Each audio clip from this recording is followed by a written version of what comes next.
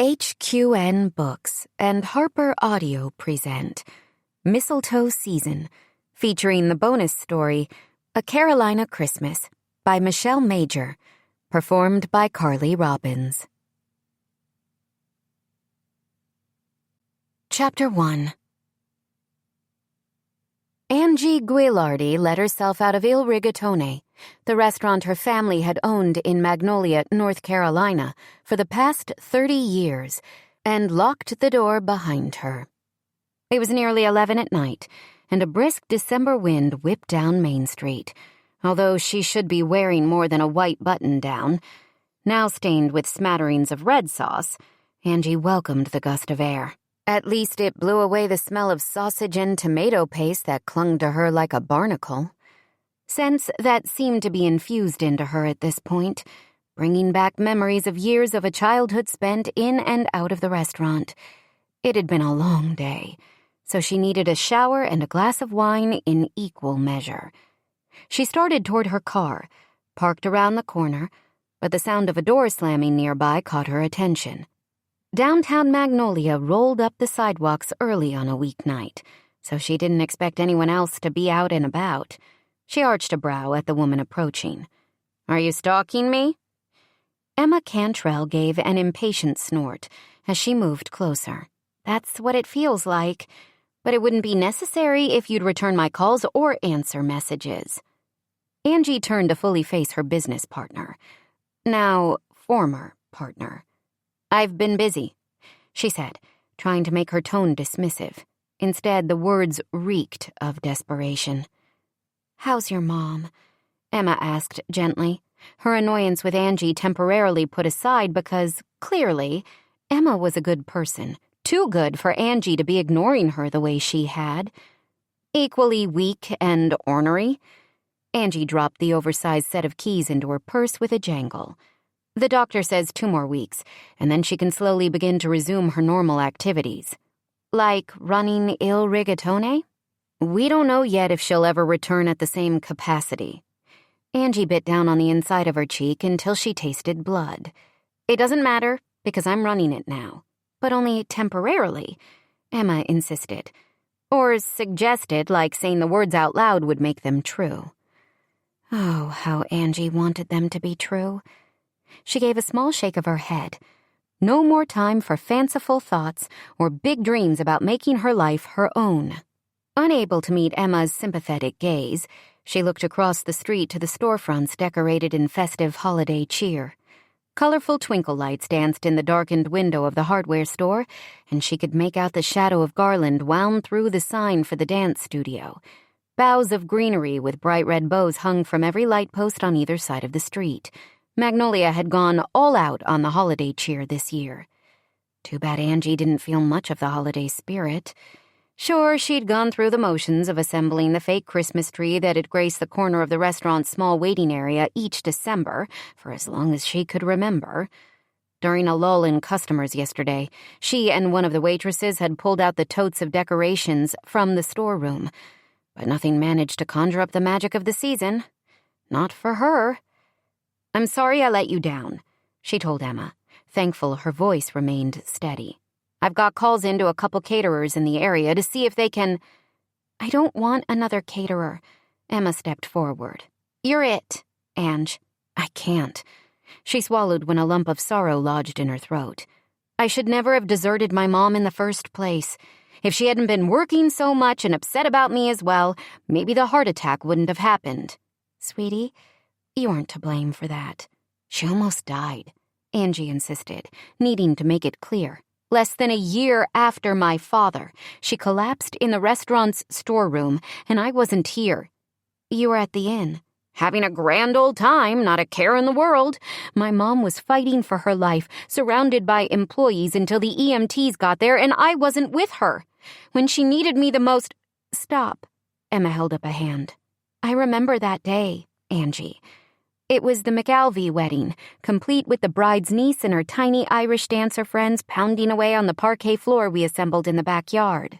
You made food for over 100 guests, plus lunch baskets for the Thompson reunion and their picnic at the beach.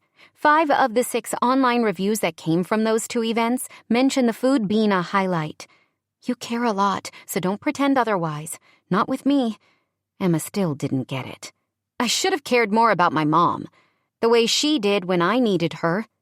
She looked so pale, Em. Angie crossed her arms over her middle, squeezing tight. I kept waiting for her eyes to pop open so she could start ordering me around or give me some kind of guilt trip, but she was still in the hospital bed with the monitors beeping and the smell of antiseptic permeating everything. She needs me now, and I can't let her down. What about letting yourself down? What about your happiness? Angie sniffed. Doesn't matter. It should. I'm sorry, Angie said again. She'd met Emma in the spring when the other woman bought an old mansion in town with a plan to turn it into a boutique inn. Emma had had her share of setbacks, but Angie admired her dedication to her dream. She also knew that leaving behind her old life had cost Emma her relationship with her mother. Angie's mom had been outspoken in the way only Italian mothers can manage when Angie walked away from the restaurant to partner with Emma on the inn. But Angie assumed that her mom would get over her disappointment, that they'd find a way to bridge the emotional distance between them. She loved her mom, even if Bianca Guilardi could be overbearing and autocratic. The willful matriarch had good intentions. But they never got the chance to mend their fences because, a month earlier, Bianca had suffered a massive heart attack. That led to double bypass surgery. In an instant, all of Angie's plans changed. She'd moved from her cozy apartment back to her childhood home, along with her 10-year-old son, Andrew, in order to care for her mom. She'd also stepped in at the restaurant, and in doing so, she'd left Emma in a pinch. For that, she felt sick to her stomach with regret. If you can't find someone to take care of the holiday events, I'll still manage it, she offered now, absently thinking about ways to clone herself. You can't do both. I will. Emma sighed. My intention for tonight wasn't to guilt you into more work. Come on. I'm a master of guilt. I know. Emma gave her a pointed look. That's why I don't want to add to it. I thought we were friends, business partners as well, but you cutting me off as a friend is what hurts. Cue the remorse, Angie thought. She didn't need anyone to lay it on her. She could do that very well for herself. It seems like all I'm doing lately is disappointing people. You and my mom, she hitched a finger at the restaurant, the staff who can tell I don't want to be there, Andrew. Wait, what's going on with Andrew? I know you're an amazing mother. That kid thinks the sun rises and sets on his mommy. Angie's throat tightened again at the thought of her sweet, awkward, lanky string bean of a boy. He was everything to her, and now he was struggling and she didn't know how to make it stop. He's being bullied at school, she confided. As difficult as it was to talk about, she appreciated the flash of supportive fury in Emma's dark eyes. Give me the kid's name. Her buttoned-up friend spoke as if she were some kind of avenging angel. I don't have it. Andrew won't say anything, and his classmates are keeping quiet as well. But he came home with a split lip and scrapes on his hands. I talked to the teacher and met with her and the principal. They said all the right things, but kids can be such jerks. Maybe if we lived in a bigger town or someplace where differences were more accepted, it would be easier for him to find his way. I hated growing up in Magnolia, and now I'm doing the same thing to him. Her nails dug into the fleshy part of her palms, and she welcomed the pain. At least it distracted her from the telltale scratchy eyes that foretold a bout of tears. She wasn't going to break down in the middle of the sidewalk, even if it was deserted. How is it possible to hate it here? Emma shook her head. It's idyllic. Not for the Italian cannoli princess, Angie muttered. Is that like a Midwestern corn queen at the state fair? Not exactly. Never mind. My point is that I'm screwing up in every aspect of life. I'm sorry I ghosted you, Em. We are friends, but I didn't want to admit that I was ditching the inn. You gave me the new start I wanted, and I can't keep up my end of the bargain. She let out a humorless laugh. Here comes the guilt again. I didn't give you anything. You earned your place in our partnership, which I refuse to believe is over, at least until your mom fully recovers and we see what happens next. I'll find someone to help with the nitty-gritty food prep and serving, but I'm going to take you up on your offer to manage things for the holidays, as long as it's not too much. We can reassess in the new year." She enveloped Angie in a gentle hug and couldn't have known how much it helped. "Either way, the friendship stands." Okay. Angie couldn't help but agree. She wasn't ready to let go of her dream, even though she knew she had to. She dashed a hand over her cheeks. "Do you believe in Christmas miracles?" "Not really. Me neither," Angie agreed with a wry smile. "But I sure could use one." Angie half expected her miracle to materialize after the conversation with Emma. She'd gone home feeling lighter than she had in weeks, like there might be a glimmer of hope that she could control her own destiny after her mother recovered. The next morning dashed that hope like a late-season snowfall on a delicate spring bloom. "Mom, I don't need a date. I don't have time for a date." Bianca sat at the kitchen table, tapping one finger on the polished oak top as she glanced between her daughter and the laptop open in front of her. "There's always time for love," she insisted, like she was imparting some deep wisdom. "I have a date with the drop-off line at school," Angie countered, then glanced at the clock on the wall. "Drew, come on," she called as she glanced above her. "You need to eat breakfast so we can go, buddy." "Don't call him that," her mother tisked. "Such a ridiculous name." Angie gritted her teeth. "It's not ridiculous. He looks like an Anthony," her mother said. Where was the bottle of headache medicine when Angie needed it? She'd been having the debate about her son's name since the day of his birth. Bianca adored her grandson, but she couldn't understand why he didn't have a traditional Italian name, something to honor an older relative or dead ancestor. Angie had tried, for years, to explain to her mother that she liked the name Andrew and wanted her child to choose how much he wanted to embrace his heritage, not have his identity defined by a name. Luckily, Bianca never voiced her disappointment in front of Drew, but it was an ongoing and useless debate with Angie. "Now, Andrew," Angie shouted, then turned her attention to her mom. "I'm meeting with Aldo Caferno to discuss our monthly order before we open, and then I'll be back to take you to the doctor after lunch. He's charging way too much for their meats." "He's a good boy," her mom said. "We've been doing business with the family for years, so I'm sure they are giving us a fair price." "How old is Aldo now?" "He's married. Old." Angie dumped her coffee into a travel mug, cursing when it sloshed over the rim. "His younger brother, Artie, is still single. Too much caffeine makes you jittery."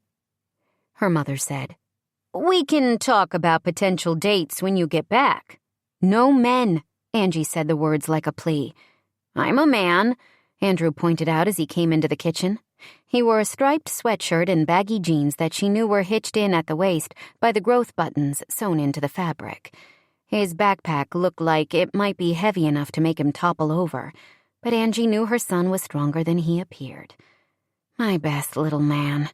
Angie made to ruffle his hair as he walked toward the table, but he ducked out of reach. "I'm not that little." Her heart stuttered at the sound of defiance in his tone. "Getting bigger every day," she agreed. "Give your Nonna a kiss." Bianca opened her arms wide, shooting Angie an accusatory glance over Andrew's shoulder. "My strong Italian prince." Next, Angie could just imagine her mother blaming Andrew's social issues on the name she'd given him. She wondered if it was actually possible to grind her teeth to dust. As Andrew ate his breakfast, Angie finished emptying the dishwasher, started a load of laundry, and then kissed her mother's forehead, the scent of Shalimar taking her back to more innocent times. "What do you think about a hair appointment next week?" She finger-combed her mom's curls. "Fresh highlights and a trim." "That would be lovely," Bianca said, tucking a lock of hair behind her ear. "But I don't want to be too much trouble. I know you have better things to do than be burdened taking care of me." Angie's cheeks hurt with the effort to remain smiling. "You're not a burden." Before her mom could heap more passive-aggressive guilt onto the already overflowing pile, Angie herded her son out the door. She tried to bring up the situation at school as they drove, but Drew kept steering the conversation back to his ever-growing Christmas list. His small hands gripped the straps of his camo-patterned backpack so tightly, his knuckles turned white. It broke her heart to see him hurting and not be able to help. Memories of her own struggles fitting in assailed her, and not for the first time she contemplated whether she could add homeschooling to her list of to-dos. "I'm fine, Mom," he said as he opened the door, flashing a gap-toothed grin. When had she become Mom instead of Mommy? The hits kept on coming. One of the few benefits to being pulled in 1,000 different directions each day was that she didn't have much time to ruminate over all the ways she wasn't measuring up. She made it through the meeting with Aldo, refusing to allow him to mansplain supply costs to her and getting him to agree to a 10% reduction in their monthly bill. She greeted the regulars, along with a few new faces who came in for lunch. The town of Magnolia had seen a recent resurgence in popularity after years of decline, and Il Rigatone should be reaping the benefits of the area's renewed popularity. Unfortunately, visitors didn't seem to appreciate the old-school charm of the place, which hadn't been updated in decades. Angie knew online reviews for the restaurant were a mixed bag, some praising the classic dishes they served, and others bemoaning the lack of innovation with the menu items. Her mother's appointment was routine, so by the time she got back to the restaurant in the late afternoon, Angie felt somewhat calmer. Right now, checking in on her son topped the priority list, so she went looking for his dark head. "Where's Andrew?" she asked Dominic Marcelli, Il Rigatone's longtime head cook. The elementary school was only a few blocks from downtown, so Drew walked to the restaurant after dismissal and did his homework or played video games in the back office until she could drive him home. Angie had spent her childhood much the same way, although her son did a lot less pilfering of food from the storeroom and refrigerators than Angie had as a kid. "Haven't seen him," Dom told her, not glancing up from his online poker game. "His backpack is in the office," she said, trying not to let panic take hold. She knew he'd arrived safely from school. Although normally Angie was waiting with a snack and a hug, Andrew knew not to go exploring around town without checking in with her first. Didn't he? Neither of the waitresses on shift had noticed him, and it killed her that her son could be so overlooked by the people around him, or that she hadn't been available when he'd arrived. What if something else had happened at school to upset him? What if he was hiding? "Calm down," she ordered herself. She wasn't going to do either of them any good by panicking. Magnolia was a safe town. People knew Andrew. They knew Angie and her mom. The freezer at home was stuffed to the brim with get-well casseroles, most of which her mom wouldn't touch because she was so particular about food. Plus, most of them didn't fit the new heart-healthy eating guidelines the doctor had given her. "I'm going to walk the block," she told Annie and Lana, the two waitresses working the afternoon shift. Maybe he went for candy at the hardware store or to check out Christmas trees. She'd promised him that this year they could get a real tree from the lot in the town square, and he had specific plans for what he wanted. "Please text me if he comes back." "Will do. You and your brothers ran wild through the town at Andrew's age. I'm sure he's just following in your footsteps," Lana added, then went to wait on the one occupied table in her station. A terrifying thought. Lily Wainwright, who ran the hardware store her family owned for generations, reported that Andrew had been in 15 minutes earlier for a box of sour gummies. The knowledge calmed Angie somewhat. She couldn't imagine giving him a cell phone in 5th grade, but she sure would like one of those tracking apps made for parents. After scanning both sides of the street with no sight of him, she made a lap through the square and then headed back toward the restaurant. A bright spot of orange on the ground caught her eye. A telltale gummy worm discarded just next to the Coyer welcome mat outside the In Bloom flower shop. Oh no. What would her son want in a flower shop, especially one now owned by a surly, cantankerous hulk of a man? She glanced at the shop's picture window and saw a small head bobbing around displays of multicolored roses. As anxiety drained out of her, it was immediately replaced by irritation, both at her son and the flower shop's owner. Angie'd had a craptastic day, and an unavoidable confrontation with Gabe Carlisle would be the icing on the doo-doo cake of her life. She pushed her way into the store anyway, ready to fling a bit of doo-doo around in Gabe's direction. Maybe that would help her mood. It certainly couldn't hurt. Chapter 2.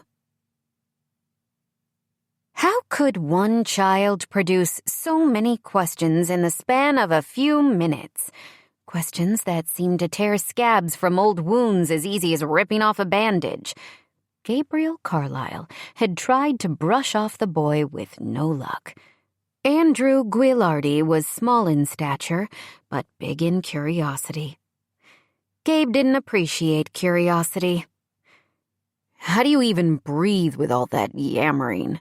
he muttered as the kid followed him toward the back of the store. "I've been practicing holding my breath in the bathtub," Andrew answered, clearly missing the rhetorical nature of the question. "Did you know Navy SEALs can hold their breath for 2 or 3 minutes? The sound of the chimes over the front door gave Gabe an excuse to move past the boy. "A customer," he ground out, tossing a pointed stare at Andrew. "I have actual work to do." "I'll wait." Andrew climbed onto one of the stools near the work table. "I don't got much homework." The kid couldn't take a clue if Gabe handed it to him. He let out a soft curse at the woman striding toward him. "Where is he?" she demanded, like Gabe was holding the boy hostage or something. "Hi, Mom," Andrew called as he heard his mother's voice. "Me and Gabe are hanging out." One feathery brow arched as she glared at Gabe, her dark eyes flashing with temper. They often did when her gaze met his, which was complete bull, because Gabe had done nothing to Angie Guilardi. After the hell she and her snotty friends had put him through when he was a goofy misfit preteen, he didn't even want to look at Angie, especially based on how his body reacted to her. He chalked that up to having a pulse. No one could look at Angie, with her tall, willowy form, olive-colored skin from her Italian heritage, dark hair and eyes, and not appreciate her beauty.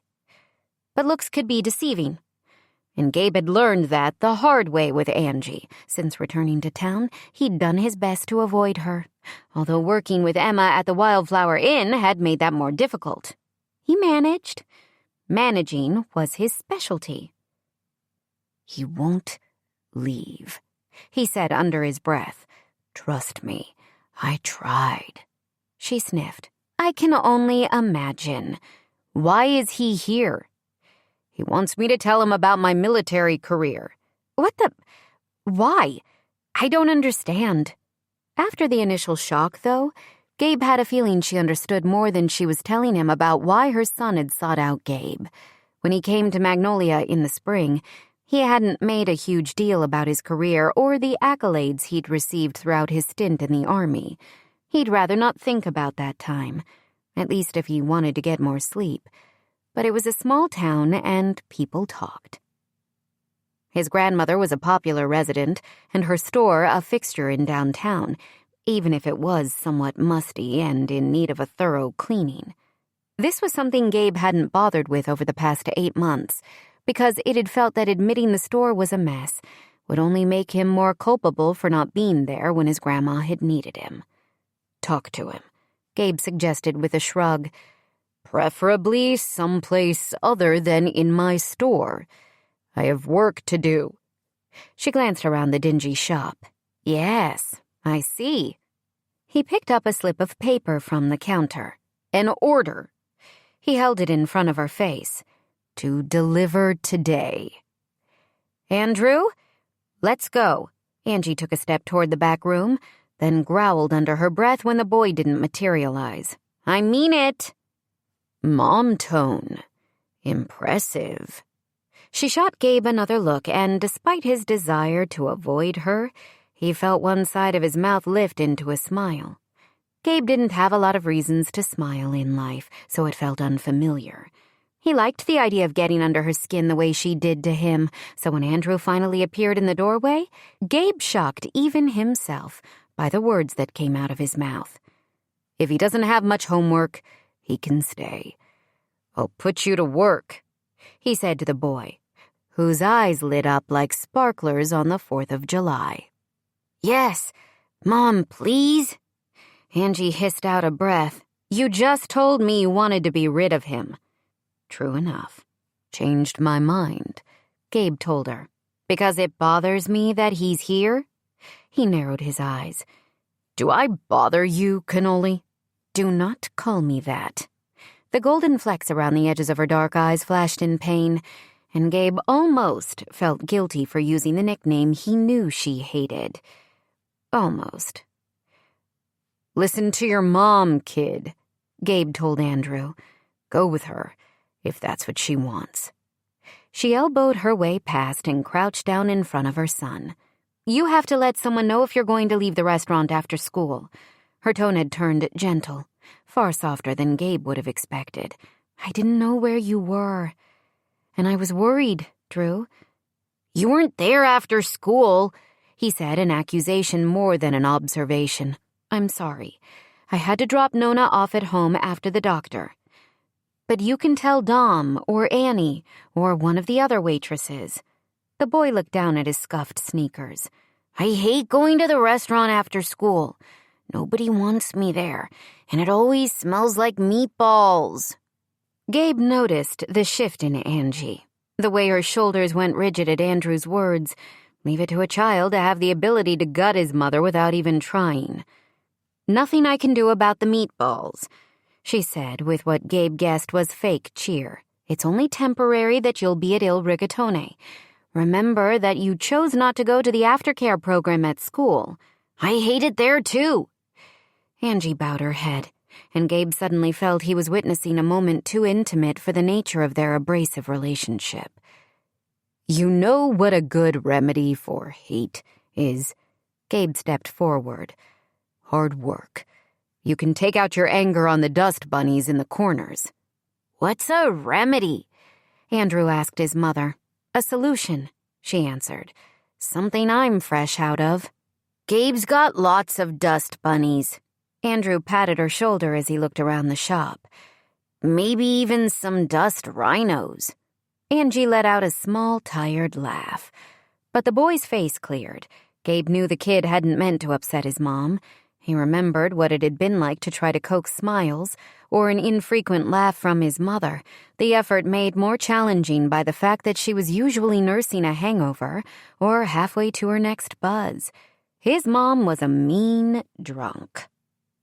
His gran, in contrast, hadn't had a mean bone in her body. She'd been sweet and caring, always ready with a kind word or a hug for her grandson. Being back in Magnolia made Gabe miss those summers he spent with her with an intensity he hadn't felt in years. It also reminded him of the things about Magnolia that hadn't been good for him. Angela Guilardi topped that list. I meant, you can sweep up around the restaurant, he clarified. Do some odd jobs for your mom to keep yourself busy when you finish your homework. Angie straightened, shooting him a curious gaze, like she couldn't figure out why he'd be offering suggestions to make things better for her son. She could get in line behind Gabe on that front. The restaurant's already clean, Andrew reported as he moved to the front of the store. I'm just in the way. You're not, Angie argued. Everyone there loves you, Drew. The yeah right look Andrew shot his mother was priceless. Gabe had to hand it to him. He might only be a tiny wisp of a kid, but he had one hell of a backbone. I can come here after school and work for you, Andrew told Gabe. You need help. No, I don't. He doesn't, Angie said at the same time. The kid rolled his big, guileless eyes. You said you'd put me to work, just for today, if it's okay with your mom. I'll come every day, Andrew countered. No. Drew, if you want things to do after school, I can find stuff at Il Rigatone.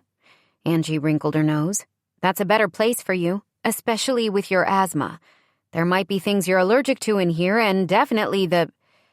Gabe followed her gaze around the shop, noticing the dead flowers decaying on a shelf and the general clutter in every corner. He had a tendency to overlook those kinds of details. His goal was to get through the trickle of orders as fast as he could, so he could visit Gran at the nursing care facility he'd moved her to, or return to the solace of her house. In truth, the florist part of running the flower shop wasn't the thing he liked best about returning to Magnolia. Instead, he loved his grandma's old greenhouse behind her house a few blocks away, with the scent of fresh dirt filling the air. The intricacies of botany fascinated him, and he tended her garden and the living things she loved with a dedication he hoped would make her proud. Maybe he needed to focus a bit more on the shop. It didn't seem to matter, though. When the bulk of the orders came from online sales, when it was just him in the store, he could do whatever he wanted. Looking at it through Angie's judgmental eyes made him see the space in a different light. "Listen to your mom," he repeated. He might be able to view the store with fresh eyes, but he wasn't going to change everything, or anything, just for her. Suddenly his offer for the boy to hang out with him seemed desperate. As if Gabe couldn't stand his own company. Ridiculous, because even when he'd been surrounded by a platoon of fellow soldiers, he'd been alone in the deepest part of himself. "You're better off out of my hair. Take a hint, and don't make a nuisance of yourself where you're not wanted." Andrew's chin jerked up, and Gabe heard Angie's harsh gasp of breath. Maybe he'd gone too far with his words. So what? She didn't want her kid hanging out with Gabe, and Gabe didn't want it either. A clean break would be better for all of them. "You're mean," Andrew said. "Just like everybody else." He pushed out the front door and his mother hurried after him. "I know you hate me," she said, glancing over her shoulder. "I probably deserve it. But Andrew didn't do anything to you. I hope you're proud of yourself." Gabe realized his chest was heaving in and out when the store descended into silence once again. He stood there for a long moment, tamping down the shame that threatened to overtake him. And then he returned to filling orders, knowing he hadn't been proud of himself for a very long time. Angie burst through the back door of the Wildflower Inn on Friday night, her gaze darting between Emma and Mariella Jacob, the former famous wedding dress designer who handled most of the inn's marketing and branding. From the website to social media to selecting the aromatic diffusers in each bedroom, Emma rightly trusted Mariella to choose the best. Somehow the cool blonde also managed to source amazing deals on everything from high thread count sheets to locally made toiletries for the bathrooms. Plus, Angie had noticed the steady foot traffic in and out of Mariella's second-hand store a couple of blocks over from the restaurant. The dress designer might have left her society life and fast-track career behind in New York City when she'd moved to Magnolia, but there was no denying her talent for design and marketing. Some people were just built to be successful. Too bad Angie wasn't one of them. "What's wrong?" Angie demanded, having responded to an SOS text from Emma. She expected to find some sort of crisis playing out with guests, or the last-minute details for tomorrow's wedding.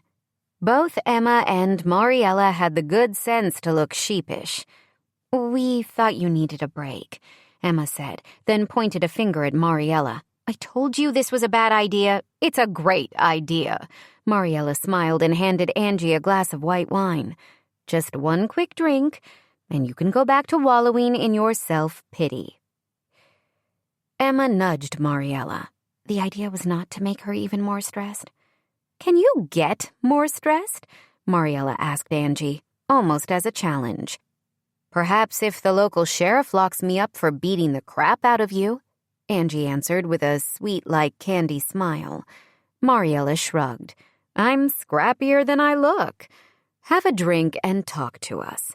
We're your friends." The words made Angie's irritation deflate like a popped balloon, but she still couldn't bring herself to admit how much she missed them and her work at the inn. "I'm sure Emma filled you in, so we're all on the same page." She downed the wine in 2 big slugs. "Nice seeing you both. What do you think about frozen puff pastry cups?" Emma asked suddenly. Ham and cheese or spinach? Neither. Angie glanced at the refrigerator that she'd stocked with appetizers for the reception. I stayed up half the night last weekend making homemade stuffed mushrooms and spanakopita. What happened to them? Her annoyance had returned full force. After the guests were asleep last night, I invited Cam over for a visit. A booty call, Mariella stage whispered. Angie rolled her eyes, although she really couldn't blame Emma. Cam Arlinghouse, Emma's fiancé, was tall, dark, and handsome. Plus he wore a tool belt better than any man Angie had ever seen. Unlike Emma, Cam had grown up in the area, but he'd become a recluse when his wife died in a car accident years prior. Through a strange twist of fate, he'd ended up helping Emma with repairs on the inn before its opening. Although they didn't seem like a match on paper, the two had fallen madly in love. Angie was glad for her friend, and not the least bit jealous. Okay, maybe the teensiest smidgen jealous, but she let that go because she loved them both. I missed him, Emma said with a shrug. I've been busy this week. He committed to work with Dylan Scott on the new headquarters for that sportswear company moving to town, so his schedule is just as packed as mine. What does Cam being here have to do with my appetizers? Emma cringed. A few of the guests got the late-night munchies and raided the fridge. Unfortunately, they left the trays on the counter and Cam's dog pulled them down. The dog ate my appetizers?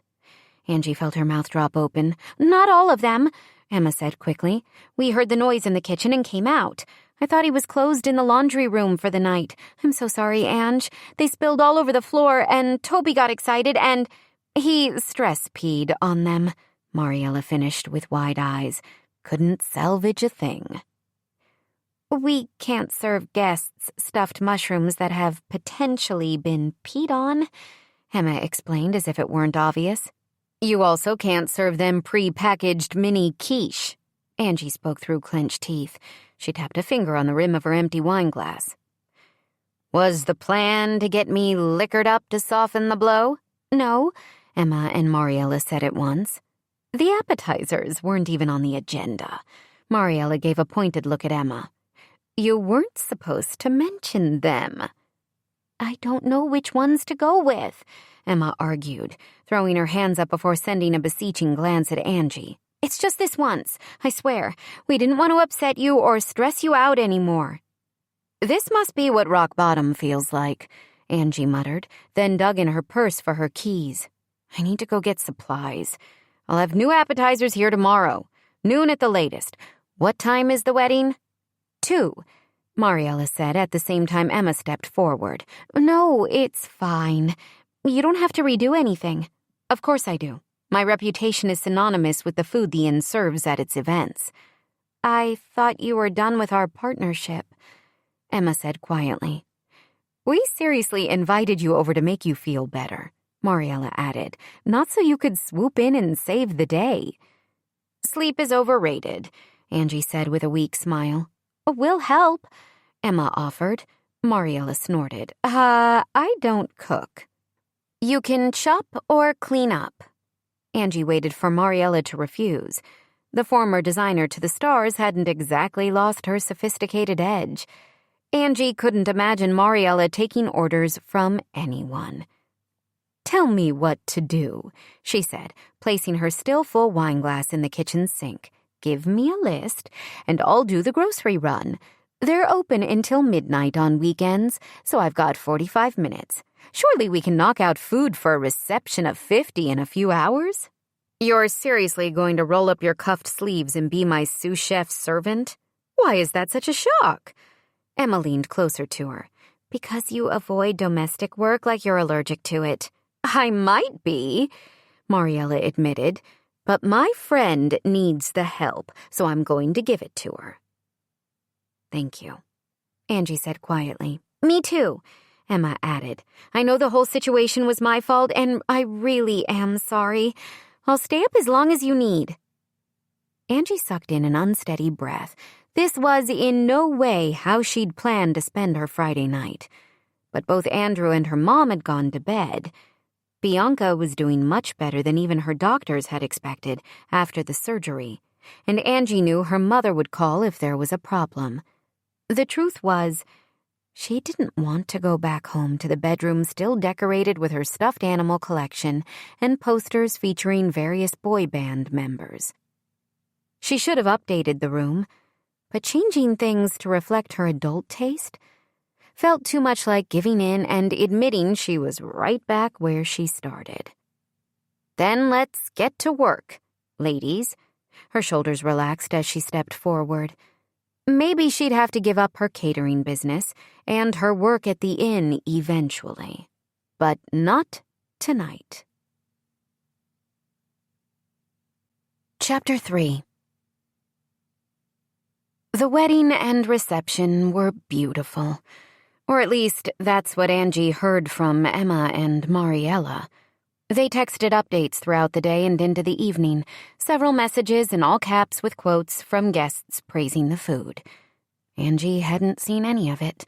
She'd stayed with her mother, who, after several weeks of improvement, had started feeling weak and dizzy mid-morning on Saturday, right after Angie told her about the late night in the Wildflower Inn kitchen and her plan to stop by the event on her way into Il Rigatone that afternoon. Her mom had gone quiet as she diced tomatoes for the lunch salads she complained about every day. Seconds later, the knife had clattered to the floor as her mom clutched the edge of the counter. Angie had phoned the on-call cardiologist, but her mom insisted she just needed rest, and the doctor agreed that she should be monitored at home. So they'd gotten her to bed, and Andrew had climbed in next to her to watch the home improvement shows they both loved. It had been simple enough to avoid a food catastrophe with the help of her friends the night before. Angie had actually had fun staying up into the wee hours, remaking the appetizers for the wedding reception. She felt strong and capable while creating her own recipes and dishes in a way she never had in her family's restaurant. She refused to think about the timing of her mother's setback, although it was no secret that Bianca had been angry and hurt when Angie quit her job at Il Rigatone over the summer to work full-time with Emma. Surely she wouldn't scare Angie half to death by faking not feeling well? In truth, it didn't matter. Angie might have entertained the idea of returning to the inn after her mom was fully well, but she knew in her heart it wasn't going to work. Bianca needed her. Both Angie's brothers had their own lives, and after her father's death 10 months ago, Bianca had come to rely on Angie even more. She owed it to her mom for all the ways Bianca had supported her, even if it meant giving up her dreams to do the right thing as a daughter. Neither Emma nor Mariella had responded directly when Angie messaged Sunday morning, congratulating them on another successful event and reiterating the fact that after the holidays, she'd be focusing solely on the restaurant. Emma had sent a blue heart emoji, and Mariella a gif of some reality starlet rolling her eyes. But Angie had no other choice. None that she could see, anyway. "Angela?" She hurried down the stairs from her bedroom at the sound of her mother's call. "What's wrong?" she asked as she rushed into the family room. Andrew glanced up from where he sat cross-legged in front of the coffee table, contentedly building some sort of new Lego creation. "You're going to be late for the planning meeting." Bianca tapped the oversized watch face encircling her wrist. Angie had gotten her mom a fitness tracker while she was in the hospital, although Bianca refused to use the complicated gadget for anything other than checking the time. "I'm not going." Angie grabbed the hem of her battered sweatshirt, as if to prove the point. "I need to be here, with you." Bianca sniffed. "I feel perfectly fine." "Yesterday you could barely sit up without feeling like you were going to faint. That was then," her mom countered. "You took care of me, because you're a good daughter, my best girl. Now, I'm fine." Angie counted to 10 silently in her head as her mother offered a beatific smile. Had she been played yesterday so that she wouldn't go to the inn? She still couldn't wrap her mind around the idea that her mom would sabotage her on purpose. The heart attack and resulting bypass surgery certainly hadn't been deliberate. They don't need me at the meeting. I texted Carrie and told her I'd help with whatever she needs. Bianca sat forward. A representative from the restaurant needs to be there in person to show that we're leaders in this town. People think Il Rigatone isn't the same without your father. She paused when her voice cracked. We need to show everyone that we're honoring his legacy. Oh, Mom. Angie's heart ached for her mother. She and Angie's father, Vinny, had been childhood sweethearts. His death after a sudden heart attack was a hole in the fabric of their family that could never be stitched. But the loss remained most difficult for Bianca. She put on a brave front, but Angie knew how much her mom missed her husband. You don't have anything to prove. Dad would be proud of how you've carried on, but he wouldn't want the stress it's put on you. He'd want you to take care of yourself the way he took care of you. You will go. Her mother spoke gently, but there was no mistaking the steel in her tone. Yes, Angie answered with a sigh. I'll go. She crouched down to Andrew's level and placed a gray brick in line with others that made up one wall of the structure he was building. Hopefully, I won't be long, she promised him. But if I'm not back by the time you go to bed, I'll come in and give you a goodnight kiss when I get home. Can I stay up late with Nona? Not on a school night, bud. Nona can tuck you in after your bath. Don't forget to wash behind your ears. My ears don't get dirty, he argued, pulling at one of them. I wish the weekend could go on forever. Me too. After a kiss for her son, and one dropped on her mother's forehead, Angie grabbed a jacket from the hook next to the door to the garage and started the quick drive into town. She loved the way the Magnolia community celebrated the season with colorful lights strung around windows or at the edges of gutters on the houses on both sides of the street, along with festive wreaths and cheery yard decorations. It was still hard to believe her father wasn't here to enjoy it. He'd loved Christmas and all of their family traditions. He'd taken such pride in the ceramic nativity scene and ornaments that had been passed down from his relatives in Italy.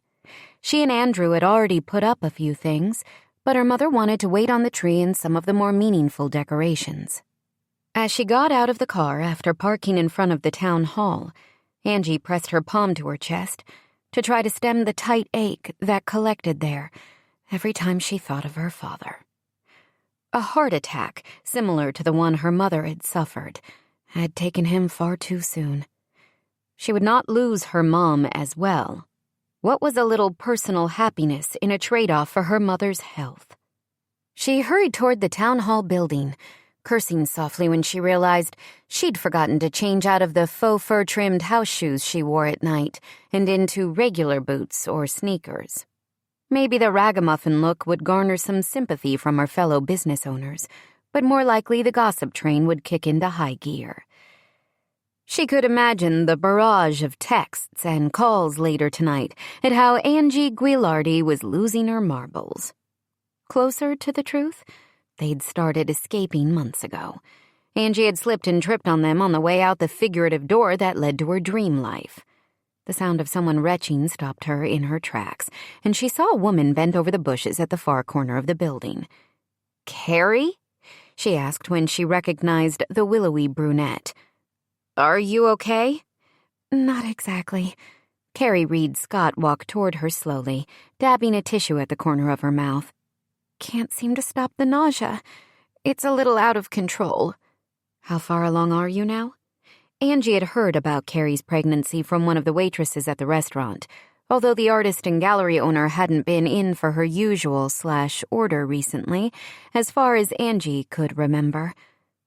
"Almost 5 months," Carrie said with a wan smile. "I thought the morning sickness would end, but it's gotten worse and more along the lines of around-the-clock sickness. Can you drive? Do you need a ride?" Angie glanced at the flight of stone steps that led to the building's entrance. "You aren't going back in there." Carrie shook her head. "Dylan's on his way to get me." Dylan Scott was Carrie's husband and the real estate developer who was helping his wife lead the charge on bringing the town back to its former glory.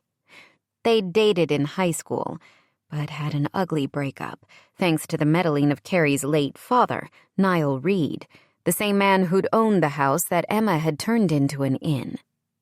Angie had enjoyed watching as Carrie and Dylan went from sworn enemies upon his return to town last year at this time to a couple deeply in love. Carrie had always been kind to Angie and supportive of her parents, so she couldn't be happier for the other woman's happiness. Too bad her pregnancy seemed so rough. "My doctor is talking about hyperemesis gravidarum." Carrie didn't seem surprised by Angie's blank stare. "It's a condition that results in severe nausea and vomiting for the entire pregnancy term. Only a small percentage of women suffer from it, so I guess I'm one of the unlucky ones." "That sounds awful. Didn't I hear about one of the royals having that?" "Yep. At least I'm in good company." "I'm so sorry, Carrie. The most important thing right now is to take care of yourself. If there's anything I can do..." "I meant to talk to you before the meeting. I was hoping I'd feel better, or at least well enough to coordinate most of the Christmas on the Coast events, but I'm not sure that's going to be possible." She winced as the sound of a car peeling around a corner split the night air. "Or that Dylan won't fight me on it if I try. I'm not up for much of a fight right now." "What can I do?" Angie asked, hoping Carrie only needed assistance with some small piece of the month-long festival. Angie's plate was already full to running over. "Could you stand in for me as chairperson of the festival committee?" Carrie asked with a hopeful, if slightly frantic, smile. "Chairperson," Angie repeated, the blood pounding inside her head. "Are you sure I'm the best candidate? Maybe Josie from the dance studio or Lily at the hardware store. Even Stuart would be..." "I've seen what you, Emma, and Mariella have done with my father's former house, and the success of the events you host there. You have a gift for putting things together." "Not me," Angie protested, her hands held up like a shield. "Emma is the organizer, and Mariella the creative genius. I just make the food." "I don't believe that." "You should. Maybe one of them would be a better choice." "It needs to be someone who knows the town and the people here. The festival was a success last year because the business owners trusted me. They'll trust you." Unable to come up with a decent refusal when Carrie looked so desperate, Angie was relieved when Dylan pulled in with a flourish at the curb. He hopped out of the sleek SUV and jogged toward Carrie. "Let's get you home," he said with the same level of intensity as an ancient warrior rescuing some distressed princess from a battlefield. Angie wondered what it would be like to have someone willing to go to battle for her. "I'm fine," Carrie murmured, lifting a hand to Dylan's cheek. She glanced toward the bushes. "Unfortunately, I can't say the same for the stir-fry you made for dinner." "Crackers and ginger ale," he told her. "We've got plenty at the house." "In a minute." Carrie wrapped an arm around his waist, and Angie noticed that a bit of the tension eased from his stance. "Angie and I were discussing the holiday festival." Angie gave a little wave to Dylan. He glowered for a moment before his features softened a touch. "You're going to take over the remainder of the planning?" Maybe he meant to ask a question, but it sure didn't sound like it. "That's what we're working out," Carrie told him, her voice soothing. It amazed her that Carrie could be so polished and serene minutes after puking her guts out. "Angie has a lot going on already," Carrie explained to her husband.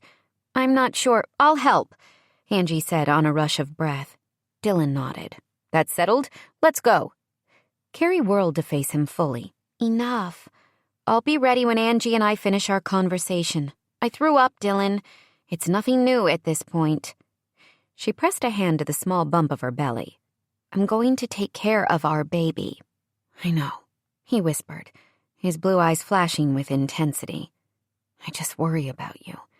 I need you to be okay." Angie felt she was witnessing a moment of deep intimacy, and her heart squeezed in response to the palpable love and devotion radiating between the two of them. After giving Dylan a quick hug, Carrie turned to Angie again. "Are you sure? You don't have to agree because Dylan is behind me glaring." "I'm not glaring," Dylan muttered. "More like a glower," Angie agreed, earning a chuckle from Carrie. I'm still not sure I'm the right choice, but I'll do my best. You go home to those crackers and ginger ale. I'll fill in everyone at the meeting and we can discuss details when you're feeling better." "Settled." Dylan stepped forward and tucked Carrie's arm into the crook of his elbow. "Thank you," he told Angie. "Avery and Meredith will help too. Whatever you need so that Carrie can get the rest she needs." Carrie opened her mouth like she wanted to argue and then clasped a hand over it. "Another wave is coming. We'd better go." Angie hurried up the steps and into the town hall building, then down the main flight of stairs toward the meeting rooms. Thanks to her inability to say no, she was running her mother's restaurant, her own catering business, and now she was adding holiday festival chairperson to her list of responsibilities. The new year couldn't come fast enough. Gabe stood at the podium next to Magnolia's longtime mayor, Malcolm Grimes, wondering who he'd pissed off in a former life to warrant his current karmic kick in the pants. As soon as Gabe arrived at the meeting, Mal had approached and requested Gabe's help coordinating the annual holiday festival. Plans were already mostly set based on the previous year's event. Carrie and her sister Avery had done a great job of marketing the month of holiday-themed events, so tourists and locals were already streaming into downtown for shopping, impromptu caroling, and concerts. Over the next few weeks, they'd continue the traditions with a fun run to benefit Meredith Ventnor's animal rescue organization, and 2 weekends of arts and crafts fairs, plus live music, as well as a performance of A Christmas Carol by the local theater group and a Nutcracker-themed recital held at the dance studio down the street. A calendar chock full of Christmas spirit gave Gabe a splitting headache. But when he'd visited his grandmother earlier that afternoon, she'd been adamant that he represent the flower shop at the business owners' meeting. Gran still had more lucid days than not, but things were becoming fuzzy enough for her that he wanted to hold on even tighter than before to the woman he knew and loved. If it had been solely up to him, Gabe would have said no to Mal in a heartbeat. He could imagine Gran's elation when he told her that the mayor had chosen Gabe to co-chair the event with Carrie, since she was having some trouble with her pregnancy. Gabe had missed so many opportunities in his life to make his grandmother proud. He couldn't pass one up now, not when he had no clue how much time they had left.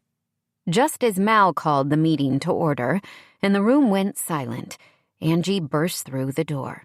Everyone turned to stare, and Gabe had to hide the smile that tugged at one corner of his mouth. She certainly knew how to make an entrance, even more so with her thick dark hair piled high on her head in some sort of I Dream of Jeannie topknot, and her singular outfit, which consisted of a tattered sweatshirt under a thick flannel jacket, paisley print leggings encasing her shapely legs, and fuzzy slippers on her feet. The slippers were a nice touch, he thought. "Sorry I'm late," she said, her skin turning an appealing shade of pink. "You're right on time," Mal grinned. "How's your mom doing?"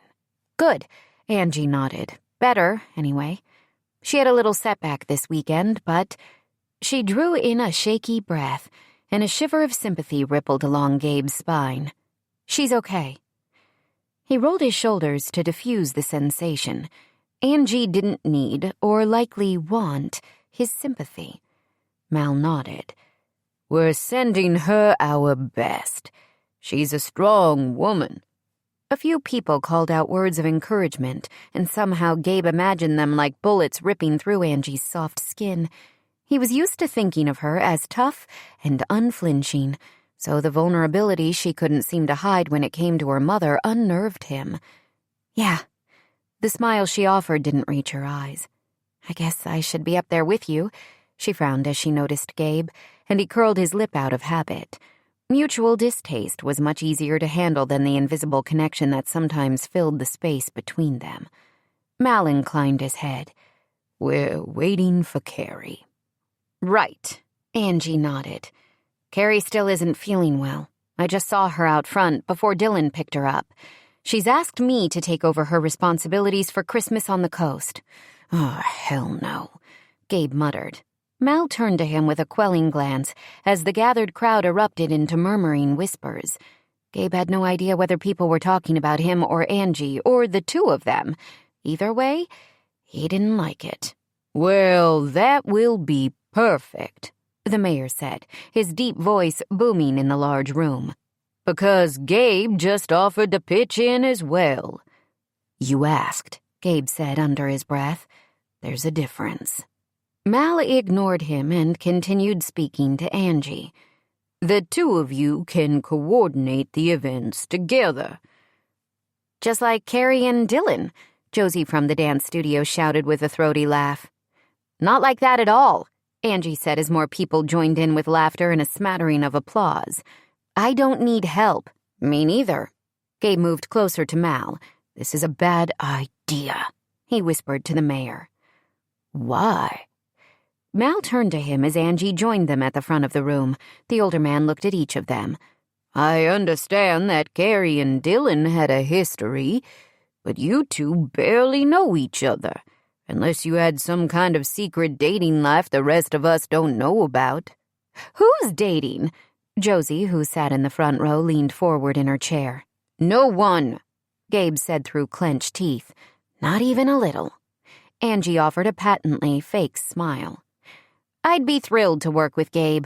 I'm sure he'll have lots to offer as far as making this Christmas season in Magnolia the most festive ever."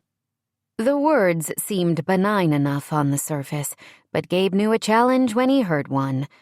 "I have loads of time to devote to this town," he said solemnly, placing a hand over his chest. He glanced down at Josie and her cronies and gave his most winsome smile. "I know it will make my grandma happy." As expected, the women clucked and cooed over his devotion. Angie looked like she wanted to reach around Malcolm and scratch out Gabe's eyes, and it was strangely satisfying to get under his skin. "Well, then," Mal grabbed each of their hands and held them above his head like some kind of referee calling a heavyweight boxing match. "We have our new Christmas on the coast power couple." Chapter 4. "More berries? And can you fluff the pine boughs a bit more, sweetheart?" Gabe turned on the ladder and looked down into his grandmother's innocent hazel eyes the same color as Gabe's and his mother's, although it had been years since he'd seen his mom in person. Poppy hadn't even come to Magnolia when Iris had the stroke, although Gabe had wired her money from where he was stationed in the Middle East to cover the plane ticket. Enough for a first-class seat and plenty of extra to cover miscellaneous travel expenses. He'd thought the idea of flying first class from New Mexico, where his mom had lived for the past 15 years, might be enough of an incentive to get her to make the trip. She'd taken the money, and then refused to answer his calls or respond to emails or texts. He could only imagine where his cash had gone. More upsetting than that was the fact that his grandmother had been alone with no family at her side until Gabe managed to get back. Of course, she had lots of friends in the Magnolia community, but it wasn't the same. Gran had taken care of him when he'd needed her most, and he hated that he hadn't been able to do the same for her. "I'm not much of a fluffer," he told her, although he dutifully tried to arrange the wired pine strands in a more artful way. "You're my best helper," Gran answered from the wheelchair she needed most days when she left her room. "You carried all those planters and baskets for the Carter wedding last weekend. They had more wisteria than any one event could ever need. I never thought you'd be able to haul them, but you did. My strong boy." A sharp pain pierced Gabe's heart. He didn't remember the event in particular, but until his return to Magnolia after being discharged from the army, he hadn't worked in his grandma's shop since he'd been 15. "I think the Carters got married a while back, Gran," he said casually. Her doctor had told him the confusion was normal. According to the medical team, it was still too early to know whether his grandma was suffering from full-on dementia or if she'd regain her lucidity as her body healed. A mild stroke had complicated the recovery from her hip replacement. Her speech was still slightly slurred, and it took her longer to process the thoughts she wanted to say and speak them out loud. Her right hand lay close to her body. fingers curled in on themselves despite weekly physical therapy sessions. The doc assured him that she was making progress, and for the most part, she kept her sunny attitude despite the physical limitations that now plagued her. Gabe wanted to move her back home, but she insisted she was settled in the nursing care facility on the outskirts of town. The building was a renovated former elementary school, with 3 wings coming off the main common area. He knew that they were each marked by the level of care residents needed. His grandmother was in the middle unit, which meant she had full-time nurses available to her, but still was considered mobile with some freedoms. It was also the wing that was designated for Alzheimer's patients, which broke Gabe's heart even as the doctor wouldn't commit to that diagnosis quite yet. "I don't remember it specifically," he told her, stepping off the ladder and taking her hand. At her request, he'd brought a few boxes of greenery and bows to decorate her wing's community area. "But if you were in charge of the flowers, I'm sure they were amazing." She studied him for a long moment. "A while?" He rubbed his thumb against the paper-thin skin near the base of her thumb. "I bet you've lost count of the number of weddings you've provided flowers for," he told her. "The shop used to be a lot busier," she said, her gaze suddenly unfocused and tinged with sorrow. "Nobody calls anymore."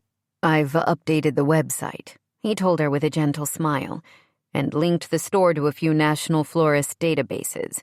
We're getting more business again. When you come back, there will be plenty to keep you busy." She laughed softly but didn't contradict him. At some level, they both knew she wouldn't be returning to the store. But Gabe didn't want to admit it, not out loud. Who was Iris Carlyle without a flower in her hand? Certainly not the woman who'd made his life better during the summers he spent with her. "I got the Christmas cactus in your bathroom at the house to bloom," he told her. "I'll bring it tomorrow when I come for the wreath decorating class." "A good boy," she told him, lifting her functioning hand to pat his cheek when he bent toward her. "Where is Poppy?" Gabe tried not to wince at the mention of his mom. "Still in New Mexico. She likes the desert, you know. Running wild, no doubt," Gran tisked as Gabe straightened. "That girl can't stay out of trouble. She's like a loose seed with the wind carrying her in any direction. The principal called me last week to say—" She paused, shook her head, brows furrowed. "Not last week. A while ago. Years now." "That's right." Gabe forced a smile. "Mom has been gone for a while. She's got her own priorities, but I'm here. For as long as you need me." "You always had a way with the plants," Gran told him, and it felt like the greatest compliment he could have received. "Not everyone does." "I know." She lifted a gnarled hand to point to the pine boughs and ribboned greenery he'd hung in haphazard swaths around the perimeter of the common lounge. "But your artistic eye needs a bit of work." He turned and grimaced. He'd done his best. After all, how hard could it be to decorate one simple square room, especially when Gran had rows of boxes of holiday supplies both in the shop's storeroom and the old house's basement?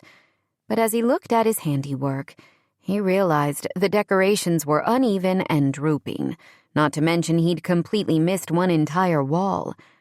"That's why I need you," he told her honestly. Her tired eyes filled with tears that she quickly blinked away when voices heralded people heading toward them. "Wow, this is a different look for Christmas," Charla, the Shady Acres activities director, said with a laugh as she walked into the room. "It's a work in progress," Gabe answered. "Gran is going to help me fix it. She's the—" He broke off as Angie Guilardi and her mother walked into the room. "Hello, Iris," the older woman said, giving his grandmother a wide smile. "It's so nice to see you." Gran darted a panicked glance toward Gabe. "You remember Bianca," Gabe told his grandma with a slight nod. "She owns the Italian restaurant a couple of doors down from your shop." "With Vinny," Gran said, then looked toward Bianca. He brings me a meatball sub every Friday for lunch. I love meatballs. Gran, Vinny passed away earlier this year. Oh, Gran covered her mouth with her hand. I'm so sorry. Bianca bent to give her a gentle hug. You were at the funeral, Iris. My Vincent loved how much you loved his meatballs. I really did, Gran said. Do you live here too? She asked Bianca, who brushed a wisp of hair from his grandmother's forehead. No. My daughter, Angela, and I are here to teach a cooking class for some of the residents. Maybe you'd like to join us? They took away my kitchen, Iris shrugged. I like to bake my own bread, and I can't now. Her chin trembled. I'll bring you some bread from Sunnyside Bakery, Gabe offered. Not as good as yours, but I'll make sure it's warm. Right now, we should get you back to your room, Gran. He looked over his shoulder at the jumble of unused ribbons and plastic ornaments still spread across the tables. I'll clean up for today, and we'll finish decorating tomorrow. Iris squeezed shut her eyes like she was in pain, and nodded. I'll wheel her back, Charla offered, and get her settled. You can put away your things and then say goodbye. No, that wouldn't work at all. Gabe could not be left with Angie and her mother and their sympathetic, pitying gazes. But the director had already taken the handles of Gran's wheelchair, talking softly to her as she pushed it forward. She's lucky to have you, Bianca said, placing her soft hand on Gabe's arm, just like a good mother would do. Something his mom hadn't ever done as far as he could remember. I'm the lucky one. He swallowed back the emotion that lodged in his throat. She's still confused after the stroke, he explained. The doctor says she'll be back to her normal self, eventually. The doctor hadn't said anything of the sort, and he had a feeling both Guilardi women knew it. He refused to look at Angie. It had been bad enough to see pity in her gaze back when he was the misfit wimp during those summer months spent in Magnolia. He'd grown out of that kid, and no way was he going back there now. Iris is a treasure in this town, Bianca told him with another squeeze of his arm. You should stop by the restaurant for a meal. You know my daughter, yes? You and Angela played together when you were younger. She had a little more meat on her back then, but... Mom, stop. Now he did look at Angie. Her olive complexion had gone bright pink in the cheeks as she glared at her mother. I remember her, he nearly whispered. She liked to sneak food from the kitchen as if we wouldn't notice. Bianca gave a knowing laugh. She could have taken anything she wanted. Her father, rest his soul, would have done anything to make his sweet cannoli happy. Enough with the cannoli nickname, Ma, please. An unexpected chuckle burst from Gabe, earning a narrow-eyed glare from Angie. He couldn't help it. The only time she spoke like she was a member of some Italian mob movie cast was when something or someone got under her skin. Gabe wanted to get under her skin. It's cute. Bianca pinched her daughter's cheek. She's cute, eh? Cute was a wholly inadequate word to describe Angie. But Gabe nodded because what else could he do? Also single, the woman added with a cunning glint in her eyes. Gabe chose not to respond to that information. Angie rolled her eyes. Come on, Mom. We've got to get set up. It was good to see you, Bianca told Gabe. You're a good boy. Also, handsome. Now it was Gabe's turn to blush, but Bianca wasn't finished. Come for a meal.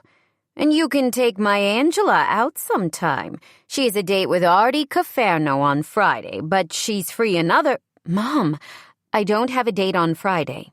Bianca winked at Gabe. I haven't told her about it yet, but she does. He's a couple of years younger, but Angela is as gorgeous as any girl out there. I talked to Artie's mom yesterday to confirm the details. Mom! I had a heart attack, Angie's mother continued, her gaze focused on Gabe. It helps me feel better. Less stressed. To think of my beautiful girl settled. It's not too much to ask, right? Gabe blinked but was saved from answering as Angie grabbed her mother's arm and pulled her toward the door that led to the kitchen and dining area, muttering the entire way about appropriate boundaries. "See you soon," Bianca called over her shoulder. Gabe waved, then couldn't help but shout, "Have fun on Friday." Angie lifted her hand like she was waving, but it turned into a one-fingered salute, which made Gabe laugh even harder. Angie didn't realize how difficult it would be to avoid Gabe Carlisle until she set out to try.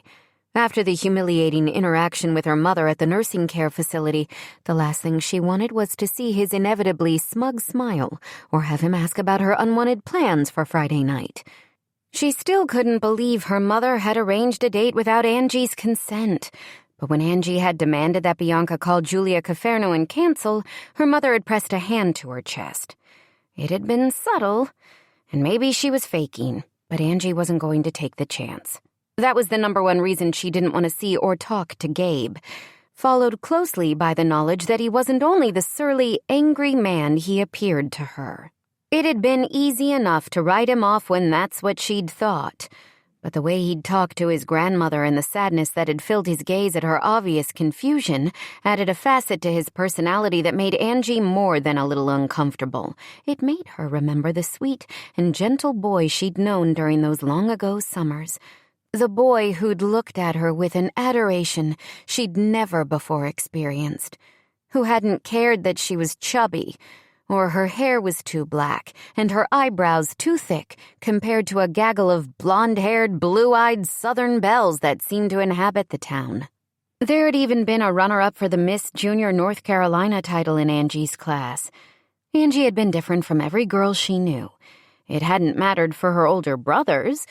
They were athletic and swarthy. She was just an odd duck. But not to Gabe. They'd been secret friends for 3 summers, and then things had changed. Angie had changed, at least outwardly.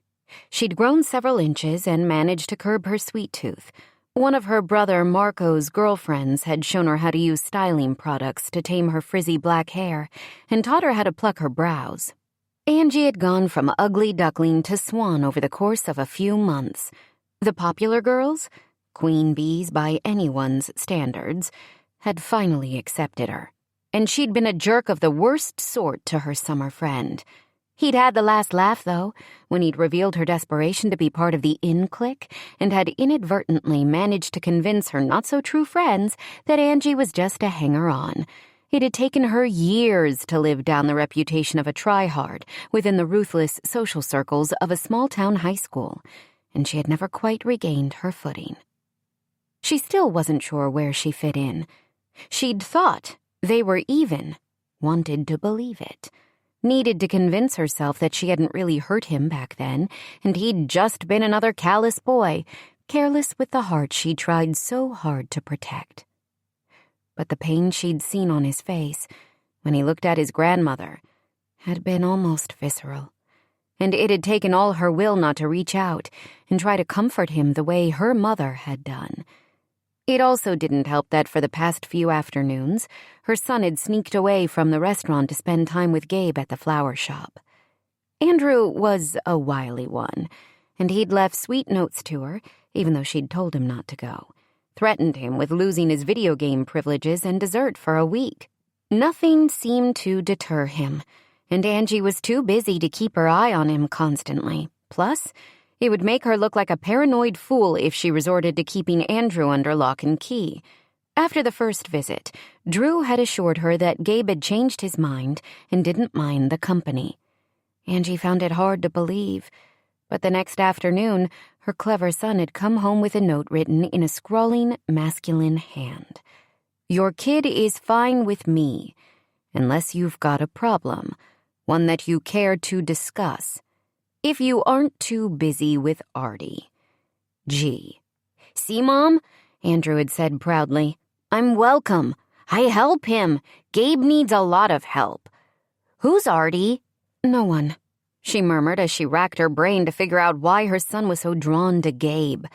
Andrew had never shown much interest in plants or flowers, anything outdoors for that matter, But when she pressed her boy for answers, he went vague and evasive. "It's not as boring as the restaurant, and it doesn't smell like spaghetti sauce." A point she couldn't argue. Between running the restaurant, working on menus for upcoming events at the inn, taking care of her mom, and the new set of responsibilities she'd taken on with the holiday festival, the truth was, Angie should be offering to pay Gabe babysitting money for keeping her son occupied. Maybe it was guilt, or the uneasy sense that she owed him something that led her to enter the flower shop just before noon on Friday. Il Rigatone was crowded with the usual lunch regulars, so it wasn't a big deal for her to sneak away for a few minutes, much like her son did after school. "Be with you in a minute," the deep, familiar voice called out, and Angie had a few seconds to absorb the changes to the shop since her previous visit. Instead of the dingy and dismal shelves filled with decaying flowers, the space had been transformed into something almost cheery. It was sparse and in need of some big-time design help, but the shop was clean. "Can I help?" "It's you." She whirled to find Gabe staring at her from where he stood in the doorway to the back room. "Hey." She gestured around the store's interior, nearly knocking over a potted plant from one shelf in her fit of nervous energy. "Get a grip," she commanded herself. There was something about the weight of his unreadable gaze on her that made butterflies take flight across her middle. "It looks great in here," she said on a rush of breath. "Way better. I mean, more like a shop where someone would like to, well, shop. Or at least they'd want to buy the flowers instead of sending their old ones here to die. You know what I mean. Do you know what I mean?" "That was a lot of words," he said slowly. "A few of them even sounded like a compliment. Andrew can take most of the credit. The kid works his butt off for me. He's also got ideas about ordering more merchandise." "He does?" Angie didn't bother to hide her surprise. "He's been talking to some girl in his class whose aunt owns a gift shop down along the Outer Banks. She's giving him the scoop, and he's relaying it along to me." "I thought you didn't want him here." "Told you. I changed my mind." "Because it bothers me?" "Not exactly, but that's a side benefit." He took a step closer to her, rubbing a hand over his stubbled jaw. She would not react to that sound. A shiver passed through her anyway. "Is that why you're here? To command me to stay away from your kid? Because he's the one who sought me out, not the other way around." "Yeah, I just can't figure out why." Angie murmured more to herself than to Gabe. "I brought you lunch." She held out the white paper bag. "It's a meatball sub, the Friday special." He took it from her and peeked inside. "Like your dad used to bring to Gran." "I'm sorry she's struggling," Angie said. Gabe shook his head, his gaze shuddering. "I don't want to talk about my grandmother." "Okay, but if you ever need—" "I don't." She took a step back, the ferocity of his tone whip-sharp. "Thanks for the sandwich," he said, his voice gentler. "Normally I forget to pack anything and end up with popcorn from the hardware store." "We're 2 doors down," she reminded him. "Lunch is served every day." "I doubt you want me there." She didn't contradict him, even though at the moment she couldn't decide what she wanted from Gabe Carlyle. "Really, though, why do you think Andrew keeps coming over here?" She ran a finger along a polished wood shelf that held an assortment of colorful vases. Had the display been one of her son's ideas? Is he that bored at the restaurant? Should I force him into an after-school program? And give the little jerks at his school another opportunity to kick his ass? I don't think so. Angie felt her mouth drop open. Blood roared into her head and her heart ached. "No, we took care of the bullying. His teachers are watching out for him, and he said it's fine. He's fine." "Sweetheart, take it from someone who was just like Andrew as a kid. That boy is anything but fine." Chapter 5. Gabe wished he'd kept his damn mouth shut as he watched emotions play across Angie's striking features. He didn't want to feel sorry for her. He didn't want to feel anything. He closed his fist more tightly around the takeout bag, because damn if he didn't have the urge to reach out and comfort her. The woman was clearly holding it together by a frayed string of composure. "You're wrong," she said, but there was no conviction in the words. "I'd know." My mom didn't know half of what I went through. She gave him a pointed look, and he remembered that he'd once shared with her the struggles his mom had to be a decent parent, a decent human most of the time. "You're not like her. I'm not suggesting that. But you are suggesting that my son is being bullied, and I'm clueless. He's good at hiding his issues." He placed the bag of food on the counter. "He doesn't want to worry you." "My job is to worry," she practically shouted, and then ran a hand through her long hair, held back by an elastic band. She turned toward the window as she pulled it out, and thick locks of hair fell over her shoulders. Gabe caught a faint whiff of citrus and tried to ignore his body's reaction. He understood she was buying time so she could collect herself, and he at least wanted to honor that. He was grateful for it. The last thing he needed was a mommy breakdown in the middle of the store. "It's the reason he sought me out," he explained as she looped her hair through the elastic again. "He heard about my military career, and that I wasn't always a big guy. He's trying to convince me to teach him self-defense moves." "Like you're his Mr. Miyagi?" she asked, disbelief clear in her tone. Gabe bit back a smile. The Karate Kid had been his favorite movie when he was younger. He'd even watched it with Angie one summer, sitting on the floor in his grandmother's cramped office. The VHS tape had been his prized possession until the day his mom knocked it off the old dresser where the TV sat, and then stepped on it. He could have found the money to buy another copy, but at that point he'd learned all the lessons he needed from the teen flick. Instead, he'd gotten a job sweeping floors at a local gym near their apartment in Albuquerque and begun his transformation. "I don't know karate." "But you know lots of ways to defend yourself or even hurt someone, right?" She turned slowly. "I heard you were special forces or some kind of sniper or something like that." He agreed noncommittally. He refused to discuss his time in the army with Angie. No way would he taint her with the violence he'd seen, the things he'd done. "Are you teaching Andrew the techniques you learned?" He shook his head and picked up a bolt of red velvet ribbon. He'd been using it to create lopsided bows for the front window. Gabe might not have the artistic eye or gift for design that his grandmother had, but he liked using his hands to create something instead of destroying what he touched. "Mostly, I have him clean up and pump him for tips from his little friend about how to display gift items in the store. An updated version of wax on, wax off." A chuckle bubbled up from his throat as he thought about the karate lesson from the movie, couched in everyday tasks. "Sometimes dusting is just dusting," he assured her. She studied him for a moment and then nodded. "I wouldn't be all that upset if you wanted to show him a few moves." "You don't mean that." "I do." She looked sad and desperate, and a little wild. "You aren't the only one who knows what it was like to be bullied. I don't want him to be a victim. There are other ways for Andrew to defend himself than learning how to fight better than the kids who pick on him." "Like what?" "Walking away, or talking to an adult, or if you say turn the other cheek, I'm going to scream." She waved a hand in the general vicinity of his chest. "It's easy to go all pacifist when you're a big, burly ex-army stud with rippling muscles and badass vibes radiating off you like an electrical current. Andrew is just a small kid with a gentle heart who's been targeted by jerks who are stronger and meaner than him." She continued to tell him about her son, as if Gabe hadn't spent enough time with the boy to understand his issues.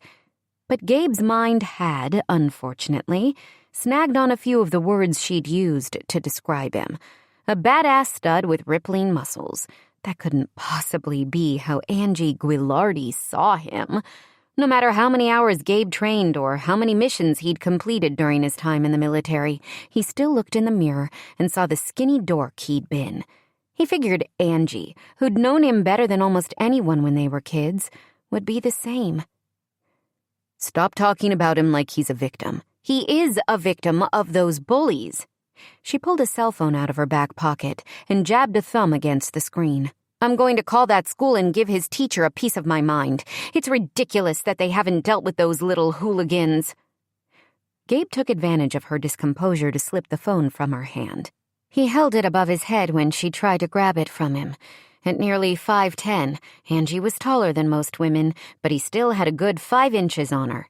He might not have come into his full height until his late teens, but he took full advantage of it now. "Hold on to all the pieces of your mind. I said I wasn't teaching him to fight." He waited until she settled, then added, "I'd never do that without your permission. You're his mother, and you call the shots. But those other avenues of dealing with confrontation are just as valuable. Remember that Mr. Miyagi believed fighting was a last resort." "Thank you," she said quietly, for the permission part. He nodded, of course. He's a good kid, Ange. Stronger than he realizes and smart as a whip. He gets that from his father, she told him, seeming to begrudge the words even as she spoke them. Andrew said he's never met his dad. She sucked in a visible breath. "He told you that?" "He talks a lot." "Not to me." She bit down on her lower lip. "His father was more of a sperm donor, although the pregnancy was accidental. No, I don't like that word. I don't like any of the words to describe it. Accidental, unintentional, a mistake. All of them give the impression that I would have chosen a different outcome if I had it to do all over again. Which isn't the case. I wouldn't trade Drew for anything. I'm so much better a person because I'm his mom." Gabe could see that. Her love for him shone from her like a spotlight, bathing everything around her in a golden glow. Whether she was talking sweetly to her son or gearing up for a battle on his behalf, that love infused every part of her.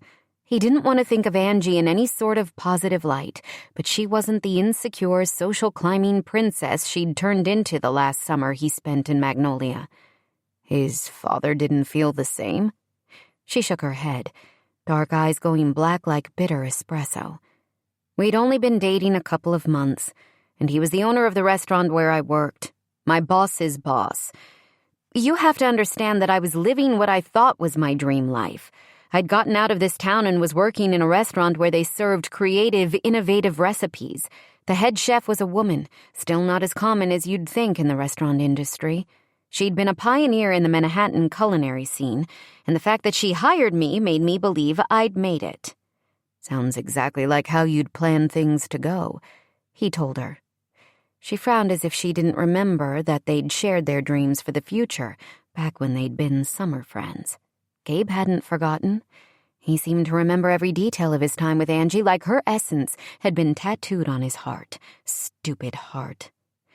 "My pregnancy changed everything," she shrugged. "At first, the chef, Monica, was willing to let me stay on, but I think she got pressure from my ex-boyfriend, her boss. She had a strict policy about dating co-workers, so we'd kept things hidden from everyone. It was a betrayal, and she fired me." "Andrew's father had you fired?" "Yeah. He made it clear that if I handled things, he'd reconsider. I handled the pregnancy by moving back to Magnolia." "You made the right choice." She didn't exactly smile in response, but there was a softening around the corners of her eyes that told him she appreciated his words. It was an easy one to make, although the fact that my son is struggling breaks my heart. Maybe if I'd found a way to stay in New York, we would have had more choices for schools or finding a place where he could belong. He belongs here. This is his home. "You aren't going to believe this," she said with a laugh and an eye roll. "But I'm glad he found you." "You're right. I don't believe it." "It's true." She placed a hand on his arm and his skin burned from the contact. "We might be sworn enemies, but you've been through a lot. You can understand and help him." She leaned in. "You will help him, right?" "Are we sworn enemies?" He shifted closer, so much so that he could feel her breath on his jaw. "You hate me," she reminded him, her voice just the slightest bit shaky. "I should," he agreed, "but when we're together, I keep forgetting why." He hadn't forgotten, but when she was close, the reasons didn't seem to matter, so much so that he leaned in and brushed his lips across hers. Something he'd wanted to do on so many summer nights back when they were young. She tasted exactly like he'd imagined, sweet and spice, and like she could wreck him with one word or callous action. Oh yeah, this way led straight for a fall, and he wanted to pitch himself over the cliff without a second thought. Luckily, Angie had more sense. She broke the kiss and stepped away from him, her gaze wary. That was unexpected. Gabe gave a slow nod, not trusting himself to form a coherent sentence. And a mistake. Yep, he managed as if his heart wasn't about to pound out of his chest. I should get back. She edged toward the door, reaching for it as she pulled her jacket more tightly around herself, as if a few layers of fabric could protect her from the desire pulsing between them. It was the mistletoe, he said, pointing toward the ceiling. It didn't mean anything, Ange. You don't have to worry, I don't know that. She followed his gaze to the sprig of berries and greenery that Andrew had encouraged him to hang. Gabe remembered his grandmother bragging about how she'd played matchmaker to more than one couple over the holidays by a well-placed bough of mistletoe. In truth, Gabe hadn't given the fanciful idea much consideration until he witnessed Angie's reaction and had a sobering recognition of the line he'd crossed. He figured a mistletoe excuse was better than nothing. She laughed, sounding only a tiny bit hysterical. That stuff is dangerous, she said, then offered a patently fake smile. Enjoy your lunch. I will, he promised. I'll help your kid, too. Keep sending him over after school. I don't think he'd stay away, she said, and then disappeared with a wave. As the door shut tight behind her, Gabe realized he was hoping Andrew wasn't the only one. Sunday afternoon, Angie sorted through a new rack of dresses in Mariella's store, a second chance. She still found it difficult to believe that one of the most famous wedding dress designers in the world, a woman who'd created custom gowns for Hollywood A-listers and even an actual European princess, could be happy running a small boutique in Magnolia. But Mariella didn't seem to miss her former life, and all the glamour that went with it. For the most part, she refused to talk about her past, although there had been a flurry of press after Mariella had designed a wedding dress for Magnolia native Holly Adams when she'd married Senator Brett Carmichael in an exclusive ceremony and reception hosted at the Wildflower Inn. Mariella had left the fashion world in disgrace after making a scene at the wedding of a world-famous actress who had also been sleeping with Mariella's fiancé on the side. Angie had a feeling that if the sophisticated blonde wanted another chance, she could reinvent herself, a fashion phoenix rising from the ashes. She also knew that Mariella had taken on a few select clients since Holly's wedding, women she liked, not necessarily famous or rich, but brides whose stories of love and happily ever after appealed to Mariella's hidden romantic side. "Do you think I should highlight my hair?" she asked as Mariella came out of the back room with 2 mugs of tea. "Your hair is beautiful just the way it is, but it's so dark," Angie complained. "One-dimensional. Maybe if I lightened it." "Blondes don't actually have more fun," Mariella interrupted, shaking her head. "Are you thinking about a new hairstyle for any particular reason?" "Is it that obvious?" "Just out of character for you to worry about your hair, especially with everything else going on at the moment. Now, if you want to do it for a distraction, I'm all for that. But let's do something fun, like a blue streak. No primary colors. During dinner, Artie mentioned that his ex-girlfriend, also Italian, went blonde," Angie admitted. "He said she got a promotion at work because suddenly she didn't look so ethnic." "Ethnic?" Mariella sputtered out a disbelieving snort. "I hope you kicked him in the family jewels." "I've known Artie since we were in diapers." "Then you know where to find them, probably tiny little walnuts." "He meant well." "No, he didn't. Tell me the rest of the date was better than that line would lead me to believe." "Discussing my hair color was pretty much the highlight," Angie sighed.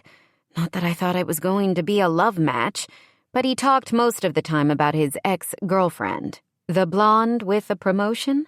Angie nodded. "I guess she also upgraded for a better boyfriend. Can't say as I blame her. Me neither." "You didn't like this guy." right? Not in the least. So why does it bother me that the feeling was mutual? When was the last time you got busy with a guy? That's gross. Angie focused on one of the dresses, running a finger along the scalloped neckline of a pretty yellow sheath. Also, private. Should I upgrade my wardrobe? Maybe start showing a bit more leg? It's been almost 2 years for me, Mariella said without hesitation, since I found out my fiancé was shagging one of my best clients. I've got another year on you, Angie said with a sigh. And it wasn't even that good. So I'm not sure it counts. It counts, Mariella told her, but not a lot. I've kind of given up. How sad is that? My mother is more concerned about my dating life than I am. She's already got 2 more potential men lined up for me, and it's making me crazy. I don't want to go out with guys my mom picks. She breathed out a tired laugh. I barely have the energy to shave my legs, let alone worry about cute undies or whether I care about a man who knows how to kiss. Everyone cares about a man who's a good kisser. A woman in her mid-30s with 2 young girls walked into the store. Angie busied herself looking at racks of handbags while Mariella spoke to them. She wasn't sure what was worse, the fact that she was seriously too tired to care about dating, or that Gabe Carlyle, the last man on earth she wanted to feel attracted to, was the one who'd given her the best kiss of her entire life, and he hadn't even gotten around to using his tongue. Yes, he was handsome as sin and sexy in that quiet, brooding way he had, but she didn't like him. She shouldn't like him. There was no time in her life for a man, despite what her mom believed. You might not want to date, but damn, girl, by the look on your face, that must be some fantasy life. Angie lifted a hand to her suddenly flaming cheek and tried to ignore Mariella's smirk. It's nothing. It's something, Mariella countered. Something we could both apparently use more of in our lives. Not me. Not now. I came here to talk about the inn, and somehow we've gotten sidetracked by my non-existent love life. I need to get my mom off the scent of a man for me. She's got way too much time on her hands since she's not busy at the restaurant. Angie checked her watch. I haven't told her I'm still working at the inn, so she thinks I've got time too. Make up a boyfriend, Mariella suggested, as she straightened a display of colorful scarves. Lie to my mother? Mariella lifted a brow. Are you saying you've never done that before? Because I'm fairly certain you just admitted to a lie of omission with regards to the inn. Angie shook her head. That's different. It's for my mom's own good. I'm not sure I agree. Mariella took a step toward the counter as the customers made their way there with several bath items and a set of matching earrings and a necklace. Perhaps this is as good a time as any to think of your own good. You do a lot of living based on what will make other people happy, lady. Angie couldn't deny it, so she didn't bother. But to make up a boyfriend seemed needlessly complicated and like it would backfire on her in the end. Surely if she had someone, her mom would want to meet him. What kind of guy could Angie possibly come up with that would do the trick and not be too much work? An image of Gabe once again flashed in her mind, and she practically groaned out loud. He'd be the perfect pretend boyfriend. Hot, a great kisser, nice to her kid, and clearly interested in avoiding her as much as she wanted to give him a wide berth. The idea of it was ridiculous. He wasn't made up. He was an actual person, one who had every reason not to want to be involved with her. He'd be a perfect choice. The customers left with their packages, but before Mariella could make her way back over, another group walked in. The store seemed to attract women of all ages and shapes, and Angie had yet to see someone leave without a bag and a smile. There was a market for retail in Magnolia these days. Looking around gave her ideas for home decor and small gift items Gabe could add to his inventory to attract a wider range of customers. Maybe she could offer to help him update things in exchange for him pretending to be her boyfriend, strictly to give her a break from her mother's matchmaking. They were already going to need to spend time together for festival planning. It would be easy and uncomplicated for both of them. Give me a call later, Angie called to Mariella as she headed for the door. I have a meeting at Town Hall, but I'll be around all afternoon. Mariella waved, and Angie headed out, a new spring in her step. She had a plan for her holiday fake boyfriend that just might work. At least she could get one aspect of her life under control before Christmas, and that was enough for her right now. Chapter 6. Hi. Gabe stopped in his tracks, holding up the garden rake like a weapon, but almost immediately lowered it. He'd recognized Angie's voice in that one syllable. Somehow he still felt shocked to see her standing outside the greenhouse. "This is a gorgeous landscape," Angie said, waving a hand in the general vicinity of the property. He noticed she didn't make eye contact, despite seeking him out. He also took note of the hint of color that crept up her cheeks and didn't think the blush had anything to do with the brisk breeze that whipped through the backyard. It had been colder than average in Magnolia recently, which only seemed to attract more visitors to downtown. The flower shop had seen a steady stream of foot traffic. Although most people came and went quickly, he'd done his best to spruce up the place and had adorned the outside of the shop with just about every one of the decorations Gran had packed away. No one could say he wasn't festive, although he also didn't seem to be fooling anyone into thinking he had any real Christmas cheer. He remembered the lessons Gran had taught him about arranging flowers, but that skill didn't translate into any sort of other artistic flair for him. "It's seen better days," he answered, looking out to the lawn before returning his gaze to Angie. "If I'm still here next summer, I'm going to clean out the beds and plant a cutting garden plus some vegetables, tomatoes, cucumber, pumpkins, the whole bit."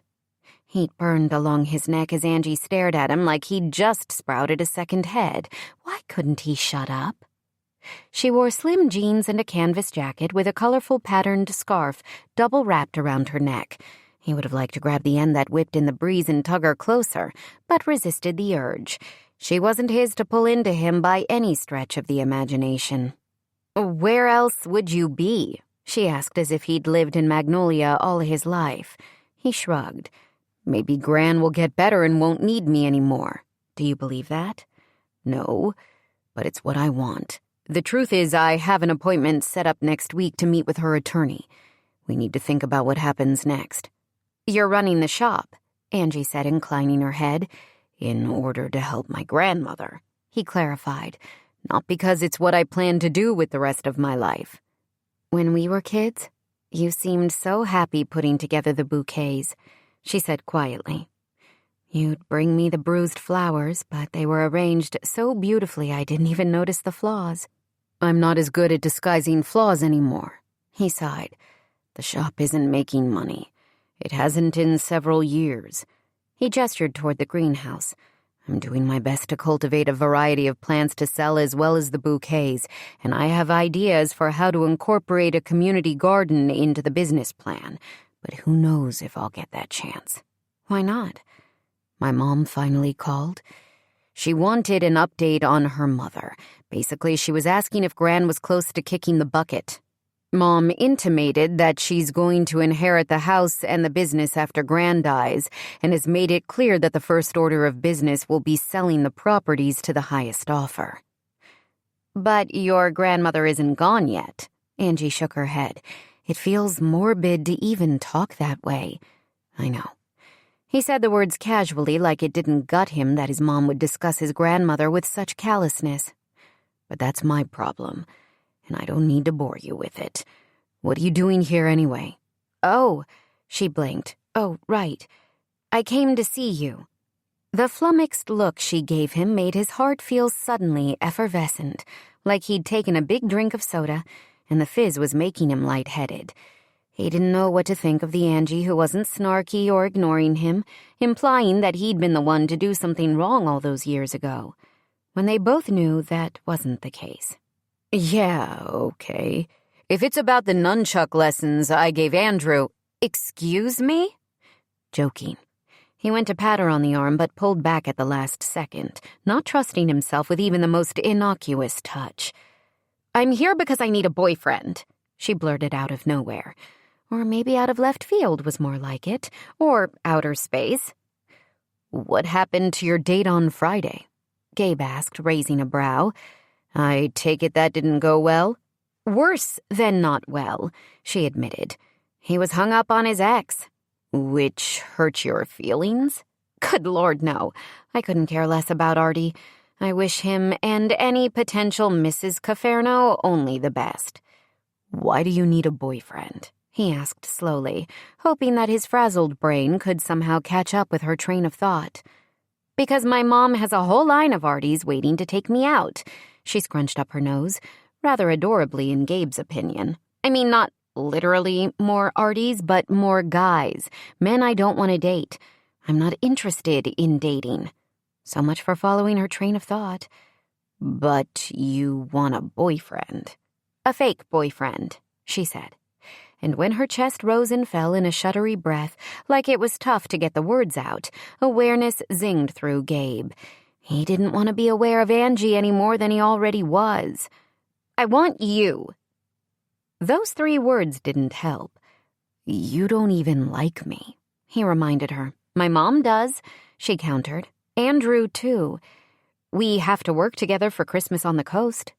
"It seems to be running fairly smoothly without my involvement." "That's because Carrie's amazing and set everything up. But as more events take place over the next couple of weeks, we'll have a lot to do. Organizing, working with the press, keeping things generally running smoothly. Plus, making sure we keep Bookstore Stewart away from Josie Trumbull." Not helping his mental clarity, what's the deal with Josie and Stewart? He's had a crush on her for years, but she's still hung up on some guy from decades ago. Normally, Stewart tries to kiss her under the mistletoe at some point during the holiday season, and it gets awkward for everyone. He nodded. "Keep Stewart away from the mistletoe. Got it." "Plus," she continued with a small smile playing around the corner of her mouth, "this year the proceeds from the special charity event each week are going to benefit anti-bullying programs at the school district. It's important that we have a record year." "As important as you having a fake boyfriend?" She tapped a finger on her chin, considering her answer. "Equally." The wind gusted again, and she hugged herself, rubbing her hands up and down her arms. "Can we go inside for a minute to finish this conversation? It's weirdly freezing out here." "I think we can be done now. I'm not going to be your fake boyfriend. It's a crap idea." "Can I see the greenhouse?" she asked, clearly undeterred. "Send her away," his mind warned. Like a flashing danger sign. Always a glutton for punishment, Gabe turned and opened the latch and let her through.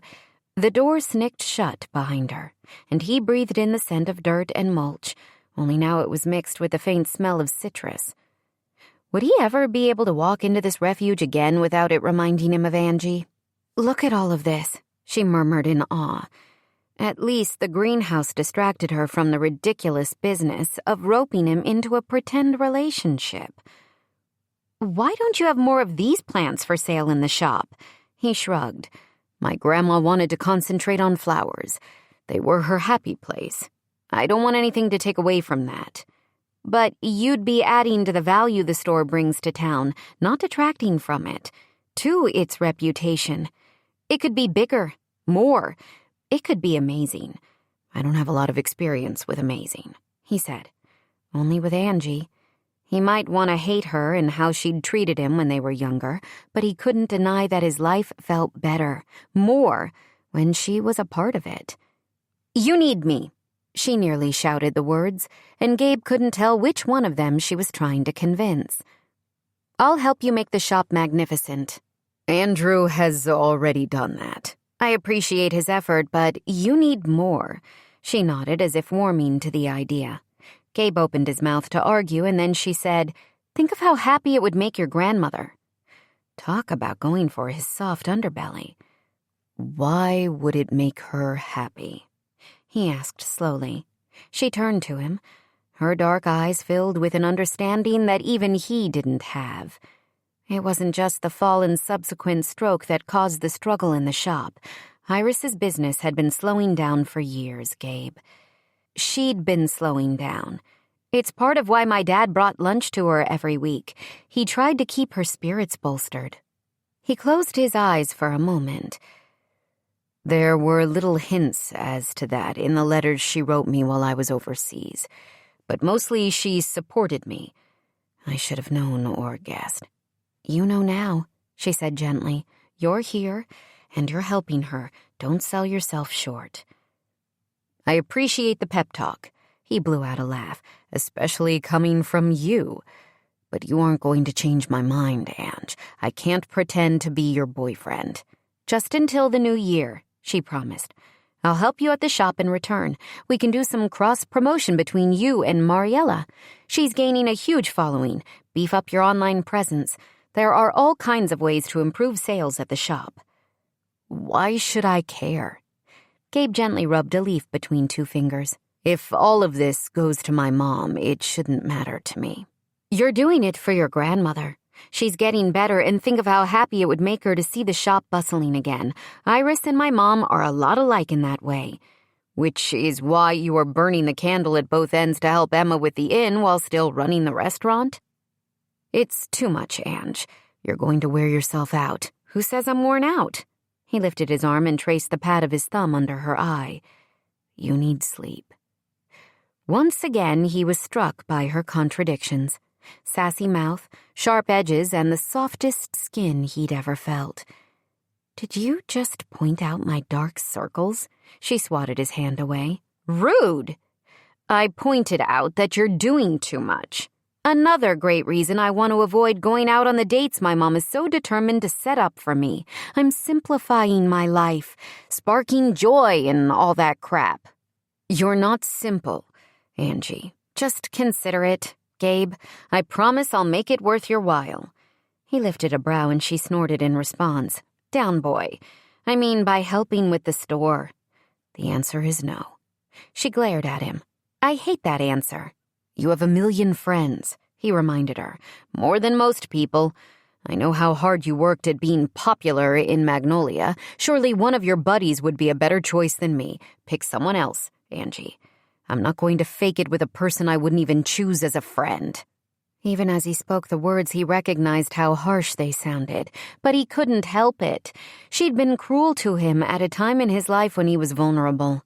Yeah, he'd grown up and should move past that pettiness, but he wasn't quite ready to let it go. Thanks for the reminder of why this was a horrible idea, she said, cheeks once again flaming with color. There's a choir concert in the town square tomorrow night. You can come and start carrying your weight as far as this partnership goes. Just do us both a favor and stay out of my way. By the time the town square filled with people ready to sing along with popular holiday songs and carols, Angie felt dead on her feet. If Gabe had noticed she looked tired yesterday, she could only imagine what he'd think now. No, she wouldn't imagine because she didn't care. His opinion didn't matter in the least, despite the fact that she'd stopped off at the local drugstore on her way into work to buy a new tube of concealer. She'd stayed up far too late prepping a 3-course dinner for the upcoming weekend reception at the inn, and then tossed and turned as her mind spun with ideas for new menus and themes for future events Emma had booked. Events Angie would not be a part of because she was quitting her role as of the new year. What else could she do? She heard her name called across the faded green lawn in the center of town and turned to see her mother stalking toward her. That's not good. Emma, who was standing next to Angie, muttered. I'll see you later. Chicken, Angie said under her breath, and Emma let out a few whispered clucks as she hurried in the other direction. Are you trying to break my heart? Bianca demanded, wagging a finger in Angie's direction. No, Ma. Of course not. Emma and I were just visiting. We're still friends, you know. It wasn't exactly a lie. They were still friends, although moments earlier they'd been going over the timetable for next weekend. Guilt twinged along Angie's spine, but she reminded herself the situation was temporary. She was giving up her dream job of owning her own catering company no matter how it made her heart hurt. Why is Il Rigatone serving ravioli instead of the signature sausage ball? Bianca threw up her hands. I could hardly make it to the booth with a line of people waiting for service, and they aren't getting your father's recipe. Angela, That recipe was his Christmas pride and joy. You know that. There's a line. Angie looked over her mother's shoulder but couldn't see over the people waiting for the concert to begin. We don't usually get a line. They're waiting for your father's favorites, her mother insisted.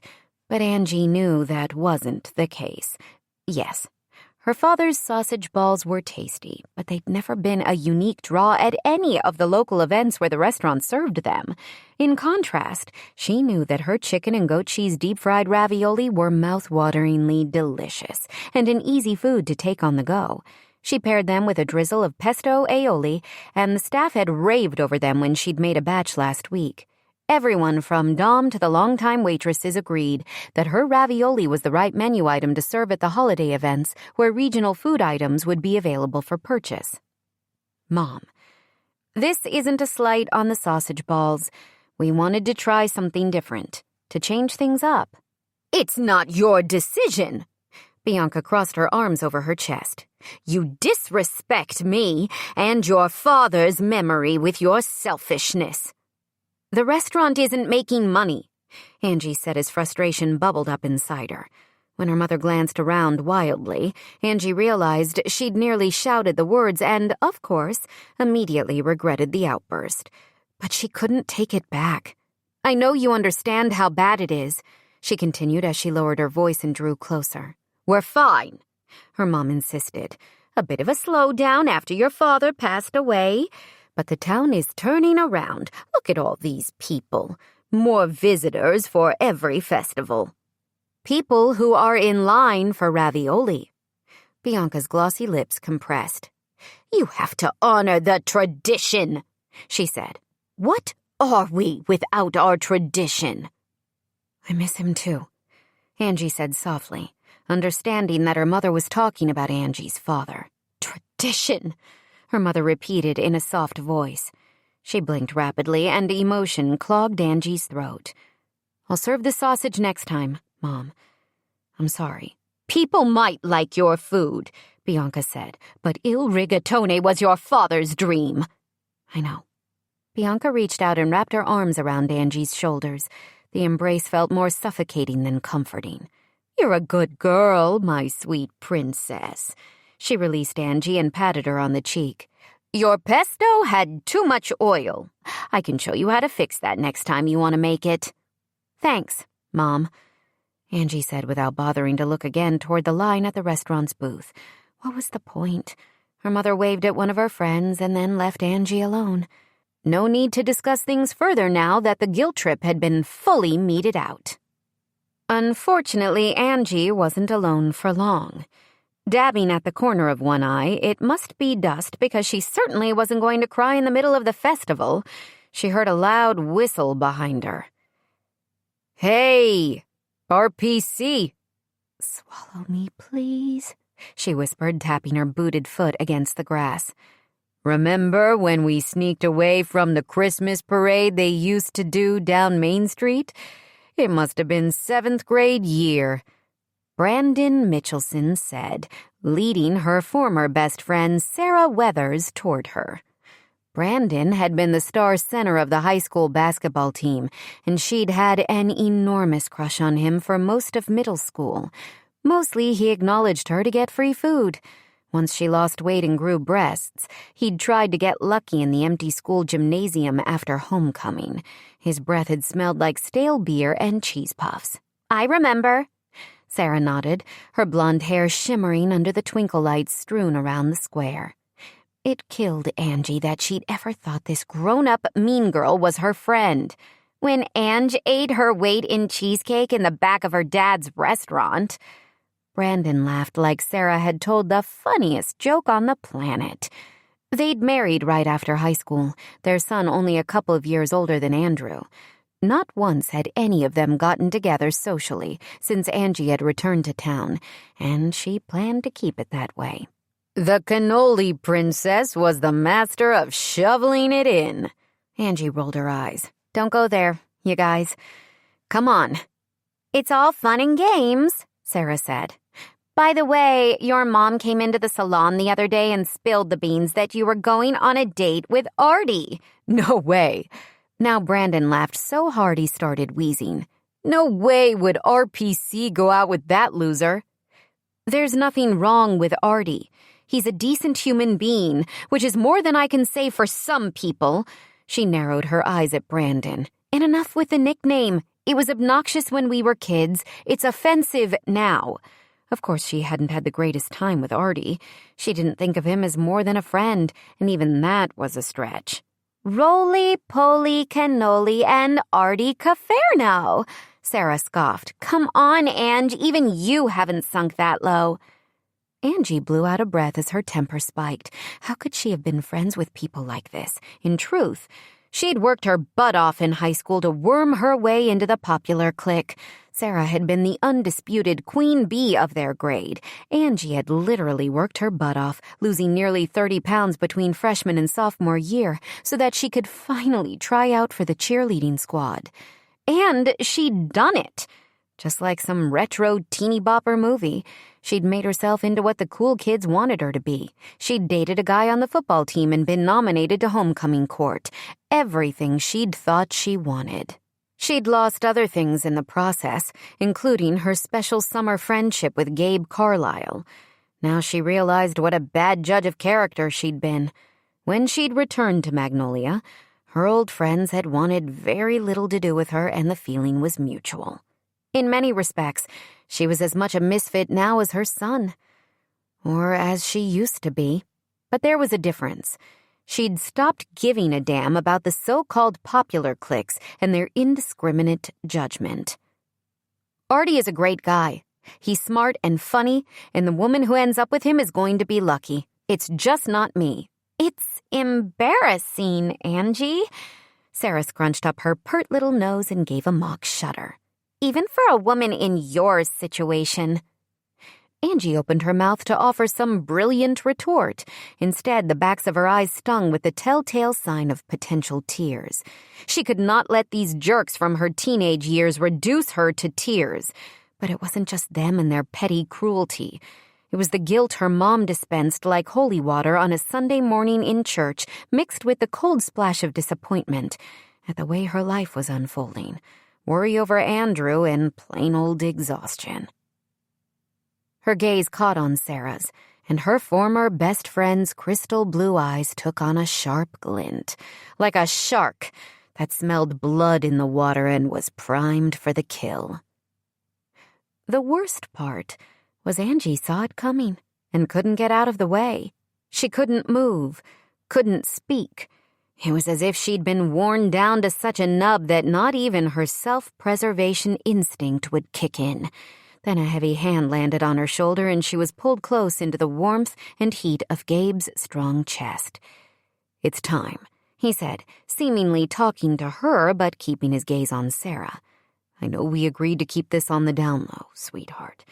He placed a gentle kiss on Angie's temple, just where a headache was beginning to pulse.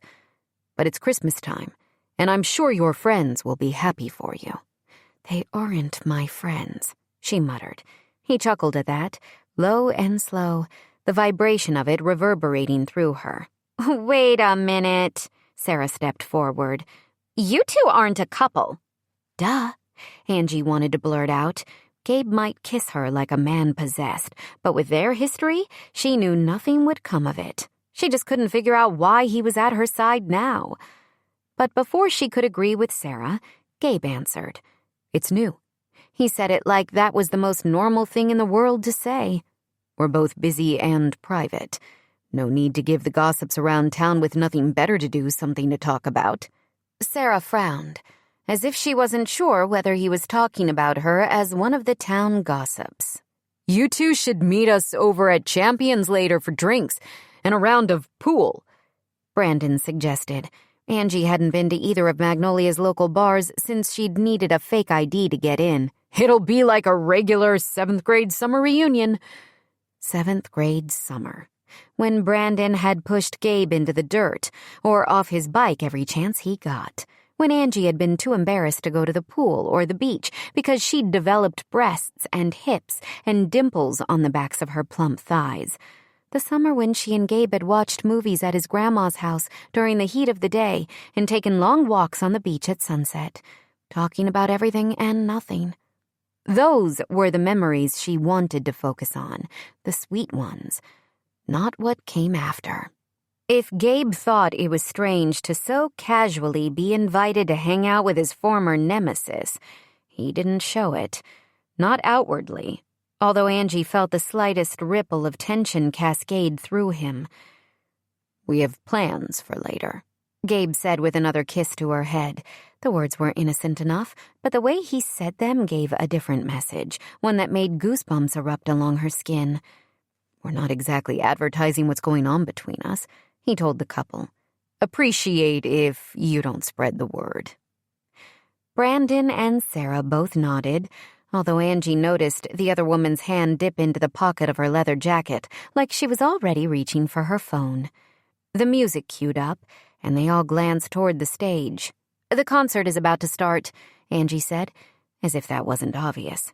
"Catch you later, RPC," Brandon said with a wave, and led away his wife. "What's the RPC about?" Gabe asked, immediately releasing her. She stood there for a second, too stunned to move. "Roly-poly cannoli," she told him, then immediately wished she hadn't. It was a horrible nickname, left over from a childhood of being plump and having a sweet tooth. "Jackass," Gabe muttered. "What was that?" she demanded as emotions rushed through her. "You kissed me. You told them we were dating. You know that asking those two to keep quiet is like posting the whole thing on social media. This whatever," she flicked a hand between the two of them, "is going to go viral in minutes." The choir started singing the first stanza of Santa Claus is Coming to Town, but Angie couldn't even appreciate the way the crowd enthusiastically sang along. "I know." Gabe shrugged and turned toward the stage. "That's the point. You said no. I changed my mind." "You can't do that," she whispered. "Break up with me," he countered. She let out a groan. "I thought this was what you wanted." "Yes, but..."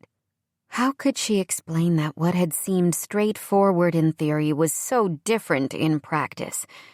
That when she'd come up with the brilliant plan for him to be her fake boyfriend, she hadn't considered how it would feel to be close to him, her body not paying one bit of attention to the fact that it was a charade. Why? He continued to watch the concert for a few more seconds before turning to her. "I saw my grandma earlier today. She was crying, which the nurse told me is normal around this time of year for people in her condition. She seemed confused and upset and kept talking about going to work and taking care of her business." The stark pain in his gaze gutted Angie. "You said you'd help with the shop. To get it back to what it once was. I need that. Gran needs that. Or at least, I need to give it to her." Angie nodded. Okay. She wasn't going to push him for more. They were both too close to the edge. A pretend boyfriend was what she wanted, and with Gabe, she knew things wouldn't get confusing. She closed her eyes for a moment. That was a lie, because everything about this man befuddled her. But it was only until the new year, and he'd certainly distract her mom, so Angie could also spend time at the inn. "Okay," he repeated without glancing at her. Then her new boyfriend turned and walked away. Chapter 7. "Invite him to dinner." "Mom, no. He's your boyfriend. I want to get to know him." Angie inwardly cringed at the excitement in her mother's tone. "We're dating. It's new. He's not exactly my boyfriend." "Of course he is. He kissed you in the middle of the town square." "On the head, Mom. He gave me a quick peck on the head. A kiss is a kiss." As she'd predicted, news of her so-called relationship with Gabe Carlisle spread like melted cheese oozing from an overcooked mozzarella stick. Before the final notes of the last song of the holiday concert had been played, Mariella had tracked her down in the crowd. When I told you to make up a boyfriend, I meant from your imagination, she'd said in a low voice, not to pick the man who irritates the hell out of you and call him your dream guy. Angie had yanked Mariella away from the crowd to the quiet of a copse of fir trees. They were adorned with strands of white lights and helped give the impression of that section of the square being some sort of magical fairy garden. I didn't say he was my dream guy. Although, other than the fact that he didn't like her, Gabe came pretty close. Hot as sin, hardworking, dedicated to his grandmother, kind in his unique way to her son. He's not. Are you trying to convince me or yourself? Mariella had asked with a knowing twinkle in her eyes. I asked him, and he's willing to do it. I'm going to help around his grandmother's shop. You're going to help me help him, and this will get my mom to stop setting me up with every not-so-eligible guy around these parts and to use as cover when I'm really at the inn. I can't use her home kitchen, and she'd hear about it if I was at Il Rigatone after hours. I still think the imaginary boyfriend would have been safer, Mariella had told her. Gabe is plenty safe. Angie had lied. She'd been telling far too many lies lately. It was getting difficult to keep them all straight. She took a deep breath and placed a hand on her mother's arm. I don't think it would be a great idea for Gabe to come over right now. Gabe is coming over? Andrew asked as he walked into the room. Cool. I can show him my Minecraft world. Even my grandson wants him here, Bianca said with a sniff. It seems odd that you're the only one who doesn't. It isn't that I don't want him, Angie muttered. In fact, just the opposite. She wanted him far too much. Then invite him. She grabbed her phone from the back pocket of the corduroy pants she wore and punched in a text. He's probably tired or already has plans. You don't know? Mom, we're dating. I'm not his parole officer. There's no ankle monitor that keeps me apprised of his whereabouts. She let out a little yelp when her phone dinged. You're nervous, Bianca said with a satisfied smile. It's cute. Hardly. But her pulse thrummed when she read his response. He's coming for dinner. What time? 6. We always eat at 6. You know that, my sweet cannoli. Nervous. So cute. As Bianca studied her, Angie pasted on a smile. Not a nervous one either, but her finger trembled slightly as she texted him the time and told him he didn't have to worry about bringing anything. Her mother had sat at the kitchen table and was furiously scribbling on a pad of paper, probably coming up with questions she planned to ask Gabe that would no doubt embarrass Angie to no end. She hadn't talked to him since the concert, although she'd emailed him several ideas for updates to In Bloom from an exhaustive internet search of successful small-town flower shops. After tonight, she was going to owe him a lot more than sage advice on stocking the right inventory. Neither Angie nor her brothers brought dates to the family home very often. The last time Marco had invited a girlfriend to a family dinner, the poor woman had left in tears after their mother had grilled her about why she refused to eat bread if she could handle gluten. It was a lesson learned for all 3 of Bianca's children. Sure, her mom had made an offhand comment about Gabe and Angie dating, but now it was real. When her father was alive, he'd made it clear that few men could ever live up to the standards he'd set for his daughter. Here is my list, Bianca said, ripping off a piece of paper.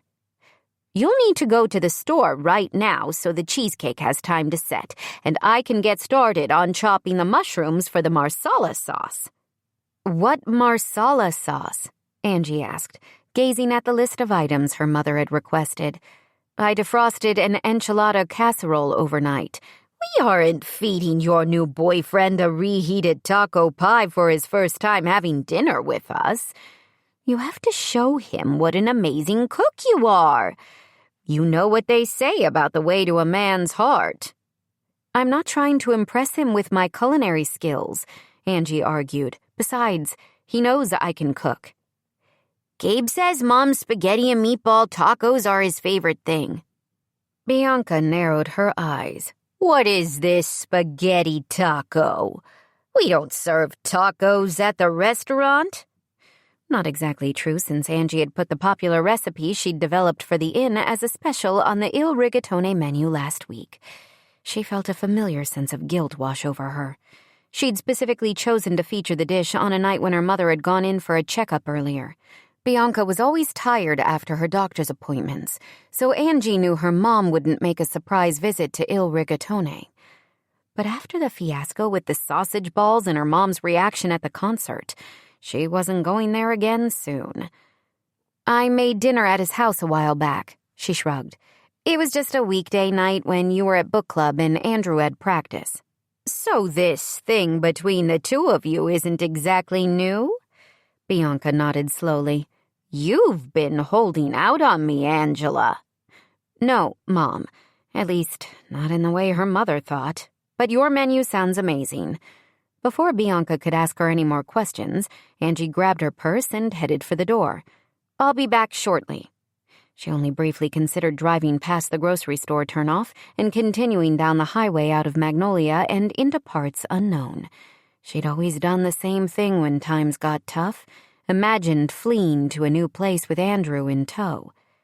But she understood that trouble could, and most likely would, follow her anywhere.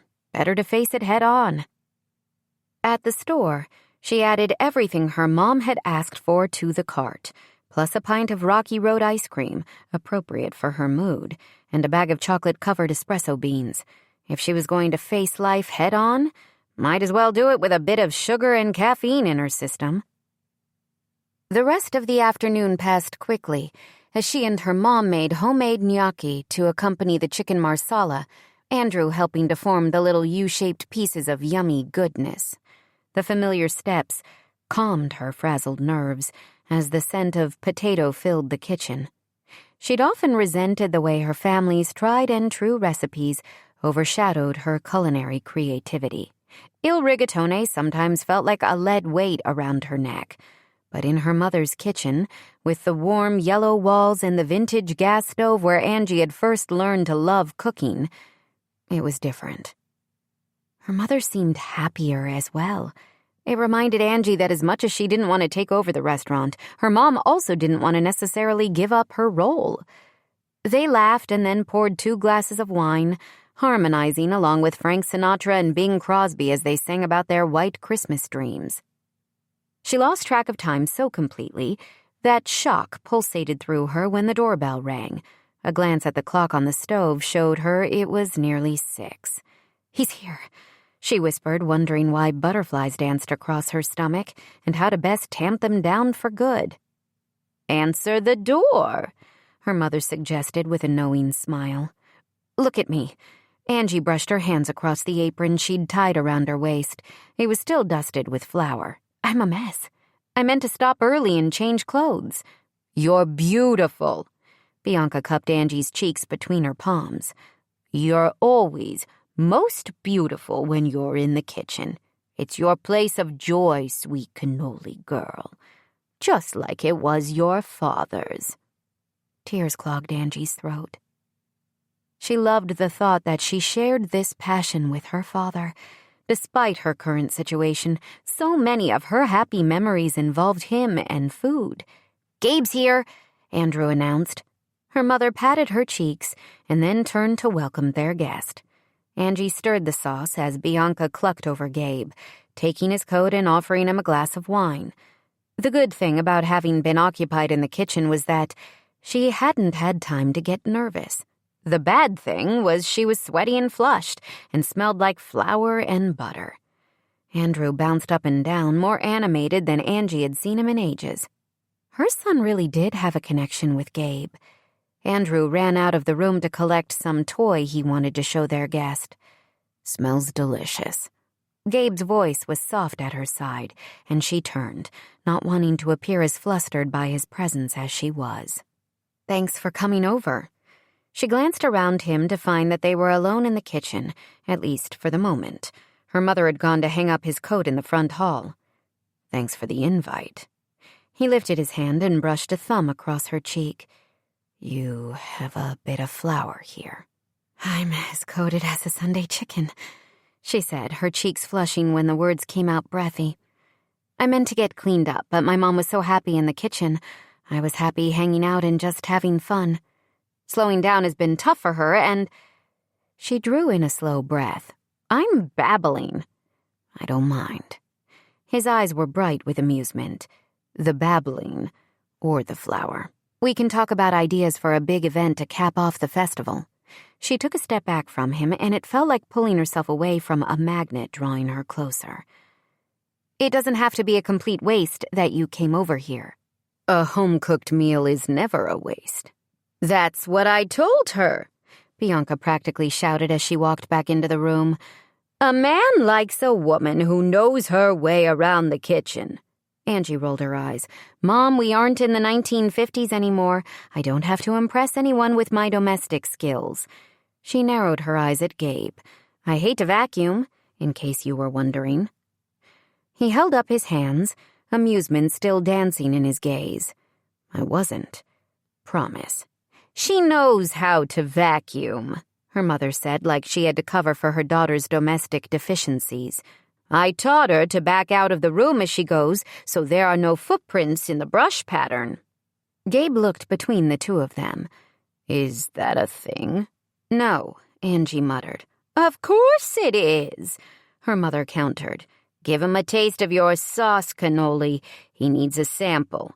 I'll set the table in the dining room. We'll eat on the good china with our guest. Don't go to any trouble on my account, Gabe said, looking vaguely terrified. No trouble, Bianca assured him, and bustled into the next room. Angie grabbed a wooden spoon from one of the ceramic containers on the counter. Is it just me, or did that business about me tasting your sauce seem to have a double meaning? He asked. Ignore her, Angie advised as she dipped the spoon into the pot of simmering sauce. But you still have to try it. Keeping her gaze trained on his mouth, she gave him a taste. She refused to think about how soft his lips had been when he'd kissed her, at odds with his rough exterior. A low moan of appreciation hummed out of him, and Angie felt pride flush through her. It's so good, he said. Different than how it is at the restaurant, though. A little tangier. She nodded and glanced over his shoulder. I put in a dash of vinegar. My mom doesn't know, but I think it adds a richer complexity to the sauce. You don't make that change for your customers? Il Rigatone uses my great-grandmother's recipe, the one that she passed down to her daughter, who passed it down to my father. It's our family tradition. And you want something different? Yes. She knew he was speaking about the sauce, but the gentle manner in which he asked the question made her want to tell him more. To share that for years she'd dreamed of making her way in the world, how leaving Magnolia had been hard but necessary, the fact that she'd locked away every selfish desire she had when Andrew came into the world. Her son was her whole world. But now she feared she'd convinced herself of that because she didn't have anything else. Emma had given her a chance for something new, pushed her into believing she could have more. And now she was back to making the recipes that were part of her history, and sneaking in ingredients while her mother's back was turned, or throwing new specials on the menu when they wouldn't be discovered, as those were her only ways to assert her independence. And hiding wasn't any kind of freedom. Who would win in a fight? Andrew asked, and Angie startled and took a step back. Deadpool or Wolverine? That's a tough one, Gabe said without taking his eyes off Angie. Once again, she knew he wasn't just talking about action heroes. He turned to Andrew and held out a hand to take one of the figurines from her son.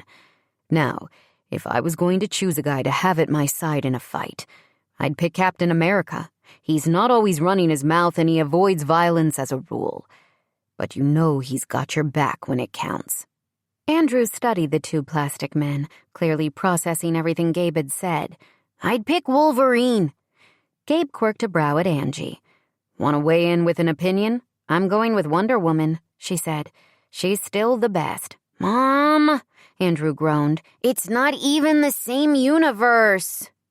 Then I want to live in the universe with Wonder Woman.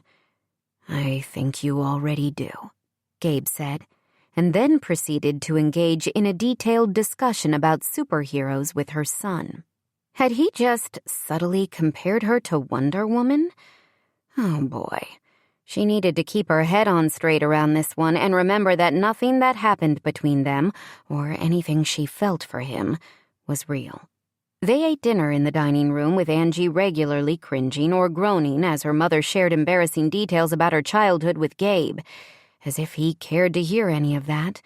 To his credit, he played along like a champ. He laughed at the right moments, asked for seconds of the marsala and gnocchi. If Angie wasn't smitten at that point, her mother certainly seemed so. So much so that as they cleaned up the plates, Bianca turned to Gabe, grabbed his hand and said, "I have a favor to ask you." He looked mildly fearful, yet nodded. "What can I do for you?" "I'd like you to bring up the Christmas tree from the basement." "Mom, no." Angie flipped off the water and turned from the sink. Gabe's eyes went wide. If you want. Vincent carried it up every year the day after Thanksgiving. It was tradition. Cursing and muttering the whole time about what a pain it was, but he loved that tree. Our house is empty without it. Do you have a Christmas tree in your grandmother's house? No. Angie stepped forward. "Mom, seriously? You and I can bring up the tree." "I'm not sure my heart could take the strain of the stairs." Bianca patted her chest. "You walked 2 miles yesterday after your water aerobics class. If you can't manage it, Andrew will help me." "But Gabe is here." Bianca moved her hand up his arm and squeezed his biceps. "A strapping young man, and he doesn't mind." She turned to him, literally batted her eyes. "You don't mind, right?" "I'll get the tree." "I'll show you where it is." Irritation and embarrassment warred inside Angie. She wagged a finger at her mother as she walked by. "This is why Marco and Luca don't bring their girlfriends home. There are no girls good enough for my boys." There were times Angie wished she'd paid more attention to the Italian lessons her grandmother had tried to give her when she was younger. She could have used a rant in another language at the moment. She settled for throwing up her hands and stalking toward the basement, far too aware of Gabe on her heels. She means well. Angie rounded on Gabe as she hit the bottom step in her parents' unfinished basement. "You have got to be joking. That wasn't a mother with good intentions." She pointed to the ceiling. That was out of line. "You're the one who wanted a boyfriend for the holidays. To get her off my case, not so she could start picking out china patterns." "I never understood good china," Gabe said conversationally, wanting to distract her. He'd had a great time at dinner, better than he'd ever expected. He didn't think being asked to carry a Christmas tree was the worst thing that could happen to him. "I was in a friend's wedding last spring and they got so many plates, 1,000,000 different sizes of glasses and 2 gravy boats. What does anyone need with 2 gravy boats?" Her mouth formed a small O, and he bit back a smile. At least he'd gotten her mind off the irritation with her mom for a few moments. He took the opportunity to place his hands on her arms and move her to one side so he could get down the last couple of steps. The basement was small but neat, with rows of shelves along 2 of the walls. A washer and dryer took up space in one corner, and there was an abandoned exercise bike currently being used as a drying rack. "You were in a wedding? Like as an attendant?" He frowned. "Best man, actually. One of my army buddies." "That's so strange." "You think so? Did you smile for pictures?" She studied him as if he were a puzzle to solve. "And dance and make a toast? Like an actual human being?" "Tell me what you really think about me." He shook his head. Maybe this plan to distract her was working too well. The last thing he wanted or needed was someone dissecting his habits, or personality, or where he was lacking in either area. "You just don't seem like the wedding party type." "My actual friends would tell you I'm not the fake boyfriend type either, but your mom seems to be on board with it." "She likes you," Angie murmured, still in puzzle-solving mode. "She likes the thought of you settled." That drew an unexpected laugh from her. "I'm a single mom living in my childhood bedroom and working the same job I had when I was 16. Not exactly living the wild life here. She pointed to an overly large plastic bag stuffed between two shelves. There's the tree. It's a behemoth, but luckily my dad updated to one with pre-strung lights a couple of years ago. I have so many memories of him shouting and swearing at the burned-out bulbs. Why is your mom so interested in finding you a guy? Does she do the same thing with your brothers? Angie shook her head. Luca has been dating the same woman for 5 years, even though it's been nearly that long since he brought her to visit. They're bound to get engaged one of these days. Marco is a serial dater with no intention of settling down. Neither of them wants to work in the family restaurant? Oh, Lord, no. They both hightailed it out of Magnolia as soon as they were able. For some reason, my mom doesn't worry about them like she does me. Maybe because they're doing well and I'm...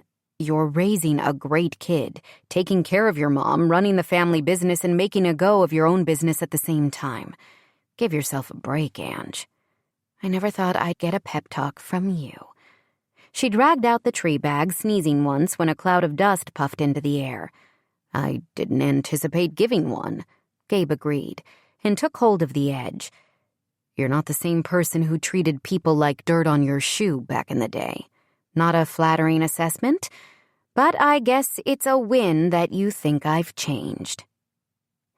He heard the pain in her voice and stopped moving until she looked at him.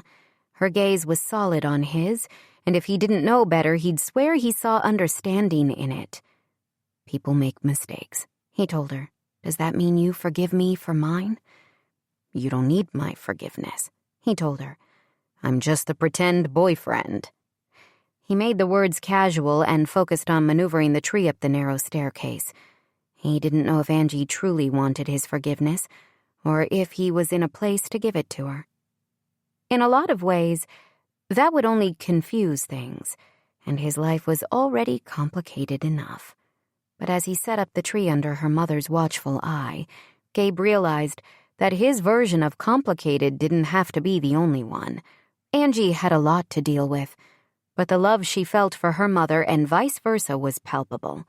They hung ornaments, and her mom told a story about almost each and every one, with Andrew continuously asking for more details. So many memories of happy Christmases, memories Gabe didn't have. His mom hadn't cared much about the holidays, other than when it came to whatever lavish gift she wanted from her boyfriend of the moment. There hadn't been decorations, and some years she'd forgotten to buy presents altogether until the last minute. Gabe had gotten used to receiving random gifts, obviously purchased from the chain drugstore that was open late on Christmas Eve. Gran had always sent something perfect, but more often than not, her thoughtfulness only seemed to infuriate his mom. The more he compared Angie's family traditions with those of his own, his gut began to clench. He was the worst option for a fake boyfriend because what did he know about what normal people did or acted like? She'd been right to question his ability to have friends or act human. He hadn't made friends easily as a kid, and his time in the military had just about pummeled the desire to connect with people out of him. He'd transformed himself from the wimpy kid who was a target for bullies far and wide to a hard and honed soldier. But the cost was too great. He watched Andrew as he hung each ornament his Nona handed him with care and precision. Gabe mentally made a plan to show up at the elementary school the following morning and beat the snot out of those little punks who were tormenting Angie's son. Okay, he wouldn't hurt a kid, but he was ready to scare them enough so that they'd be motivated to leave Drew alone. The kid was valiant in his dedication to learning self-defense, or karate, or any kind of fighting moves in order to be tougher. But Gabe knew from first-hand experience that wasn't the answer. Andrew was perfect, just as he was, and Gabe wanted to protect that innocence, the way he'd wanted a protector. As Angie met his gaze across the room, her eyes warm and filled with a gentle sentimentality, his heart leaped in his chest. He wasn't fit to be the boy's protector or her knight in shining armor or even a decent fake boyfriend. But damn if he didn't want all three. Gabe had learned at an early age that it was the wanting that led to heartache. Wanting made him vulnerable. Wanting made him an easy target. He'd crafted a life devoid of hungering for things he shouldn't hunger for, and he wasn't about to change it now. He stood abruptly. "I've got to go," he muttered, and stalked from the room and out the front door before anyone could argue. Angie followed him, and he held up a hand as she caught up to him halfway to his car. "No more family dinners," he said, grounding out the words and hoping she couldn't hear the emotion behind them. "Okay," she agreed immediately. "Although you did pretty well, better than me, up until the last few minutes. What's wrong?" "I don't like Christmas," he said without thinking. "Yet you didn't walk away from the festival co-chair role even though it meant working with me. I wanted to piss you off. How's that working for you?" He glanced toward her as he reached the truck. "I'm the one who's pissed off." "Give me a minute," she promised, squeezing shut her eyes with a grimace. "I can conjure anger with the best of them." He didn't want that. He liked seeing her smile, making her smile. The fact of it pissed him off even more. After a moment, she opened her eyes again. "Thank you for coming over tonight." "You don't sound angry." He didn't bother to hide the accusation in his tone. "I hide it better than you," she admitted. "That's the problem," he told her as he climbed into his truck. "I'm not good at pretending." He started the engine and drove away before she saw what he needed to hide most of all: the fact that he'd never stopped wanting her. Chapter 8. Angie followed her mother into the Shady Acres later that week, thinking that Gabe would have been thrilled with her current mood. Anger, frustration, self-pity, a veritable cocktail of negativity poured through her. "Mom, I think you can handle a dance class on your own," she said as they stopped in the lobby to sign in. The woman at the reception desk greeted her mother like a long-lost friend. "I want you here with me," Bianca said with a sweet smile. "This is the first class I've gone to since the heart attack. What if it's too taxing?" "It's ballroom dancing for seniors," Angie pointed out. "How taxing can it be?" "The restaurant is slow this time of day, and Andrew won't be finished with school for a couple of hours. You have nothing else to do, right?" "Right. Actually, Angie should be at the Wildflower Inn, prepping for a Rotary Club luncheon they were hosting the following day, and she was fairly certain her mother knew it. She'd seen Bianca glancing at Angie's phone when a text came through from Emma about a produce delivery that had arrived at the inn. Her mom had denied reading anything when asked about it, but she'd suddenly become adamant that Angie go with her to the dance class. Angie wasn't about to reveal her commitment to helping Emma through to the end of the year, not after she'd promised her mom that she was going to give up the partnership. It was one more example of Angie failing in multiple areas of her life. They walked into the large dining area where the tables had been shifted to the sides of the room to make space in the center. Josie Trumbull, who owned the dance studio in downtown Magnolia, welcomed her mother. The other class participants crowded around Bianca with murmurs of how great she looked. Angie waved to Josie and headed toward the residents who sat on one side of the room to watch the class. Iris Carlyle was in a wheelchair, her hands clasped together tightly. She stared blankly at a place in front of her while the other residents carried on a conversation around her.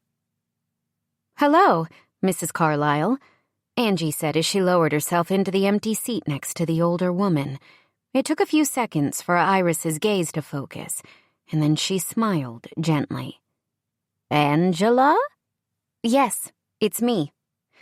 The woman's frail shoulders relaxed a bit, as if she'd been worried she might get Angie's name or identity wrong. "I remember when you used to take the old blooms from the compost bin in the alley and make them into necklaces." Angie reached out and wrapped her hand around both of Iris's, which were cool to the touch. "You were so nice to me.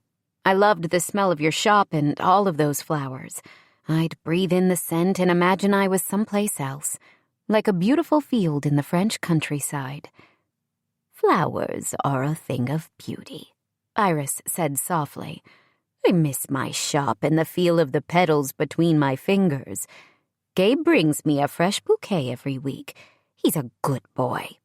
Angie sucked in a quick breath but didn't answer. "Have you met my grandson?" "I have. He loves you very much. He spent too many years in the army. It changed him." Iris's feathery brows drew together. "Or maybe it's just what happens in life, but I don't think so. He was always a serious boy, but now he's harder and sadder. Still a good boy. He came to Magnolia when I fell and is running the shop. Do you know my shop? It's downtown. The name is—" Her eyes squeezed shut as she obviously searched for the name in her mind. "In Bloom," Angie supplied. "It's a wonderful shop. I'm sure it's been difficult to not be able to visit the store, but Gabe is taking good care of it. He said he's going to bring me downtown to see the lights for Christmas." Iris gave her a watery smile. "I don't like getting old." "You're still beautiful." Angie leaned in and placed a kiss on Iris's cheek. The dancers took to the center of the room. Her mother had been paired with Stuart from the bookstore, a longtime friend, and a man who was definitely participating in this class because of his longtime crush on the dance instructor. Josie gave a few initial instructions, and then the music started. "No," the woman denied. "I'm letting myself go in here. The hip surgery slowed me down, and I haven't even gotten my nails done." She stretched out her fingers to reveal nails with just a few specks of polish left on them. "I'd be happy to do your nails," Angie said, tracing a thumb over Iris's nails. "What's your favorite color?" "I'd like red for Christmas. I'll be here tomorrow at this time." "Thank you, dear." Iris squeezed Angie's hand. "Have you met my grandson, Gabe? He's a good boy and quite handsome. The two of you would make a lovely couple. He needs a nice girl in his life, needs to smile more." "I smile plenty." Angie startled at Gabe's deep voice. She started to turn, but he stepped in front of her. "See me smiling?" he said to his grandmother, then offered a maniacal-looking leer. "That's terrifying," Angie muttered, earning a chuckle from Iris. "Hello, my sweet boy," she said and lifted her arms toward Gabe. Without hesitation, he bent and kissed her forehead as she gave him a gentle hug. "Have you met Bianca?" Iris asked when he pulled back. She frowned and turned to Angie. "No, that's not right." Angie's heart tightened at Iris's obvious distress. It must be so difficult to lose track of the details, to still be lucid enough to recognize the loss, but not to do anything about it. "I'm Angie." She pointed to the dance floor. "Bianca is my mom, the one currently dancing with abandon." Her mother looked over and gave a little wave, then beckoned Angie to join the class. "Do you dance?" Iris asked. "Not like that." Angie shook her head. "I never learned anything beyond the electric slide." "Gabe is a wonderful dancer." Iris beamed at him. "I taught him back when he was just a little squirt. He stepped on my toes something awful at the start, but he learned. Do you remember, Gaby? Those nights dancing to Tony Bennett." His smile softened into something so sincere and genuinely sweet, it took Angie's breath away. "You always were a fan of Tony. It's a good thing Granddad found you first." How could this sweet man be the same crusty man who blew hot and cold so fast Angie felt like she had both frostbite and third-degree burns in response? Would Andrew someday be that dedicated to his grandmother, or even to his mother? Angie could only hope. "Your granddad was the only man I had eyes for," Iris said, none of the uncertainty of earlier in her voice. "He did basic training down in South Carolina, and we met when he and some friends came up to the Outer Banks. In his uniform, he was the most handsome soldier I'd ever seen. My grandson is his spitting image." She leaned into Angie and whispered in a voice that wasn't a whisper. "Gabe is a handsome devil, don't you think?"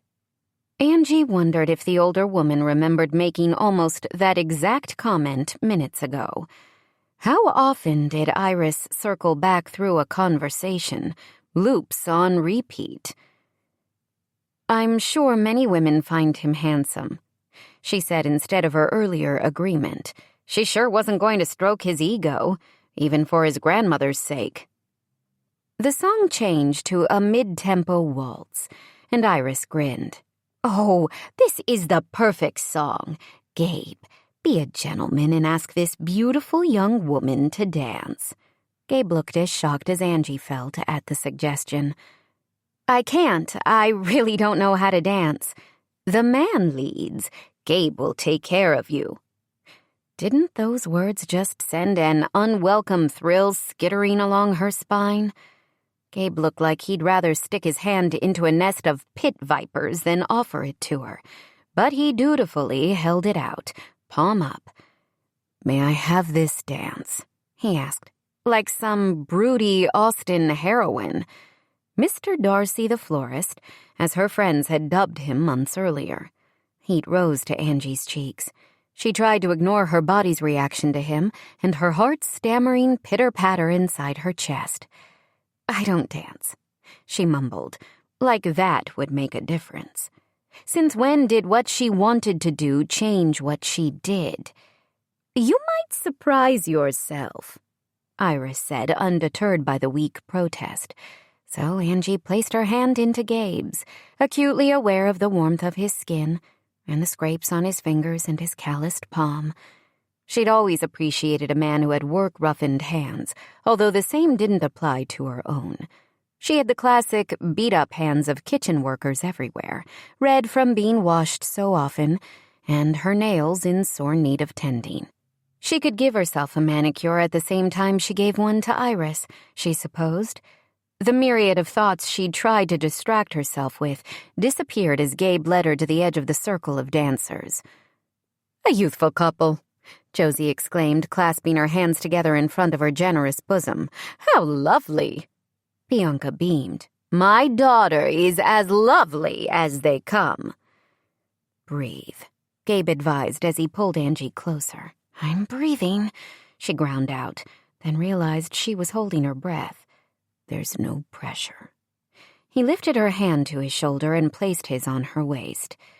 "We're guaranteed to look good in comparison. You could faceplant a dozen times, and the fact that you could get back up would make you the envy of everyone in the place." "I don't want to dance," she told him as she glanced up into his dark eyes. She hadn't been so close to a man, held for any length of time, for far longer than she cared to admit. She blamed her heightened awareness on that fact and tried to ignore her body's response to Gabe in particular. This close, the flecks of green in his hazel eyes were obvious, and the fine lines fanning out from the corners of his eyes made her want to trace a finger over them. Had he gotten those because he'd been deployed to deserts with harsh sun and cruel wind? Or had there been a time when he'd laughed freely, maybe with a woman, and that past joy was now constantly reflected on his face? "You and I have more in common than either of us probably cares to admit." He spun her in a wide circle. "We're both living our lives for other people at the moment." The words hit her like a sledgehammer, and she nearly tripped as they pummeled into her. Gabe's arms tightened around her as he steadied them both. "Gabe will take care of you." Iris's words fluttered through her mind. Angie didn't want anyone to take care of her. Since returning to Magnolia, pregnant and out of options, she'd been trying to prove that she could manage her own life. Yes, she'd made a colossal mistake in falling for a man who loved his career more than he could ever care for her, and she'd vowed not to repeat it.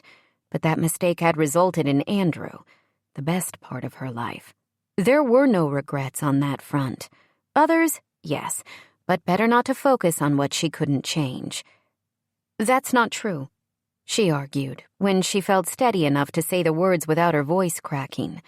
Gabe lifted a thick brow. "You're at a dance class in a retirement home, surrounded by people who think a rousing game of bingo is the highlight of their week. Don't underestimate the lure of bingo, she said, both for improving cognitive function and the fun of covering that last square. Gabe stared at her. I'm here because I want to be, she murmured. Me too, he agreed, because it makes my grandmother happy. Your mom depends on you for her happiness. I'm fine with that. It's not what you'd choose for yourself if you didn't have to. His voice was soft, but the words chafed like sandpaper across her skin. You can't always get what you want, she said, letting sarcasm drip from her tone. One side of Gabe's full mouth curved as he led her in an elaborate spin that ended with her facing away from him, her back pressed to his chest. But what do you need, Ange? He asked into her ear.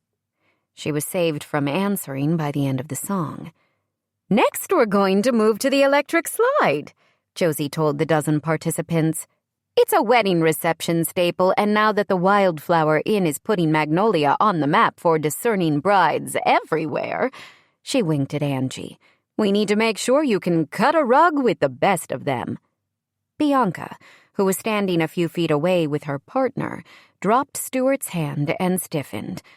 I'm feeling slightly lightheaded, she said with just the right amount of breathiness. I'll sit this one out. Angie took a step toward her mother, but paused when Josie held up a hand. Bianca, stay with us. She leveled a stare at her longtime friend that Angie would imagine had struck fear in the hearts of many a tiny dancer. We'll go slow and make sure you're okay. You're strong, my friend. Your heart is strong. It can handle this. A multitude of emotions flitted across her mother's face, irritation, defiance, and, finally, resignation. To Angie's surprise, her mother nodded. Fine, Bianca agreed, but I'm not going to like it. We'll see, Josie said, and then turned on the music. I agree with your mom, Gabe said a few minutes later as he turned the wrong way again and bumped into Angie. Can't we just stick to the chicken dance? Angie chuckled and executed a perfect turn.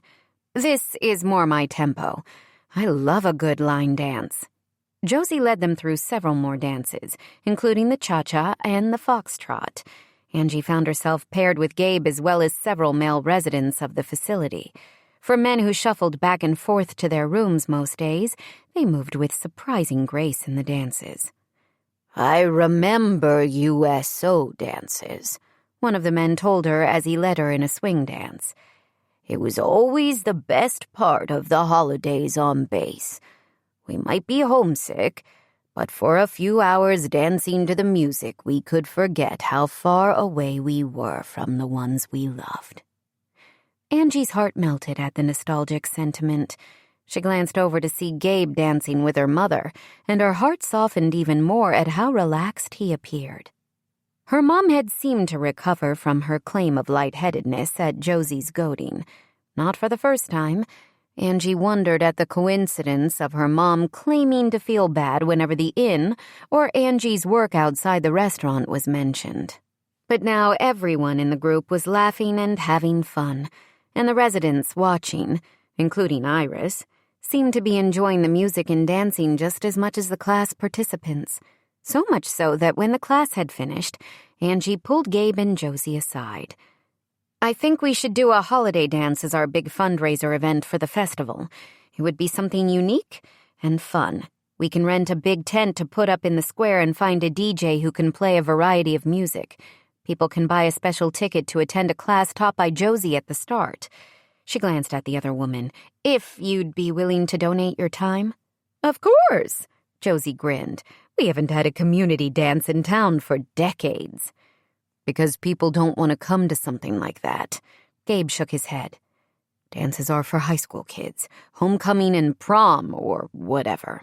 Not true, Angie argued, wondering why he would fight her on this. As Josie said, everyone loves dancing at weddings. This would be an easy way to raise money for... Gabe scowled at her. Josie looked expectant. A veterans program. The idea came to Angie on a flash. Meredith and Ryan were in the restaurant the other day, and they were working on plans for an emotional support pet program for former soldiers. We're almost at our goal for funds to donate to the school. What if the money we raise at the dance goes toward that? It's an amazing idea, Josie told her. Seems like more work than it's worth. Gabe shrugged. We don't have a lot of time until the final weekend, and most of the advertising and marketing budget has already been spent. I'm sure we can talk to Avery in the mayor's office, Josie said. I'll personally call Malcolm and get his buy-in. Bianca approached at that moment. What's going on? Your daughter had a fantastic idea for a fundraiser to do as a culmination of Christmas on the coast. Of course she did. Bianca wrapped an arm around Angie's shoulder. She's the best. And with her wonderful boyfriend at her side, my girl can do anything. Mom, stop, Angie grumbled. What boyfriend? Josie demanded. What did I miss? You didn't know that my Angela and Gabriel are a couple. Bianca grinned at Gabe. They are gorgeous together. I didn't realize. Yes. Josie looked between the two of them. Since when have the two of you been dating? As I remember it, there's some history there. We can't rely on good weather, Gabe said, ignoring Josie's question and comment. And there isn't a big enough space in the square for the size tent you'll need. What about at town hall? Josie suggested, then shook her head. No, even in the basement there are no rooms large enough. She sighed. It's a great idea, sweetheart. She patted Angie's cheek. But I don't think there's any place big enough in town to hold a dance. Angie smiled even though tears stung her eyes. It shouldn't matter. It was one idea, and she'd figure out another one. But she liked the idea of a dance to finish the town's holiday celebration. People wanted to feel like part of the community, and it meant something to her to be able to give them that, to make the event her own. She felt Gabe studying her and purposely looked away.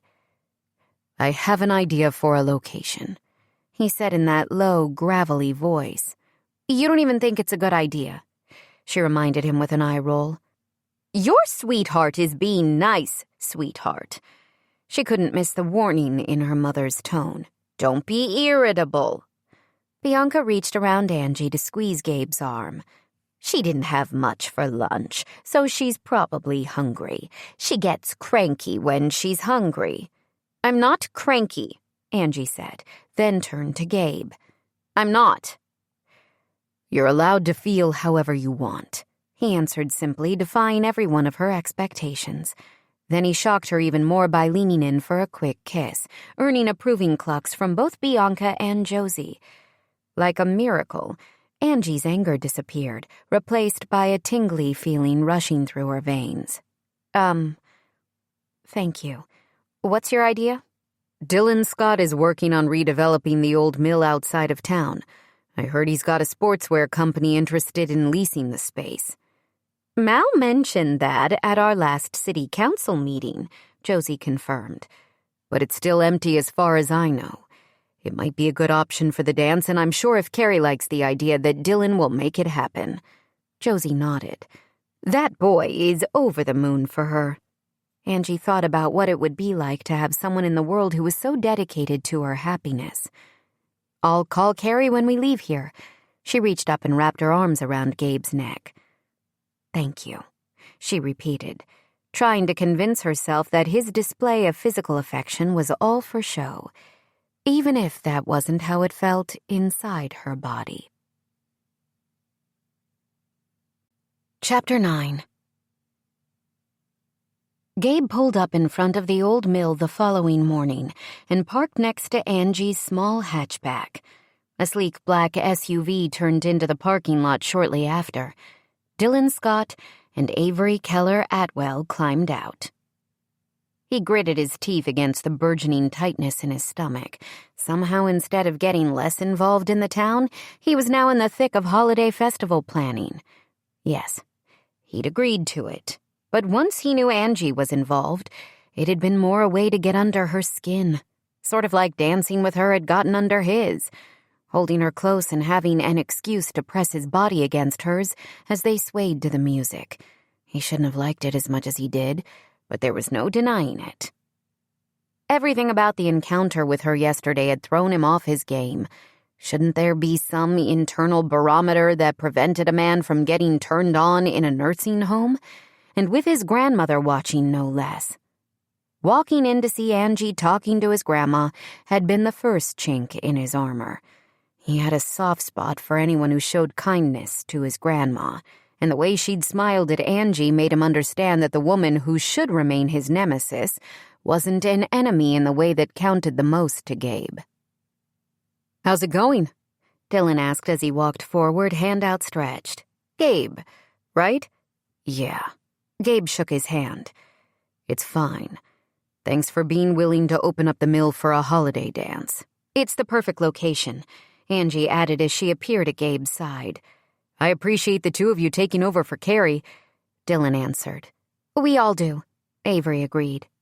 The slim blonde wore a pair of tailored trousers and a fitted sweater that looked like it was made of some expensive fabric. Cashmere, probably. She seemed like a woman who'd wear cashmere, but the warmth of her smile calmed his nerves. Angie nodded. "Of course." "How's she feeling?" Dylan's gaze clouded. "It's been rough, but she's getting through it. Yesterday she didn't throw up once, so that's an improvement." The worry in the other man's eyes was evident, and Avery put a calming hand on his arm. "She's going to be fine. Why don't we take a look inside? I think people are going to love the idea of a dance." "Do you think we have enough time to get the word out and sell tickets?" Angie asked, as they started toward the entrance. "Absolutely," Avery answered, and Gabe smiled as Angie threw an "I told you so" look at him over her shoulder. He fell into step next to Dylan. "Heard you've got a big company interested in leasing this space." "As a matter of fact, we signed the final papers later this afternoon." He shielded his eyes against the bright winter sun as another black SUV pulled into the parking lot. "It was like a rich guy's club," Gabe supposed. "I invited the CEO of one of the new tenant companies to join us today. They're interested in getting more involved in the community, so I thought this event would be a great way to introduce them to people." "Is that Alex?" Avery paused at the front door. "Yep." Dylan tossed her a set of keys. "You all go ahead. I have a few quick things to talk through with him, and then we'll meet you inside." Avery opened the door and led Angie and Gabe through. He could see how nervous Angie was with Avery, and didn't understand it. She was alternately quiet and then almost aggressively chipper as Avery showed them around the place. The building had been cleared out and cleaned up, obviously left as a blank slate for whatever business might come in next. "What happened to the condos and micro-retail shopping mall Dylan originally planned?" Angie asked Avery after a few minutes. "I thought once he decided not to take over downtown, he'd turn his attention to this place." Gran had written to Gabe of her fear over losing the flower shop last year when she'd sent him a Christmas care package. He'd been stationed in the Middle East, and every day was a loop of sand, sun, and endless training drills. He hated to admit how little attention he'd paid to his grandmother's words at the time. She'd glossed over her upset by telling him that no matter what happened, she knew things would work out for the best. Looking back, he wondered if her letters were as much for herself as for him, a catharsis of sorts, and a way to work through some of the issues she had because there was no one in her life she felt comfortable confiding in. In that way, he was an easy outlet. Now he wished he'd done more to support her.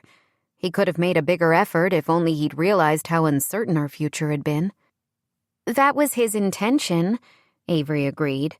"But this town has a way of helping people see what's really important. Obviously, Carrie was a big part of that change in direction as well." Dylan mellowed out quite a bit and decided that he wanted to develop his properties in a way that added to what we were already doing to revitalize Magnolia, instead of competing with it. "Mom says he's a way better landlord than the last guy who owned the restaurant's building. Dylan's property manager is responsive and keeps everything maintained." She turned to Gabe. "Don't you agree?" He shrugged. "I cut a rent check once a month. No other maintenance needed. As far as he was concerned, until Angie had come back into his life, he'd resisted getting involved with anyone. Downtown is doing great, and we're on track for a record tourist season this month. Avery inclined her head as she studied Gabe. A few people have talked to me about the fact that the In Bloom storefront isn't exactly looking festive. Your grandmother always did such a lovely job with her holiday displays. A few people. Tension knotted in Gabe's gut. He did not want to know that people were talking about him when he was barely holding it together, particularly if they implied he wasn't doing the best he could for his grandmother's legacy, or the store she loved so dearly. But that morning he'd received a voicemail from his mom demanding he shut down the store sooner rather than later and send her the proceeds for the display shelving and supplies he managed to sell. How could he still work hard knowing her plan to destroy everything Gran had built? It might be convoluted, but Gabe couldn't help but believe that if he ignored the business for a period of time, his mom would lose interest. She didn't like hard work. If In Bloom wasn't making money, she'd have no reason to come back now and cause his grandma more pain. It would be nice if you could get something up before this weekend. Avery gave him an encouraging smile. If you need help, he doesn't. Angie interrupted before the blonde could finish her thought. I'm going to help him. She moved closer and slipped her hand into Gabe's, the touch soft and reassuring. He shouldn't let himself depend on her for anything because he knew their relationship was fake. She was using him to placate her mother, and he was letting it happen because he wanted to make his grandmother proud when she came to the shop. We've both been busy. Angie nodded and leaned toward Avery as if conveying a secret. You know, Iris is still recovering in the nursing home, and with my mom's rehabilitation, we both are juggling a lot of balls. The blonde frowned, clearly as confused by Angie's behavior as Gabe. Where was the nervous, stammering woman of a few minutes ago? Avery nodded. Of course. I wish a full recovery for your grandmother. Thank you, Gabe said quietly. He's at the nursing home almost every day, you know, Angie added. Things may have fallen behind at the store, but we're going to fix that. The two of us. Together. Please let me know if there's anything I can do to help. Avery told Gabe, her tone so sincere it made him wish he was truly a part of this kind of community where people genuinely seem to care. We're featuring several of the downtown businesses on the Magnolia website and our social media accounts. I'd love to do a feature on In Bloom. She switched her gaze to Angie. Or on Il Rigatone. I hope your mom is feeling better as well. She's fine, Angie muttered. How's it going? Dylan asked as he approached their little trio along with the man who drove the Land Rover. Do we have everything planned to turn this place into a holiday dance hall extravaganza? He colored slightly when they all stared at him. Those were Carrie's words, he explained quickly. She said I wasn't allowed to ruin the vibe by being moody or awkward during this meeting. He laughed, as if. Oh, we're well past moody and awkward, Avery told him, her blue eyes lit with humor. Then I'm missing all the fun. Dylan flashed a mischievous smile, then introduced his companion as Alex Ralston, the new CEO for the Fit Collective, an athletic wear company moving their corporate headquarters to Magnolia. Alex is single-handedly going to put this town on the map. We're already on the map. Avery gave him a playful swat on the arm. Thanks to me and your wife. I couldn't agree more, Alex said. The reason the company is moving to Magnolia is because I had such a great impression of the town when I was here over the summer. Are you Brett Carmichael's friend? Angie studied the CEO. I remember you from the wedding. Alex's eyes suddenly lit with recognition. You're the chef who created the amazing menu for the reception and the food we had during the planning weekend at the Wildflower Inn? Gabe tried not to react as Angie slipped her hand from his. That was me. I swear to God, I've had dreams about your scallops and cream sauce. You are immensely talented. The transformation in Angie was once again nothing short of confusing as hell. She dipped her chin and looked at the ground like she was embarrassed or unworthy of the compliments. Holly and Brett were easy to please. I enjoyed working with them. I'm glad your time in Magnolia left such a positive impression. It did. I might need to schedule our company kickoff retreat at the inn, just so I have an excuse to enjoy your fabulous culinary skills again. Angie runs the Italian restaurant in town, Avery told Alex, earning a glare from Angie. What? The blonde held up her hands. You do run Il Rigatone. But those aren't my recipes, Angie muttered. I'm sure anything you're involved in is amazing. Alex offered a wide grin that somehow didn't sit well with Gabe. Or maybe it was Angie's reaction, a sweet smile, the kind she never gave to Gabe, that he didn't like. What are we thinking for music? Gabe asked suddenly. A DJ can play more variety, but the energy of a live band would be festive and fun. Angie gaped at him. Did you just use the words festive and fun? Those are perfect descriptions. Avery beamed at him, and he moved a few steps away from Angie. He had to get a little distance in order to tame his tumbling emotions. The acoustics of the space would work well for a band, Dylan agreed, and we've got the power to handle any of their AV needs. As they continued to discuss specifics, Angie's phone rang. Her features tightened. Sorry, I have to take this. It's the school. She stepped away, and Gabe managed, just barely, not to follow. Stupid, he chided himself. Angie didn't need him hovering like some unnecessary guardian angel, and he had no business worrying about her son. But he had to admit the boy had wormed his way into Gabe's heart. Every day without fail. He showed up at the flower shop and begged to learn something new. Gabe had finally broken down and hung a punching bag in the back room and put light weights there for the kid to work on his reflexes and coordination.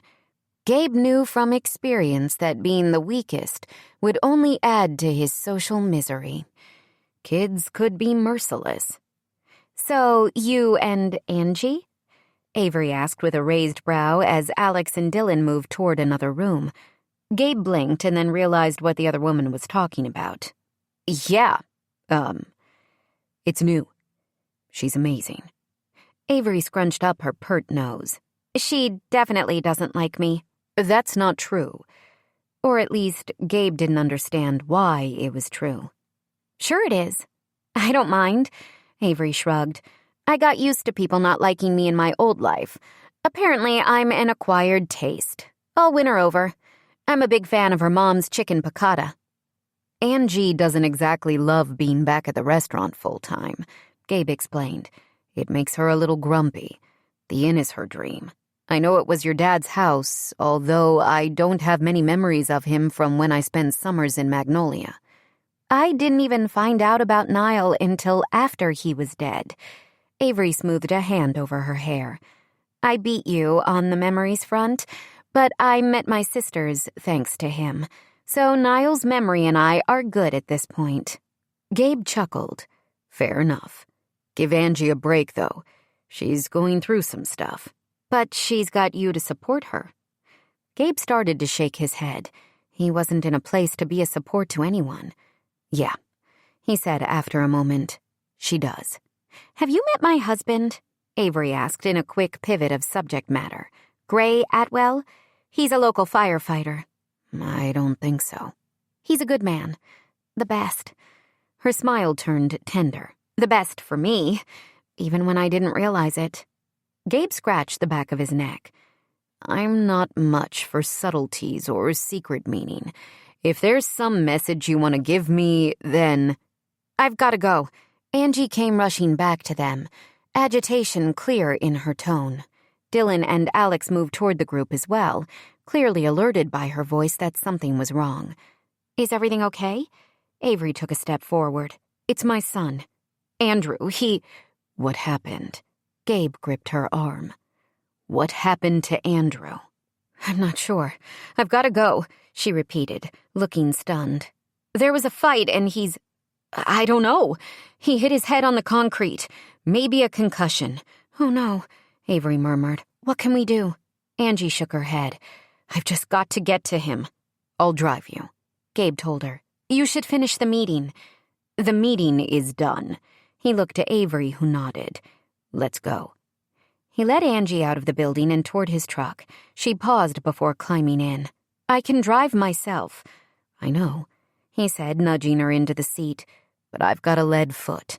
Learned to drive like a maniac when I was barely 14 and honed those skills in the army. I'll get you to him, Ange."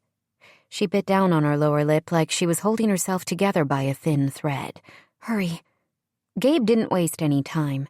He drove like a madman toward the elementary school. He was only a few blocks from downtown, so he knew the location. "What did they tell you?" he demanded, as he took a corner so fast that Angie gripped the door handle to prevent herself from sliding toward him. Just that there was a fight, and he hit his head. Gabe muttered a curse and then another. "What the hell kind of school is this that lets something happen to a 10-year-old kid? He's supposed to be safe in school. Things were bad enough for me, but my mom never got called because I'd been hurt." "I made things bad for you," she said quietly, then turned to him. "Is this some kind of karmic payback for how mean I was as a girl?" "Don't." He reached out a hand and covered hers. Her skin felt cool, almost clammy, and he wanted to pull over and haul her into his arms, but that wouldn't help anyone at the moment. "This isn't about you." He squeezed her hand. "There's plenty of time to rehash the stupid mistakes you made. I'd be happy to help you, just not now." "Wow." She blew out a small breath. "Did you ever consider going into the life coaching business?" "Did I take your mind off being terrified for your kid for a few seconds?" "Yes," she admitted, "because I was thinking about how annoying you are." "My work here is done." He pulled into the school lot. It was a cheery one-story red brick building with paper snowflakes hanging from the classroom windows, even though it almost never snowed in this part of the country. Angie was opening the door before he'd even come to a complete stop. He threw the truck into park, but didn't move. He had no dog in this fight, even though his heart disagreed with that assessment. She paused before slamming shut the door. "Thank you," she said softly, "for being here." He gave a small nod. "I'm not going anywhere." He just wanted to know they were both okay. Chapter 10. 30 minutes later, Angie walked out of the school with a sullen Andrew next to her. Anger pumped through her like someone had just turned on a garden hose, ready to explode out in a torrent of temper. She was angry at herself for not realizing how bad the situation had gotten for her son. Angry at the school for not doing enough to protect her sweet boy. Those two outlets should be enough, but she had plenty of temper left over for the man waiting for them in the truck. The one who'd set her sweet boy on this path to the current deluge of problems. "Hey, bud," Gabe said as Andrew got into the back seat. "You okay?" "No," Angie snapped before Andrew could answer. "He's not okay. Do you know why he's not okay?" Gabe gave her a sidelong glance. "Guessing it has something to do with that cut above his eye." He turned to Andrew again. "How's your head?" "Fine," the boy muttered. "Do not speak to him," she commanded, all the anger that she hadn't been able to let loose on the well-meaning principal coalescing into a heavy ball of frustration, one that she could now level at the man sitting next to her. "He's not okay because he just got suspended for fighting. A 3-day suspension. You should see the other boy." She sucked in a quick breath. "In fact, there he is." She pointed to the kid walking down the steps of the school with his obviously furious mother. His face was red from crying, and his right eye was already developing a massive bruise. "He's twice Andrew's size," Gabe said on a harsh breath. "Looks mean as the day is long. But this one," Angie jerked a thumb toward the back seat, "beat the tar out of him from all accounts. It was a regular pummeling." "I thought Andrew was hurt." "I slipped when the teachers pulled me off him," the boy explained. "Hit my head on the ground. It's fine. Even the school nurse said so.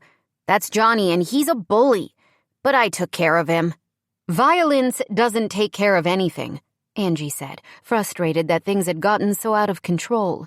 She lifted a hand when Gabe would have spoken. "Not a word from you." "I was going to agree," he said under his breath. "Not a word," she repeated. "Please take us to my car." "I called the pediatrician's office, and Andrew has an appointment for concussion testing this afternoon." Gabe shifted into gear and headed back toward the mill. He'd given her so much comfort on the way to the school when she'd been anxious and frazzled, but she didn't know how to deal with this new side of her son. Andrew was a sweet kid, a little awkward, but with such a big heart.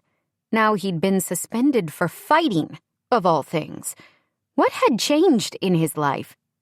She rolled her lips together as guilt tumbled through her. Everything. She'd sublet her apartment so they could move back into her mother's house after the heart attack. Andrew had lost his grandfather this year, the only father figure he'd ever known. Angie was burning the candle at both ends as she tried to balance her responsibilities at the restaurant with the ones she had yet to give up at the inn. But the biggest change, or at least the one she could control with a few well-chosen words, was Gabe's involvement in their lives. "Mom, I don't need the doctor," Andrew told her, his voice brimming with enthusiasm. "I feel good.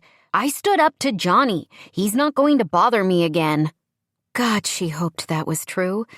The warrior mother in her still wanted to throttle the little jerk who'd antagonized her son, but she hadn't admitted any of that in front of the principal or Andrew's teacher.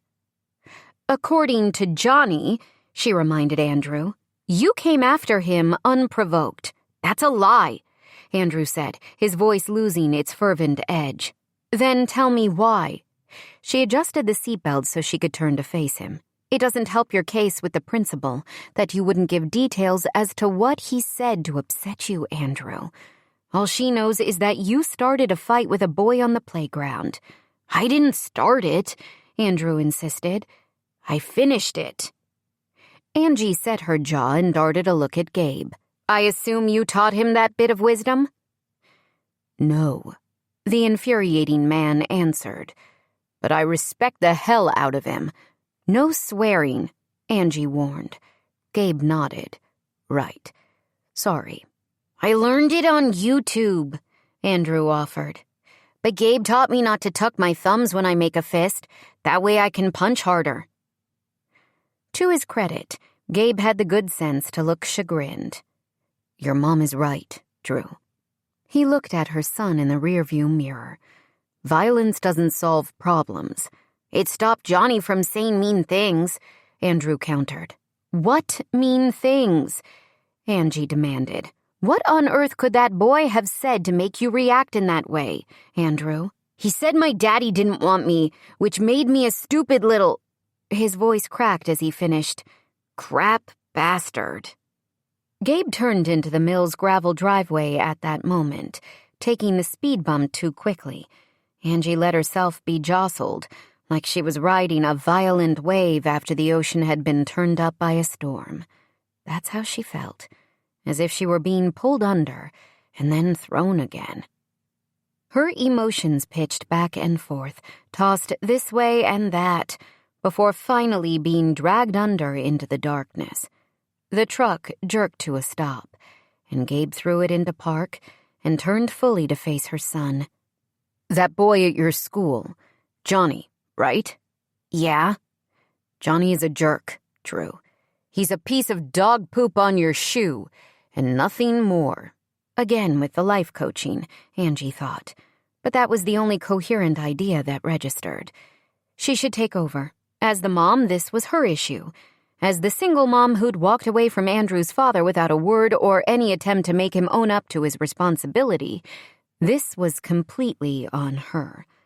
She was afraid to speak, afraid all that would come out was a keening wail, because that little piece of dog poop had given voice to her biggest fear for her sweet child, that he'd be judged for her mistakes. It had been a mistake to let herself trust a man who was perfect on paper, but not in reality. That was all she would admit to, because the rest of it had led to Andrew. Her son was the best part of her. The very best part. And now he was tainted by her past when she'd worked so hard to be everything for him. It felt as though all of that effort had been turned to nothing with a few callous, cruel words. "I knew kids like this, Johnny," Gabe continued, filling the void when she still couldn't speak. "He's going to grow out of his meanness or not, but picking on you is about his problems. You are a great kid. You're smart and clever and persistent to the point of being annoying." Angie sucked in a breath, which Gabe must have recognized as the admonishment it was, because he ran a hand through his hair and said, "I mean that as a compliment. You're not afraid to go after what you want, buddy. You don't do it by tearing people down. You get to work and make things better. That's a skill that a dumb he shook his head. "A fool like this Johnny can never understand. Trust me. One thing I learned in the army was how to read people. I can tell you within 30 seconds of meeting a person all I need to know about their character. You have incredible character." "What's a bastard?" Andrew asked, another knife driven into Angie's already bleeding heart. "It means a person whose parents weren't married when he was born." All the fury Angie felt was written across Gabe's face. "It doesn't mean anything about you, kid. That's on the guy who was stupid enough to let your mom walk away." While she appreciated his valiant effort to put a positive spin on this for both of them, she had to fight her own battles. So she swallowed back her anger and guilt at what her son had experienced, dashed a hand across her cheeks, and turned. "Gabe is right," she told Andrew with as much reassurance as she could muster. "And trust me, I don't say that lightly. I'm not sure where this Johnny character learned that word or why he's chosen to taunt you with it. But it's mean and ugly, Andrew." "It's true, though." Her son's sweet rosebud mouth had turned into a prickly pout. "You are loved," she said, instead of responding directly. She wouldn't lie to him, but she needed to focus on what was essential at this moment. "You know I love you, and Nona does too.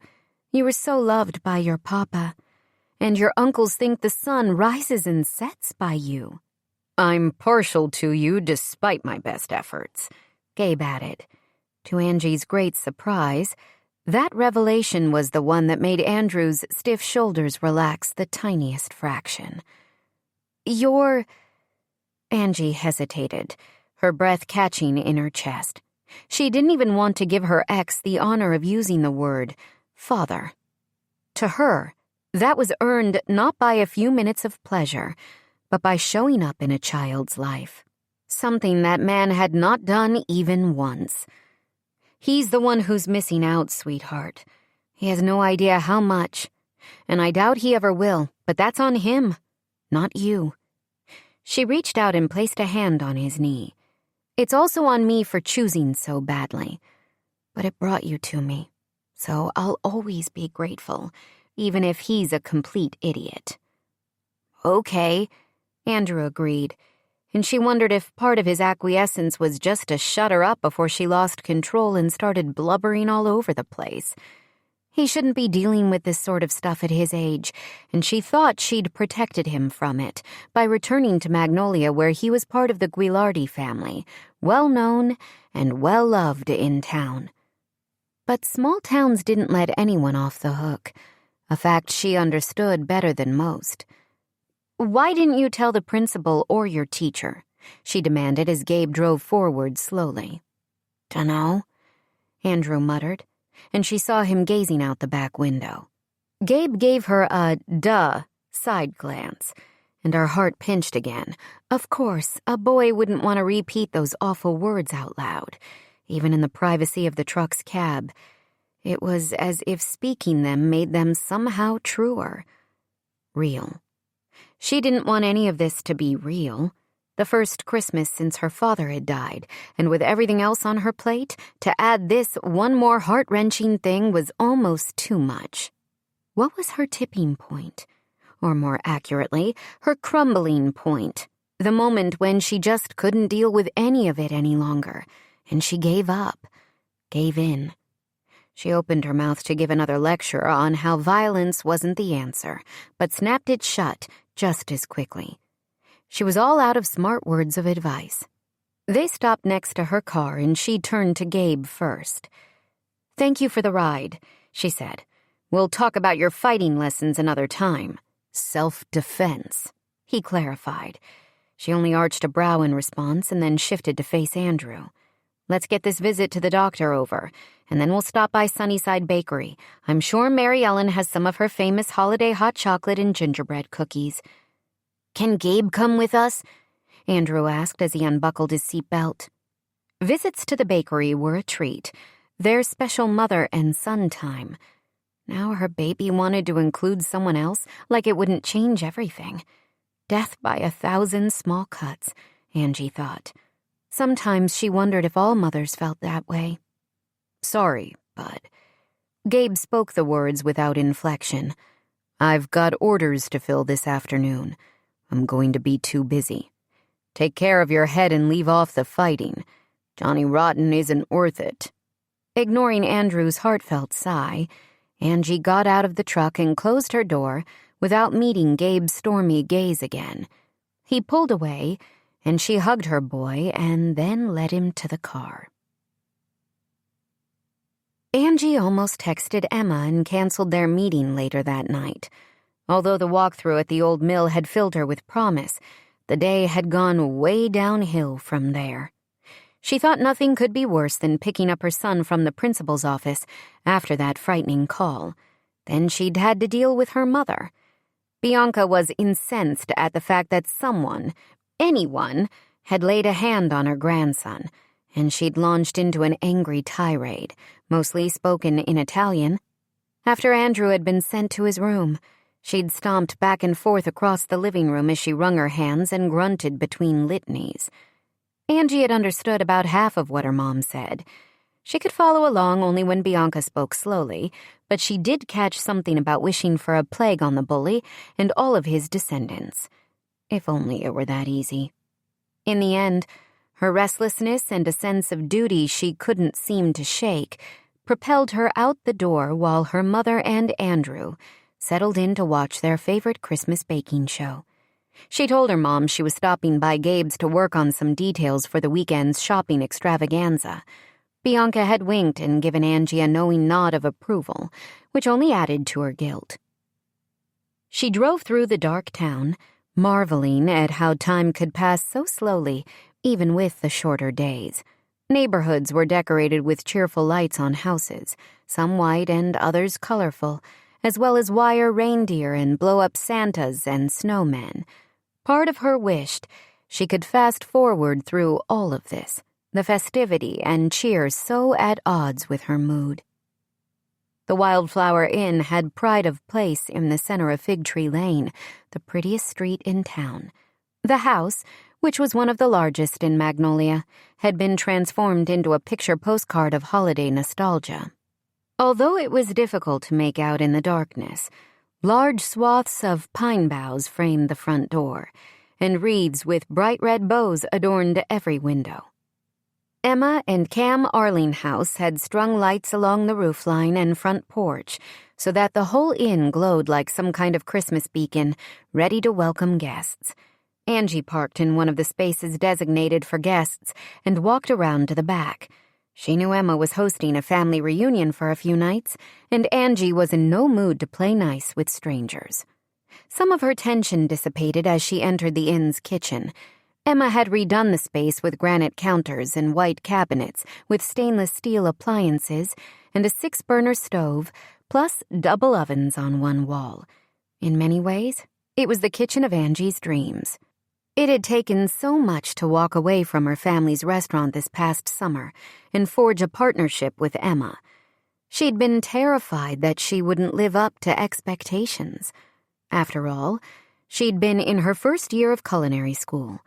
After scrimping and saving for tuition money when she'd gotten pregnant with Andrew. Yes, she'd learned a lot about basic techniques and even more during her time working in a fast-paced New York City restaurant kitchen. But she didn't have a formal degree. Emma hadn't cared. She'd taken a chance on Angie just like she'd taken a chance on the property, and the excitement of truly getting a chance at her dream job had propelled Angie forward. But it hadn't been enough. not when she owed so much to her mother and to her father's memory.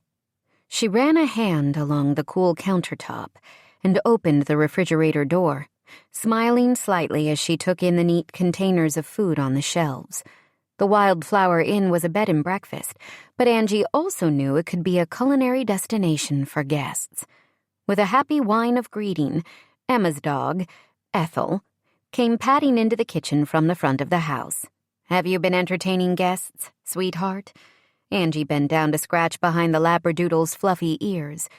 Drew had been asking for a dog, or a pet of some sort, for months now, ever since he met Meredith Ventnor, the woman who owned and operated the local rescue, forever friends. Angie had said no without hesitation when they'd been in the apartment, not sure how she would add one more responsibility to her already long list of duties. Now it was an even less likely prospect, since they'd be living with her mother for several more months. One more option taken out of her hands. A grown woman, and she couldn't even choose whether to adopt a pet. "Are you and Ethel coming up with a plan for world peace?"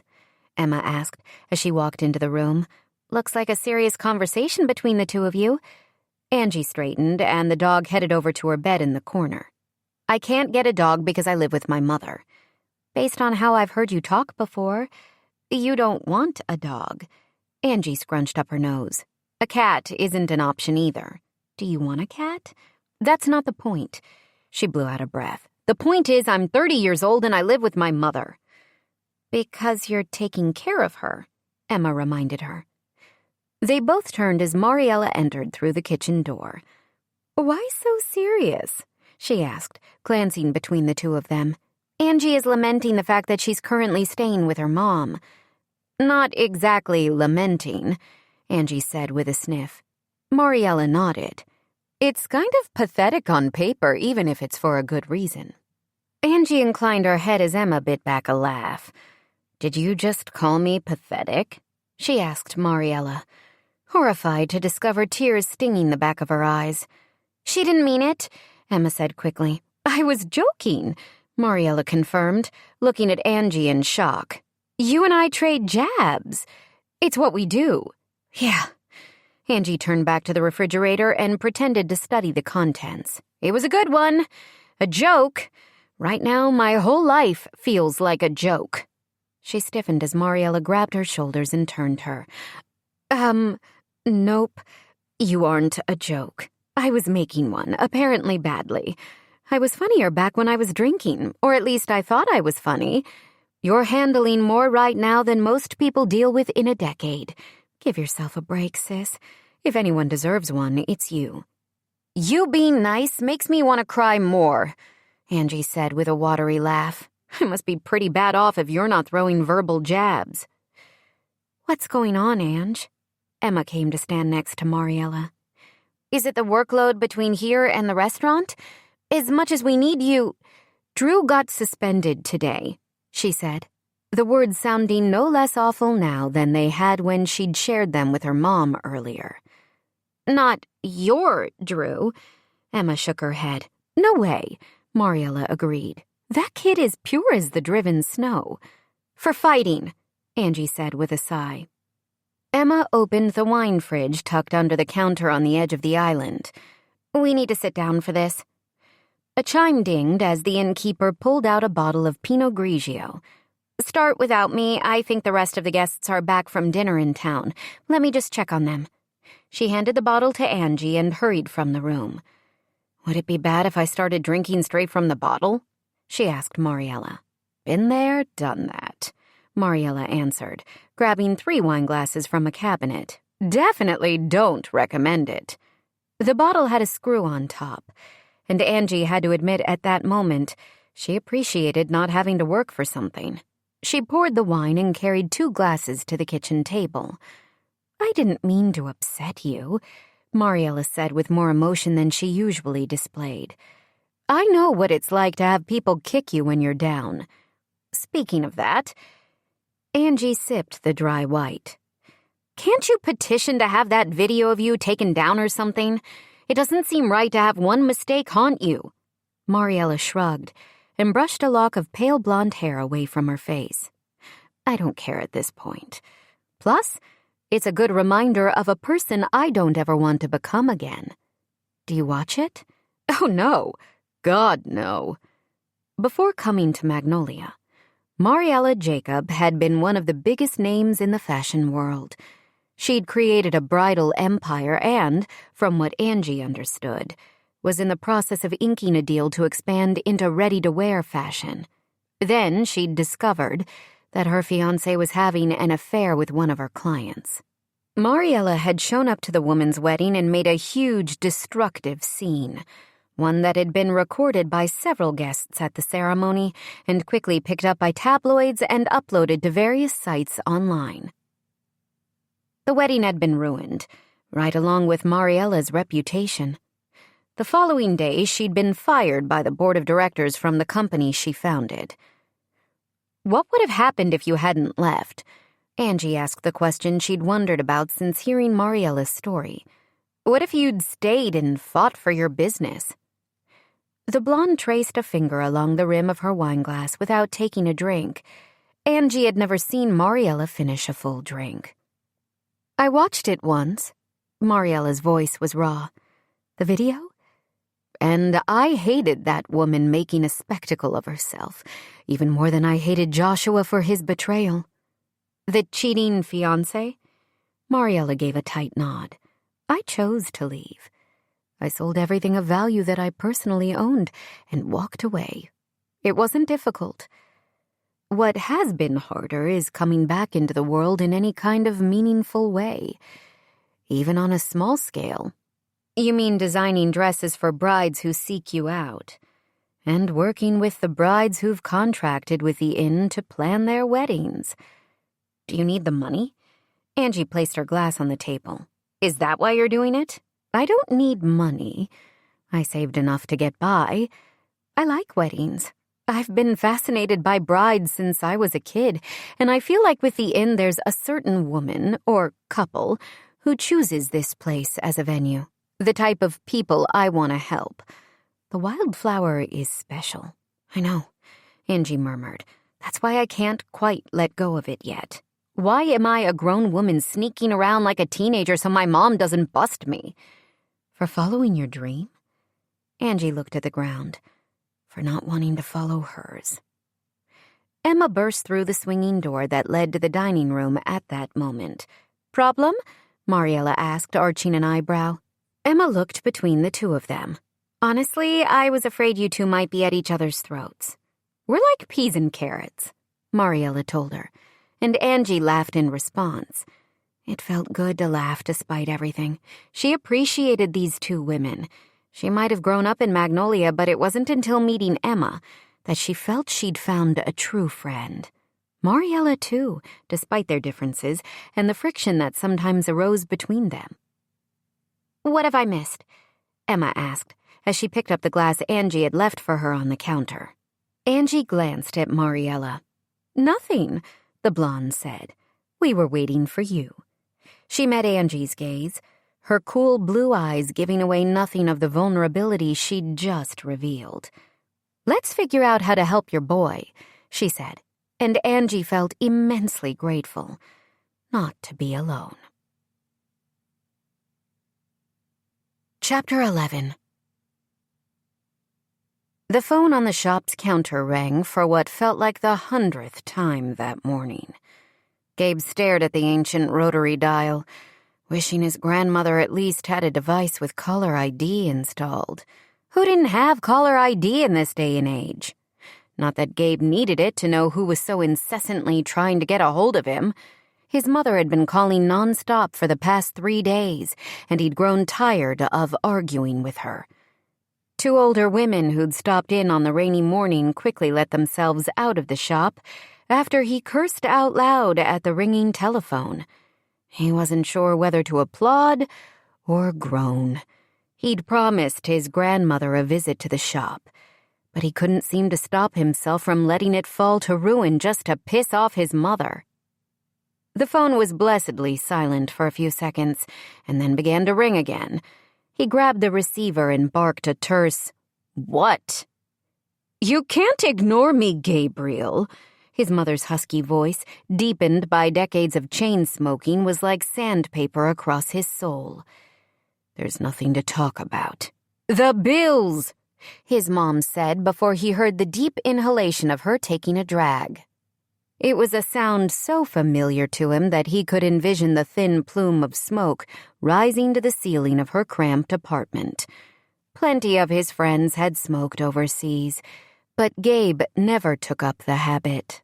Too many bad memories of his childhood, back when he'd been worried about his mother's health, when he'd pour water over her precious packs of Marlboro Lights, risking her wrath in some unrequited hope that she'd finally stop with the cancer sticks. "I'm taking care of upkeep on the store and Gran's house," he answered, keeping his tone neutral. "Plus paying for the facility. There's no frivolous spending going on." No way would he give her the satisfaction of knowing how much she upset him. "You're paying her bills with my money." "With Gran's money." "Put her in a cheaper place." "No." He wasn't going to explain again how Shady Acres was the best facility within 50 miles of Magnolia, or the fact that Iris had friends who lived there, and people she knew in the community who visited. He knew his grandma hadn't planned to remain long-term in the nursing home, yet he couldn't see a way that would change. When he'd first arrived in Magnolia, she'd told him that she expected to be released at any moment. But it had become apparent that she wasn't in a place to take care of herself or the shop, and although it was clear she struggled with the decision, Iris had agreed to become a long-term resident. He still held out hope she'd recover enough to return to her house. "Do you know how much Shady Acres costs per month?" "Insurance covers most of it," he countered. "Gran's savings are good for the rest." "She's going to drain it so there's no inheritance left for me, other than that stupid flower shop, the one you're supposed to be taking care of. I called Mary Ellen Winkler, Gabe. She told me you haven't even decorated for Christmas, and that sometimes you scare away customers. Are you trying to run the place into the ground so the business fails before I get it?" "I've made a few updates. Besides, you don't want it, Mom." "I want the money I can get from selling it." "Gran doesn't own the building." "The business is worth something," his mother insisted. That was true, and Gabe had been determined to rejuvenate it when he'd first come to town. At that point, he'd felt he was making it better for his grandmother's benefit, so she would return to a thriving storefront. He'd filled the place with plants and flowers, because he knew Iris would be happy surrounded by so much flourishing green. Then his mother had called for the first time. He'd thought she wanted to check on Gran, but he should have known better. After all, this was the woman who'd accepted money from him, wired when he was abroad still on active duty, to travel from her home in New Mexico to Magnolia in order to be with his grandmother after her surgery. But she'd never come to Magnolia.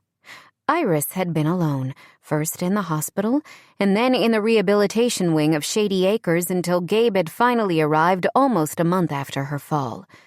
Okay, it might be an exaggeration to say she was totally alone. She'd lived in the small town for over half her life and had many close friends. People loved her. But there had been no family. Gabe and Poppy were her only family. Now his mother was hinting that she anticipated her own mother's death so she could claim an inheritance, and that the money coming to her was more important than Gran's quality of life. "I'm going to go, Mom," he said flatly. "If you want me to keep the business going so it's worth something to you, I need to work." "I want her moved to another facility," his mother told him, and his stomach churned with acid. He'd met with his grandmother's attorney, Douglas Damon, shortly after arriving in Magnolia, but still knew very little about Iris's will. He'd been granted power of attorney, but if his mom decided to challenge him, it could get messy. Gabe didn't have time for messy. "Let's get through the holidays," he said, forcing fake cheer into his tone. "I'll talk to the people at Shady Acres about the money, and if we can't work something out, I'll look at other places." That was a bald-faced lie. If his grandmother was happy at the home, he'd do anything to keep her there. He also wanted to get Poppy off his back. "We used to be a team," his mother said. "We were never a team," he thought. "I love you, Gaby." Yeah, now that she thought he was giving her what she wanted. "Goodbye, Mom." He hung up and fisted both his hands in front of him, trying hard to resist the urge to punch his fist into a wall or hurl a ceramic pot across the store, anything to get rid of some of the tension curling inside him. Except he'd just have to clean up the mess, and he had more than his share of those at the moment. A feminine throat cleared behind him, and Gabe whirled to find Angie standing just inside the shop's entrance. "You didn't hear me come in," she said, as if that wasn't obvious. "How much did you hear?" She lifted one shoulder. "Enough from your end to understand why you've let this place go the way you have?" She stepped forward, one long finger trailing over the leaf of a poinsettia. "I don't remember ever meeting your mom during the summers you stayed with Iris." "Probably because she barely pulled to a complete stop before pushing me out the door." Angie was in her normal uniform from the restaurant, a crisp white button-down and slim black skirt. He imagined she'd left the green apron that completed the ensemble back at Il Rigatone. "Trust me, I'm not complaining. I loved summers here with my grandma and dreaded the day my mom would return to collect me. Sometimes I wished she'd just kept traveling." "Why do you look like a waitress today?" She sniffed. "Because I am one today. Annie took the day off to take her daughter shopping up in Raleigh." "Is there anything you can't handle?" he asked, feeling his mood lighten ever so slightly. "This list is long," she answered. "Can you fight your mom for ownership of the shop?" Cue the return of the black emotions. "I don't know that I want to. The whole purpose of me taking care of things was to make them better when Gran returned. I'm still hoping she can. But the problems with her memory since the accident concern me. Some days it's good, but others are a struggle." "I saw you here in the summer, Gabe. You were having fun with the shop, and that didn't have anything to do with your grandma. What changed other than your mom's interest in the store?" "That's plenty." "You promised your grandmother that you'd bring her here for the holiday shopping event." "I know." "So," she gestured around the shop's drab interior, "you have to decorate. That's why I'm here." She glanced at the oversized watch that encircled her wrist. "Only for a minute, actually.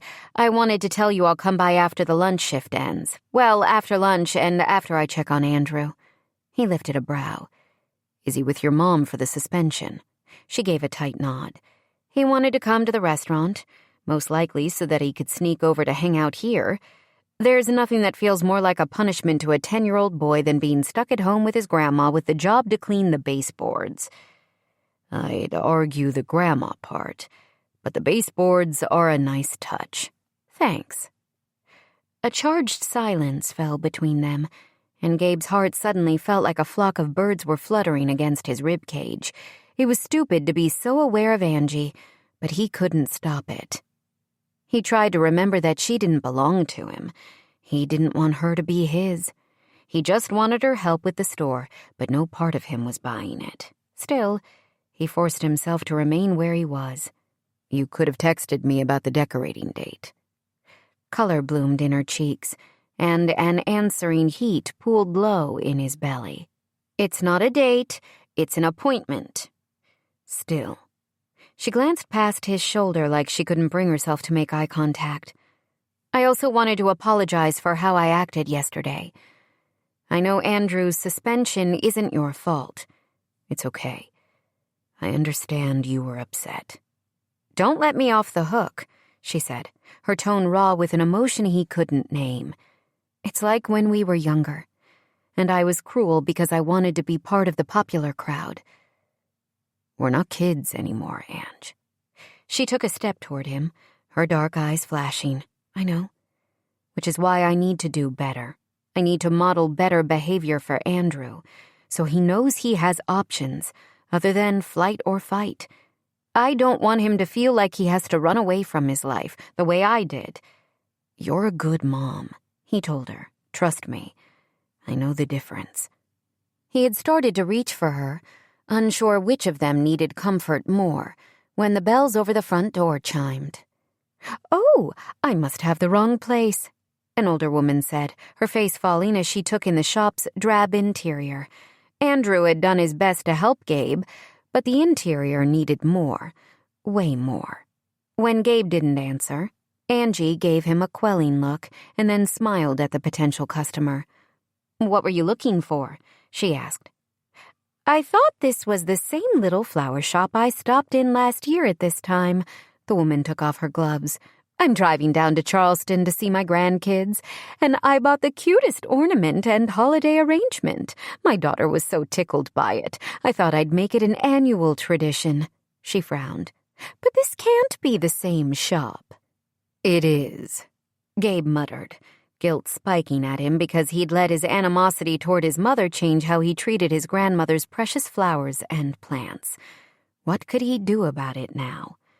We're behind on getting our Christmas stock on the shelves, Angie explained, like the store belonged to her as much as it did him. The owner had a bit of a crisis. She flicked a glance toward Gabe. The store will be transformed by this weekend. The customer perked up. That's good to know. I'm visiting my girl for a few days, then driving back. I could stop in on my way home at the beginning of next week. We'd love that, Angie assured her. Gabe would love no such thing, but didn't argue. You might even consider bringing your daughter for a visit and staying overnight in town. Angie pulled a business card out of the pocket of her skirt. The town is having an art walk and shopping event on Friday. All of the shops will be offering promotions and specials. You can do your Christmas shopping right here in Magnolia. Plus, there's a new inn, the Wildflower, that opened this past summer. She handed the woman the business card. It's amazing. She should know.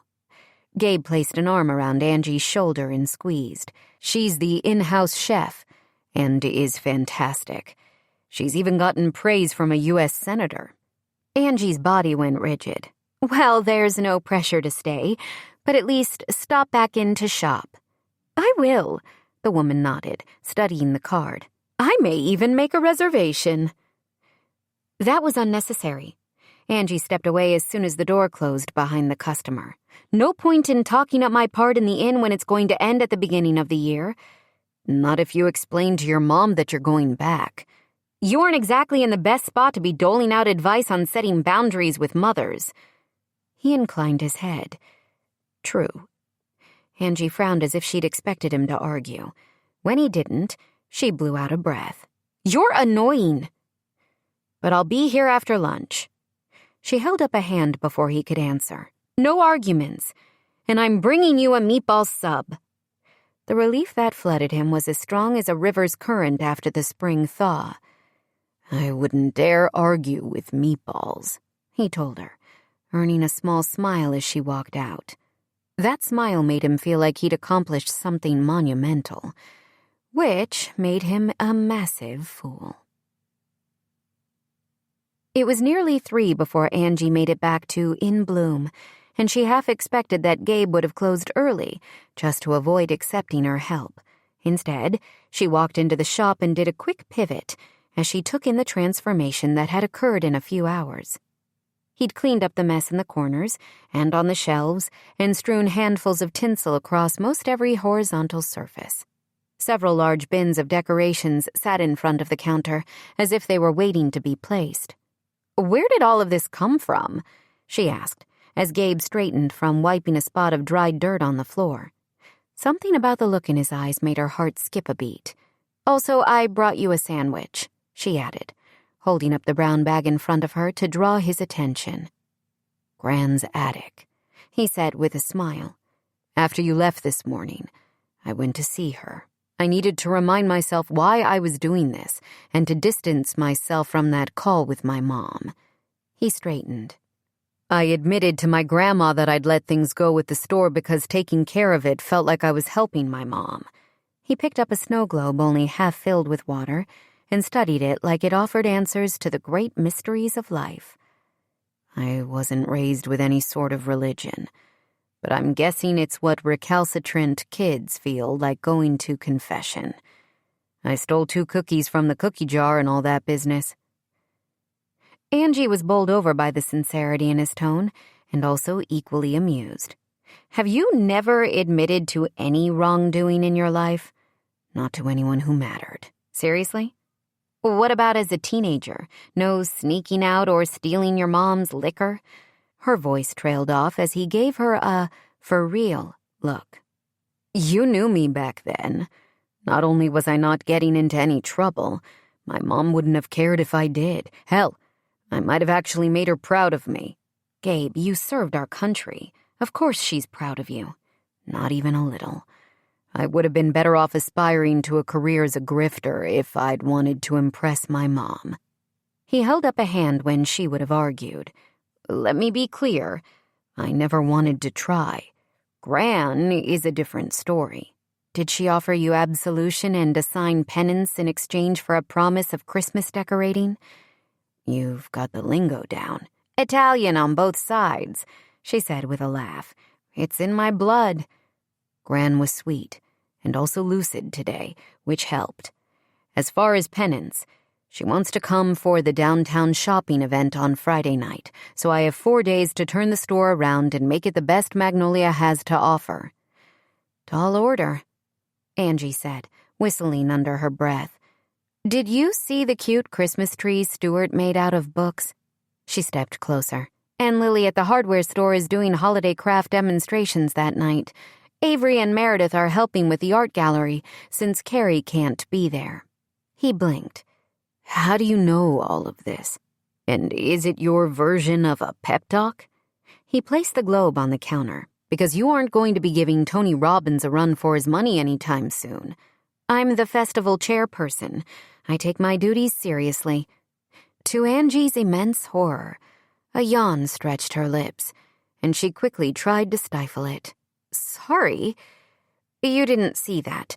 Let's get going on these decorations." "We're the festival chairpersons," he reminded her, then reached out and took her hand. She was so shocked by the gentle touch that she allowed herself to be led around the counter and into the back room. "You're supposed to share the responsibility with me," he said, "not take on everything by yourself. You found the space for the dance. That's plenty. That was nothing, and we both know it. Dylan Scott is to thank for that, or really Carrie, since he'd do anything for her. They're a cute couple." "So are we," he said. "Everyone thinks so." "We aren't a couple." Heat spiked through her, followed quickly by a cold rush of anxiety because her body reacted to those words, even though she knew he meant them as a joke. "We're still cute." He released her hand and pushed her down onto the small love seat that was shoved up against the back wall of the office. "What are you doing?" "Giving you a break," he said conversationally, as if it were the most normal thing in the world. "When was the last time you had one?" "I take breaks," she argued. "Tell me the last time." "I took a break when my mom had her heart attack," she said, then wrinkled her nose. "What did you do on that break?" "I took care of her," she admitted. No need to gloat. "I'm not gloating." He pulled up a wooden stool and sat in front of her. Then he lifted her foot into his lap. Angie had already started to relax into the small couch's soft cushions, but immediately stiffened and tried to jerk away her leg. "What the—" "Relax," he told her, and flipped off the clog she wore during waitressing shifts. "Let me take care of you, just for a few minutes." "Don't you have boughs of holly to—" She broke off with a moan of pleasure as he pressed his thumb into the bottom of her stockinged foot, kneading the arch. "Oh, that's nice." "Relax," he said quietly, and, despite her misgivings, she did. How could she do anything else when his hands worked their magic on her sore feet? There was nothing overtly sexual about the touch, but it felt intensely intimate just the same. "There was an issue with Gran's decorations. She has too much mistletoe?" Gabe's gaze took on a wolfish gleam, and Angie did her best not to squirm under it. Just the right amount of mistletoe. But she had most of her newer decorations in the garage in cardboard boxes, some of which have water damage. I'm guessing that corner flooded during the huge storm this summer. I was so busy shoring up the house that I didn't realize it. So now I'm left with the older stuff I found in the attic. Most of the decorations look like they date back to circa 1970-something, or even older. I guess I can drive up to one of the big box stores in Raleigh and load up on decorations before Friday. I don't think kitschy retro is the theme most businesses in Magnolia focus on for the holidays. Hell, I'm not sure what people do with strings of silver or color wheels. Angie smiled. That's tinsel. My mom always complained that it multiplied worse than Easter grass. I understood about a tenth of what you said there. Gabe paused in the act of lifting her other leg into his lap. You just keep up with the massage. Angie rubbed her hands together. I think we can work with what your grandmother has on hand. A retro Christmas theme with all of her vintage stuff. Think about how happy it will make her to step back in time and see all decorations she's collected over the years. He stared at her for a long moment, then looked down at her feet again. She noticed that his fingers trembled as he massaged. Gabe, what is it? She pulled her legs off him and slipped back into her shoes. What's wrong? If you want to get new... She'll love it, he said gruffly, and she could hear the emotion in his voice. Despite his size, the scruff covering his jaw and his obvious strength, she suddenly had a memory of the sweet, sensitive boy she'd met all those summers ago, the one who seemed uncertain about everything other than how much he loved his grandmother. Then we'll make it perfect for her. Angie reached forward and cupped his face in her hands. She held steady until he finally met her gaze. This isn't about your mother or the future. It's about you and your grandmother. Thank you, he whispered, and Angie realized there was no place she'd rather be than in this moment, decorating for the holidays with Gabe Carlisle. Chapter 12. By the time Friday night came, Angie was running on adrenaline, caffeine, and very little else. The week had been a whirlwind of activity. The afternoon at the flower shop, she'd spent several hours helping Gabe with his grandmother's vintage Christmas knickknacks and trimmings. He'd turned the shop's sign to closed, put on a classic holiday playlist, and they'd unloaded all of Iris's decorations. From families of plastic snowmen to an original color wheel to boxes of tinsel, to transform In Bloom into a retro festive extravaganza. Time had flown by in the blink of an eye. She'd gotten used to the hours dragging at the restaurant, a thought that left her unsettled and a little melancholy. Unpacking boxes of glass ornaments had brought back memories from when her dad used to close down the restaurant for a few days over Christmas and drive up the coast in the old minivan to visit her Nonna in Connecticut. She remembered her parents laughing and singing carols, alternating between English and Italian, while her brothers played on their Game Boys in the third row of the big Suburban. Angie loved to look out at the houses she could see from the interstate and draw designs on the car windows when they frosted over. At that point, she couldn't have imagined living anywhere other than Magnolia. Sorrow lanced across her heart at the memories of how much her father had loved this time of year.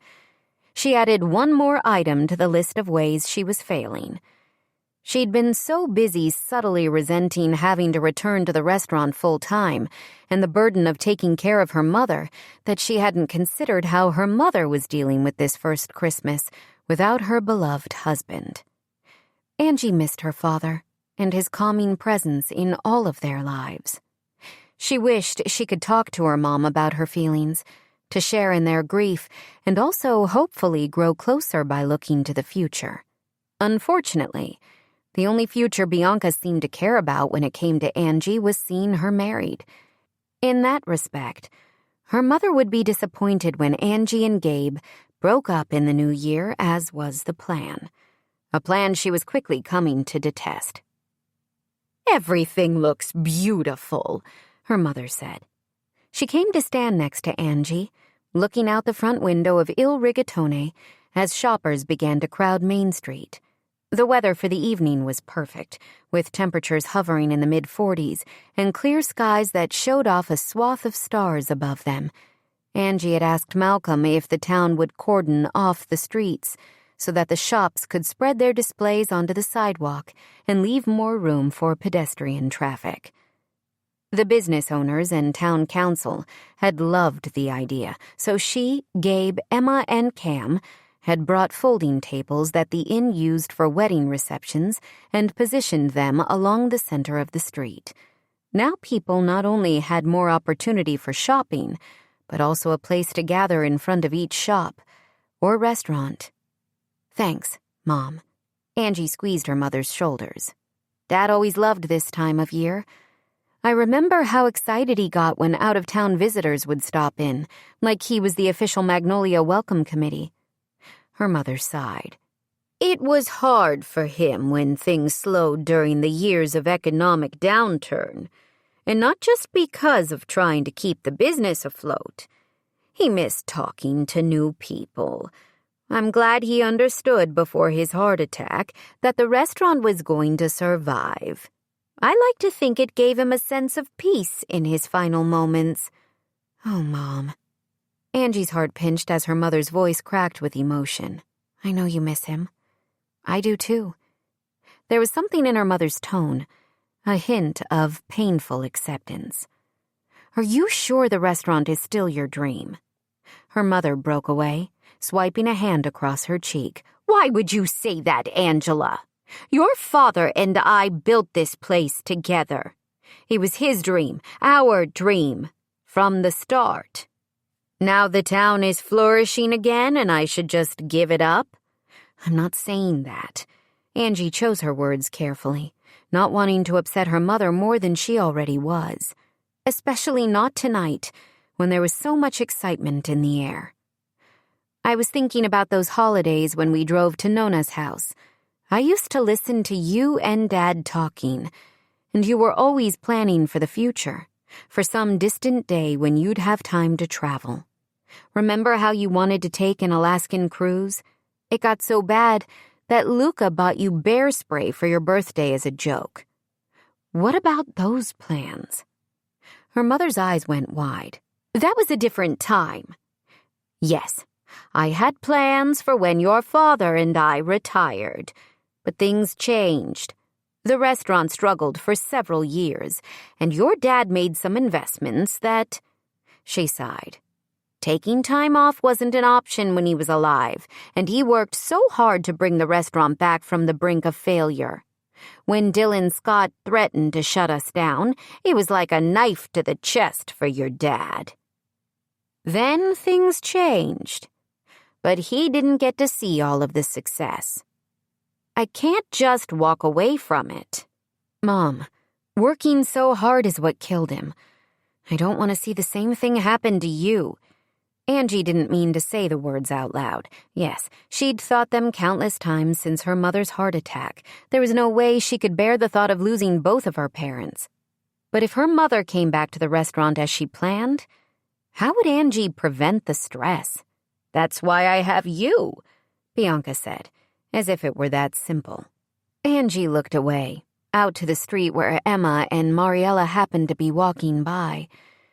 She was supposed to go to the inn later for another round of prepping the food for a Sunday baby shower. Emma had installed a small-scale gourmet kitchen in the cottage she'd renovated that sat on the edge of the inn's property, and Angie had been sneaking over late at night to manage her culinary duties. She didn't want to keep Emma or her guests awake, but she also couldn't use her mother's kitchen to test recipes for the upcoming weddings she was catering. 2 events, 2 weeks in a row. The first was the Saturday before Christmas, and the second would take place the following weekend just before the New Year. Of course, Bianca thought Angie was leaving at night to visit Gabe. How much different it would be to spend her nights in a handsome man's warm bed, being creative in a totally different way than with food. She nearly sighed at the thought. "Yes," Angie said, because how else could she respond? "You have me." Her mother frowned and studied her again. Angie pasted on a bright smile. "I'm going to head over to In Bloom to check out Iris's reaction to the shop." At the end of the night, Mayor Grimes would announce the winner of the voting for the best decorated shop. That winner would receive special ad placement on the town's main website and social media sites for the remainder of the holiday season. "I'll see you there," her mother said, glancing over her shoulder. "I want to check in with Dominic." "Mom, you're supposed to be enjoying this night as well, not trying to come back to work." "Dom has been with us for over a decade," her mother tisked softly. "He's a friend as well as an employee. I'm going to visit with my friend." Angie walked out of the restaurant and took a deep breath of the cool December air. She could smell the popcorn from the machine the hardware store had set up just outside its entrance and saw a line already forming in front of Sunnyside, where she knew Mary Ellen would be serving her famous hot chocolate and s'mores cookies. There was a cheer to the air, an excitement that made Angie almost want to turn and run the other way. She didn't want to dampen anyone's spirits, and it was getting harder to keep up her energy on all fronts. Every moment she spent at the restaurant felt heavy, like the checked tablecloths were going to suffocate her with the weight of responsibility. She pulled her jacket more tightly around her and commanded herself to get it together.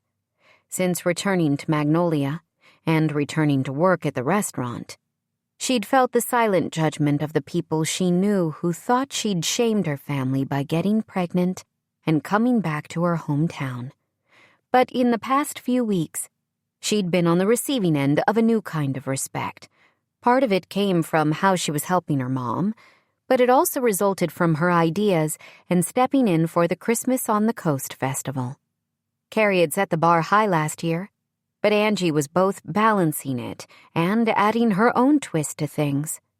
She wasn't sure why something as inconsequential as a few weeks of festive holiday fun meant so much, but they did. With a deep, cleansing breath to rid herself of her melancholy, she headed across the street and toward the bakery. Mary Ellen always gave cookie samples, as well as chai tea latte shots during the holidays, and Angie figured the little liquid pick-me-up couldn't hurt. She'd only made it a few steps before she was wrapped in a warm hug from behind. "This is amazing," Emma said, resting her chin on Angie's shoulder as she turned both of them so that they were facing the lit street, bustling with shoppers and small crowds of friends. "You are amazing." Carrie did most of the work to set it up. Angie answered automatically. It's the line she'd been using all week whenever someone tried to compliment her. It didn't feel right to take credit that shouldn't belong to her. Emma only hugged her harder. "This is me. I know better than anyone how many last-minute details there are to make an event like this look so effortless." "It does look good," Angie sighed. "Maybe there's one area of my life that isn't falling to pieces." "We can find someone to help with the inn over the holidays," Emma offered without hesitation. "Not as good as you, but no." Angie turned to face her friend. It didn't matter if she had to mainline caffeine for the next several weeks. She wasn't giving up. "It's fine. I'm fine." "Fine isn't good enough," Emma said softly. "It is for now, and tonight, I'm amazing. Let's get some sugar." "A quick stop at In Bloom first?" Emma asked. "I want to pick up a few sprigs of mistletoe for the inn. We have some honeymooners coming in this weekend, and I thought it would be a fun touch for them." "Sure," Angie agreed, her gaze snagging on a group of kids she recognized from Andrew's school as they headed toward the flower shop. Her son wasn't among the group, but she saw the boy he'd fought earlier that week. The kid still had bruising under his eyes, a fact that made Angie wince. No doubt Johnny's mom was regaling her friends with tales of the fatherless Guilardi boy who needed someone to rein him in. "Still better than fine?" Emma asked with a sidelong glance. Angie shook off thoughts of bullies and town gossips. Tonight was about a successful event. "Amazing," she confirmed. "Just like In Bloom." Emma flashed a grin as they approached the shop, which was adorned with snow-flecked garland and bright red ornaments. "It looks like how my grandma used to decorate." Her smile widened. "My grandma on my dad's side, anyway. My mom's family always had professional people to take care of the holidays, but my Grammy did it all herself, just like this." These are Iris's original decorations.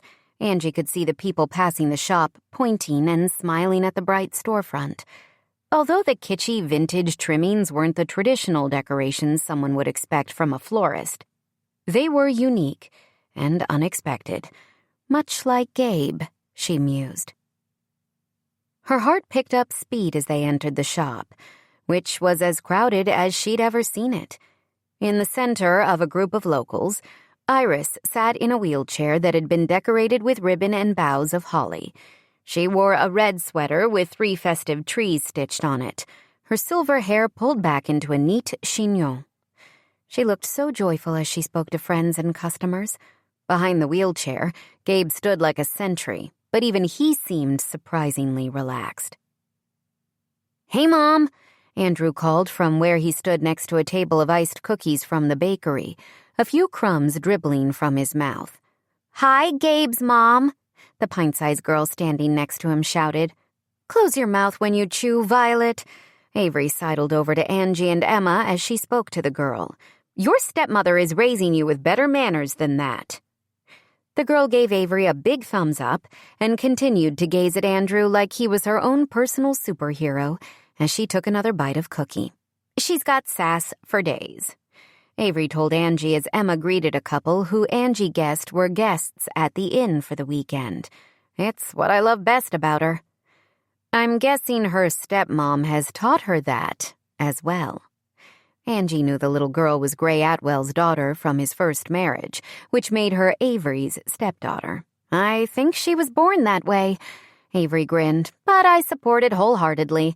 Although, remind me of that when our kids are teenagers. I might regret it then." I can't imagine Drew as a teenager. Angie's heart flipped at the thought of her boy at that age, and then fluttered for a different reason as Gabe waved to her. There was no mistaking the warmth in his gaze, and it made her toes curl with pleasure. "Andrew's going to be a great teenager, I'm sure, just like he was this week. It's a bummer about the punishment, but I'll tell you Violet has a regular case of hero worship at the moment." Angie turned to face Avery more fully. "What are you talking about?" She guessed it had something to do with the scene on the playground earlier that week, but she couldn't imagine how Drew fighting another boy who teased him about his lack of a father could make him a hero to Avery's girl.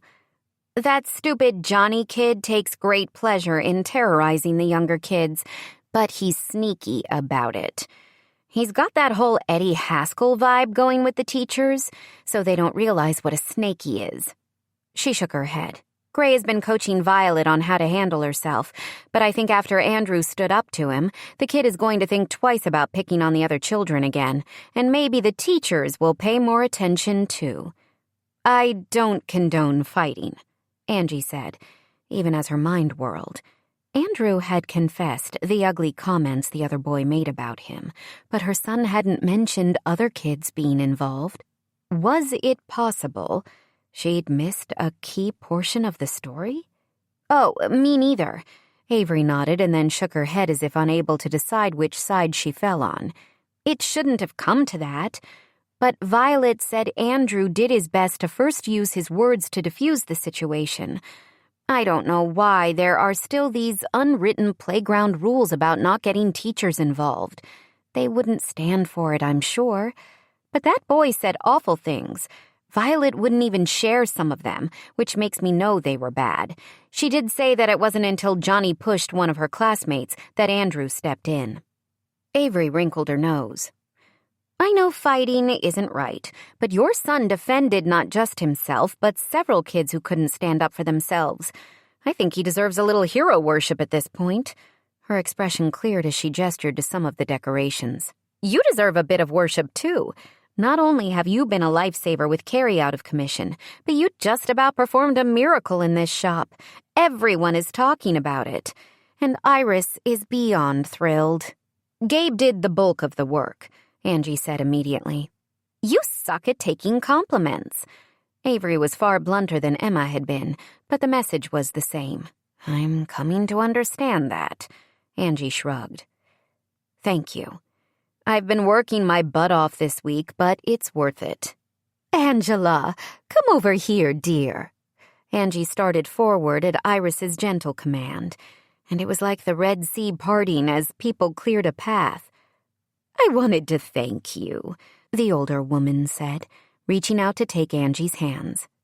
"And not just for my gorgeous nails." Angie made a show of studying the older woman's gnarled fingers.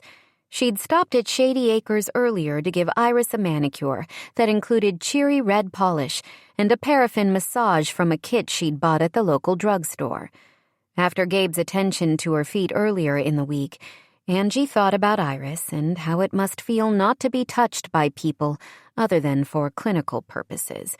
Not that Angie had a lot of physical attention paid to her, but even at the ripe old age of 10, Andrew would sometimes snuggle up on the couch to watch a movie, and he always wanted a goodnight kiss and hug from both his mom and his grandmother. So Angie had spent an hour she didn't really have massaging Iris's hands, and then painting both of their nails. She'd hoped it would make Iris feel special. "Your nails are as festive as you tonight," Angie told her. "Your grandson did an excellent job with the shop as well." "With your help," Iris said, glancing up at Gabe and then back to her. "The two of you make a wonderful team." Yes, they did, she thought, more than she would have liked. "I was honored to help." She squeezed Iris's hands once more and stepped to the side, aware of everyone's attention on her. Should she move closer to Gabe or keep her distance? She had to remind herself that they had a pretend relationship to maintain, and her feelings weren't supposed to be real. Heat crept into her cheeks as she smiled at Gabe and moved closer to him. He studied her for a long moment, like he was as unsure as she was about how they should handle this very public moment. Then he took her hand and linked their fingers together. The touch both energized and grounded her. "You're under the mistletoe," Iris said as she pointed toward the ceiling. Angie glanced up to see a sprig of mistletoe dangling above the two of them. She should have realized it was there. After all, she'd helped to hang it, and she'd delivered similar boughs to other stores along Main Street, spreading a bit of holiday cheer from In Bloom. It had been nearly a week since he'd kissed her. All that time they'd spent together decorating, and he hadn't made one move to draw her close. The worst part was she'd wanted him to. Oh, how she'd wanted that. Even though it was stupid and pointless and would only lead to complications down the road. At least one of them was mindful of keeping their relationship on a level where it was only on display when it mattered, when they had something to prove. Which Gabe apparently did now because he released her hand and lifted both of his to cup her face. His gaze was the color of an angry sea tonight, proof that his mood was just as stormy. "You can't argue with mistletoe," he said with a secret half-smile, and then he pressed his lips to hers. It was as if the people in the store disappeared in an instant, and only the two of them remained. Angie couldn't have focused on anything else if she'd tried. Gabe took over, his touch an assault on her senses. His mouth was warm and gentle. He didn't go overboard with the kiss, but it was more than a simple peck. It was a kiss that gave a message. And the message was clear enough in Angie's mind. Mine. He ended the kiss too soon. It was just for show, after all. And Angie locked her jelly knees before she did something stupid, like stumble into him. "Blame it on the mistletoe," someone called out, and Gabe offered a smile that looked suspiciously like one of a cat who'd just feasted on the canary. Angie forced a breezy laugh, then turned away to talk to some of the locals she knew in the store. After a few minutes of fielding questions about her mom's health and the plans for the holiday dance, which apparently was already generating great interest within the community, she excused herself and made her way to where Andrew still stood near the cookie table. Violet Atwell glued to his side.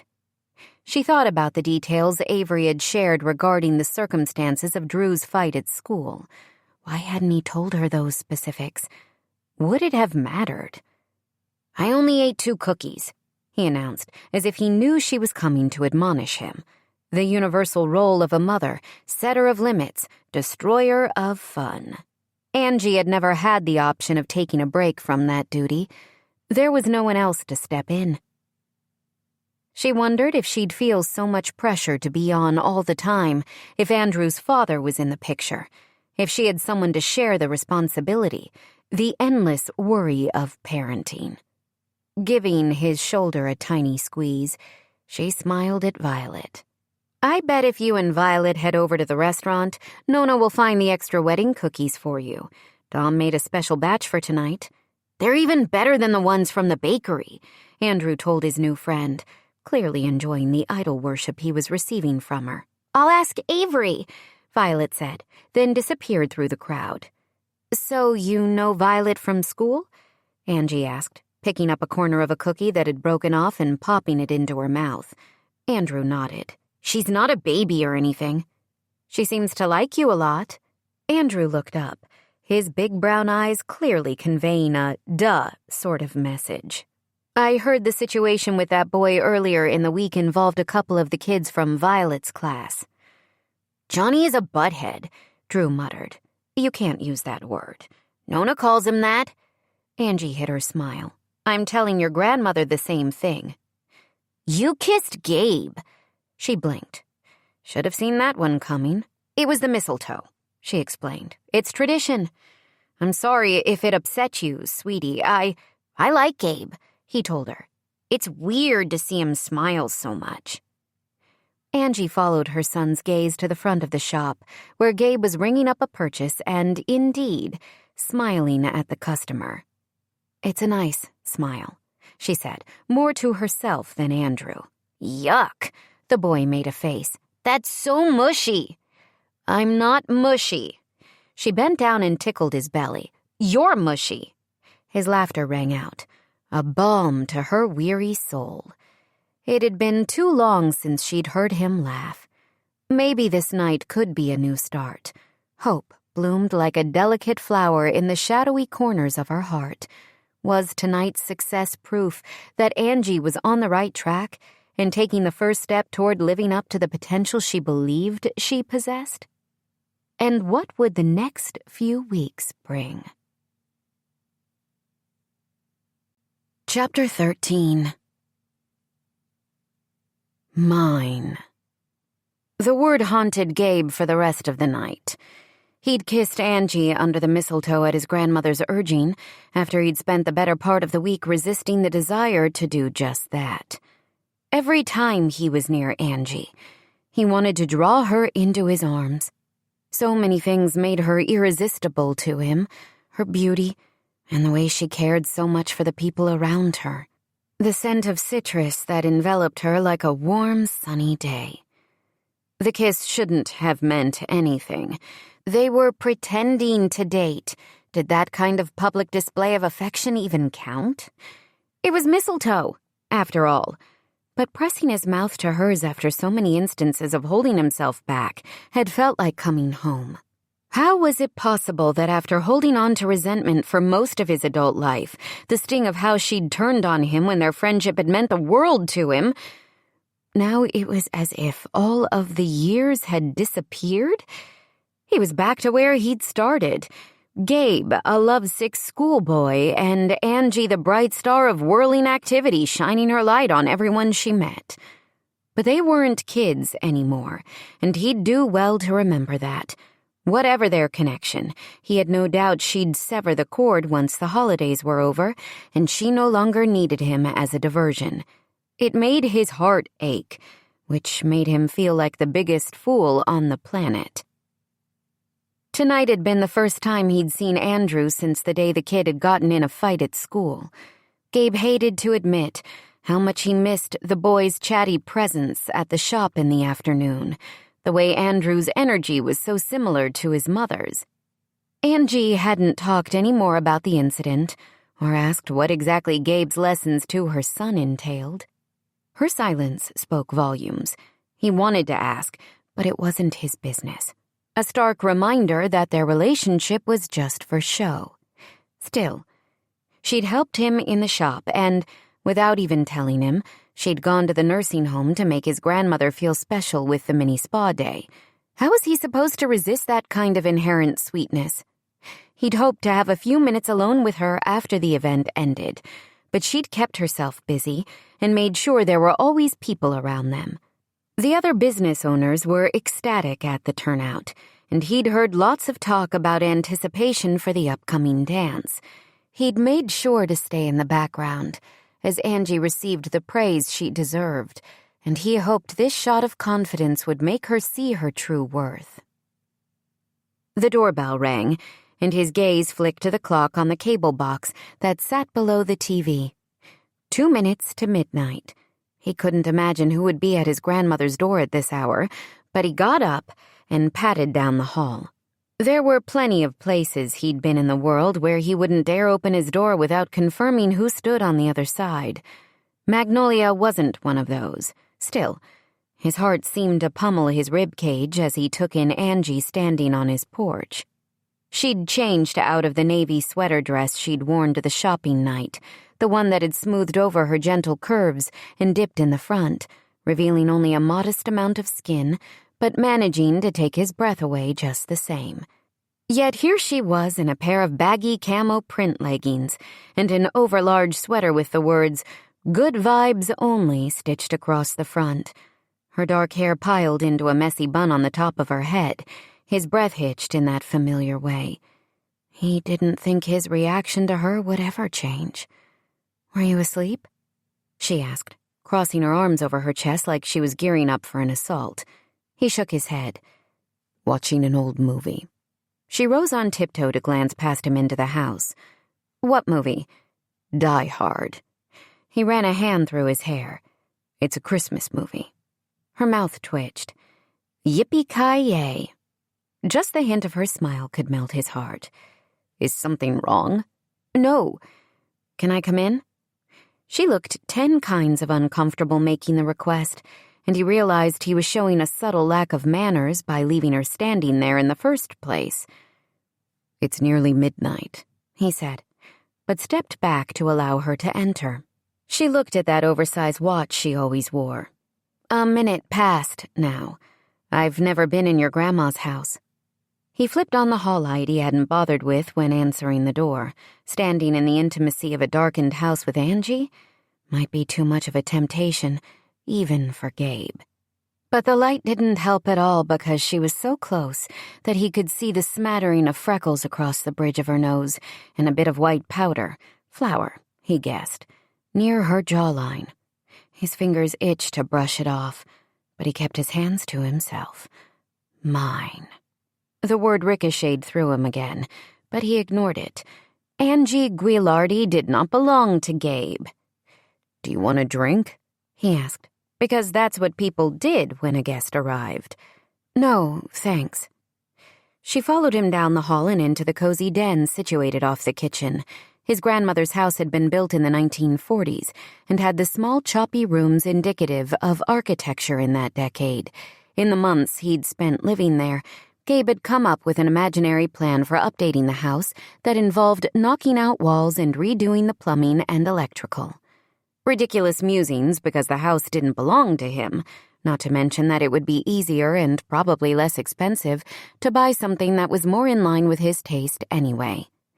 Grand's decorating style consisted mainly of floral wallpaper and delicate lace doilies covering every surface. Still, if he had the opportunity, he'd make this house his own. It was the only place that had ever felt like home to him. Plus, the greenhouse and gardens out back were incredible. The television glowed blue in the darkness, and then burst into a bright yellow shine when Bruce Willis blew up something. Gabe reached for the lamp on the side table, but Angie's hand on his arm stilled his movement. "Leave it," she said, then took a seat on the sofa, patting the cushion next to her. "I haven't seen this movie in ages. Look at how handsome he was back in the day." unsure what to make of her appearance at his house, like they were old friends who'd made a plan to hang out in the wee hours of the night. Gabe lowered himself next to her, careful their bodies didn't touch. He'd learned plenty about self-discipline during his years in the military, but even he had his limits. They watched the movie in silence for several minutes, but Gabe wasn't paying a bit of attention.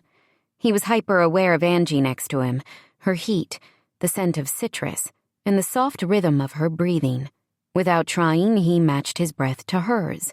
Slowly his heart stopped feeling, as though it was attempting to fling itself out of his body. Maybe this was what normal people did. "I'm supposed to be here tonight," Angie said during a lull in the action. He kept his gaze on the TV. "Yeah? When we finished downtown, I had to go to the inn and prep food for a bridal shower tomorrow," she explained. "My mom thinks I leave at night to come over here." "How often does that happen?" It wasn't exactly a surprise.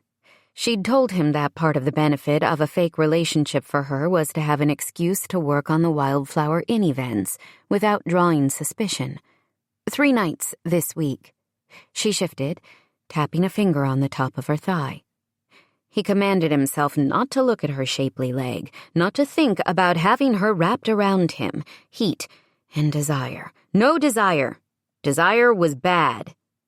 "No wonder you're exhausted," he said. And now he did look at her. "Wait, did you come over here for another foot massage?" Out of the corner of his eye, he saw her shake her head, and he waited. There was something more. The air around them crackled with anticipation, like a tree in the early morning hours of Christmas, before even the most dedicated of children had woken from their fitful dreams. The kiss in the shop tonight. His breath hitched. She was going to tell him to keep his grubby paws to himself, or at the very least to limit their public displays to a few perfunctory kisses that would make people believe the ruse.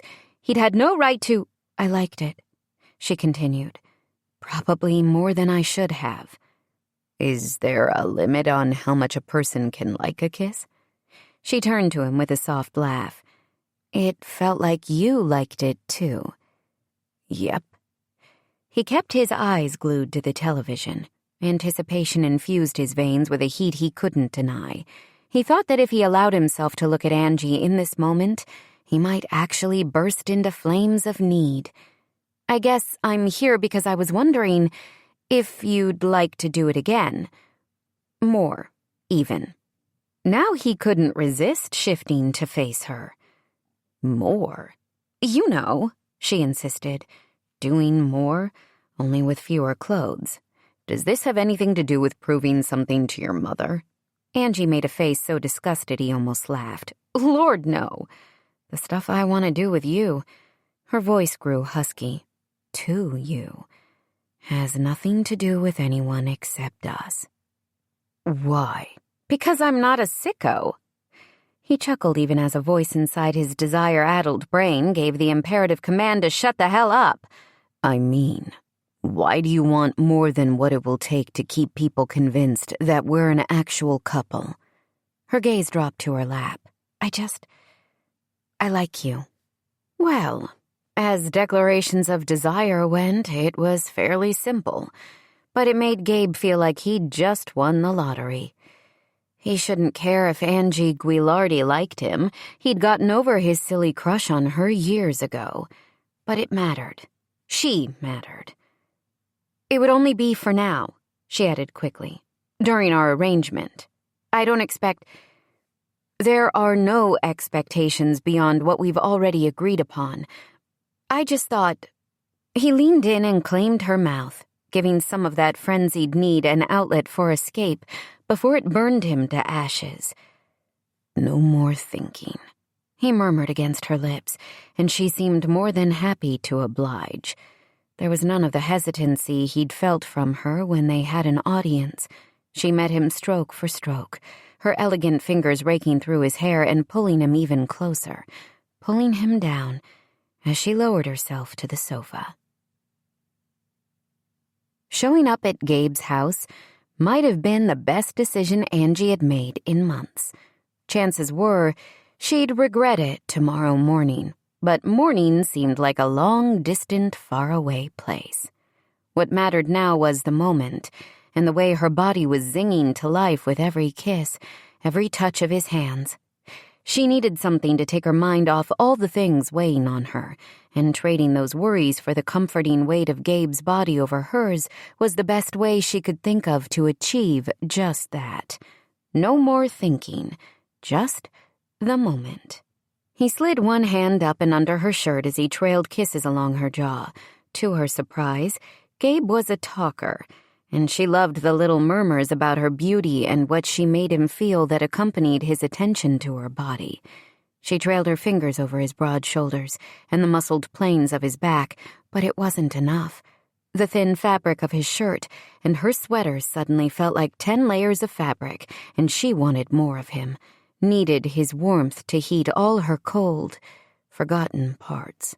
As soon as she tugged on the hem of his shirt, he levered himself off her and yanked it over his head. Oh yes, that was much better. The muscles of his arms bunched as he held himself over her once more. She'd known he was fit and had guessed at his muscled physique, but seeing it with her own eyes made her limbs grow heavy with desire. His mouth quirked at one end, and at the same time his cheeks colored a brilliant shade of pink. "You're blushing," she told him, using her elbows to prop herself up on the cushion behind her. "I don't think anyone has ever looked at me the way you are." His grin widened. "I like it." Maybe Angie should feel embarrassed that she'd been caught ogling him, but at this point she could not have cared less. She might not be the most confident in her life choices, but she was no shrinking violet. It had been a long time since she'd been with a man, and she couldn't remember ever wanting someone the way she did Gabe. There was no apology or shame in that desire, and she knew he was telling the truth. He liked her asserting control, and she liked him even more for that. She pulled off the sweater, leaving her in just the simple black bra she wore under it. If she'd planned better, she'd be wearing some lacy confection meant to entice her partner. But by the intensity of Gabe's gaze on hers, he was plenty enticed. He moved toward her again slowly, like he wasn't sure if he would scare her away. But her fear had been drowned out by desire, and had no place in what was between them now. He trailed kisses along the length of her neck, and she moaned low in her throat when his hands cupped her breasts, thumbs grazing over the hard nipples. Her head fell back against the cushion. It took too much strength to hold it up, strength she was using to keep herself in check so she didn't fall over the edge from just the simple touch of his hands on her breasts. Clearly, she was more desperate than she'd even realized. Or maybe it was Gabe and the way he seemed to intrinsically know how to touch her in a way that made her want to writhe with pleasure. She tried, and mostly failed, to stay patient and let him go slow with her. A part of her appreciated that he seemed content to take his time, slowly drawing his tongue across her bare skin before peeling the bra strap down her arm and drawing one hardened peak into his mouth. His tongue swirled around her, and her core pulsed with need. Now, she wanted to shout, more. Right now. But she was no green girl, and she'd had enough subpar experiences with the opposite sex to savor a man who knew what he was doing. He was still talking, more to himself than her, she thought. Words of praise and explicit whispers of what he wanted to do to her, with her. She was a big heck yes to all of it. "This couch is too narrow," he said suddenly, and she wanted to protest aloud when he released her. Apparently she waited too long to answer, because Gabe took her hands, pulled her up off the couch, and then lifted her into his arms. He kissed her as he moved, and it was a wonder he didn't trip over anything. "I can walk," she told him, tearing her mouth from his as he started up the stairs. Angie was tall and solid, not in any way the kind of woman men carried around like some kind of romance novel heroine of old. "If you think I'm letting you go now," Gabe said, taking the stairs two at a time like he hefted women into his arms all the time, "you haven't been paying attention to the last few minutes." "I was distracted," she said, and leaned in to nibble on his ear. He let out a hoarse grunt and wrapped his arms more tightly around her. She liked being held by him way too much. The hallway was dim, lit by a flickering nightlight at the end of the hall, but she could make out some kind of floral pattern wallpaper, and the scent of baby powder and butterscotch hung in the air. It reminded her that this wasn't his house. It belonged to his grandmother, and Gabe was here temporarily. That should have made her feel better. She'd told him she wanted something temporary. Somehow, the thought dimmed the light glowing inside her ever so slightly. Gabe paused just inside the bedroom door. "Are you okay?" he asked, shifting her so she had no choice but to meet his gaze. Angie hated the flicker of doubt she saw there, hated that he could probably see the same thing reflected in her eyes. She blinked it away and kissed him again, letting his spicy scent remind her of why she wanted this. But it wasn't just his smell or the heat of his body enveloping her. It was Gabe, and the fact that he could pick up on the slightest nuance of her emotions, and that he would pause and stop if she needed him to ask her about it, to make sure she was still with him. That made her all in with him. "I'll be better when we're both naked," she said, letting the need rise to the surface again. The look of outright adoration that flashed in his gaze made a shiver pass through her. He drew back the comforter and sheets and lowered her to the bed. What in the world was wrong with Angie that the fact that he made his bed meant something to her? In truth, too many things involving Gabe meant something. As he straightened to unbutton his jeans, she hooked her thumbs into the waistband of her leggings and pushed them down over her hips. His stormy hazel gaze never left hers as he stripped off the jeans along with the boxers, putting the evidence of how much he wanted her on full display. The way her core seemed to ache in response had her breath catching in her throat. He took a condom wrapper from his wallet and tossed it onto the nightstand. She automatically lifted her arms as he bent toward her, wanting to draw him closer, needing his weight on top of her like she was a ribbon in a hurricane-force wind, and he was the anchor that could tether her to this moment. He kissed her, or she kissed him. It was difficult to say who led this charge. All she knew was she was ready to lose herself, and she knew without a doubt that she could hurtle over the edge and Gabe wouldn't let her fall. She ran her fingernails along the taut muscles of his back, and he groaned in response.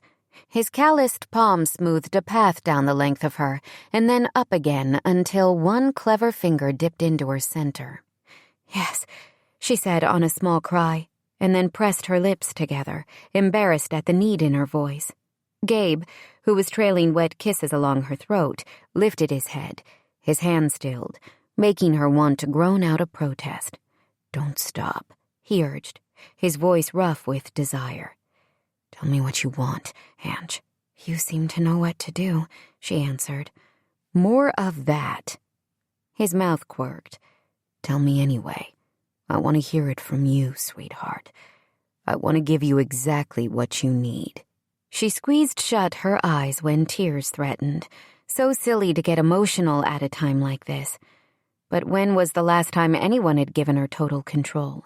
When someone in her life had been completely focused on her needs and wants? She couldn't remember ever feeling so powerful. It gave her the freedom to do exactly what he asked. In murmured commands, she told him how she wanted to be touched. She set the pace, more, yes, there, faster, and Gabe seemed eager to obey. He drove her to the edge of reason, and then over to a release more powerful than anything she'd ever felt. And just as she expected, he was there to catch her, holding her steady and pressing his mouth to hers as if he wanted to capture every one of her moans. Then he ripped open the condom wrapper, but she covered his hand, plucking the condom from his fingers and wrapping her other hand around his length. She stroked it once, twice, and felt a tremble shiver through him as his head dropped to her shoulder. "We're not going to get to the good stuff if you keep that up," he told her, his voice raw. She liked that she had that effect on him. "It's all good," she said. She rolled the condom onto him and then pushed him onto his back, straddling his lean hips. He looked up at her with those stormy eyes, and she lifted herself enough to take him inside her. He was a perfect fit. They began to move together, and it felt better than anything she could have imagined. His thumbs grazed over her nipples again, driving her wild with need. It could have been minutes or hours as she lost herself in the way this man made her feel. She tumbled into another release, stars exploding behind her eyes. Gabe's hips bucked again as pleasure claimed him. Then he wrapped his arms around her and whispered her name like it was the most beautiful word he'd ever heard. Angie wasn't sure what came next, but she curled into his embrace while he placed gentle kisses on her head, like she was precious to him. She understood that whatever was between them would change her, had changed her. From this moment on, Angie would never be the same. Chapter 14. Later that week, Angie waited near the loading dock at the old mill. Gabe had found a rental company about an hour away that was willing to donate a portable stage and parquet floor they could use for the big dance. She appreciated his dedication to the cause, although she felt strangely nervous around him again after the night spent in his arms. Neither had talked about the intimacy, and she was unsure where it left their relationship. All she knew for certain was she liked him way more than she should. The latest donation was a huge savings and would mean nearly $1,000 more could be donated to the local charity instead of using ticket revenue to cover their costs for the event. She'd visited Carrie yesterday to go over their progress on all of the Christmas on the Coast activities and felt so proud when the soon-to-be mom had cried happy tears at everything Angie and Gabe were accomplishing. That almost made up for the fact that she was relying even more this week on caffeine and sheer willpower as she continued to try to balance all of the things on her to-do list. A car door slammed, and she stepped to the edge of the open door, waving Mariella to that side of the building. The shop owner had offered to meet Angie today to help put together the stage and make a plan for decorating the large space. She had an intrinsic eye for design, and Angie appreciated not having to handle every last detail on her own. "This place is creepy," the cool blonde commented as she approached, pulling the sides of her camel-colored trench coat more closely around her. It amused Angie that Mariella thought she blended in with the small town of Magnolia. To Angie, her friend gave off big city fashionista vibes for days with her wedged-heeled boots and trendy tattered jeans. Although they still liked to tease and banter, for the most part, the animosity that had bloomed between them like an aggressive weed when they'd first met had all but disappeared. At this point, Angie couldn't even remember why the hostility had started, but she was relieved not to deal with it any longer. "Are you sure it's the right place for a holiday event?" Mariella mock shuddered. "I'm getting definite horror movie vibes." Dylan said they've just about inked the deal to lease the space to a sportswear company. This time next year, it will be unrecognizable. And with your help, we're going to transform it into a Christmas on the Coast winter wonderland. "What company?" Mariella came to stand next to Angie, obviously examining the empty mill with new eyes. "It's called the Fit Collective," Angie told her. "We met the new CEO. I think he's a friend of Dylan's or something." "Interesting. I know that brand. They make a quality product, but the founder went off the rails at one point, more out of control than me, even. She made a big deal about being a woman-owned business and then said some awful things about her female clients and whether they actually deserve to wear Fit Collective apparel, capped off with a tone-deaf remark about needing thigh gap to wear her leggings. "Oh, that's bad." Angie made a face. "I didn't hear any of the history." "The brand took a hit." Mariella tapped a finger on her chin. "I guess they're trying for a new start, or at least a second chance. I can appreciate that." "Does it give you any ideas?" Angie asked. "You design the most beautiful wedding gowns I've ever seen. You made women feel beautiful." Mariella's gaze took on a faraway look. "I liked that part of it. Women should feel beautiful." She bit down on her lower lip and glanced around before turning to Angie. "Can I tell you a secret?" Absolutely. I've started making dresses again, she said quietly, as if the words might echo off the walls if she spoke in a normal tone. You're going back to the fashion business? Your studio in New York City? No, Mariella said almost aggressively. I'm a one-woman shop. Is there money in that? Angie asked. Not exactly, her friend admitted with a frown. But there's more satisfaction than I would have guessed. I like designing, but I forgot how much I like the sewing part as well. My social life isn't exactly thriving, so working on one dress at a time gives me something productive to do at night. Because vegging in front of the television isn't an option? Mariella shook her head. Not for me. It's hard to be still. The only time I was good at it was when I was high or drunk, and I'm not going back there again. Oh, well, I guess that's a positive. I guess. Mariella agreed with a harsh laugh. Not all of us can be as perfect and strong as you. Angie made a show of glancing around. Who are you talking about? I'm not perfect. Far from it. You've seen me at some of my worst moments. Hiding behind a door at the inn to avoid my mom, sneaking out of our house at night even though I'm a grown woman. You have a pretty messed up version of strong and perfect if I'm your benchmark. Maybe perfect wasn't the right word, Mariella admitted. But I stand behind strong. You're a fantastic mom, debatable, and a wonderful, dedicated daughter. Did you miss the part about me sneaking around because I'm too cowardly to stand up to my mother? You're a good person, Mariella said, her tone going somber in a way that had the little hairs on the back of Angie's neck standing on end. I hated you for it at first. Angie wasn't sure how to respond, and so asked the first question that came to her mind. Is that why we didn't get along? I probably shouldn't have played into that narrative, but it was kind of nice to have an outlet, even misguided, for all of my anger. Before Mariella could answer, her eyes went wide with alarm like she'd seen a ghost.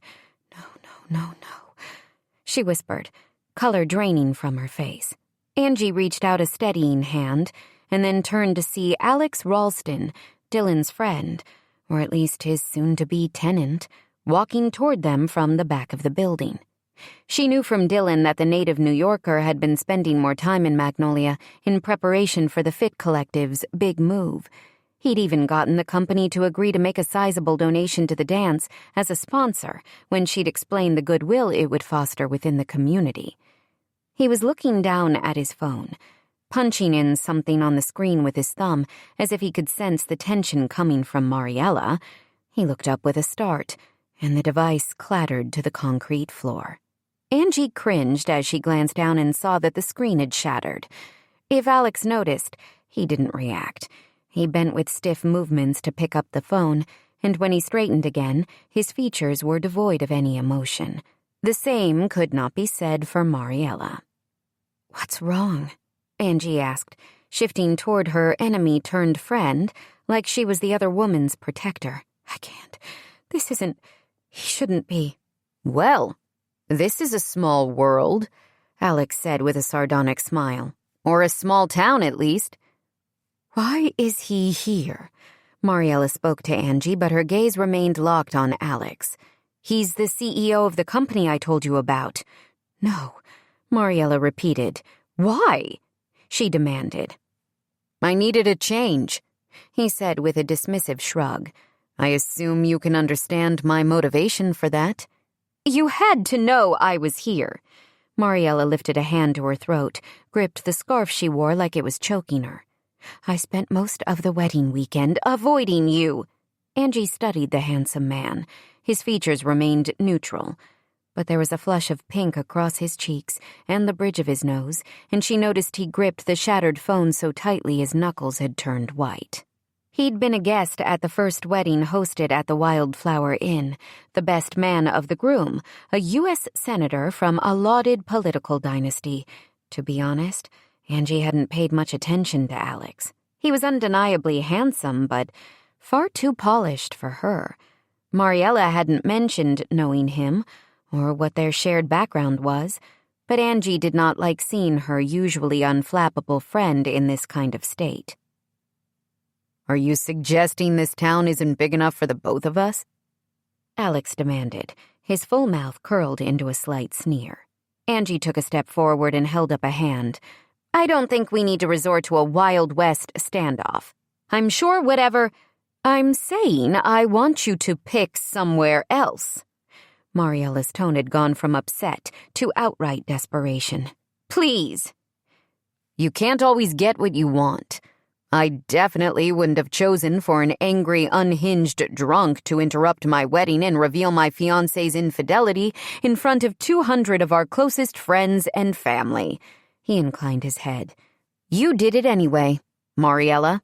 Suddenly, the strain between the two of them made complete sense.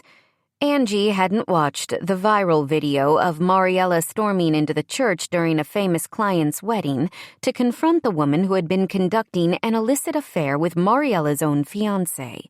The scandal was bad enough, but the obscenity-filled speech Mariella had delivered while clutching the neck of a wine bottle had been caught on camera. Although the bride was guilty of cheating, she'd launched a media blitz to ruin Mariella's reputation and erode the trust her clients and potential customers had in her. Mariella's company, Belle V, was one of the premier wedding dress design studios in the world. She'd just taken the company public, and the new board had wasted no time in firing her. I sent you a note of apology, Mariella answered, looking away as Alex's eyes narrowed. Apology not accepted, he muttered. I don't particularly give a rat's ass whether you want me in Magnolia or not, and I could give even less of a care about your feelings. I've become an expert at avoiding things I don't like since my wedding day, and trust me, you're at the top of the list. As far as I'm concerned, we can go back to being strangers. Mariella squeezed shut her eyes for a long moment, and Angie's heart ached when a single tear leaked out. She knew her friend wouldn't want to break down in front of Alex or anyone, but sometimes trying to hold back the emotions was impossible. You should go, Angie told Alex, facing him fully. His dark brows lowered. You realize I'm running the company that's sponsoring your little town dance? The tone he used expressed clearly that Alex Ralston wasn't a man who was used to being told what to do. Yes, she said slowly, trying to tamp down her temper.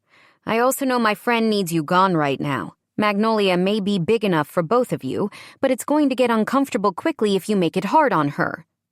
Alex shook his head as he glared at Angie.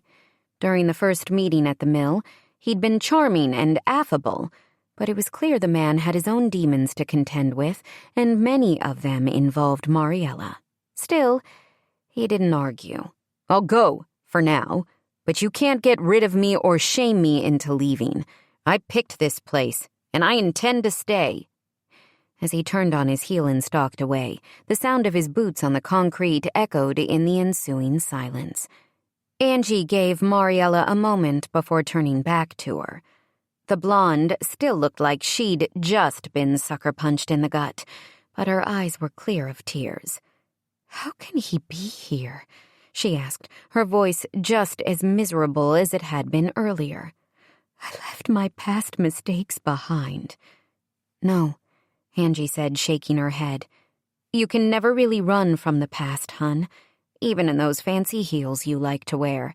If you don't deal with things, the past lives inside you, which is almost as damaging as having it come for you outright. Mariella dashed a hand across her cheeks, as if she could still feel the tears there. I'm not sure anything could be worse than the thought of having to see Alex on the regular. The sound of a truck engine had them both looking toward the edge of the parking lot. Gabe drove in, pulling a trailer loaded with supplies for the stage. Angie could see Cam in the passenger seat. The local furniture maker had offered to help on the construction end of things. She glanced at Mariella.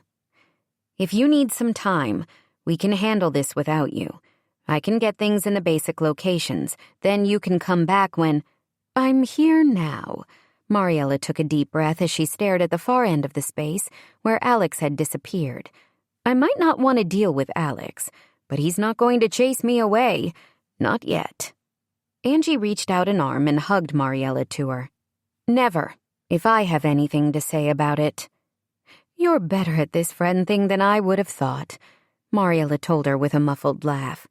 I like you as a friend more than I would have guessed, Angie answered with a wink. Mariella flashed a smile, which felt like a victory, and they headed toward the front of the building together. Gabe walked into the flower shop that afternoon and heard the telltale sound of grunting and smacks against the punching bag he'd hung in the back. He exchanged a glance with Maybelle, the young woman he'd hired to help run the shop when he couldn't be there. I told the kid he should wait until you came back, she said by way of an explanation. And yet... He's stubborn for such a little squirt.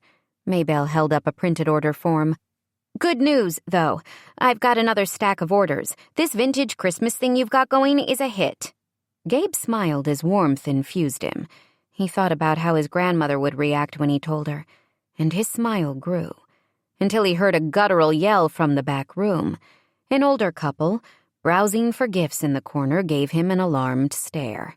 All good, he said. He's rehearsing for the Christmas pageant, and those are some voice exercises. Maybelle snorted, and then schooled her features, and came around the counter. Let me show you the collection of ceramic angels that just came in, she told the couple as Gabe headed for the back room. The door to the utility closet where Gabe had hung the punching bag was ajar, and he could see Andrew's small fists encased in bulky boxing gloves pummeling the leather. Conflicting emotions warred within Gabe. He'd missed the boys' afternoon visits, which had been curtailed by Angie after the incident at school. And they hadn't talked more about the situation or his thoughts on how to help Drew.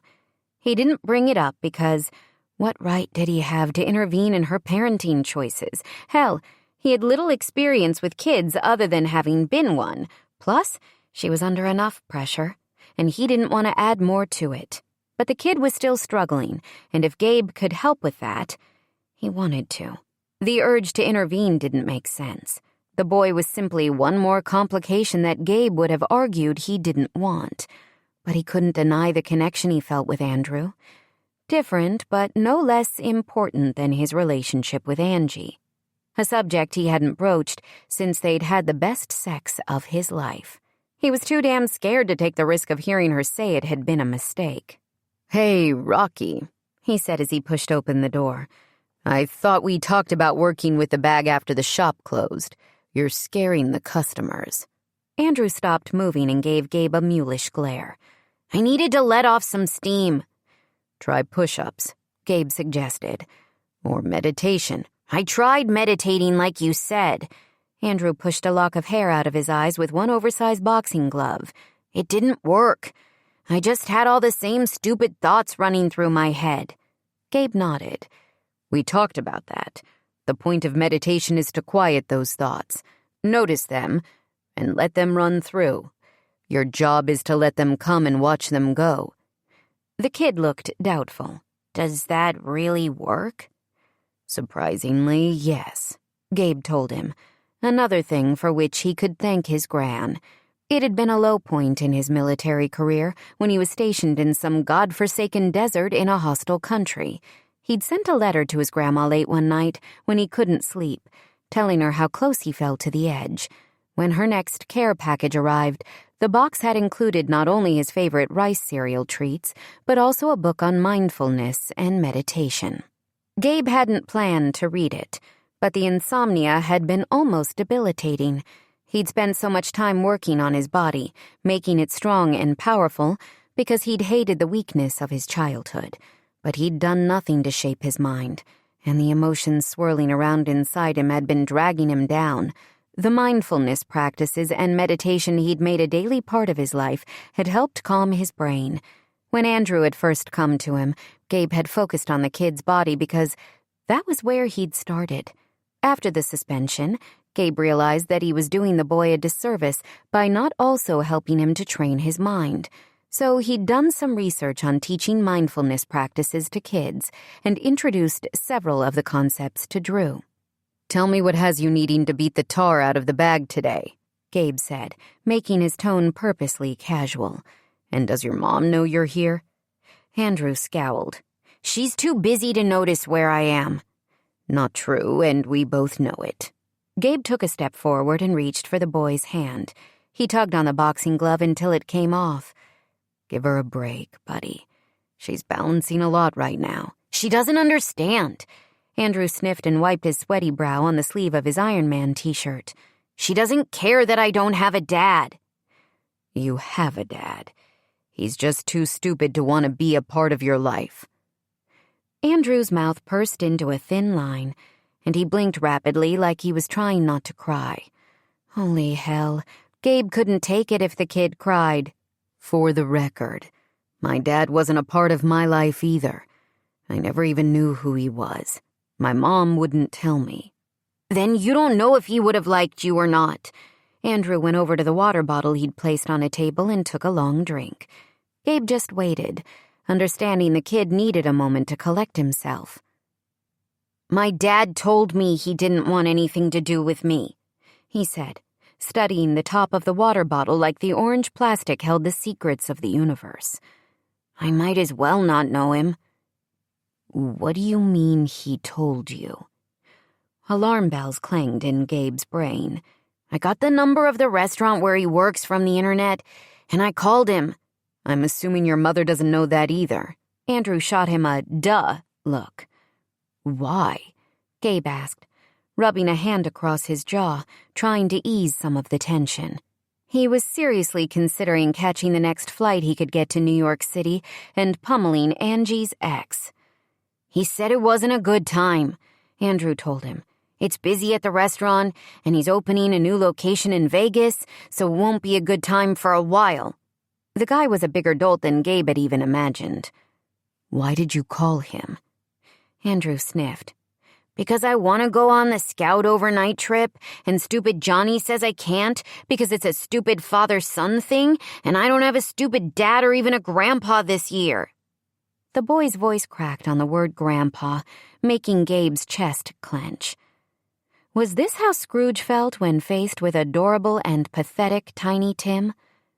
"What's so important about this overnight?" Maybelle peeked her head into the back room. "Gabe, I'm heading out. Can you watch the front of the shop?" "Yeah," Gabe called, then gestured to Andrew.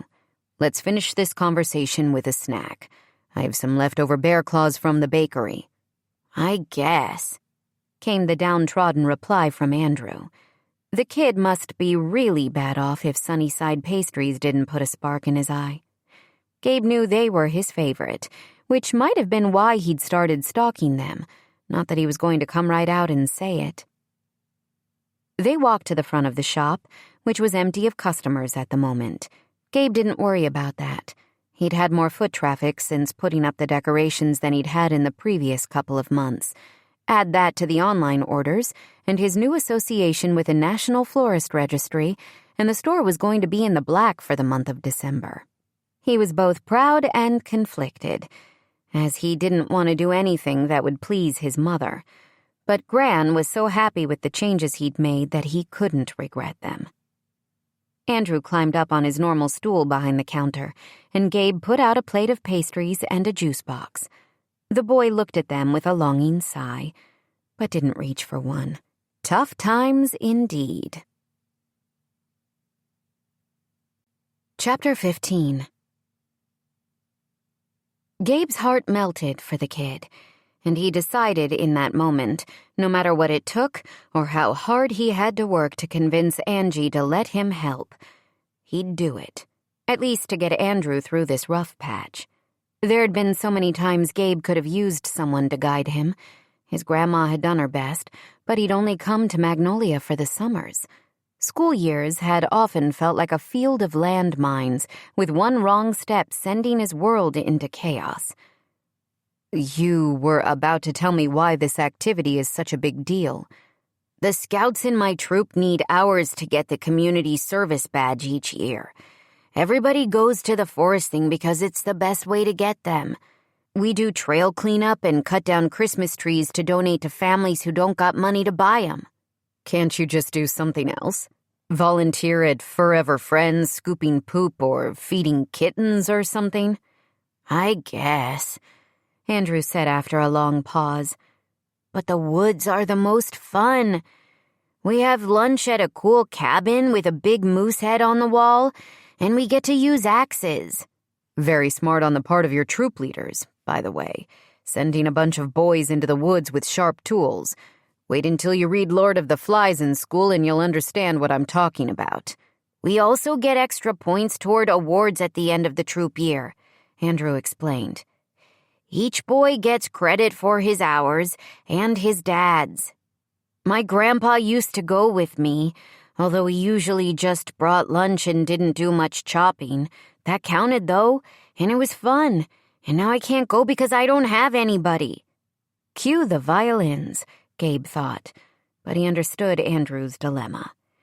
Gabe might never have known his father, or been rejected outright, but he remembered how it had felt when other kids had dads and he didn't, at school functions or summer baseball games, or generally hanging out.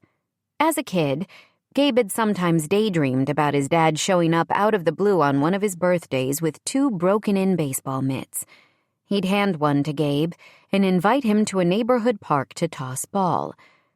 Other kids talked about trips to Disney World and the Grand Canyon. Gabe had just wanted to toss ball. "Do you have a baseball mitt?" he asked Andrew. The boy blinked and then frowned, clearly trying to figure out the abrupt change of subject. "No," he said after a moment. "I play soccer, but I'm kind of bad at that, too." The door to the shop opened with a jingle from the bells overhead. Angie entered, her face a mix of frustration and acceptance.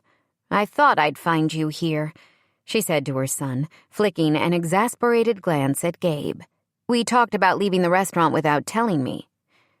Drew and I were just discussing the Scout holiday hike, or whatever they call it, Gabe said, willing her to understand the implications for her son. "It's this weekend," she said with a nod. "There's an event at the inn, but I told Emma I can't be there because I'll be collecting pine cones." "We don't collect pine cones." Andrew looked understandably horrified. "And you can't come with me, Mom. It's a father and son thing." She scoffed, redoing the low ponytail that held back her dark hair. Gabe was momentarily distracted by her beauty. She wore the usual restaurant uniform of a white blouse and fitted black skirt, which to his mind was sexier than frilly lingerie. As she tipped up her chin to run her fingers through her hair, his gaze caught on the tiny beauty mark on the side of her throat. She had a smattering of similar spots across her body, and he'd spent a satisfying hour the other night cataloging as many as he could find. If Angie truly belonged to him, he'd go to her now and brush his lips across her neck. A quick kiss, but one that would remind them both of things to come. "That's ridiculous," she said now as she lowered her arms again. The beauty mark disappeared under the collar of her shirt. "I can tromp through the woods as well as any man. If those troop leaders want to discriminate on the basis of sex, I'll just have to channel my inner Ruth Bader Ginsburg and—" "No, Mom."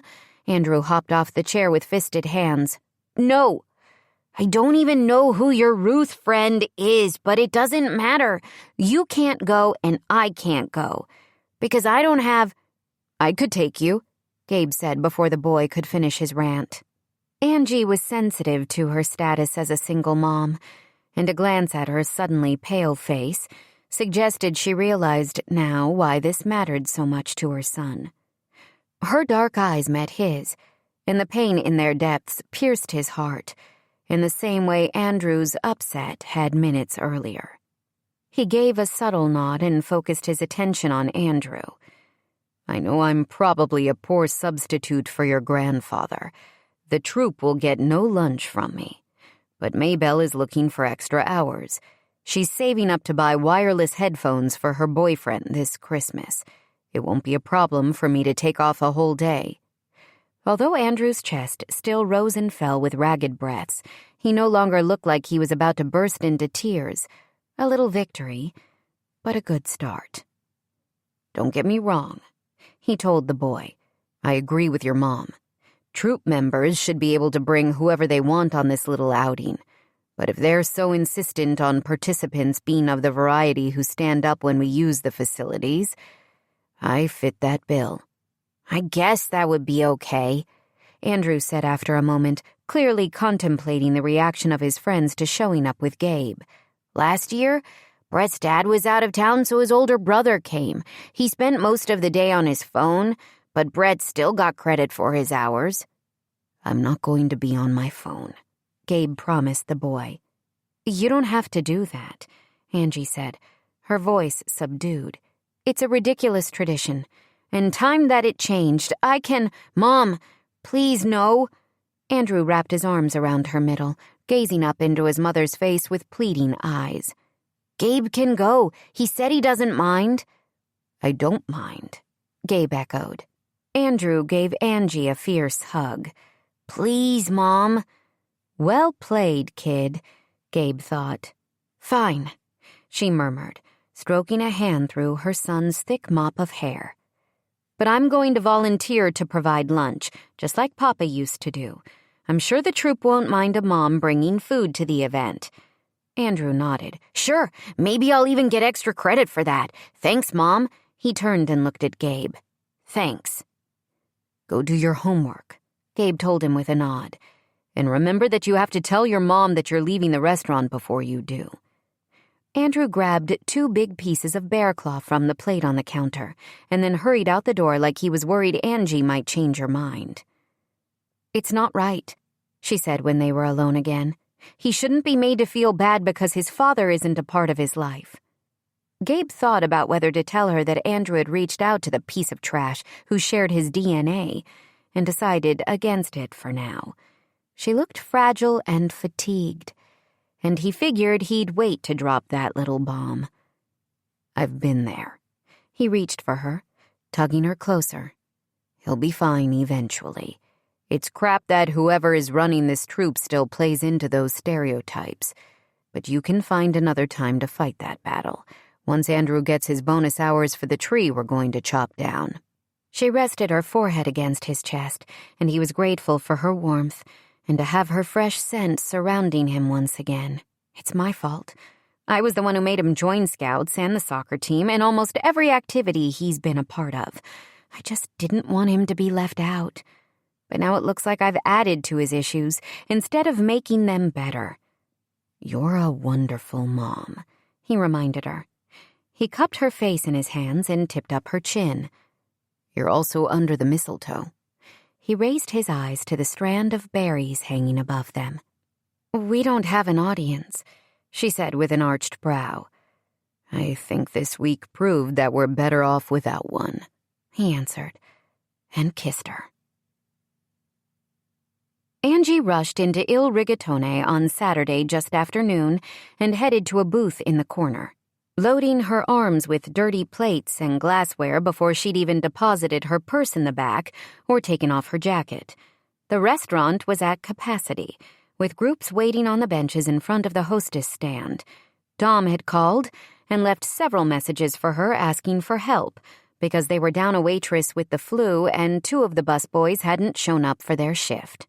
Unfortunately, Angie had been busy feeding a high-maintenance bride and 25 of her closest friends and family when the SOS calls had come in. It hadn't been until a break in the action at the inn that she'd realized Dom needed her. In fact, the only reason she'd checked her phone was to make sure she hadn't missed a call from Gabe. He'd picked up Andrew early that morning for the scout adventure in the National Forest about an hour west of town. She'd sent enough food for the entire troop and had no reason to believe things wouldn't go well for her son and his stand-in grown-up. But she worried just the same. It's what mothers did best, she sometimes thought, even when there was no cause for concern. Would Gabe get along with the actual dads on the day trip? Would he and Andrew make a good team as they worked on trail maintenance and tree cutting? What was going to happen to her son's relationship to the surly and surprisingly sweet flower shop owner when their fake romance ended along with the holidays? For that matter, what was Angie going to do?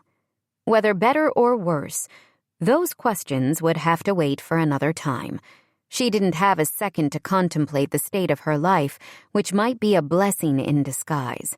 As she turned from the booth, Angie's breath caught in her throat as she realized her mother stood a few feet away, glaring at her. Her body went slack with guilt for a split second, long enough that the plates and glasses she held clattered to the tile floor. Customers from nearby tables gasped at the noise, then politely looked away as she quickly bent to retrieve the broken dishes. When she straightened, her mother had moved closer, a wet rag and bottle of cleaning solution in her hands. "What are you doing here, Ma?" she asked, as she started to move past. "I thought you had a Zumba class at Josie's this afternoon." "Dominic called me when things got out of hand and he couldn't reach you." Angie paused, inwardly cringing. "I'm sorry, Save it," Bianca said, her mouth pulled into a tight frown. "We'll have time to talk when the restaurant clears after lunch. Right now, I'm focused on keeping my customers happy." Angie knew what that emphasis on the possessive pronoun meant. It was no accident that her mother had used my instead of the our that had become standard. She also didn't argue because her mom was right. A quick glance around the restaurant showed a cluster of tables unbussed and several patrons with empty water glasses. Angie wasted no time in depositing the dishes in the back and then taking care of business up front. She left her mother to seating people or talking with customers who were waiting for tables. Angie refilled drinks and water glasses. She brought complimentary baskets of bread to each of the tables along with personal recommendations from the menu, pausing to talk with each group. Lana gave her arm a grateful squeeze as she brought a family of 6 their food. And it was then Angie noticed that a number of the items being served were specials she'd put on the menu over the past few weeks. Alarm thundered through her as she glanced over her shoulder at her mother. Bianca had already lectured her about switching up her father's recipes, so Angie knew her mother would be upset if she realized many of the orders included the new dishes. During her next trip to the kitchen, Angie observed the line cooks preparing her signature menu items. She caught Dom's eye and gestured to the food, then shot him a questioning glance, which was answered by only a wink and smile. "Not good enough. What's going on?" she asked in a frantic whisper, coming to stand close at his side. There was no need for the staff to witness her panic attack. He picked up a single sheet of paper and handed it to her. "I put these in each of the menus. With all of the weekend visitors in town for the festival, today was bound to be busy. It seemed like a perfect time to give the customers options from our new and improved menu selection." "Not improved," she insisted. "Dad's recipes are completely fine."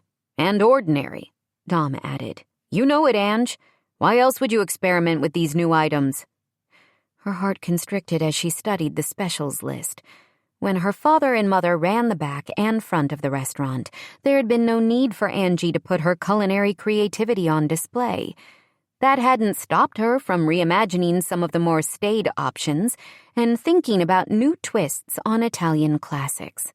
Since her mother's heart attack, Angie had slid a menu item in here or there just to please herself. She loved trying new things with regular ingredients. By and large, customers had appreciated her attempts to reinvigorate the offerings, but she knew her mom wouldn't. "Has Mom noticed?" Dom frowned. "I don't think so. We were slammed by the time she got here, so she's been occupied with waiting on customers." "She can't know what I've done." "Angela, you're saving the business she's dedicated most of her adult life to building." "The restaurant was fine," she lied. "Your father was my best friend." "I know that's not true." Angie blinked, unsure how to respond, not knowing what to do next. The adrenaline that had propelled her through the morning seemed to drain away in an instant. From getting Andrew ready for the day with the scout troop to the bridal shower to the lunch crowd frenzy, she'd hurtled through the day on autopilot. Now she couldn't move forward. She couldn't seem to move at all. Her limbs felt heavy with fatigue. How was she supposed to deal with all of the different people relying on her, needing different things from her, expecting more than she could give? "I'm glad customers like my food." "They do." "Why was your father's food not good enough?" Angie whirled at the sound of her mother's voice. "Mom, that's not what this is about. He put his heart and soul into this restaurant. Il Rigatone was his life. Our life. We made our home in this town, raised you and your brothers here. Now you want to change everything?" "Mom, please." Bianca's hand cut through the air like a knife blade. "You disrespect me and your father's memory. His legacy." Angie could feel the eyes of every employee in the kitchen watching the scene unfold. She'd spent so much time taking care of her mother and her mom's feelings, giving up her apartment and her freedom in order to make sure her mom was taken care of. "Can we talk somewhere else, Mom?" Bianca's eyes narrowed. "Perhaps we could take a short field trip to the Wildflower Inn, since that's where you're still spending so much of your time. You think I haven't known?" Her mother gave a sharp shake of her head. "I see the shadows under your eyes and watch you downing coffee and then diet soda like it's your lifeline." "Mom, I'm sorry." Angie looked between her mother and Dominic. He gave her a sympathetic nod. "You're sorry," Bianca repeated, her voice reed thin. "But you're lying to me. You're lying to all of us." He'd infused Angie's cheeks. "I'm sorry," she repeated, and tried to blink back the tears that flooded her eyes. Dominic cleared his throat. "We still have more customers to serve." He leveled a pointed glance at Bianca. "People who are happy with the current offerings on the menu and the specials I chose to serve." "Fine," Bianca said with a dismissive shrug. "I guess I'm not needed then." "Of course you are," Angie told her mother. But as she reached for her mom, Bianca pulled away, sending a nail into the coffin that encased Angie's heart. She'd done so much to try to not hurt her mom and had ended up doing it anyway. The thought broke her heart. Her mother offered a sincere smile to the employees still watching their interplay. "Thank you for all you do. We appreciate you and your dedication to Il Rigatone. To my husband's dream. My dream." Angie's phone began to ring in her back pocket, effectively ruining the sensitive moment between her mother and the staff. With a murmur of apology, Angie pulled it out and immediately accepted the call. "Brad, what's wrong?" She'd put in the number of the scout leader in case of emergencies. "Is Andrew okay?" "What happened to Andrew?" her mother demanded, reaching for Angie's arm.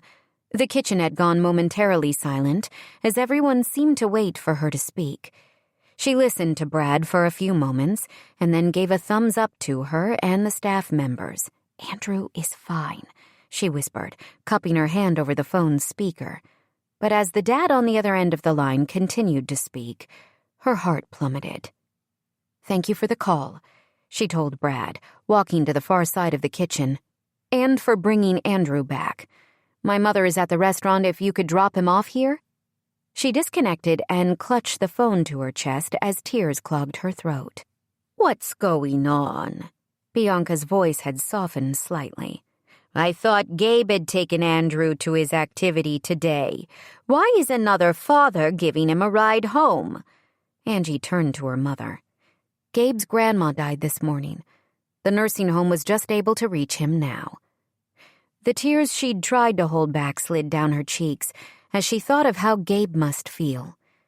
He was alone, and all she could think of was how soon she could get to him. Chapter 16.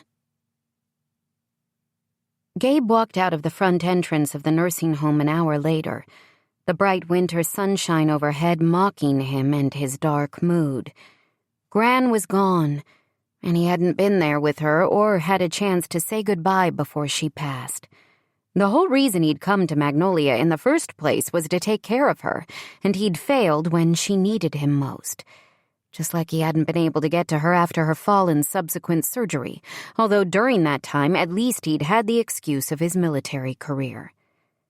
Today there was no reason he shouldn't have been available, other than the fact that he'd allowed himself to get distracted from his purpose in this town. His heart ached, and his throat felt tight with guilt. The director of the facility had met him at the door to Grant's room. He'd failed her. The thought drummed through his mind like rainfall on a tin roof. He noticed the small sedan parked next to his truck in the lot as he approached, and his pulse gave a now-expected leap as Angie climbed out. His reaction to her might be familiar, but his inability to control it remained a source of frustration. Another distraction, and an unwanted pull on his heart. "I'm sorry," she said as she came toward him. "I got here as soon as I could. I figured you'd want a few minutes with her body," he muttered, shame making his gut clench painfully. She died with no family at her side. She died alone. Angie enveloped him in a soft hug. He didn't deserve anyone's comfort at this moment, but he greedily took it anyway. Another mark against him. "She knew you came," Angie said against his jacket. Her spirit was still there. "I don't need you to placate me." He should have pulled away but couldn't bring himself to release her. "Can I at least offer support?" "It won't help," he told her, determined to wear his theoretical hair shirt for as long as possible. Other than his own guilt, what could he offer his grandmother as retribution for not being with her? She leaned back enough to look up at him. "I'm going to give it to you anyway. I can be stubborn like that." "She shouldn't have died alone," he whispered, and squeezed his eyes shut when a flood of tears pricked the back of them. He couldn't remember the last time he'd cried. "Gabe, your grandmother knew how much you loved her. Think about her face that night in the shop. She was surrounded by people who cared about her, and the business she'd dedicated her life to was flourishing again. You did that. You put your life on hold to dedicate yourself to making her happy and taking care of her. She knew she was loved." "I don't want to feel better," he said, another round of guilt plaguing him. "I need to be sad right now, Ange." "Grieving is normal," she told him, "but you don't have to do it alone." Wasn't that just the kicker? Here she was offering him comfort, and he couldn't even allow himself to take it. "I should go," he said, and forced himself to step away from her. "I need to start with funeral arrangements and call my mom." "Will she come to Magnolia for the service?" Angie's face looked pained as she asked the question. Gabe could imagine the same emotion reflected in his eyes. "I don't know." He gave a humorless laugh. "Although I'm sure she'll be here to take over the shop and house once the estate is settled." "What will you do?" "Move on, I guess." He shrugged. This was always temporary. He refused to acknowledge the disappointment in her chocolate-colored eyes. He refused to consider that he didn't have to walk away. There was no possibility Gabe could live in the same town as his mother, or watch as she sold the shop and house he loved. And he couldn't ask Angie for something more than a pretend relationship when he had nothing to give her other than himself. He didn't deserve her. A part of him wanted her to argue, to fight for their connection, but he couldn't bring himself to do it. She nodded. "If there's anything you need, please let me know, and thank you again for taking Andrew today. I'm so sorry that it meant not being there for your grandmother." His insides felt raw, scraped out with a dull knife until there was nothing left but empty space. "Me too," he told her, and then turned toward his truck. "This is a bad idea," Angie said as she followed her mother up the front walk to Gabe's grandmother's house later that night. Andrew followed behind them, pulling a wagon that held an assortment of holiday decorations. "Why?" her mother asked. "He shouldn't be alone tonight. And you said he doesn't have Christmas decorations. There are so many memories in Iris's house for him. It should be a festive place." "But he wants to be sad," Angie argued weakly. "We'll be sad with him," Andrew offered, and her heart melted at the sweetness in her son's tone. Angie had returned to her mother's after Gabe walked away, feeling both helpless and hollow. Bianca and Andrew were already home, and he took great pride and pleasure in regaling her with stories of his adventures with Gabe from the morning. Apparently Johnny Rotten, as Andrew now referred to his tormentor, had come to the event with another dad and son, which he'd expressly told Andrew was forbidden by troop rules. She would have called the little bully out on that, but hadn't needed to since Gabe had offered to be Drew's stand-in. Johnny's dad had left town because he and Johnny's mom, one of Angie's former friends, were in the midst of a nasty divorce. She had a feeling the kid hadn't wanted Andrew to see him without a dad at his side, after making such a big deal about the lack of masculine influence in Drew's life, as if that would have mattered to her son. The more Andrew talked, the more she realized what a huge debt she owed Gabe. Her dad had taken his grandson to the event for the past 3 years, but Andrew never had the kind of fun he did with Gabe. It was a toss-up whether she felt guiltier that taking care of her son meant Gabe hadn't had those last moments with his grandmother, or that she'd put Andrew in the situation of not having a father in the first place by picking such an absolute loser for a boyfriend years earlier. Andrew had been the one to suggest they come to Gabe's tonight, bringing dinner, and as much holiday cheer as they could manage with only a week until Christmas. As much as he'd clearly loved the event, she could tell he hated that Gabe had gotten the news about his grandmother that afternoon. The idea had resonated with Angie's mother as well. It was obvious Bianca still harbored tremendous anger and disappointment in Angie for lying about her work at the inn, but she had a soft spot for Gabe Carlisle. For better or worse, Bianca didn't seem to realize that her daughter's biggest deception involved the relationship with Gabe. How was Angie supposed to admit to that now, when her mother already had so many reasons to be upset? Maybe she should feel relieved that at least Bianca hadn't done more heart-clutching in the wake of discovering Angie had been lying. That felt like progress. As Angie's palms went sweaty, Bianca knocked on the door. Gabe opened it a second later, as if he'd been standing on the other side or watching them approach from the front window. Then Angie noticed that he wore a jacket like he was on his way out. Where would he be heading on a night like this?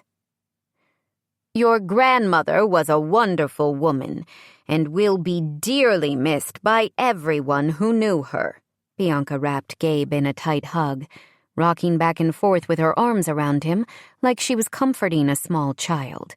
He met Angie's gaze over her mother's shoulder, his eyes both stunned and strangely shiny with emotion. Not for the first time she'd wished he had grown up with a mom like hers. Angie might have issues with how overwhelming her family was, but she'd never once doubted her mother's love or dedication. Every child, young or adult, should have that.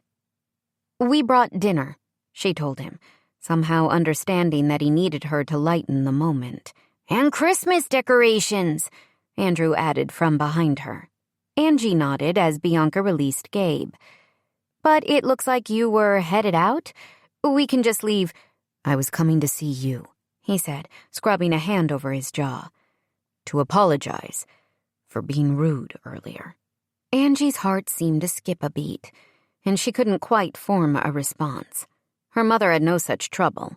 "Don't be silly," Bianca told him, patting his arm. "You're grieving. When we're at our lowest, the people who care about us are the ones who hold us up, without question or apologies.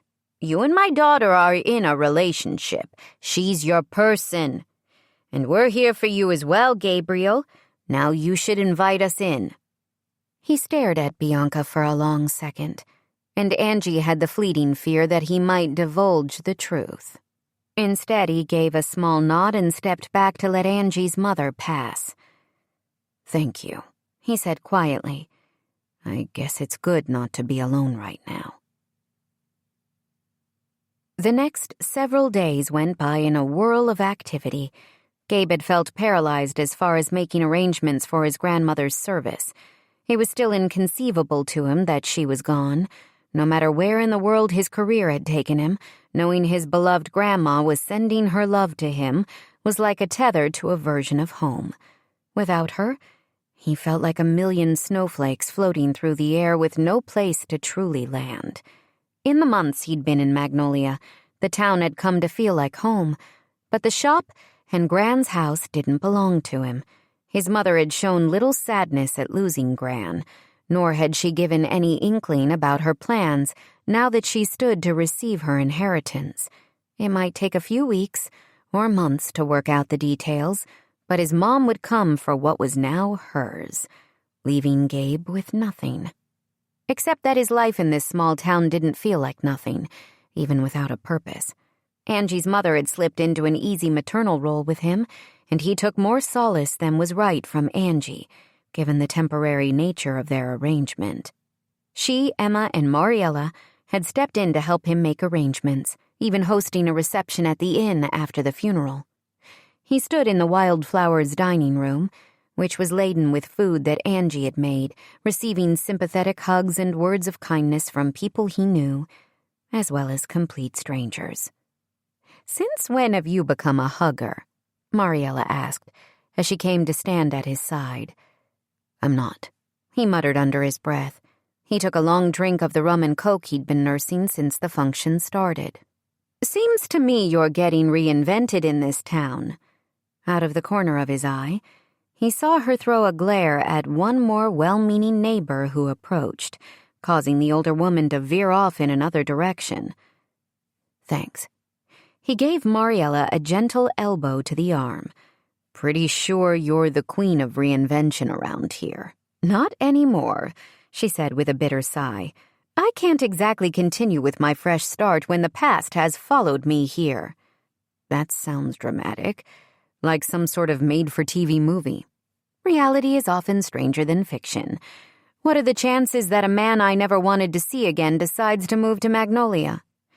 In Alex's defense, "I think he needs a fresh start even more than you." "Why?" She turned to face him fully. "He's the sympathetic, scorned groom. I'm sure everyone he knows feels terrible for him. Quite a desirable situation for most men. He's rich, smart, and handsome as sin." She rolled her eyes. "If you're into smoldering gazes and chiseled jawlines—" "My favorites," Gabe answered, feeling his lips pull into a small grin despite his grief. It was the first time he'd managed to smile all day. "What are you going to do? Start over someplace else?" Her winged brows lowered. "Hell no!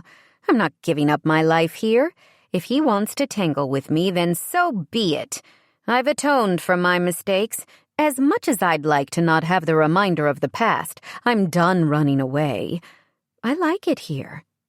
"Me too," he whispered before he thought better of it. Then he shook his head. "But sometimes that's not enough." "It is if you make it enough." He glanced toward the swinging door that led to the kitchen. "Have you told that to your friend Angie?" Mariella's gaze followed his, then tracked to Bianca, who stood with Dominic in the corner, glaring at the spread of food on the table. "She told me her mother found out that she was still working here. I thought Mrs. Guilardi might realize how much it means to Ange, that it would make her see she doesn't belong at the restaurant. This is where she needs to be." "Because she likes it?" Gabe asked, not bothering to hide the skepticism in his tone. "It's more than that. It makes her happy. Having something that she's created on her own fulfills her in a way the restaurant never will. That's important." "I'm not arguing." "You're important to her, too." He blinked. "Only until the new year," he said, ignoring the ache in his chest at the thought. "Only if you screw it up." "I screwed up by agreeing to it from the start. We are what we are now." "Change it," Mariella told him. "Make peace with Alex Ralston. There's a difference. I don't care about him. You care more than you let on. Unfortunately, we have that in common." Bianca approached at that moment, giving Mariella a glaring once-over, as if she were the ringleader of a biker gang that had led unsuspecting innocent Angie astray. "That's my cue," Mariella said under her breath. "Nice to see you again, Mrs. Guilardi." Angie's mother only sniffed and looked away. "We are what we make ourselves," Mariella said to Gabe, and she moved toward where Emma and Cam stood near the head of the table. "I don't like that girl," Bianca said as she glared after Mariella. "She has bad energy." Gabe shrugged. "She's had some tough breaks in life, but she's a talented designer and a good friend to your daughter." Another derisive sniff. If those two were true friends of my daughter, they wouldn't ask her to continue working when she's needed at the restaurant. Gabe placed his drink on the buffet situated to his left. She likes her work at the inn. It's a distraction, Bianca insisted, one she has no time for. He was a distraction as well, but he didn't bother to bring that up. Thank you for everything you've done this week, Mrs. Guilardi. It's meant a lot to me. You're like family, Gabriel. He inwardly cringed. I'm sorry your mother wasn't able to make it to the service. Yeah, he agreed, his gut churning. Mom works retail, so it's difficult to take off right before the holidays. We'll do something to honor Gran's memory when she arrives. He assumed she'd show up once the contents of the will were made public. In truth, he had no idea what his mother was thinking about the future. She'd been terse and defensive when he'd called to tell her about Gran's passing. The bit about her working retail wasn't a lie, but he had no idea if she could have gotten time off or not. She'd simply told him she couldn't make the trip, and he hadn't questioned her. He didn't want her there anyway. The point of the service was to honor his grandmother's memory, not to entertain his mother's stories about how awful her childhood had been because of so many made-up infractions. He wouldn't claim his grandparents had been perfect. No family was perfect. But his mother lived in a house made entirely of glass, so she was the last person who should be throwing stones. If there's anything you need, please let us know. Of course, you'll spend Christmas at our home. I don't know. I insist, Bianca told him. We have a traditional Italian feast, and my Angela makes the best panettone you've ever tried. I don't even know what that is, he admitted, smiling at the affronted look he received. But I know Angie is amazing in the kitchen. He gestured to the table. Have you tried the chicken samosas? I think they're becoming one of her signature items at the inn. Emma told me guests request them when booking events. I haven't taken a bite of anything here. Bianca said the words almost proudly, or like a challenge. Angie will soon be done with this place. Perhaps we'll add panettone, which is a traditional Christmas bread, to Il Rigatone's menu. I'm going to check on her, Gabe said, taking a step away from Bianca. You should try some of the food. Give it a chance. One thing I learned from this week is not to let any moment pass you by. Bianca eyed the table like it was covered with slithering snakes. Thank you for the suggestion, she said, not sounding appreciative in the least. I'm simply not hungry. Why did families have to be so complicated? Gabe wondered about the dynamics he'd never noticed before as he made his way past sympathetic guests toward the kitchen. His mom had been negligent, bordering on abusive, and as a kid he'd thought he had it worse than anyone else he knew. But maybe that was just an immature perspective. A lot of kids didn't have anyone to give them unconditional love the way his grandmother had, and other children had expectations placed on their shoulders by well-meaning parents like Bianca. In some ways, that was almost worse. At least he could do his best to cut his mother out of his life, and certainly out of his heart. Angie loved her mom, even though their relationship taxed her nerves and heart. You've outdone yourself once again, he said, as he came through the swinging door into the kitchen. The smell of garlic and fresh herbs was heavy in the air. I think you can take a break. The guests are starting to leave, and there's still plenty of food left on the table. I'm prepping for an office holiday party Emma's hosting early next week. They want heavy hors d'oeuvres and a variety of cookies. I've been researching recipes that can be made and frozen ahead of time. She placed a tray of something in the oven and then wiped her sleeve across her forehead. If my mom forbids me to come over here again after today, I want to make sure Emma has what she needs. Angie, your mom shouldn't be able to forbid you to do whatever makes you happy. I'm too tired to even think about happy at the moment, she shot back, and then grimaced. I'm sorry, Gabe. Today isn't about me or my problems. How are you holding up? He swallowed. It's easier because of you. Her features gentled, as if she could hear all the things he wasn't saying. Who would have thought we'd end up as friends in all this? Friends. A simple word, but more powerful than Gabe could have imagined. He might want more from Angie than friendship, but he wouldn't deny how much it meant to have that from her. He went to the prep sink and started to wash his hands. "Put me to work," he said over his shoulder. "How can I help?" "You still have guests," she reminded him, pointing to the swinging kitchen door. "They'll entertain themselves." He grabbed a towel that hung from the oven door and turned. "I want to be here with you, Ange." Chapter 17. Angie entered Mariella's store a few days later, a stack of flyers promoting next week's holiday dance in her hand. She'd already distributed one batch to local business owners, but several had called and texted asking for more. Avery was handling online ticket sales through the mayor's office. She'd reported that they'd already sold enough to cover their expenses, and it seemed promising that they'd be in a position to make a hefty donation after the event. Angie appreciated that at least one area of her life seemed to be on track. She smiled at two customers perusing a rack of dresses, a mother and daughter duo based on the family resemblance. If only her relationship with her mom could be that simple. Other than family trips to visit relatives along the eastern seaboard, Angie couldn't remember ever doing something with her mom just for fun.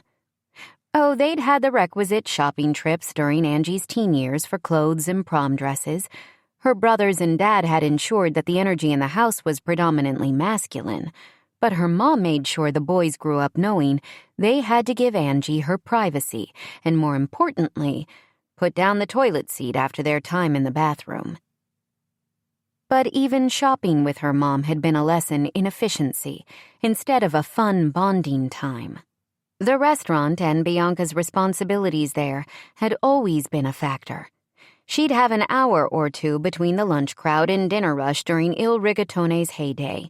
No time to stop for ice cream or to browse for something other than what was essential during any particular excursion. If Angie wanted quality time with her mother, or to have a real conversation, it had to happen in the kitchen. Maybe that's why cooking was such an inherent part of her now. She couldn't imagine a life that didn't revolve around food, despite her concern about missing out on things with Andrew because of her job. Her multiple jobs. Mariella approached from behind the counter after ringing up a customer. "If you tear that to shreds, I hope it means you're going to buy it." Angie looked down, surprised to find a scarf from a nearby display held tightly in her hand.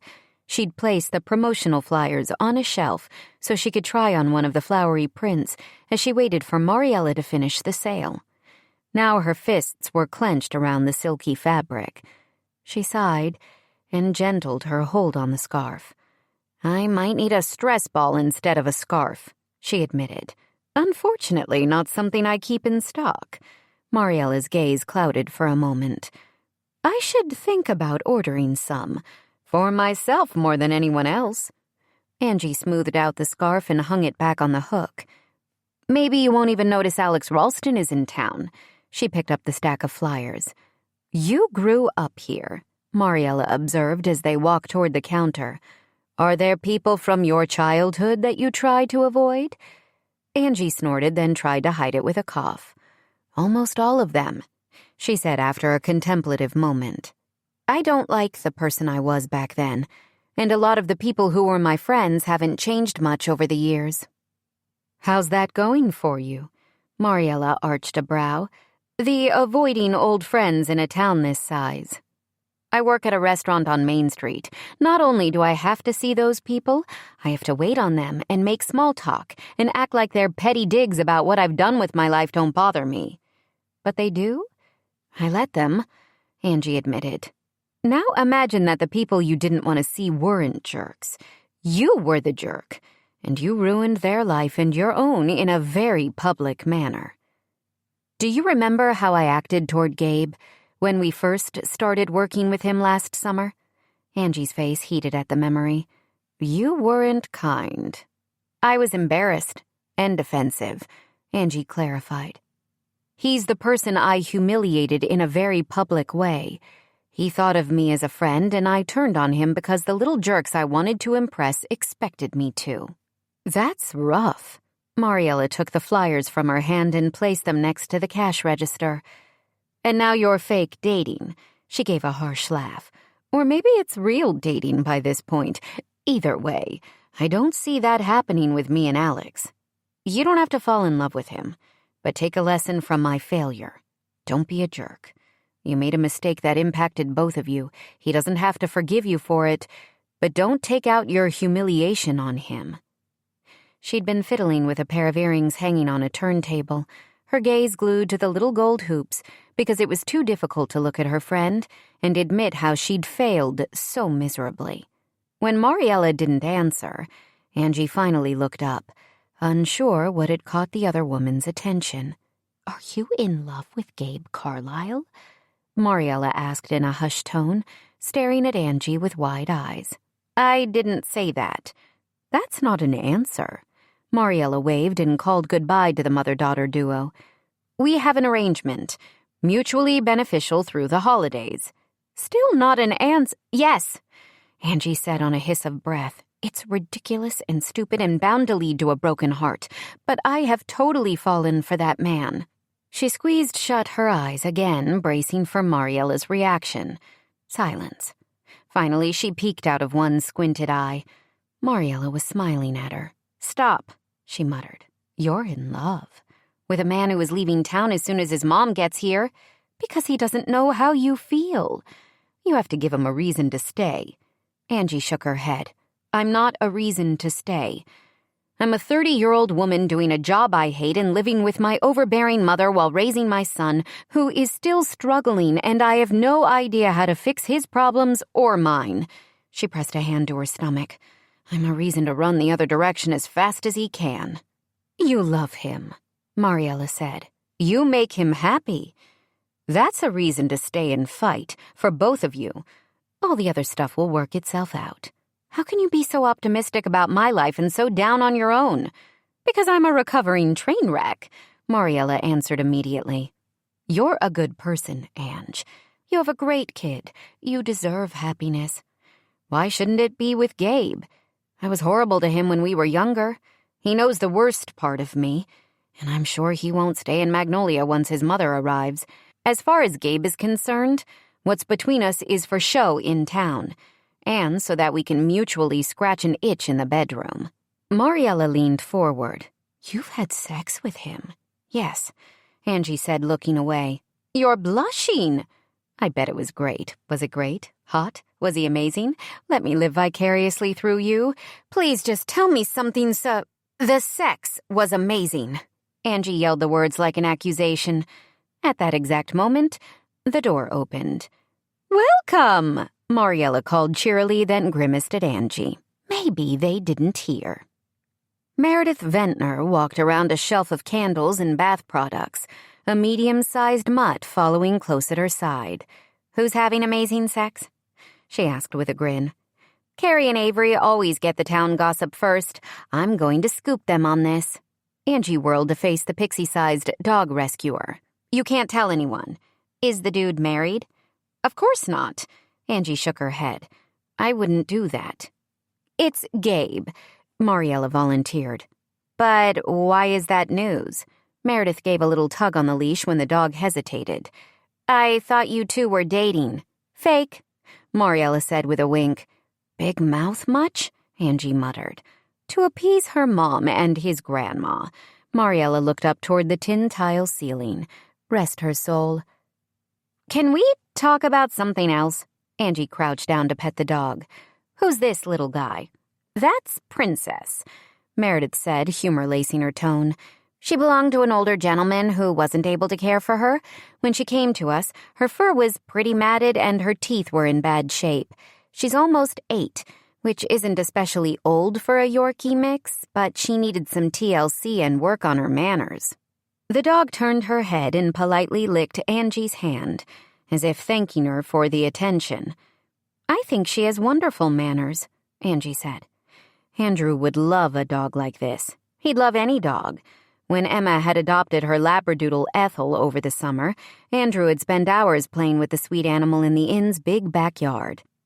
Every kid should have a dog or cat, or something to love and help take care of. Angie's old apartment hadn't allowed pets, and her mom had never wanted animals in the house. Her son was stuck wishing and hoping for something he'd never get, just like Angie. Except she could have a dog.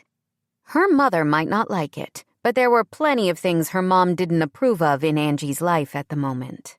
And if Bianca was so against it, Angie could rent a place of her own, one that took pets. As she continued to stroke the animal's small head, her heart seemed to expand in her chest. "Is she available?" She glanced up at Meredith to find the woman staring at her with a speculative stare. "When I brought Ethel around the first time, you were riding on the no-pet bandwagon," Meredith reminded her. "Remember that dogs are a big commitment, even a mature one like Princess. Yorkies can live into their teens. This isn't something you do on a whim." Angie's face heated. She knew Meredith's job was to protect the animals that came to her shelter, but it stung to be told outright that she might not be a good fit. "It's not a whim. It's a distraction," Mariella offered, not very helpfully in Angie's opinion. "Do you have a question about sizes?" She called to a younger woman who'd walked in while Angie was petting Princess. "I can help with that." Angie straightened as Mariella moved toward the customer. "It's not a whim," she repeated, meeting Meredith's assessing gaze. "Or a distraction. I haven't shown much strength in making my own decisions or acting like an adult lately." Meredith's features gentled.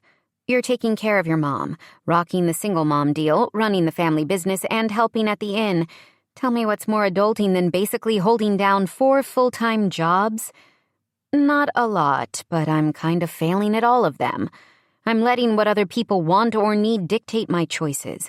I'd like to choose something for myself." She smiled down at the animal.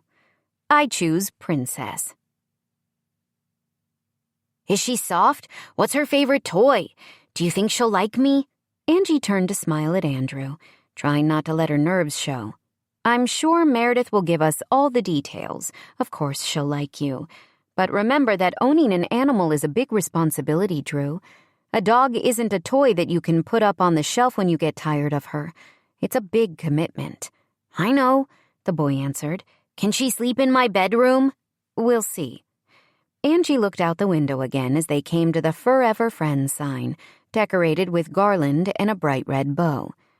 "Was that speech more for him or you?" Gabe asked quietly as he steered the truck down the long gravel drive that led to the local animal rescue. "I'm not sure." Angie clasped her hands together in her lap. Gabe's mouth curved at one end, but he didn't say anything more. "Goats!" Andrew called out excitedly as they approached the red barn with large pens on either side. "We saw the goats when I came here for the school field trip. The one named Darcy was my favorite. Do you think he's still here?" Gabe parked the truck next to a silver station wagon. "Why don't you take a look?" he told Andrew with a nod. "Your mom and I will be there in a minute, and then we can go meet this lucky Princess dog." Andrew scrambled out of the truck with lightning speed, like he was afraid Angie might tell him to stay. In truth, Angie was too riddled with anxiety to say much of anything. "It's a dog." Gabe reached across the console and covered her hands with his. "You can handle a dog." His skin was warm, especially since she felt chilled to the bone. Andrew had been the one to ask Gabe to join them on this trip, and Angie was grateful for his steady presence. It had seemed easy enough to commit to an animal when Princess had looked at her with those big brown eyes. But the reality was a little different. "What makes you think that? I'm not handling anything right now with any success. Making a hash of my own life is bad enough, but this is a living, breathing animal. I can't screw it up." "You won't," he promised. "How do you know?" She turned her hand over in his and linked their fingers. Even Meredith seemed to have her doubts. "The only thing that's going well for me right now is that I have a great boyfriend." She gave him an arch glance. "And our relationship is pretend." "Our friendship isn't fake." "You're leaving," she reminded him, unsure why that mattered at this moment. Somehow it did. He didn't deny it, and oh, how she wanted him to deny it. You'll be so busy with Princess that you won't even notice. It felt as though her heart was cracking, a small fissure, but one that would let in the damp and cold until she was nothing other than a freezing speck in the night wind. She wouldn't let Gabe see that sad, pathetic part of her. He owed her nothing. They'd made no promises beyond the season, and he had become her friend in the past few weeks, one of her best friends. It didn't matter that she wanted more. When the magic of Christmas was packed away, she'd put her love for him up on a high shelf as well. It would stay in the dark, gathering dust until she forgot how much it meant in this moment, until she could ignore the rest. She swallowed hard and pasted a smile on her face. No point in even responding to his comment, not when trying to make a witty comment might reveal too much. It was easier to ignore the inevitable. The one bonus is that my mom is so mad at me for telling Andrew about the dog before checking with her that she hasn't mentioned the Wildflower Inn or the changes I made to the Il Rigatone menu once in the past 24 hours. Small favors, he said gruffly. Something in his tone gave her pause. Had he expected her to respond in a different way? Gabe didn't seem like the type of guy who'd take pleasure in a woman pining after him for no reason. He was too honorable. Maybe he finally realized she truly was a big, heaping holiday mess. But the new year was coming, and Angie was going to make some changes, even if the things she wanted most were out of her control. And I put in an application to rent a small house a few blocks from the elementary school. Meredith told me about it. She's friends with the owner, and it's pet-friendly. Then let's go meet your new dog. She got out of the truck, flexing her fingers, which were still cold despite the temperate weather. Normally it hovered in the low 50s during December in Magnolia, but this week had been unseasonably warm. At first, Angie had worried that people wouldn't continue to come to events downtown. She'd only spent a couple of winters in New York, but bundling up and braving snow and ice had been a December tradition she'd quickly grown to enjoy. Christmas on the coast felt different, but instead of shoppers and visitors shying away, the warm weather brought out the crowds in droves. Avery had called yesterday to report that they'd sold out of tickets to the dance. The event would be full capacity, a mix of locals and visitors from neighboring towns. Angie knew from Emma that the inn was booked through the new year, and Angie had made enough profit on the events she'd catered so far this month to have plenty to give Andrew a magical Christmas morning, plus pay the deposit on a new place. So maybe things weren't as dire for her future as they seemed. "Mom, can we get a goat when we move?" She gawked as Andrew ran up to her, his eyes shining and his cheeks flushed with excitement. "You're kidding, right?" "I'd take care of it. Come on, Mom, please." Okay, maybe not dire. Still, she was hanging by a thin thread because all she wanted was to let out a scream, turn and walk to the beach, only a couple of blocks from Meredith's property, and hurl herself into the pounding winter surf. Was it... You've made it this far. Nice. Time for a short musical pause. This audiobook is completely free, and we hope it brings you some joy. Let's continue soon.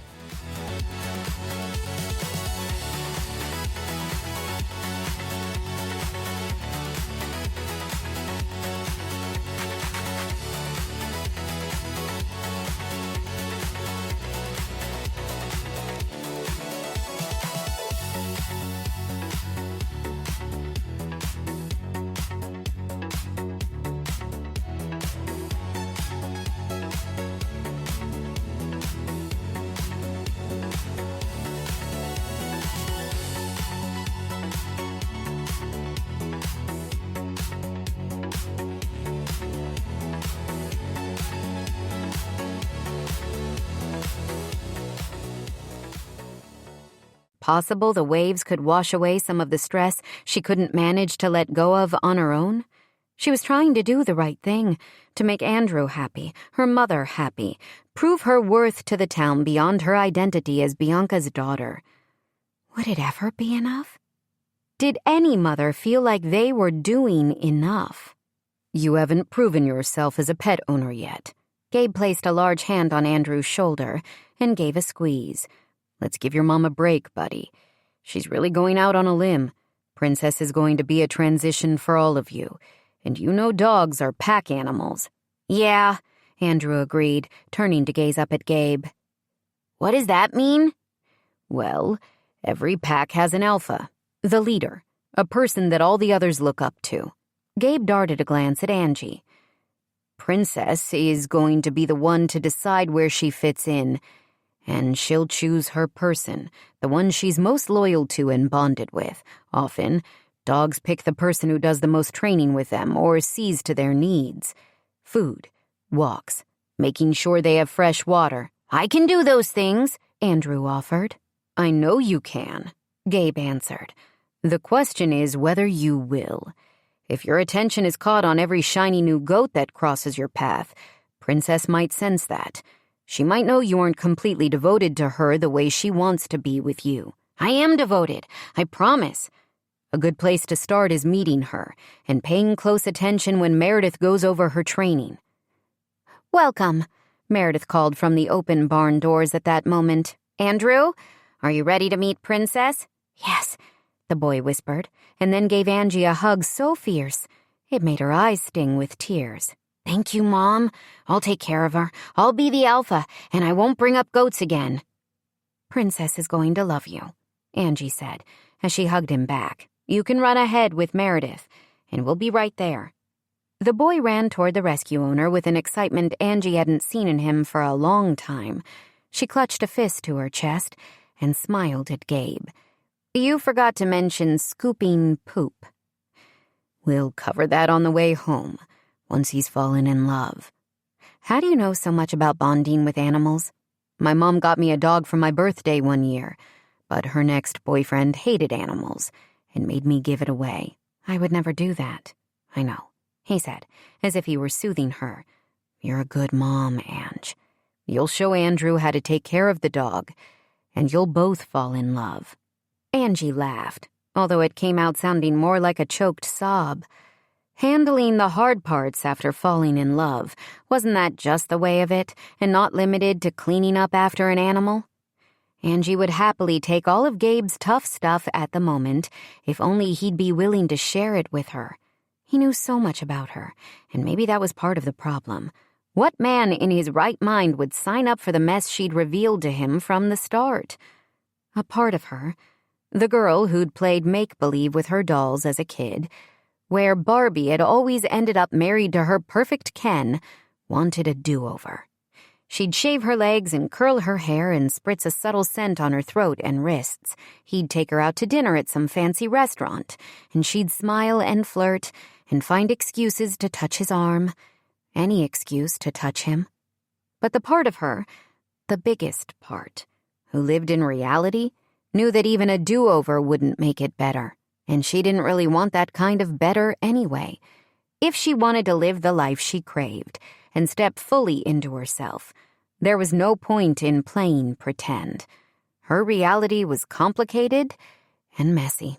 No amount of expensive perfume would change that. Just like no amount of wishing or hoping would change the fact that Gabe would leave Magnolia in the new year, taking her heart with him.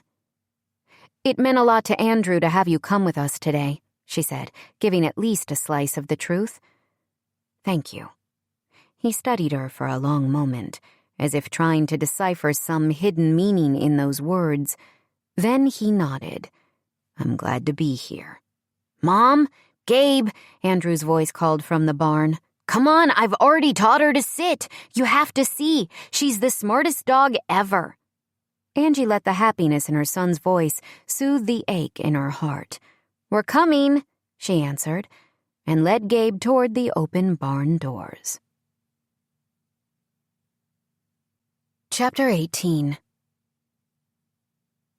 Gabe locked the door to the florist shop the following evening and turned to survey Main Street. He'd stayed last to catch up on orders and update inventory. It was nearly 9, so the storefronts around him were darkened, although the sidewalks still glowed with the twinkle lights that had been strewn across windows and wrapped around light posts for several blocks. At first, he hadn't appreciated the effort business owners and community leaders put into making the town a coastal holiday paradise. Not that he considered himself a Grinch. He just didn't see the point in going all out for only a few weeks of the year. A lot had changed. The lights had become a sort of beacon, representing the hope and magic he hadn't even realized he craved in his life.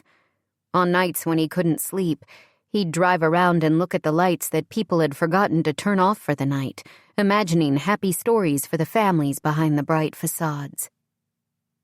Angie had helped him see how important that magic was. As much as he missed his grandmother, he'd be eternally grateful that he'd had this precious time with her and that she'd seen her shop filled with people once again before she passed away. Gabe might have lessened Angie's struggle with her mom by agreeing to their pretend relationship, but he'd been the one to benefit the most, and this was despite the fact that she saw him as a temporary arrangement and nothing more. He wasn't going to be her more. Even after he left Magnolia, he'd see Christmas lights each year and think of her warm brown eyes and the way she hummed off-key when she was focused on a task. The scent of citrus would evoke memories of her soft skin or the way she'd hold him more tightly when he slid into her in the quiet hours of the night. A couple holding hands came out of Il Rigatone at that moment, laughing about some casual story or private joke. Gabe wished he'd taken Angie on some real dates while they'd been together. Maybe then she would have seen that they could be more than just pretend. Maybe he'd have the guts to tell her how he felt. Probably not. Old habits died hard, as the saying went, and Gabe wasn't good at talking about his feelings. Every time he'd opened up, it felt like he'd been hurt. His grandmother had been the only exception to that rule.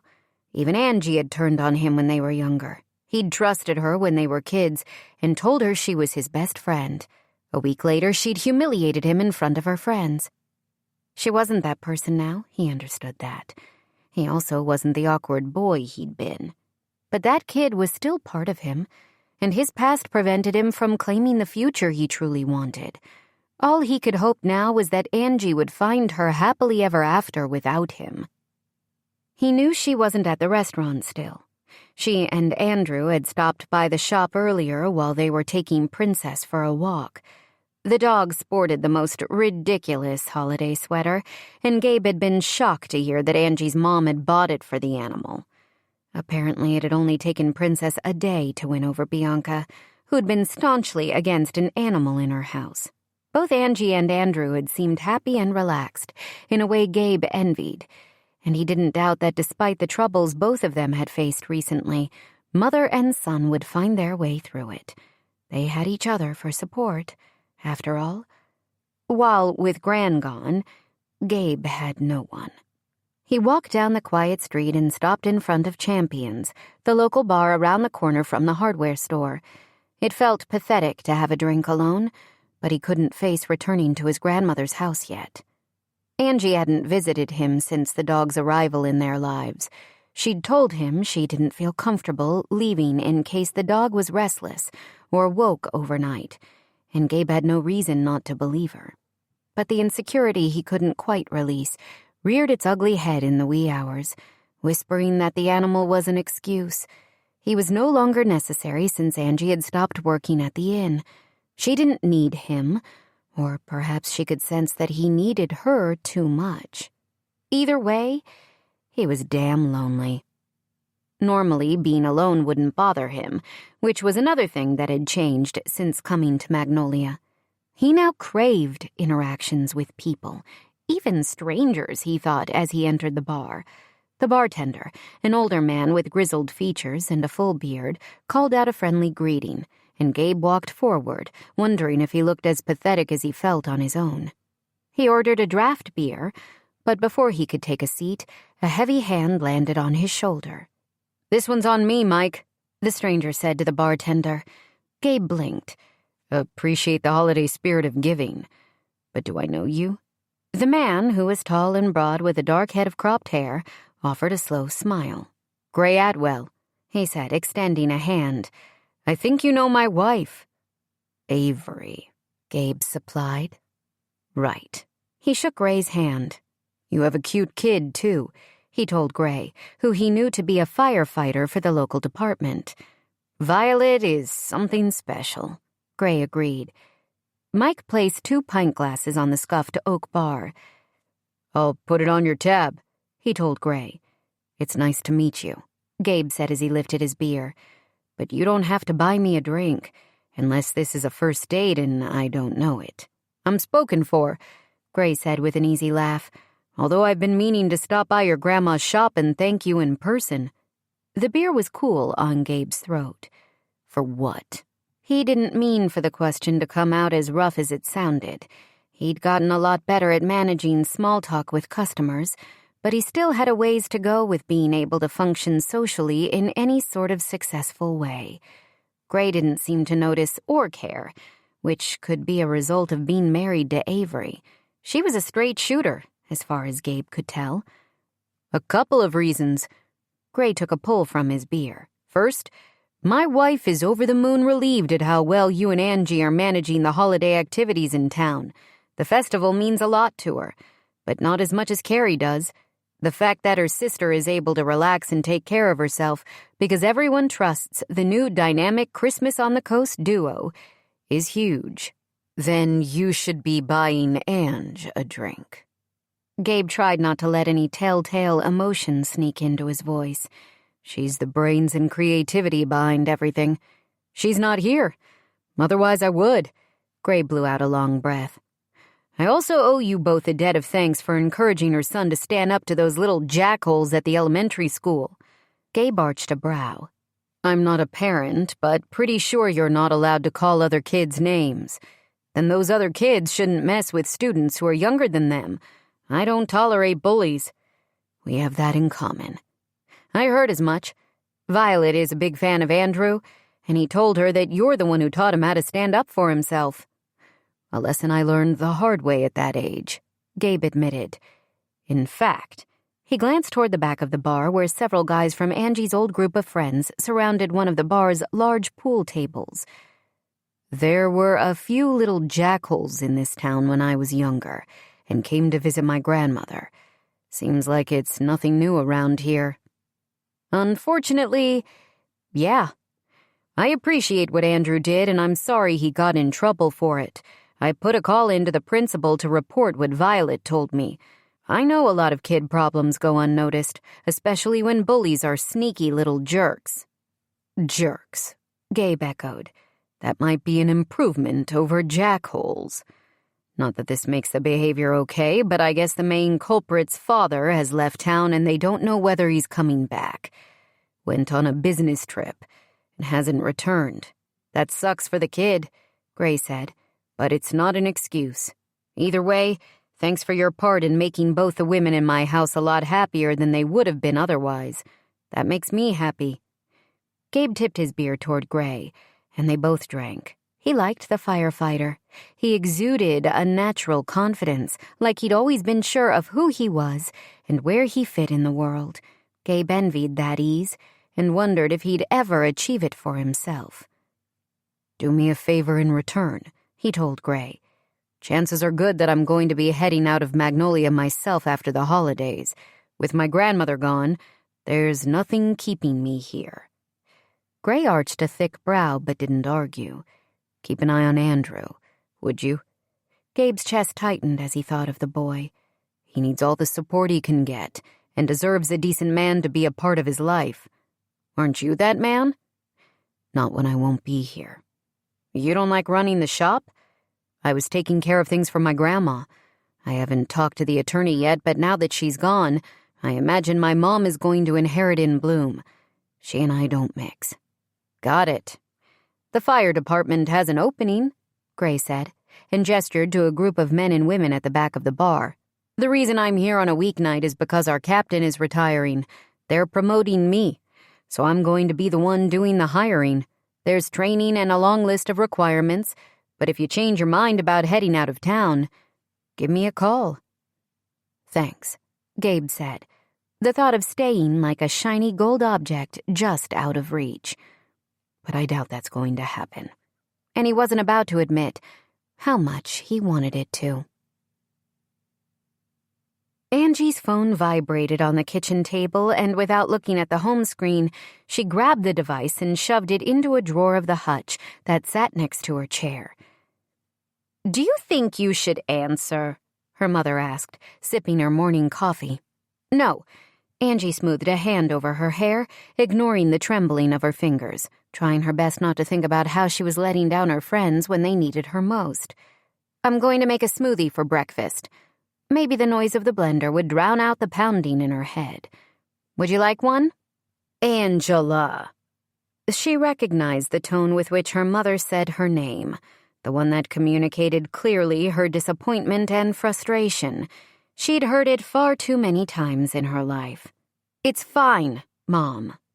"Based on the way that drawer is vibrating, something is happening this morning that is not at all fine." Her mother rose from the table. "Tell me." "I don't know," Angie said as she took the blender out of a cabinet under the island's counter. "I haven't answered any of the calls or read the texts. If you had to guess." She closed her eyes and counted to 10 in her head. Why was her mother doing this? Bianca had wanted her to end her partnership with Emma and Mariella, to walk away from her work at the Wildflower Inn, so Angie had done it. But the only way she could manage it in her mind was a clean break. The plan had been to end the partnership at the end of the year, but managing everything had proved to be too much. They're hosting a wedding today. The final big event at the inn before Christmas. How many guests? "Around 150, she said, drawing in a painful breath. It was the biggest event Emma had hosted this season. "The bridal party is staying at the inn. Over a dozen people. And you were supposed to handle the food?" Of course she'd been expected to handle the food. That was her part. The kitchen at the inn, with its granite counters and clean white cabinets, belonged to her. She'd helped create the design, and Emma had chosen the upgrades to the stainless steel appliances based on Angie's preferences. She loved working in that kitchen. "They know I'm not coming back," she told her mother now. "I prepped as much as I could, and I hired Sarah Beth Catering to take over for me." "Her chicken tastes like rubber," Bianca said with a sniff. "If I'm going to something where she's catering, I'm sure to eat before I arrive." "Thanks, Mom," Angie muttered. "That makes me feel a lot better about my decision." "No need for the sarcasm and sass, young lady." Angie threw a bag of frozen berries onto the counter with a thwack. "I'm not a young lady," she said through gritted teeth, "or a girl. I'm a grown woman, and if I don't try to deflect with humor or sarcasm, then I'm going to burst into tears because I'm letting down people I care about. I'm letting myself down." Her mother's lips thinned. Without a word, she went to the hutch, pulled Angie's phone out of the drawer, and brought it to her. "Figure out what's wrong at the inn," she said resolutely, "and then we'll go fix it, together." Angie's fingers felt numb as she took the device. "I already walked away." "But before that, you made a commitment." Bianca smoothed a hand over the Christmas sweater she wore. Angie noticed that her mother's nails had been painted in a sparkly red, with a delicate silver ring on her right hand. Instantly she thought of Iris, and how happy the woman had been to have Angie give her a manicure. How much it meant for Iris to have that connection. Connection was what mattered. She thought about how scared she'd been when her mother suffered a heart attack so soon after they'd lost Angie's father. Everything else was insignificant. "Emma and Mariella understand," she said quietly, even as she glanced at her phone. To her surprise, the missed calls and texts weren't from either of her friends. The number belonged to Sarah Beth. That did not bode well, but she still didn't unlock the home screen. "You committed to this," her mother said again. "As a grown woman, I would have appreciated you not lying to me or sneaking around like some kind of rebellious teenager. But that's in the past. The inn might not be your future." Her mother paused when Angie winced at those words. "Which doesn't mean you have to relinquish a promise. I hope your father and I raised you better than that, Angela. We raised you to be a person of honor." Angie didn't bother to argue, even though sometimes it felt as though she'd been raised solely to dedicate herself to the family business and the family's honor. Her mother was giving her a chance to make things right in this moment, and Angie was going to take it. "Thank you, Mom," she said as she hit the voicemail button and listened to the frantic voicemail from the stand-in caterer. Already she was moving toward the coat rack. She called Sarah Beth as she slipped into a pair of clogs. "I'm on my way," she said when the other woman answered. "Take all of the containers out that are on the top shelf of the freezer and start a pot of water boiling." "Can you salvage this?" Sarah Beth demanded, panic clear in her voice. "I haven't even told Emma yet, and—" "I'm going to make it right," Angie promised, and disconnected the call. "What's wrong?" her mother asked. "The power in Sarah Beth's company kitchen went out last night, and all the food ended up at room temperature by the time she realized it." Angie blew out a shaky breath. "Emma and Mariella don't know they have an entire reception to feed and only crackers and uncooked pasta to serve them. Can you watch Andrew and Princess? I have to go." "Wait, what's your plan?" Plan, right. Angie wished she had more time to come up with an acceptable alternative. "I'm going to turn the menu into a full-blown feast of my Italian favorites and hope that the bride and groom are understanding if I give them a big discount." "How do you feel about my pierogies as an appetizer?" her mother asked. "I always have ingredients on hand." "You don't have to do that, Mom. I can figure it out on my own." "I know you can, sweetheart. But I want to help." "Why?" Angie couldn't help the bitterness that seeped into her tone. "This is perfect for you. Even though I asked Sarah Beth to cover for me, I'm still the name on the contract. If Emma ends up with an irate bride on her hands, that's on me. A fitting end to my attempt to do something on my own." "You'll find a way to make it right," her mother answered. "And I don't want you to fail, Angela. I never wanted that." Emotion made Angie's throat raw. That's how it felt. Or at least it felt that her mom only wanted her to succeed with the parameters she set. She could succeed if it was safe and small, but not if it meant she might really fail.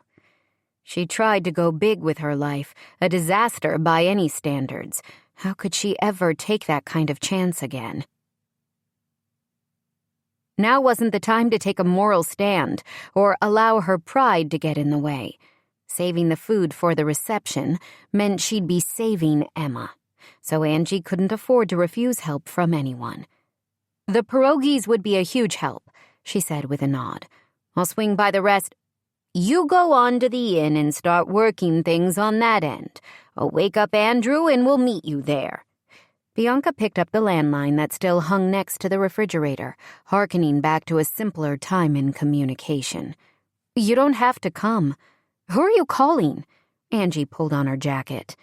"The more people you have to help, the better it will go. At least if they're people who aren't incompetent." Bianca rolled her eyes and muttered in Italian. Mostly complaints about the stand-in caterer. "Dominic?" "Hello, tesoro. I know it's your day off, but can you meet me at the restaurant? We need to help Angela with an event at the inn." Angie felt her eyes widen as a blush crept into her mother's cheeks as she smiled at the longtime cook's reply. Had her mother just referred to Dom as treasure in Italian? That was a quandary for another day. "Thanks, Mom," she whispered as she headed for the door. She drove to the inn, her heart hammering in her chest. She couldn't let her friends down, but it was difficult to return knowing that it would only be to fix the mess she'd inadvertently created. Her mom had been right about Sarah Beth. The woman might own the only other catering business in Magnolia, but that didn't mean she cooked innovative or even edible food. But Angie had been desperate for a way out of this final event after her mother's reaction. Another thing Bianca had been right about.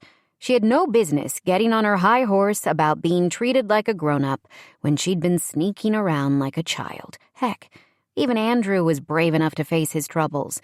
It was simple, if not easy, to blame her family, and her mother in particular, for what was going on in her life and the things she'd missed out on.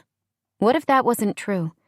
What if Angie's fear of failure or unwillingness to risk herself again had caused her to blame her mom? A simple excuse for a complicated tumble of emotions. Good thing the new year was coming, because Angie was piling up resolutions like snow on a sledding hill. There were cars parked along the street and in the inn's lot. Emma had done an amazing job of transforming the old mansion to a gorgeous boutique hotel, and Angie had no doubt its business would continue to grow and thrive as well. There was no question that she'd always missed being a part of it. She quickly walked around the house to the kitchen entrance. The ceremony was scheduled for just before sunset, when the golden light of the setting sun would infuse the whole backyard in a warm glow. The benefit of being in a temperate climate in North Carolina was that if the weather cooperated, Emma could hold outdoor events all year round. She'd also invested in a large tent to use for those times when it was too cold to be outside. The whole setup was perfect, exactly what Angie saw for her future, and also not an option when her mother needed her. Emma and Mariella faced Sarah Beth across the kitchen island as Angie entered the space. "You can't be here," Emma said, pointing at Angie. "We need her." Mariella jabbed an elbow into Emma's rib cage. "It's fine," Emma said tightly. She gave Angie a smile that looked slightly feral around the edges. "We're fine." "It's a disaster," Sarah Beth threw up her hands. "You were the one who just called it a disaster." "Not Angie's disaster." Emma's eyes narrowed. "What are you even doing here?" "Sarah Beth called me. I'm here to help." Mariella nodded. "We need all the help we can get. At least she realized it had gone bad before we served it.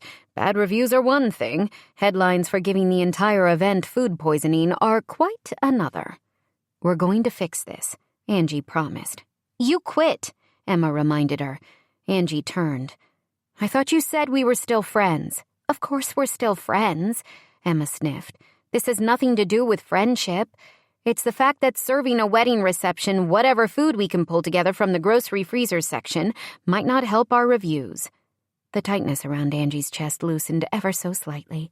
It had been so long since she'd had friends like Emma and Mariella, women who mattered to her. Growing up, her insecurity had caused her to put more emphasis on superficial relationships, and she'd picked friends who weren't kind, who made her unkind. The idea that even if things continued to go horribly wrong today, that Emma would still be her friend, well, it made her want to fix the mess even more. "We're not going to rely on the grocery," she promised. "My mom is picking up food from Il Rigatone," she told Emma and Mariella. "We're going to have to change the menu around a bit, but I promise it will still be amazing. I'm not sure when to tell the bride." The air rushed from her lungs in a whoosh when Emma grabbed her and hugged her close. "Thank you," her friend whispered. "I don't know what you did to convince your mom to help, or why you answered the distress call in the first place." "She misses us, obviously," Mariella said, leaning in to join the hug. "Also has some superhero complex where she wants to save the day." "I wish I could offer more," Angie said honestly. "I still feel horrible for walking away. I'm letting you down and myself." She pulled in a shaky breath. "But not today. Today we're going to avert a catering catastrophe." "I'll go talk to the bride," Emma said, pulling back. "Put me to work," Mariella told Angie. "I have no skills, and I hate being told what to do, but I'm making an exception for you." All three women turned as the kitchen door opened again. Angie's mom, along with Dom and Andrew, entered. Dom carried a large box of various Italian staples, and Angie breathed a sigh of relief. "It's going to be fine," her mother said when their gazes met. "Thank you, Mrs. Guilardi." Emma came forward and took the cooler from her mother's hand. "Thank you for your help today." Tears lodged in Angie's throat as her mother offered Emma a small smile. "I will do anything to help my daughter." Mariella leaned into Angie and said quietly, "Do you know how lucky you are?" "Yes," Angie answered. "Right now, I do. Chapter 19. Gabe sat in the darkened living room later that night, the only light coming from the tree Angie, her mother, and Andrew had brought to him earlier that week. The wind whistled around the window panes and down the chimney of the fireplace original to the house. If he was staying in Magnolia and his grandmother's property belonged to him, there were so many things he'd do to modernize and update it. He wished he'd made time to visit Gran and take care of some of those tasks. Although Magnolia stayed relatively mild, drafts seeped from under the doorways and through the corners of windows on colder nights, and the furnace in the basement should have been replaced years ago. How had his grandma kept warm here at night on her own? She'd never complained or given him any reason to think she needed help. He should have known anyway. Now it was of no consequence, because it was only a matter of time before his mother showed up. Even if he could buy the place from her, and he had no doubt she'd inflate the value if she had any idea how much he wanted it, he didn't want to live in the same town. She tended to suck him in with her dark judgment, and he'd always been afraid he might turn as bitter and miserable as her if they spent too much time together. His phone dinged, and he grabbed it from the coffee table. He smiled at Angie's face on his home screen. He'd taken the photo of her at one of the holiday events downtown, capturing her easy smile at a candid moment when she hadn't known he was looking. "Are you home?" "Yes, enjoying the tree. Do you want to build a snowman?" He chuckled as he glanced out of the window to the dark night. It might be cold and windy in Magnolia, but the sky was clear. No chance of snow. "Is that a trick question?" "Come out front." Anticipation squeezed his chest as he levered himself off the couch. He opened the front door to reveal Angie at the curb next to her car, surrounded by several grocery bags.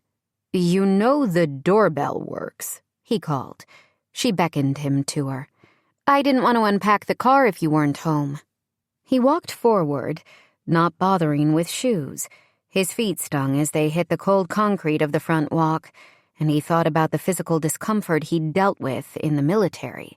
How that had been easy compared to the way his heart now seemed to constantly ache.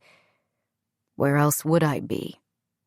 She studied him for a moment, brushing her long hair away from her face when the wind whipped at it. She wore a knee-length corduroy skirt with boots and a heavy canvas jacket with a bright red scarf tied around her neck. "I don't know where you might be spending your time," she told him, "because you've been avoiding me." "The dance is tomorrow night, Ange. We've both been busy." Something like disappointment flashed in her dark eyes, and he felt a chill chase through him that had nothing to do with the outside temperature. "That's why I'm here." She smiled so broadly, he thought maybe he'd mistaken the previous emotion. "We have one more project to finish." He glanced at the grocery bags. "The mill looks amazing. I stopped by this afternoon. There's not a thing that could be added." "Snowmen," she said. "You can't have a winter wonderland dance without snowmen." "I think you could," he said, even as he leaned over the trunk and pulled out 2 large shopping bags. "We'll have a very successful dance without snowmen." "Except it would be like a sundae with no cherry on top." She shut the trunk and picked up the bags she'd left on the ground. "Cherries are the best part." "You seem especially happy tonight." "I'm glad you think so," she answered, which wasn't exactly the same as agreeing with him. "Am I wrong?" He glanced over his shoulder as he led the way toward the house. "How did Sarah Beth do the other day? I'm sure you left her with detailed instructions. I dropped off the flowers early that morning, but she wouldn't let anyone into the kitchen." "Because she was trying to figure out how to get rid of the food that had gone bad. It was all ruined." Gabe stopped on the bottom step of the porch. "What are you talking about?" "Let's get this stuff in the house and I'll tell you. It's freezing out here." He led the way toward the kitchen and listened as she explained the near disaster of the last big wedding they'd hosted. "You had to swoop in and save the day once again?" She placed the bags on the table. "I wouldn't exactly call it saving, since the fact I walked away caused the mess in the first place." You did what you had to do, he said quietly. Yeah, she agreed with a sigh. We all do. But I fixed it, along with my mom and Dom. Your mom helped cater an event at the inn? Angie wrinkled her nose. I was as shocked as you. But she said she didn't want me to feel like I'd failed Emma. I know she loves me and wants the best, even if we don't agree on what that is. I was secretly freaking out, so I'm grateful to her. You should have called me, he told her, frustration settling over him that she'd needed something, and he hadn't been there for her. We had it covered, she told him, another lance to his heart. But I need your help with snowmen, so here I am. Okay, then. With how he'd been acting lately, he supposed he should be grateful she was willing to let him in any way. She pulled out her laptop, and they watched an instructional video on making homemade snowmen while he poured 2 glasses of wine. As he began to assemble the crafts, something he never imagined himself doing, Gabe felt a sense of contentment wash through him, the exact reason he'd avoided Angie in the first place. It was one thing to want her physically, but his feelings for her went way beyond desire. They continued working in easy silence until the entire counter was filled with a line of various sizes of snow people staring at them. The biggest were nearly 2 feet tall, with smaller ones as well. They all had bright orange noses cut from felt and cheery red scarves around their cotton batting necks. I'll bring them over to the mill bright and early, he told her, as they cleaned up the leftover supplies. They turned out better than I thought. I think they're perfect, she said with a proud smile, like she was looking at her own children. He shifted closer to her and spoke into her hair, kind of like you. She didn't pull away as he'd expected with how distant he'd been since his grandmother's death. Instead, she turned and wrapped her arms around his neck. What if I told you the snowmen were a ruse to have an excuse to see you alone? He stilled. There was no way she'd make an effort like that, not for someone like him. Alone, she continued, leaning in to place a gentle kiss on his jaw.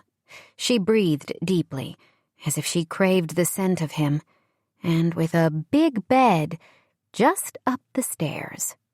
What about Princess?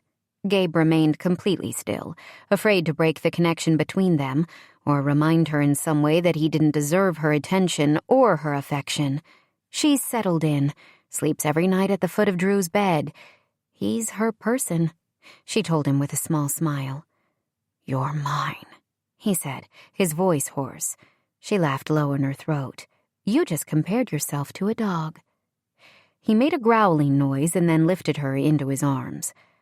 I'll be whatever you need, he told her, as he carried her up to his room, hoping that would be enough. Angie stood in the center of the old factory and spun in a slow circle, hardly able to believe what they'd pulled off in the space. It truly looked like something even Santa would be proud of.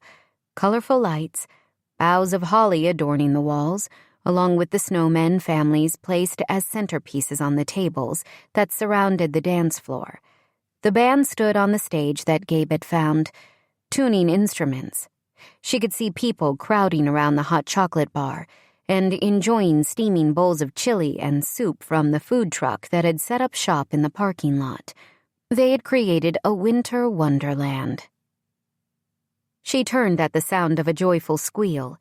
Carrie and Dylan stood near the entrance, the graceful artist's big gray eyes wide with wonder.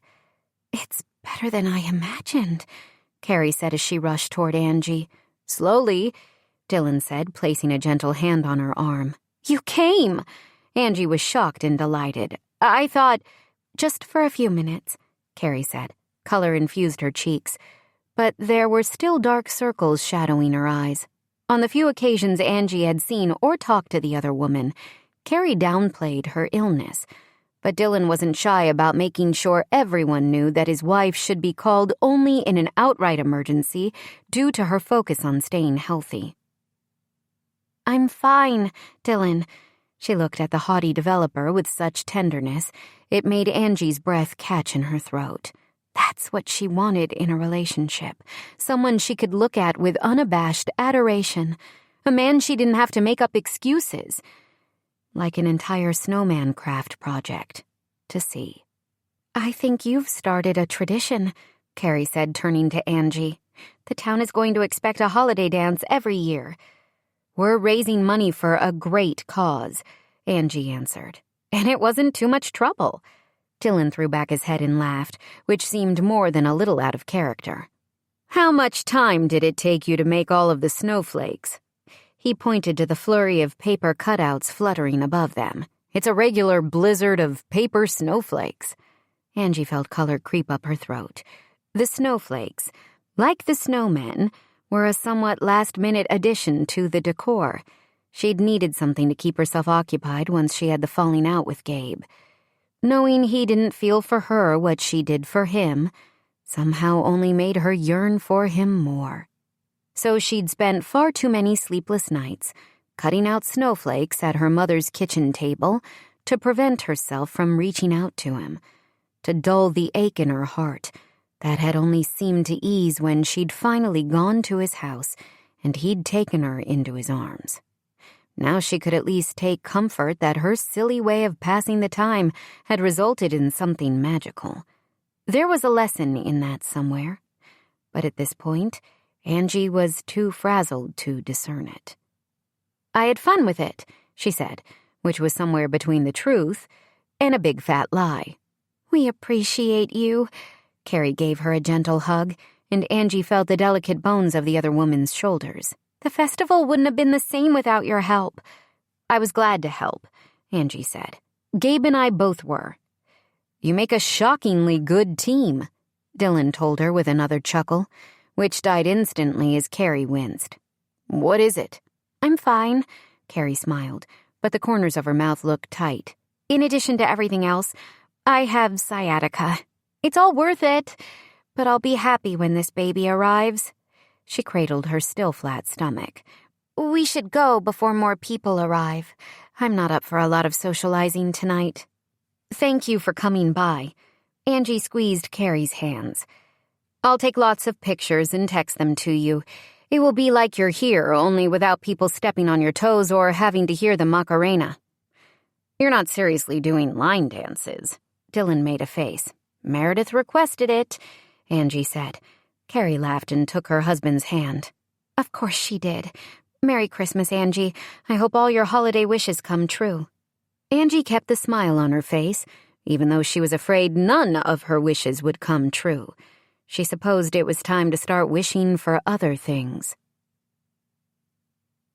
2 hours later, the dance was in full swing, and Angie felt as if her heart might burst from a combination of happiness and pride, mixed with just a touch of melancholy. She'd done it, along with Gabe. It seemed like nearly the whole town had come out for the event. Couples young and old mixed on the dance floor, everyone smiling and laughing. Angie Guilardi, who had only ever waitressed in her family's restaurant, had finally stepped out of the long shadow of her last name. That accounted for the pride and the happiness from finally feeling like she had a place in this community. The melancholy, well, her gaze sought out Gabe, who stood on the other side of the room talking to Cam Arlinghouse and Ryan Sorensen, who was Emma's brother and Meredith's fiancé. Gabe smiled at something Ryan said, although even from this distance, Angie could see it didn't reach his eyes. He ran a hand through his thick hair, and she wondered if she was the only one who saw the lines of tension bracketing his mouth or the faint shadows under his eyes. Who would look after him when he left Magnolia?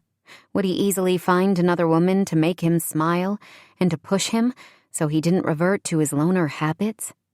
She forced herself to look away. What Gabe did when he left town was none of her business.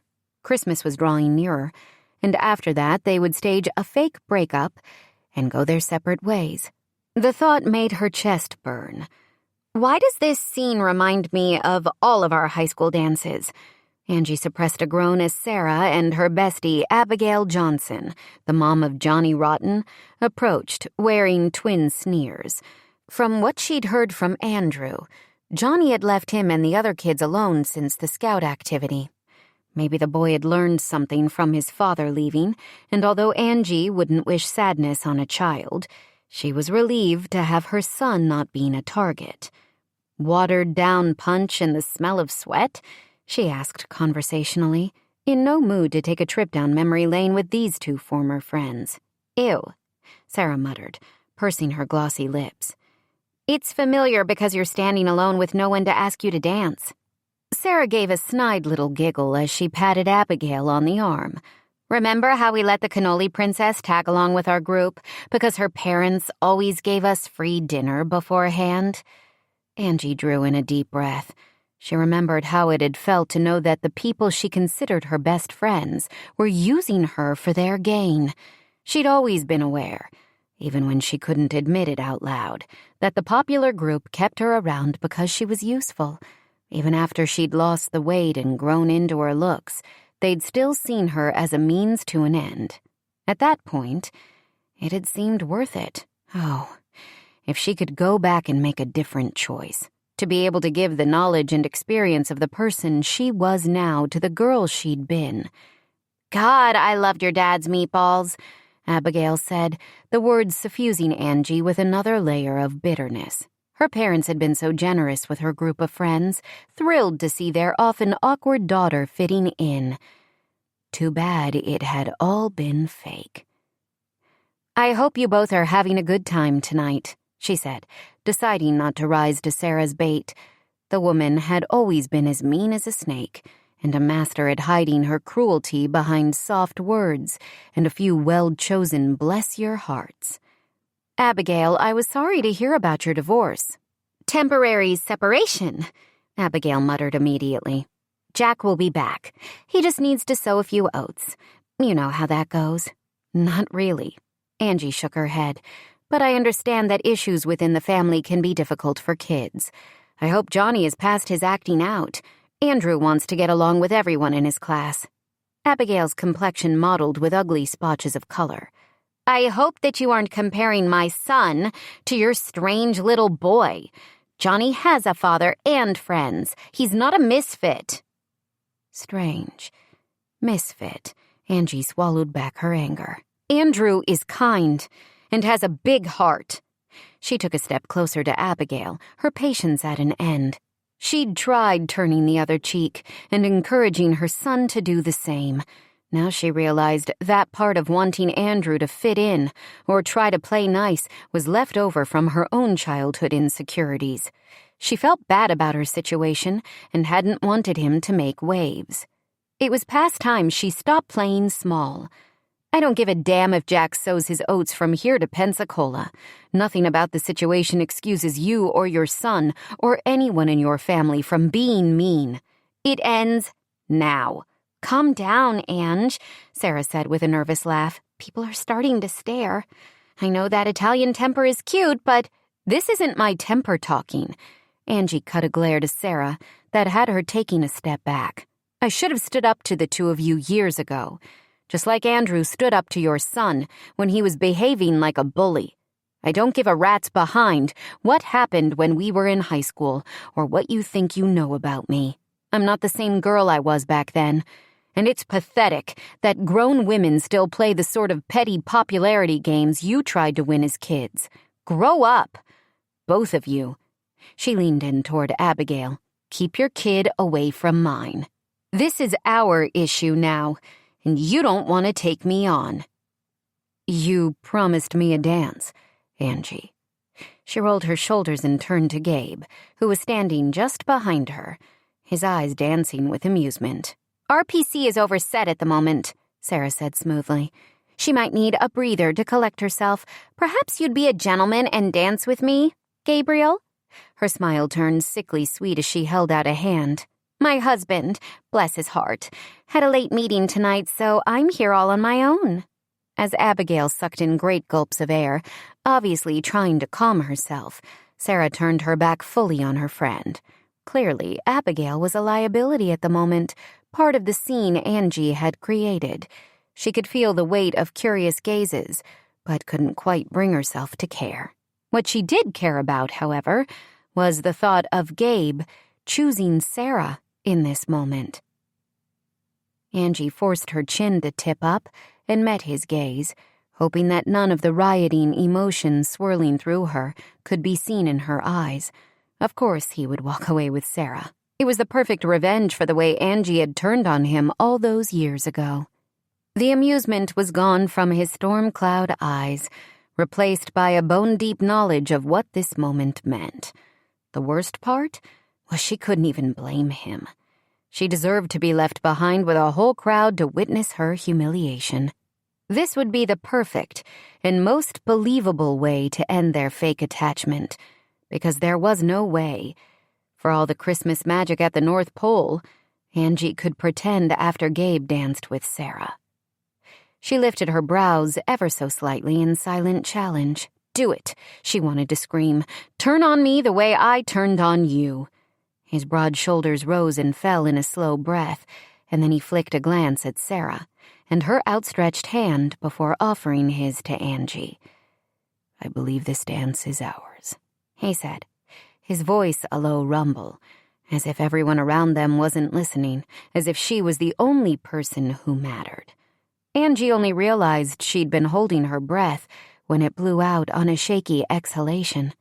She barely registered the gasp of disbelief and subsequent whispered cruelty that Sarah dispensed. It was as if she'd been plugging a dam of emotions, and Gabe's words and actions had yanked her finger out of the hole. Love poured through Angie like a wave, and she placed her trembling fingers in his hand. "Every dance is ours," she told him. Right then she decided to hell with pretend. She had fallen for this man with her entire heart, and she wasn't going to let him go. As he led her onto the dance floor, the music shifted to "I'll Be Home for Christmas," crooned by the female vocalist's smooth alto. The past few weeks had changed Angie and her idea of home, what it could mean to her. To a woman who'd learned a hard lesson about not being able to count on a man, Gabe and his steady presence in her life, in Andrew's life, had been a revelation. She could count on him in the most important way possible. She could count on him with her heart. "Thank you," she said, as she wrapped her arms around Gabe's neck. He pulled her close, and they swayed to the music along with dozens of other couples. The scene with the two other women was ostensibly forgotten by the onlookers, since it afforded no juicy town gossip. Angie would always remember that Gabe had chosen her. It would put a damper on the festive mood if the creative genius behind the event got in a fistfight as the main attraction. "Can't have you hogging all the attention." She leaned back enough to look into his eyes. They were once again bright with amusement, but Angie wasn't going to let him make light of what was between them. Not anymore. "You're a better person than I was back in the day," she admitted. "The moment that I turned away from you is still the biggest regret I have." She gave a small laugh. "And it's a long list." "No regrets," he told her, brushing a thumb over her cheek and leaving a trail of sparks in the wake of his touch. "Will you come to my mom's for Christmas?" Angie asked. They hadn't spoken about plans for the holidays or the future in general, other than specific arrangements for the town's holiday events. Most of their time together was spontaneous, or when she couldn't stay away or to appease her mom. Angie wanted Gabe to know she was choosing him in the same way he had her. She wanted him to know how much he meant to her, even if she couldn't say the most important words just yet. "I don't want to intrude on your family time," he said, looking past her shoulder. "Gabe, I want you there." She leaned in and kissed the edge of his jaw. "You belong with us. I want you to know—" She broke off as his entire body went stiff. Was his reaction a result of her offer? Even if his feelings weren't as deep as hers, they were friends now. Surely that meant— "I can't believe it." She frowned as she realized his attention was miles away from her. The color had drained from his face, and a change had come over him, like all the light had been snuffed out by a hurricane of darkness. "Gabe, what's going on?" She tried to turn, but his arms held her still, almost painful in their tightness. Angie doubted he even realized the way he was grasping onto her. "Is it Sarah? If she's making a scene, I'll—" "No." He dropped his arms suddenly. His jaw went slack, and he gave a sharp shake of his head. The dancers continued to move around them, several couples adjusting their steps to avoid bumping into them, since Gabe was now like an unmovable mountain in the middle of the dance floor. Angie followed his gaze and saw an older woman staring at him from near the bar on the far side of the room. She had black hair, clearly dyed, pulled back into a severe knot on the back of her head. She was small but not frail, and looked oddly out of place amid the joy of the crowd attending the dance. After a moment, the stranger turned her attention from Gabe to Angie, lifting the small silver flask she held in her hand as if in a toast. "Who is that?" Angie asked, even as Gabe moved to block her view. It seemed endless minutes passed before he answered, although, in truth, it was only a quick second. She felt the change in him, a systemic shift, as if everything between them was gone. "That," he said slowly, his voice as cold as she'd ever heard it, "is my mother." Chapter 20. Gabe woke on Christmas morning to the sound of Patsy Cline blaring through the house. He stifled a groan and rubbed 2 fingers against his temples. He knew what that music meant. His mother had always gravitated toward music about broken hearts when her mood was down, and her mood was always bad during the holidays. It was as if every slight or loss she'd had throughout the year, even her lifetime, was compounded at Christmas. As an adult, he'd learned it wasn't unusual for people to be depressed at this time of year. Despite all the magic that Angie and her family seemed to find in the holidays, plenty of people struggled with unrealistic expectations or comparisons of their own imperfect life to the cheery images on Christmas cards or endless social media posts. Hell, before this year, he'd been one of them. But he'd been given a huge gift, one that no money could buy. The gift of hope and joy and love. Most importantly, love. Even though he missed his grandmother, he knew she'd want him to find happiness. Her love was truly unconditional, and she'd always wanted him to focus on the good moments in life. In the end, he'd been able to offer a bit of that back to her. As awful as it was to have his mother in the house now, he tried to remember the joy that had surrounded him when he'd been working to make his grandma's dream come true again. Although the noise from the first floor seemed intent on drowning out whatever Christmas spirit he could muster, he threw off the covers and glanced at his phone as it vibrated on the nightstand. A text from Angie. With a sharp ache in his gut, he cleared the home screen without reading her message. What the hell was there to say at this point? They hadn't spoken since those final moments when he'd held her in his arms on the dance floor. He knew she'd been surprised that he hadn't taken the opportunity to embarrass her in front of those grown-up mean girls. How could she believe he'd do anything other than choose her?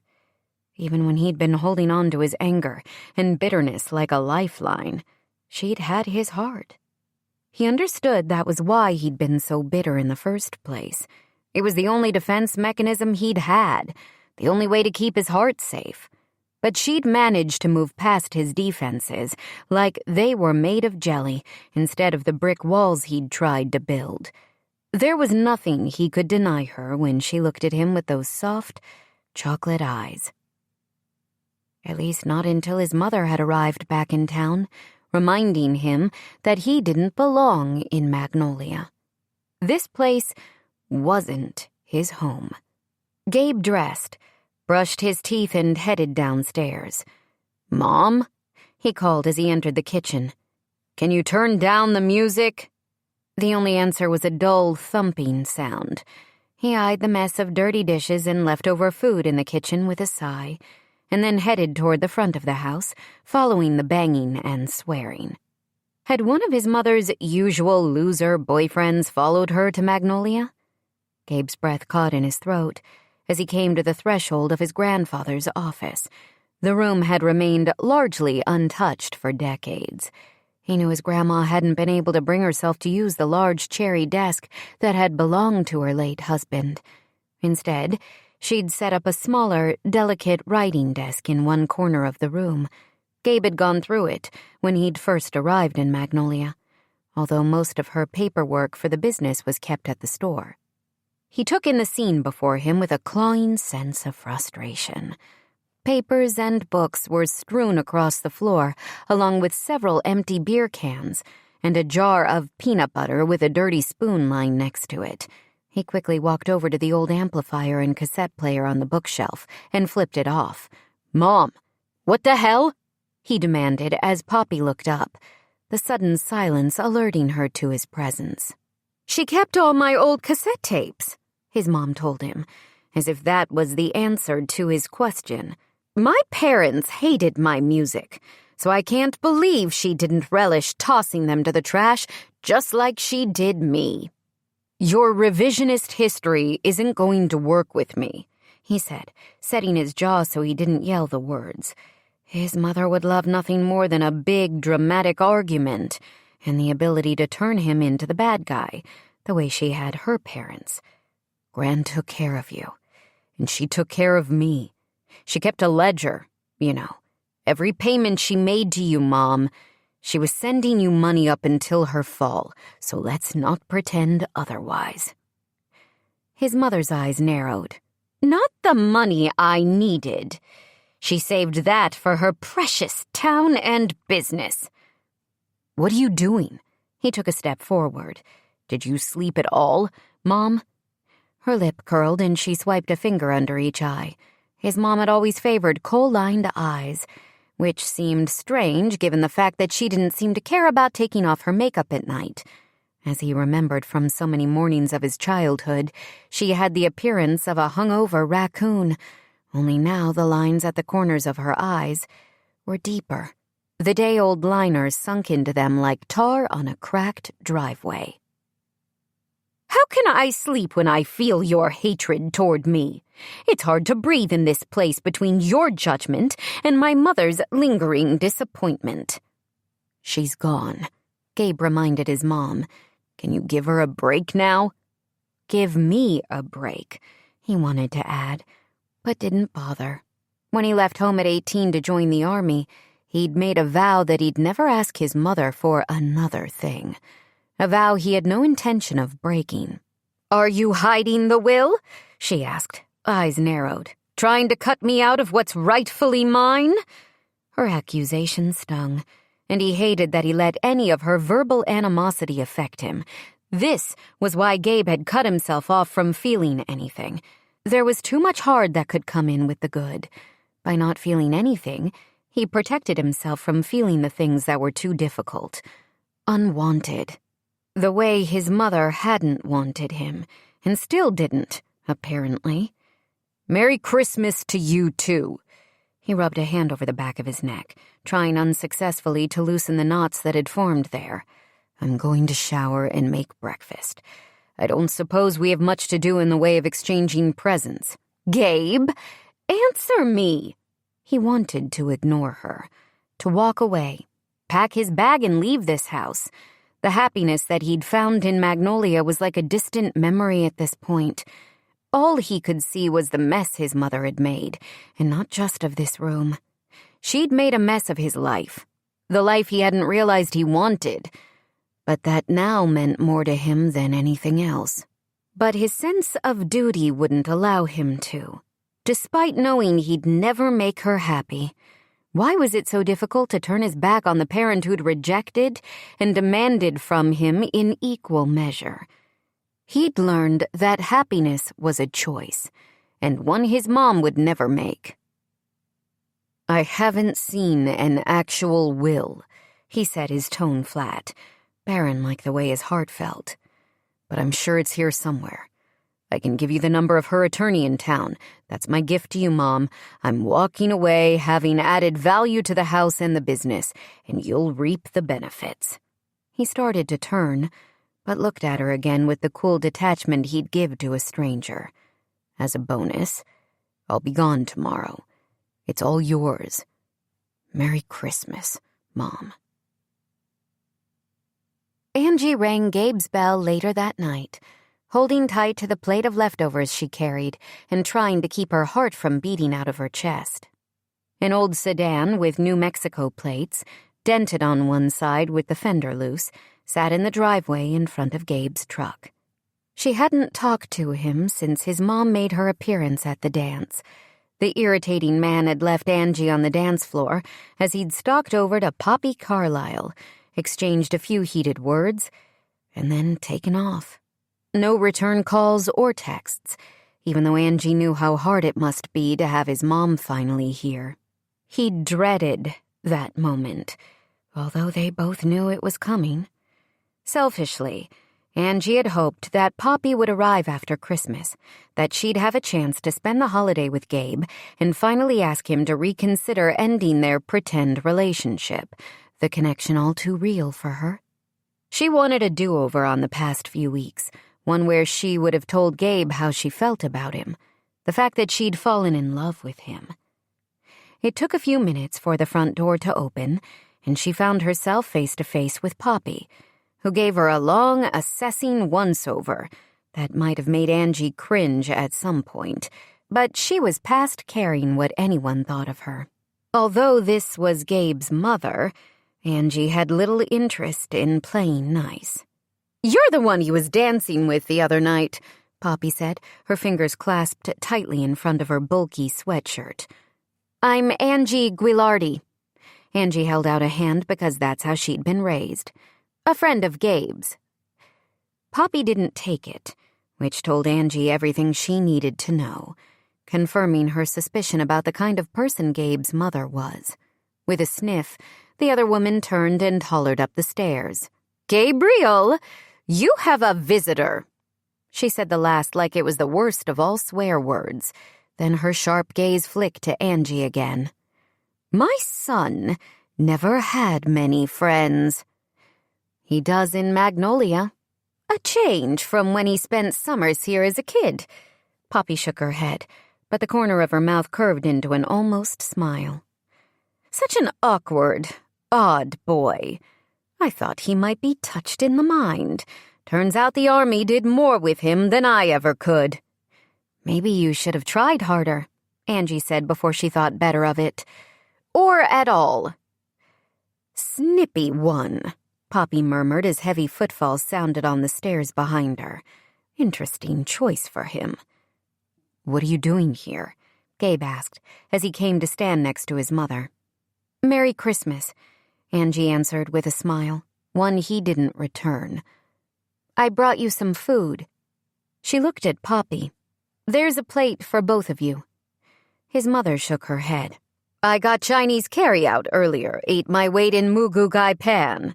She patted Gabe on the arm, and Angie would have sworn he had to make an effort not to flinch away from the touch. "It's our family tradition."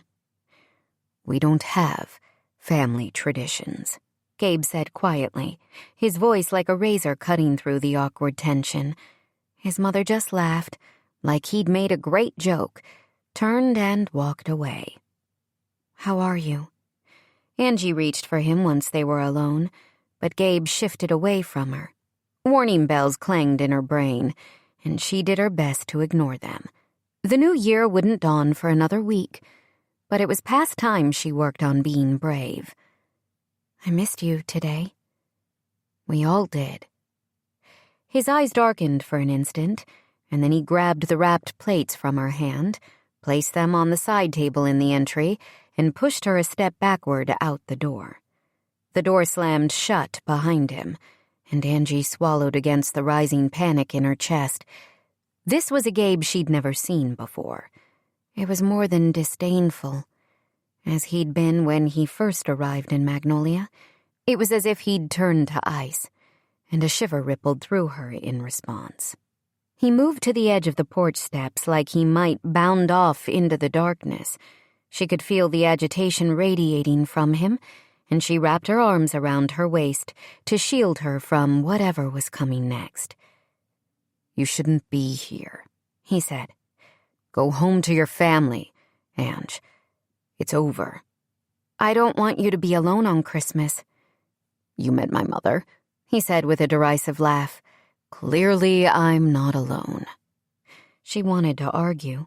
It was clear as the night sky that he was as lonely as he'd ever been, maybe even more so because of his mother's presence in the house.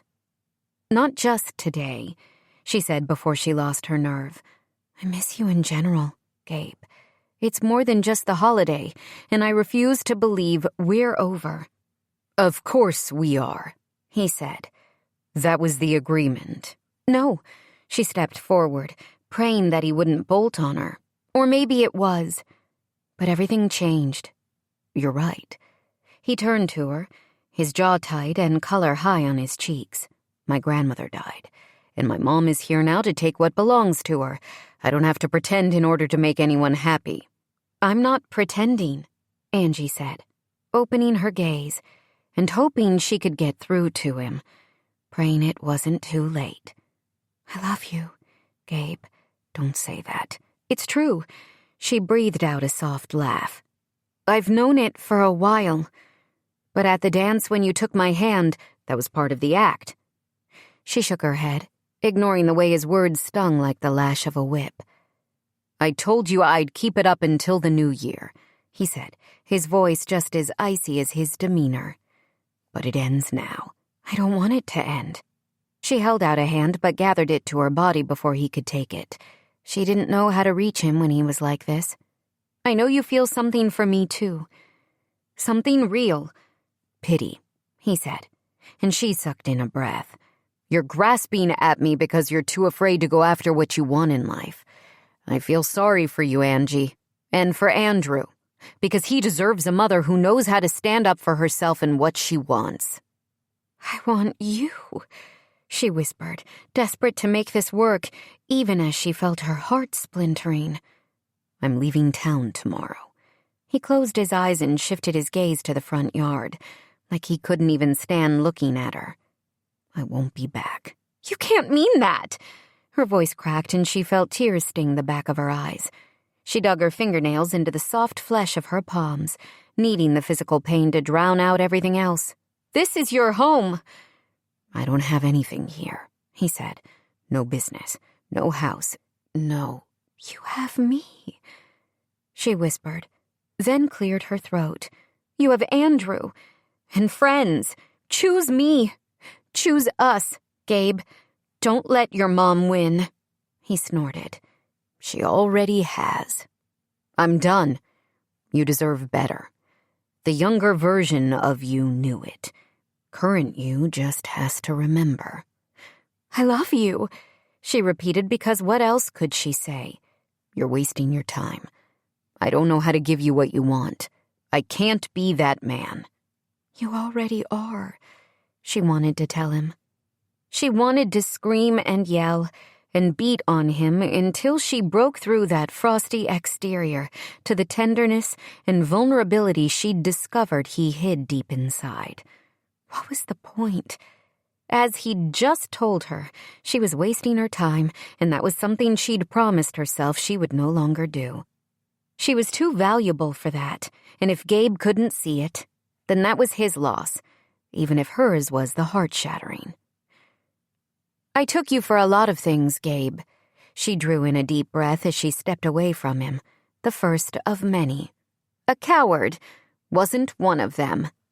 Without waiting for his reply, she bounded down the porch steps, needing to get away before she crumpled into a million pieces. Chapter 21. "I could hire you."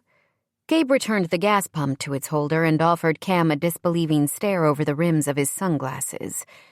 "A pity job," he said on a laugh, although there was no humor in the sound. "Gray Atwell said almost the same thing. As much as I appreciate the offer, I'm going to have to pass." "Who says I'm making it out of pity?" Cam shook his head. "Maybe I'd do whatever it took to get you to stay in Magnolia. He took a step closer. Somehow I doubt Gray and I are the only ones. Gabe swallowed hard and tried not to let any of the emotions swirling through him show on his face. It was the day after Christmas, and he'd sent Cam a message saying he was leaving town. It would have been easier to sneak away with no one the wiser, but that felt like a cowardly move. Angie had accused him of being a coward last night, and the label still stung. He knew she'd thank him eventually. He was doing them both a favor by leaving when he wasn't sure he'd ever be able to give her the life she deserved, not when it was so hard for him to truly open his heart. "It's better this way," he told the other man. Cam had asked to see him on his way out, so Gabe had agreed to meet at the gas station near the water tower on the edge of town. The morning was cold and quiet. Most residents probably still tucked into bed or kids playing with the toys they'd received for the holiday. The erector set he'd bought for Andrew sat under the tree in his grandmother's house. He'd gotten it over a week ago, hoping the classic building toy would spark the boy's imagination the way it had Gabe's back in the day. But that had been before his mom came back, before Gabe woke up and realized he was living and loving on borrowed time, before he'd known he couldn't possibly stay. "What does Angie have to say about that?" Cam asked softly. "She agrees with me. At least she must after he'd been such a jerk last night. I'm sure Emma told you our whole relationship thing was a pretend arrangement to keep her mom and my grandma from playing matchmaker all through the holidays." "Bull!" Cam spit out the word like it tasted rotten on his tongue. "It's true." Gabe took his receipt when it printed. We were going to break up after the new year anyway. Cam inclined his head as he studied Gabe. "Did you get dropped on your head as a baby?" "What the hell is that supposed to mean?" Gabe crossed his arms over his chest. "Did you ask for a face-to-face goodbye so you could hurl insults at me on my way out? I want to talk some sense into you. You have a good life here, Gabe. Why walk away? You know as well as I do how hard happiness is to come by." He held up a hand when Gabe would have spoken. "And don't expect me to believe for a second that you weren't happy with Angie. I don't care how the relationship started. The two of you are the real deal." "We aren't anything at this point," Gabe said, keeping his voice steady. "She's better off that way. Does happiness count when I was living a life that didn't belong to me? I came here from my grandmother and took care of her house and her business, neither of which I can claim at this point. I've nothing to offer, Angie, even if I wanted to." "That's not true," Cam argued. "Stay. Just stay and try to make it work." Gabe wanted to agree. He wanted to turn his truck around as much as he wanted his next breath. But that was the problem. Where was he supposed to go? He had no home, no job. He'd made a place for himself in Magnolia, but his mom's arrival wiped it all away. She'd always treated him like he was worthless, and there was no way he was going to stick around and let her go after him again. He didn't have it in him. Maybe that made him a coward after all. "Keep an eye on Ange and Andrew," he told Cam. "That kid has a heart of gold, and I hate to think about some jerkwad boy with his own daddy issues bullying it out of him." "He needs you," Cam answered. Gabe gave a sharp shake of his head. "I wish I could be the kind of man that kid needs. But I've even managed to screw that up at almost every turn. They'll both be better off without me." Before Cam could argue, Gabe reached out a hand. "You're a good guy, Cam. Just please keep an eye on the boy." "I will," Cam said quietly as they shook. "If you ever need anything, appreciate it." Gabe forced a smile. "I'll figure something out. I always do." And with those words, he climbed into the truck and pulled away. He kept his eyes on the road ahead of him, despite not having a single idea of what direction he was headed. It didn't matter. He was leaving everything important behind him, but to glance in the rearview mirror would only cause more pain. He rolled down the window and tossed his cell phone into the trees that lined the 2-lane highway. He focused on what was coming and tried his best to begin to rebuild the walls around his heart. Angie sat in the darkened living room on New Year's Eve. It was 5 minutes to midnight, and Andrew was fast asleep, curled into a ball on the sofa with Princess snuggling next to him. Her mother had gone to bed an hour earlier, claiming that she honored the new year best with a good night's sleep. They'd been invited to a party at the Wildflower Inn by Emma and Mariella, but it was too difficult for Angie to be there, knowing their partnership was at a distinct end, along with so many other things that had become essential to her. Emma was hosting a New Year's Day brunch for the inn's guests and a few close friends, but Sarah Beth wouldn't be helping to prepare for it. After the near disaster of the wedding, Angie had contacted a smaller operation on the south side of Raleigh. The kitchen that she loved now belonged to someone else. Instead of preparing her own recipes, she'd open Il Rigatone tomorrow, serving the special Alfredo lasagna her father had always prepared to usher in a new year. There was a group of loyal regulars who came to celebrate the start of a fresh calendar each year. Angie knew them by name, and had no doubt they'd pinch her cheeks and tell stories of the girl she'd once been, as they laughed and gossiped in the same way they had for decades.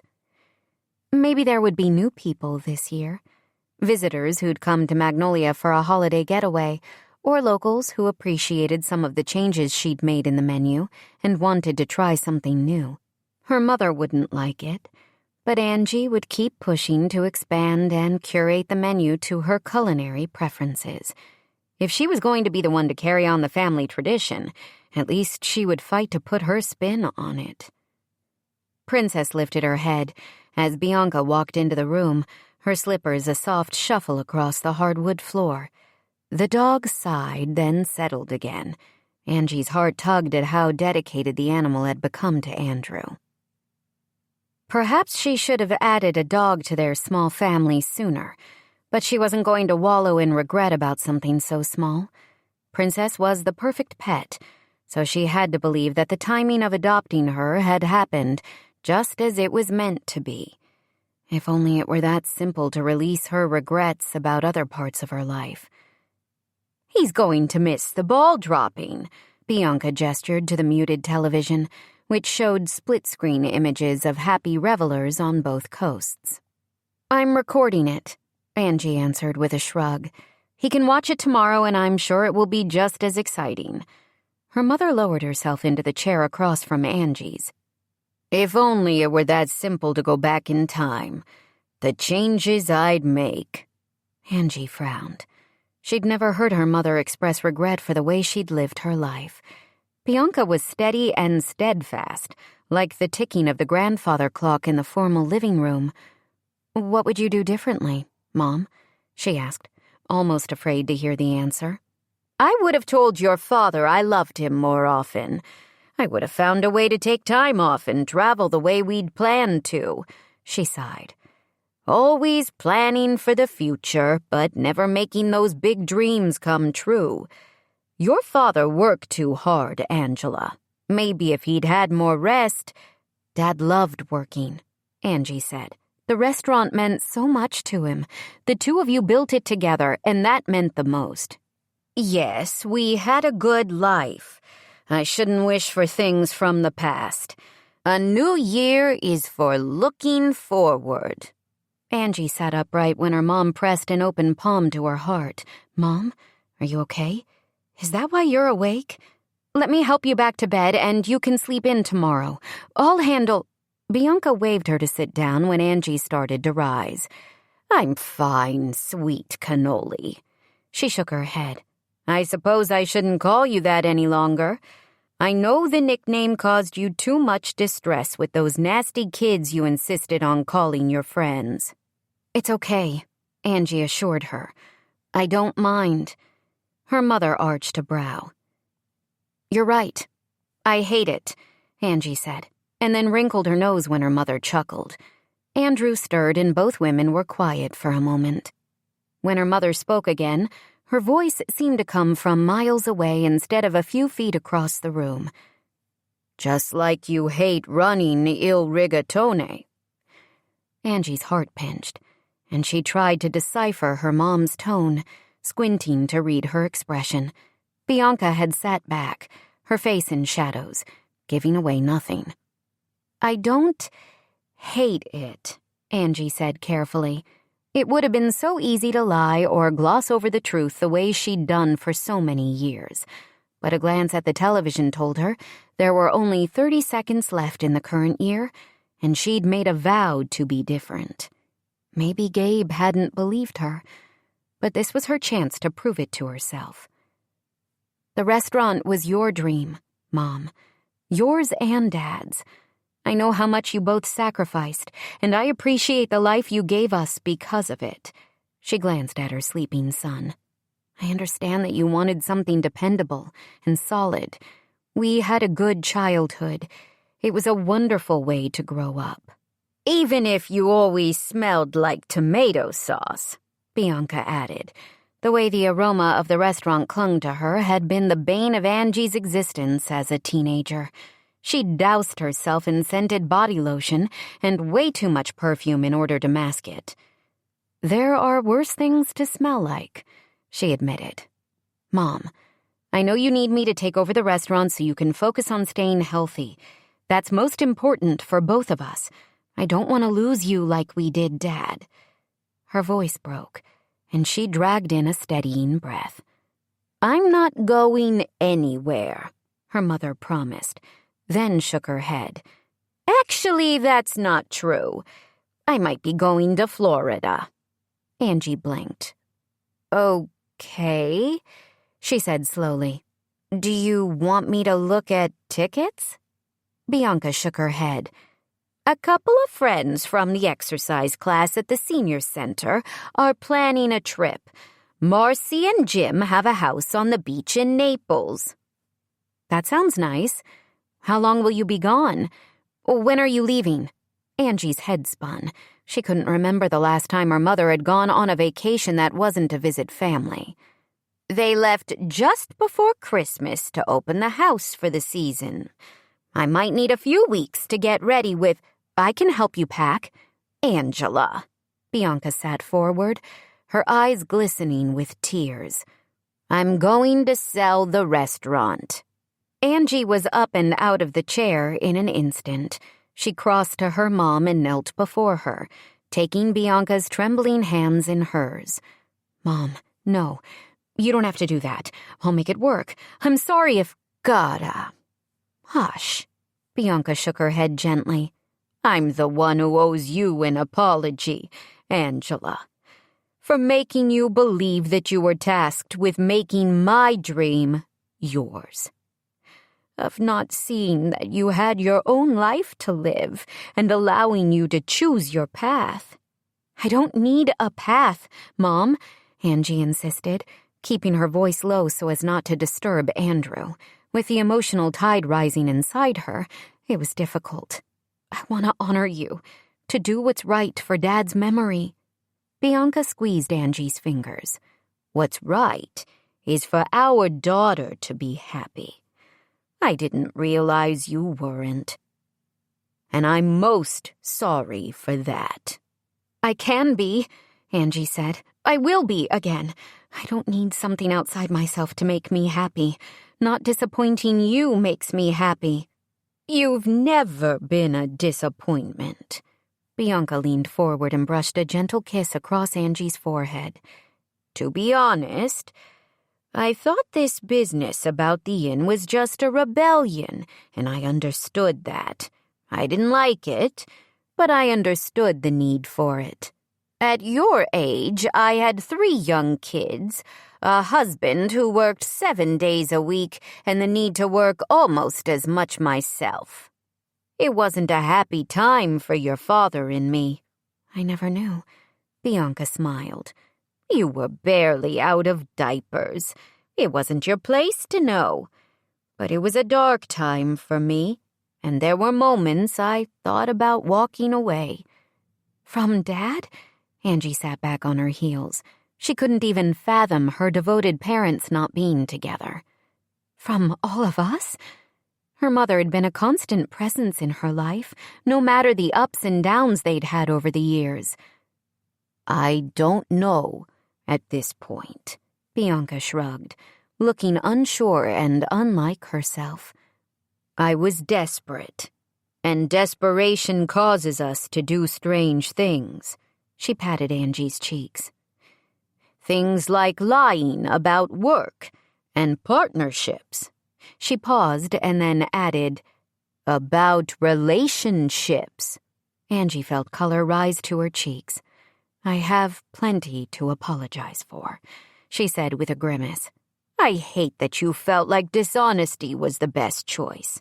I didn't want to upset you, Mom. Your heart is strong and sure. I'm going to be here a long while, long enough to see you succeed with your friends at the inn. Watching you in that kitchen was a revelation. Your father's legacy isn't Il Rigatone. It's you, Angela. I saw the same joy in creating and serving food to people in your eyes that I remember in his.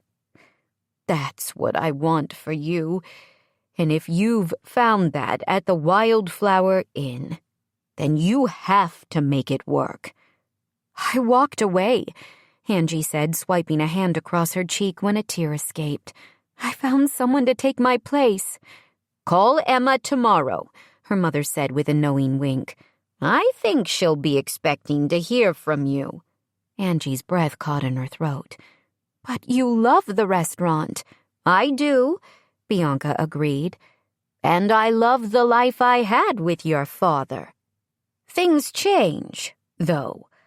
We've had interest from buyers on and off over the years, but now that the town is thriving again, I've had solid offers. I want the space to be run by someone who loves it the way your father did. It's time for both of us to move on, Angela. What about Dom and the rest of the staff? Angie frowned as the wheels started turning in a different direction. If Emma stays busy with the events, or I expand my catering business, I might be able to hire a couple of the waitresses. If things work out with the offers I have on the table, Bianca said, you'll have a good-sized nest egg to start. Since Dylan Scott owns the building, he's helping me with negotiations. I much prefer having him as a partner than going up against him. You're serious about this? Angie still felt dumbfounded. I am. Her mother looked toward the television. I wouldn't worry too much about Dominic if I were you. I'm trying to convince him to take that Florida vacation with me. Angie's jaw dropped open. Mom, you and Dom? We're friends, her mother said, although her cheeks bloomed with color. At least for now. He's a lucky guy, Angie said softly. So was Gabe Carlisle, her mother answered. There's no point in pretending that was anything more than a ploy to avoid you setting me up with every single man in Magnolia. It was more. Angie opened her mouth to argue. But what was the point? Her mother knew her better than that, and it was now officially the new year. Her year of being brave. For me, she admitted, but not him. He cares about you. Angie straightened and brushed a hand over the front of her sweatshirt. Thinking about Gabe was difficult. Too difficult for the emotions already tumbling around her chest. She would most likely lose it completely, and that's not who she was going to be this year. I loved him, she told her mother. Whether or not he cared for me doesn't matter now. He wasn't willing to take a chance on us. That's on him. Stupid boy, Bianca muttered. Yeah, Angie agreed. But I'll be okay. You're amazing, her mother said with the conviction of devoted mothers everywhere. Angie wished Gabe's mom had possessed one whit of maternal instinct. Maybe then he wouldn't have felt that closing himself off was the only option. It's going to be a wonderful new year, Mama. No matter what, it truly would be a time of new beginnings. Chapter 22. Gabe expected Magnolia to look different. He couldn't explain why. It had been only 2 weeks since he'd driven out of town, but he had changed in that time, or at least had pulled his head out of the proverbial hole where he'd buried it, which was what he should have done from the start. The past, his doubts, and the regrets he couldn't control had held sway over his life. Fear had ruled the day, and there was a chance he wouldn't be able to make things right. He had to try. He'd hurt Angie. There was no doubt about it. He only hoped she would find a way to forgive him. He'd spend the rest of his life earning his place at her side, if only she'd let him back into her life. He'd thought about calling, although that was a bit of a challenge given he hadn't replaced his cell phone. His was probably smashed into a million pieces, or buried deep in the woods that bordered the highway where he'd thrown it on his way out of town. That was an excuse, and a lame one at best. He'd spent the past 2 weeks on a buddy's farm outside of Memphis, hours of helping with chores and far too much time ruminating over the mess he'd made of his life. At first, he thought he could walk away. He convinced himself it was better for Angie, easier for him. Yet she'd never been far from his thoughts, and the walls around his heart simply refused to be rebuilt. She was a part of him. Magnolia was a part of him. This town had become his home. Maybe it had always been that way since those summers spent here with his grandmother, and he'd just been too bullheaded to realize it. Away from this place, there was no happiness or contentment. The idea of peace was like a song stuck in his head, but he couldn't quite remember the words. Being with Angie was what made the song of his life complete. He turned on to Main Street, knowing he'd have to pass In Bloom on his way to see Angie at the restaurant. It was Saturday mid-morning, so he knew she'd be there prepping for the lunch crowd. Seeing his grandmother's shop when he was no longer a part of it wouldn't be easy, based on his mother's vitriol and the way she'd taken apart the house so quickly. For all he knew, she'd already closed up this storefront and sold off the inventory just to make some quick cash. Even if Poppy chose to stay in Magnolia, Gabe wasn't going to be run off. He'd let the relationship with his mom, her negligence and outright hostility, define his life for too long. He was a grown man, and it was time to start acting like it. As he passed the grassy center of town, he noticed a group of kids playing soccer. One dark head stood out among the boys. Gabe winced as Andrew kicked at the ball and missed. But true to form, Drew didn't give up. He simply turned around and kicked again, this time passing to one of the other boys on the team. "You keep kicking," Gabe murmured into the truck's quiet interior. Without thinking too much about it, he parked near the curb and got out, slowly approaching the action. The kid Andrew had passed the ball to dribbled down the makeshift field and took a shot, the ball sailing up and into the goal. Gabe let out a whoop of congratulations, drawing the attention of several boys, including Drew. The kid's shoulders stiffened, and his smile disappeared instantly. Damn. Gabe had expected a potentially icy reception from Angie, but he'd figured Andrew would be happy to see him return. Not so much, based on the glare the kid was currently shooting in Gabe's direction. In fact, after an almost imperceptible shake of his head, Andrew turned on his heel and stalked toward the far end of the field where his friends were currently gathering. His chest aching, Gabe stopped. He wouldn't force Drew to talk to him, especially not before he knew whether Angie was willing to forgive him. Then, as quickly as Andrew had whirled away, he spun around and jogged toward Gabe. "That's my boy," Gabe whispered under his breath. Only Andrew still clearly wasn't happy to see him. "I hate you," the boy ground out as he got closer. "My mom hates you too." You made her cry. I'm sorry. Gabe felt like he'd been punched in the gut. Of course he knew he'd hurt Angie by leaving, but hearing the raw emotion in her son's voice tore him apart in a way he wasn't expecting. What do you want?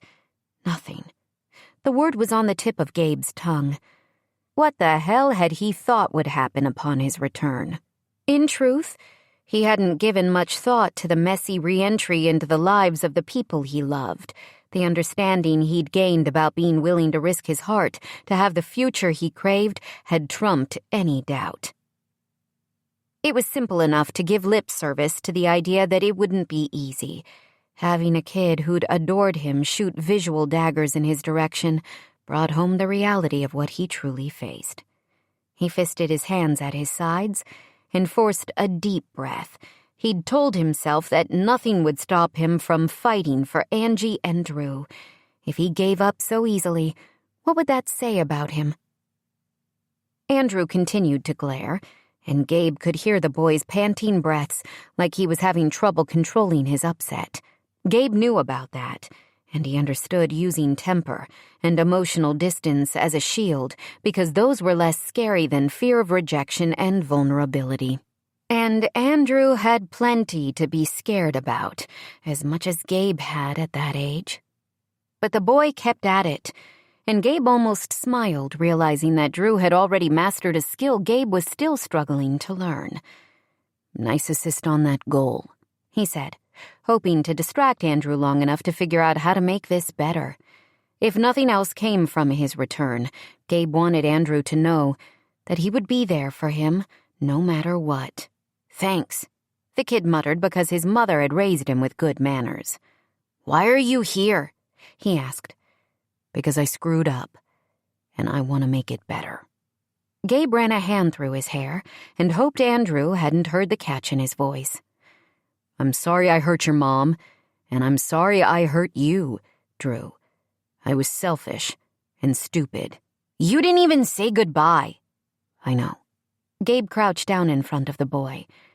"It's because I didn't really want to leave Magnolia. I love it here. I love you and your mom very much, and it killed me to drive away from the two of you." "But you did," Andrew reminded him. "Yeah, I was scared, buddy. Terrified of admitting how much you both mean to me." He bit out a harsh laugh. "In my experience, when someone knows I love them, it makes me weak. It makes them able to hurt me." "My mom wouldn't hurt you. She's nice." "More than nice," Gabe nodded. Nice was wholly inadequate to describe all the amazing things about Angie, but he could tell that to the boy. It was high praise. "Johnny's dad isn't coming back," Andrew said, as if the situations were the same. "He's gonna stay in Florida, but Johnny'll get to visit him for spring break." "I'm not moving," Gabe said simply. "No matter what happens, Magnolia is my home." "Even if Mom doesn't want to be your friend anymore?" "Friends." Gabe sighed. Angie was his best friend, and he had no idea what the hell he'd do if she refused to give him another chance. At least he knew what wouldn't happen. He wouldn't run away again. "Even if," Gabe confirmed. "Although I hope I can convince her to try." He flashed a tentative smile. "I hope I can convince you as well. I'm sorry I messed up so badly, Drew. I missed you a ton while I was away, and I'd like to earn a place as your friend again." The boy inclined his head as he considered that. "Johnny has mostly stopped bullying kids since we've been back from winter break." "That's good." Gabe was impatient to know how Andrew felt about him, but understood he needed to give the kid time. There might not be an easy answer to moving past the pain he'd caused, but he refused to give up.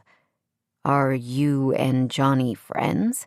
Drew made a face. "Heck no. Somebody said Johnny doesn't even change his underwear but once a week. That's gross." "It sure is. But we're not enemies no more either." The boy's brows furrowed together.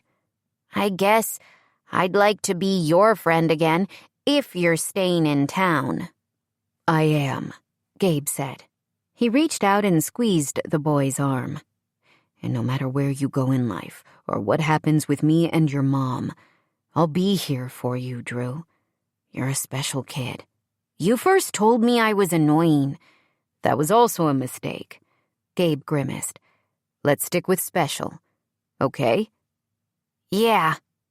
Suddenly Andrew grinned, and to Gabe it felt like the sun popping out from behind a dark cloud, bright and warm on his skin. I taught Princess to roll over. I'd like to see that. Only if Mom says it's okay that you come over. If not, I'll have to bring Princess to visit you, 'cause Mom was real sad after you left. I don't want her to be sad again. Me neither. Gabe pushed down the regret that rose in him like a noxious weed. He had to focus on making things better with Angie, not all the crap he'd done wrong. That was a sure road to ruin. I was actually on my way to Il Rigatone to see her. He straightened. Maybe you want to come with me so she knows you and I are square? That might get me some points with her, you know? Andrew shook his head, and Gabe did his best not to be wounded. Baby steps. The boy didn't seem to hate him anymore, so that was at least a win. Mom's not at the restaurant, Andrew explained. She isn't working there anymore. What? Nona's selling it and going to Florida. Although she's not going to see Johnny's dad, I asked her and she called him a bad word in Italian. Gabe blinked, his mind reeling from all the information he'd just received. Where is your mom? He asked, focusing on what was most important. The Wildflower Inn. It's some girly baby shower today with lots of pink food and pink decorations. Too much yucky pink. That's good to know, Drew. Gabe blew out a breath. He didn't exactly relish showing up at the inn, where he was sure to have to face Emma and Mariella if he was going to have a chance to talk to Angie alone. Surely there would be lots of groveling to her friends, which hadn't been part of his plan.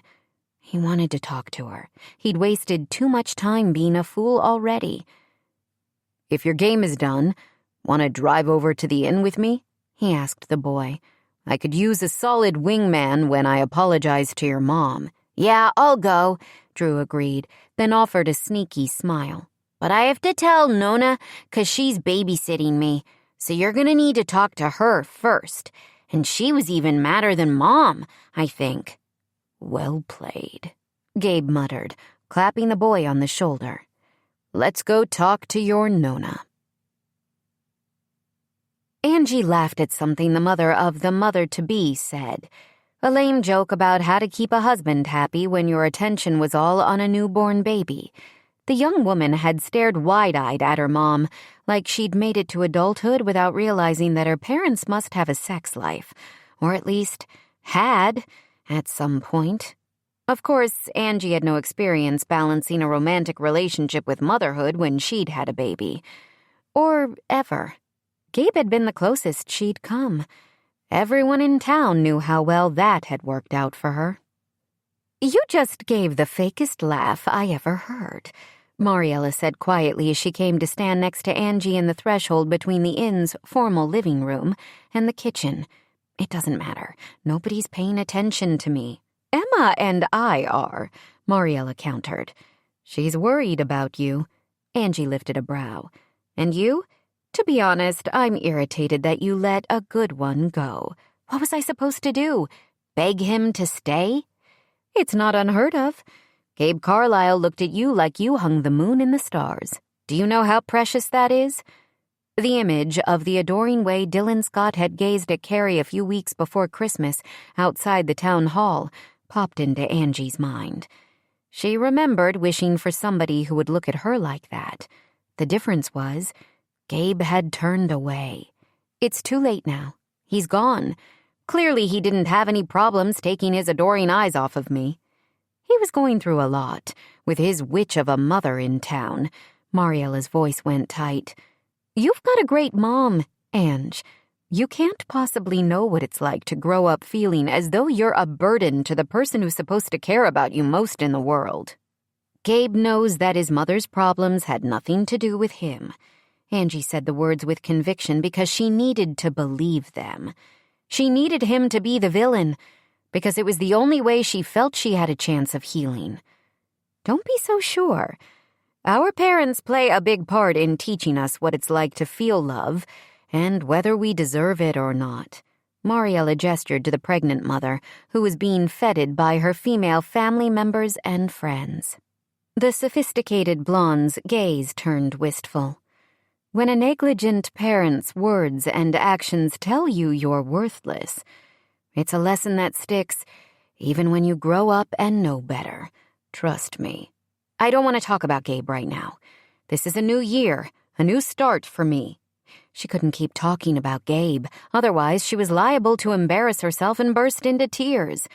She had cried way too much in the past 2 weeks, even though so many other parts of her life were going well now. Despite the fact that Angie had walked away from their partnership, Emma and Mariella had been thrilled by her return. She'd transitioned from the restaurant to the inn with a glad heart, knowing she had her mother's blessing. It made her wish she'd told her mom how she truly felt months ago, which made her wonder what would have happened if she'd told Gabe about her feelings before his mother had come to town and infected him with her emotional poison. Maybe Mariella had been right, but Angie didn't know what to do about it now. Gabe was gone. She'd learned from his grandmother's attorney that he wasn't taking calls or returning messages. He'd truly left her and Magnolia behind. Her attention shifted as the front door opened and Andrew walked into the room. The look on the boy's face as he took in all of the bright pink decorations that filled the space would have been comical in another circumstance. Angie's choice for a color scheme might not have included exclusively shades of pink, but that's what the mom-to-be wanted, so they'd made her happy. She took a step toward her son. There was no humor to be found in the situation until she knew what he was doing here when her mom was supposed to be watching him. Then Gabe entered the room behind Andrew, and her heart skipped a beat. "This should be good," she heard Mariella say from behind her. Angie was surprised she could hear anything over the pounding in her head, as if there was a tangible shift in the energy of the room. Conversation stopped as all eyes moved to Gabe. Emma stepped forward before Angie could. "Hey, Drew," she said. "We have extra cupcakes in the kitchen if you want to grab one." She switched her gaze to Gabe. "This isn't the time or place." "I know," he said solemnly but didn't move. Andrew came toward Angie with a wide smile. "Hey, Mom, Gabe came back. Nona yelled at him real good. I'm gonna get a cupcake." She felt her mouth drop open as her son walked past her, and the swinging door to the kitchen whooshed behind him. Gabe had talked to her mother. "I deserved everything she said to me," he shrugged, "even if I couldn't understand most of it." "Gabe?" Emma's voice held a note of warning. All of the women were staring at him. "I know," he repeated. "My timing is awful, but it has to be now." His gaze switched to Angie, and the emotion she saw there made her breath catch in her throat. "I've wasted too much time already." She shook her head, unsure how to respond to that. A twitter of anticipation whispered through the room. "Oh my gosh, this is just like Jerry Maguire," the soon-to-be grandmother said excitedly. "Are you going to tell her she completes you?" Gabe darted a glance at the older woman with her bottle blonde hair pulled back in a poofy chignon. "No." A ripple of disappointment seemed to dash across the baby shower party-goers. "Although she does," he quickly added, then looked at Angie helplessly.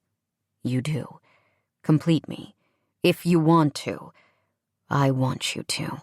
"Tom Cruise said it better," someone called out. "Zip it," Mariella commanded the guest. Emma rolled her eyes. "I'm sure he did," Gabe agreed. "I should have prepared more. I did prepare, rehearsed all the way from Tennessee to here." He winced. "It seems I forgot most of it because I'm scared as hell right now." "Scared of what?" Angie asked, tucking her hair behind one ear and then clasping her hand close when she realized it was trembling. "That I messed up so badly you won't give me another chance." And I'm going to spend the rest of my life with a hole in my heart because you're not there to fill it, to complete me. Much better, the mom-to-be said on a sigh. Angie's attention was fixed on Gabe. Was that rehearsed? No. He took a step closer. Just me telling you how I feel. Something I should have done long before now. I love you, Angie. I love your fierce spirit and the tenderness you try so hard to hide. I love the way you love your son and how you want to do the right thing for everyone around you, and he gestured around the room, that you're making your dreams a priority too. I didn't think I deserved someone as amazing as you. There was no way you could truly love me when you're this bright light and I've hidden in the shadows for so long. I do love you, she whispered, unable to help herself. But you hurt me, Gabe. A lot. I know. And I'll never forgive myself that. He moved nearer again, or maybe she stepped toward him. Either way, they were close enough that she could feel the heat from his body and smell the scent of his soap and the minty gum he liked. Her knees went weak with longing. If you can find a way to forgive me, Gabe told her, I promise, I'll learn to be brave like you. Before I came back to Magnolia, I wasn't even sure I knew how to love. You showed me, and I love you so damn much. Please give me a chance to show you how much. She pressed her hands to her cheeks, unsurprised to find them wet with tears. If you don't take him back, can I have him? One of the guests called to Angie. He's mine, Angie said quietly, then lifted onto her toes to press a kiss to Gabe's mouth. You're mine. I always have been, he confirmed, wrapping his arms around her. From the moment I first saw you when we were kids, it's always been you for me, Ange. I love you, she said again, and then laughed as Andrew joined them for a group hug. Emma led the shower guests in a round of applause, and Mariella whistled her approval. Angie couldn't even bring herself to care that the sweetest moment of her life was shared by her friends, plus a gaggle of excited clients. Her heart was too full for anything but happiness. It felt so good to be tucked in Gabe's embrace again, like coming home. Angie knew this man would always be her home, and she'd go through everything again to end up with Gabe, the exact place where she belonged. A Carolina Christmas. Chapter 1. The accident had happened so quickly, but Bella Hart couldn't stop replaying it in her mind in excruciatingly slow motion. They were the worst few minutes of her entire life, and that was saying something. The front door accidentally left ajar, the 10-month-old puppy gleefully running across the yard toward the street, ignoring his panicked owner's calls to come. The giant SUV headed right toward the animal. Bella's scream, as she followed her 4-legged baby into the road, in front of the massive vehicle, the squeal of tires reverberating in her ears, and then, "Hey!" Tanned fingers snapped in front of her face. "You okay, Bella? Are you sure I can't call someone?"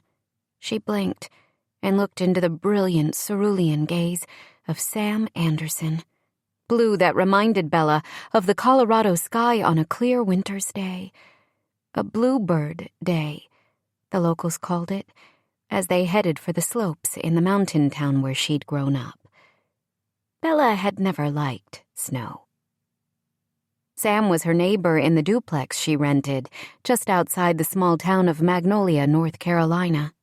She'd gotten a job as a third-grade teacher there after graduating from college 5 years earlier, much to the chagrin of her parents, who were desperate for her to return home. Sam was also a couple of years younger than her, as hot as any man she'd ever seen, a fact that made him quite popular with the ladies of the quaint southern town. He'd also been the one to hit her puppy, or almost hit. Bella wanted to believe it was a near miss. The veterinarian who was currently casting Tater's front leg couldn't be sure if there had actually been impact. The puppy had a broken leg, but no other sign of trauma. Bella hadn't been hit. Thank God the brakes on Sam's ancient Land Cruiser seemed to be in good working order. But she had a nasty road burn on her legs. She'd been still wore, a short robe over pajama shorts and a thin t-shirt, no bra. She pulled the fuzzy pink robe closed as she met Sam's gaze. "I'm fine," she said. Hating that heat infused her cheeks as he studied her. What was wrong with her? She and Sam had been neighbors for nearly 2 years now, and were friends, of a sort. Neighborly, anyway. He wasn't her type, despite his physical perfection, and she certainly wasn't his. Not to mention he'd almost killed her dog. Could nothing dampen her physical reaction to the man? "I'm sorry." He sat back on his haunches. "So damn sorry. I didn't see the little guy and—" "I know." She reached out and covered his hand with hers. An immediate and unwanted spark of awareness zinged through her. She snatched her hand away before Sam noticed. When they'd first met, she'd literally walked into a wall because he'd flustered her so badly. In addition to his piercing blue eyes, Sam was tall with a kind of natural athletic grace, like there was nothing he couldn't handle. He wore his blonde hair cropped and had an easy smile that lit up his whole movie star handsome face. He had to know she had a major crush on him. From what she could tell, every single woman in Magnolia, and a number of the married ones, felt the same way she did. "Pull yourself together," she commanded silently. Maybe the post-adrenaline rush could be blamed for her overwhelming reaction. The letdown had only come once Sam had driven them to the vet's office, where her sweet pup had checked out in good health, other than the leg. According to Dr. Kaminsky, the attending vet, Tater's fracture was simple, so the leg could be cast without needing surgery. "Let's take care of your leg while we're waiting." "My leg?" she asked dumbly as Sam straightened and walked to the small sink in the corner of the empty break room.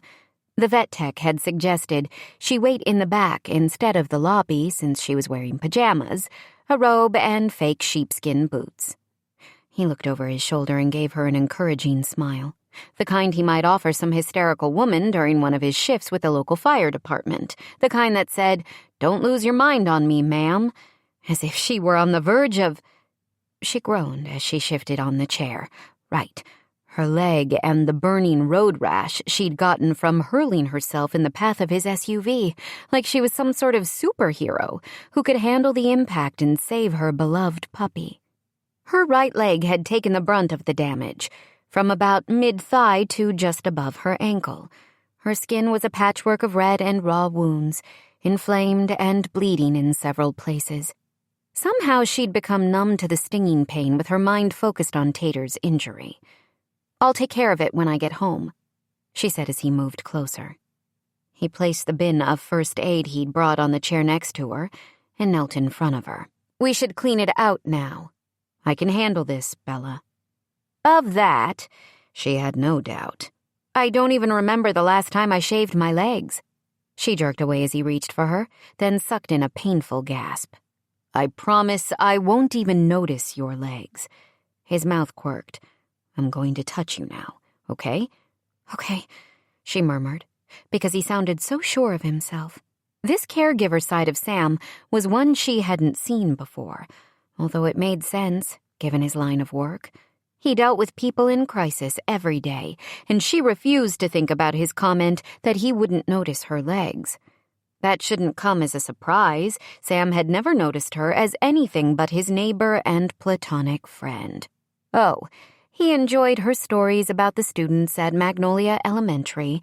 He appreciated it when she made extra dinner and left disposable containers on his porch. But he dated women who were much different than Bella. Beautiful women, fun women, women her mother would describe as having loose morals for the most part. Sam had made the dating rounds of Magnolia and beyond, Although his social life had slowed considerably in the past few months, Bella didn't know why. His hands were sure as he gently blotted at the scrapes along her thigh. "I don't see much embedded gravel. Good thing they repaved the road last summer." "Yeah," she managed, trying her best not to squirm as she watched him work. "Hey, Bella?" He looked up at her through lashes that made her green with envy. Maybe it was the frame of thick lashes that made his eyes so striking. "Yeah?" she repeated. "Don't run out in front of cars, okay?" "I didn't think," she said, as if that fact wasn't obvious. "Well, I thought about Tater, but that's all." "You love that puppy." "I do." He frowned, his brows drawing together. "I'll pay for the vet bills, of course. I can't tell you—" "Sam, don't apologize again. He got out. It was an accident. I should have been paying more attention. It was a long shift and I was just focused on getting home and to bed. I understand. Tater's okay. That's what counts," she added, because she had to distract herself from how much she appreciated the thought of getting Sam to bed. She watched him work, gently placing antibiotic cream on her scrapes, then covering them with a sterile bandage. Oh, he had good hands, but she wasn't going to go there, because Sam wasn't for her. Did she imagine it, or did the air grow heavy between them as he took care of her? His focus remained on her leg, the one he'd told her he wouldn't notice, and a muscle ticked at the edge of his jaw. She was imagining things. Sam was a firefighter. He must patch people up or handle injuries worse than hers a dozen times a week. He was this close to people all the time, so the strange intimacy of the moment couldn't possibly affect him the way it did her. He returned the unused supplies to the bin, but didn't stand. He offered her a sheepish grin and drew in a deep breath. "I know this is odd timing," he said, sounding uncharacteristically unsure of himself. "But would you—" "Tater Tot is ready to go home," a voice announced from the doorway. Sam straightened in one fluid motion, and Bella turned to the doctor, staring at the two of them. "Is he okay?" she asked, tightening the sash on her robe as she stood. "He'll be groggy for a bit, but puppies are resilient. He'll be full of his usual energy before you know it." Dr. Kaminsky, who was new to the practice and Magnolia, smiled. "He's a cute pup, a real sweetie." As her attention moved from Bella to Sam, she smoothed a hand over her shiny blonde hair. "Hi, Sam. I haven't seen you around for a while. We still need to catch that movie you promised me." "Sure," Sam muttered non-committally. "Thanks for taking care of Tater, Deidre." Bella sighed and took a step forward. Of course, the female veterinarian would know Sam. She was young and pretty and human, after all. It was as if the universe had sent Bella a reminder of why he wasn't for her. "Thank you, Doctor," she said to the woman, turning away from Sam. "I'm ready to take my best boy home now." Chapter 2. 2 days later, at 7 in the morning, Sam turned the corner onto the block where he lived, his pace even, and his breath coming out in rhythmic puffs. The sky was just starting to lighten, but he'd gone for an early run when sleep had been elusive. Before he'd joined the fire department a year and a half ago, Sam had never had trouble falling asleep. It didn't matter if he was at home or on a buddy's couch or in a woman's bed, and that last was the location he preferred the most. Something had changed since coming to Magnolia. He'd changed. His work had shown him a side of humanity that made him grow up fast. He'd first pursued the job because he liked the fast pace, the risk, and the flexibility of shift work. But it was the service aspect that now meant the most to him. Helping people in times of need humbled him, and the things he'd witnessed as part of his work deepened his commitment to the job. He wanted to earn the respect of his captains and co-workers, at least while he was on the clock. As much as he might want to some days, he couldn't go back to the stupid lug of a happy-go-lucky guy he'd been. Yet he also couldn't quite let go of that persona, and keeping up appearances was a crap ton of work. His heart leaped in his chest as he noticed Bella in the front yard with Tater. Just thinking about those frantic moments when he wasn't sure his Toyota would stop before slamming into her was enough to make him break out in a cold sweat that had nothing to do with physical exertion. But the averted tragedy wasn't the reason for his accelerated heartbeat. That was all Bella. Her innate sweetness and easy beauty. He had to admit it had taken him a while to notice what a prize she was. A quintessential and literal girl next door. She had straight chestnut-colored hair that fell just below her shoulders and a slim figure with the most beautiful skin he'd ever seen. The other day in the vet's office, Sam had felt like a lecher thinking about her softness when he was supposed to be tending to her injuries. A creeper neighbor was the last thing a woman who lived alone needed in her life. And Bella was his friend. That was the kicker. She was not only pretty, but she was fun to be around. She didn't take herself too seriously or try to be someone she wasn't. She was at home with herself in a way Sam envied, like she'd never need to run away or pretend to be a person she wasn't because it's what people expected of her. He wouldn't ruin a real friendship with physical complications, no matter how she made him feel. Sam had dated plenty in his 26 years, but it was all casual. It didn't mean anything. Bella meant something to him. Tater, who was on a leash, noticed Sam first. The dog barked and hobbled in happy circles. Bella shushed him and pulled the leash tighter so the dog couldn't jump. "He's feeling better, I see." Sam hurried forward and dropped to the damp ground to accept the puppy's effusive greeting. "He has no respect for that cast," Bella said, but she was smiling. Who knew the hardest part of a broken leg would be keeping the dog calm over the next month so he can heal without re-injuring himself? Sam chuckled and petted Tater Tot in long strokes as the dog settled. "You really don't have much experience with puppies."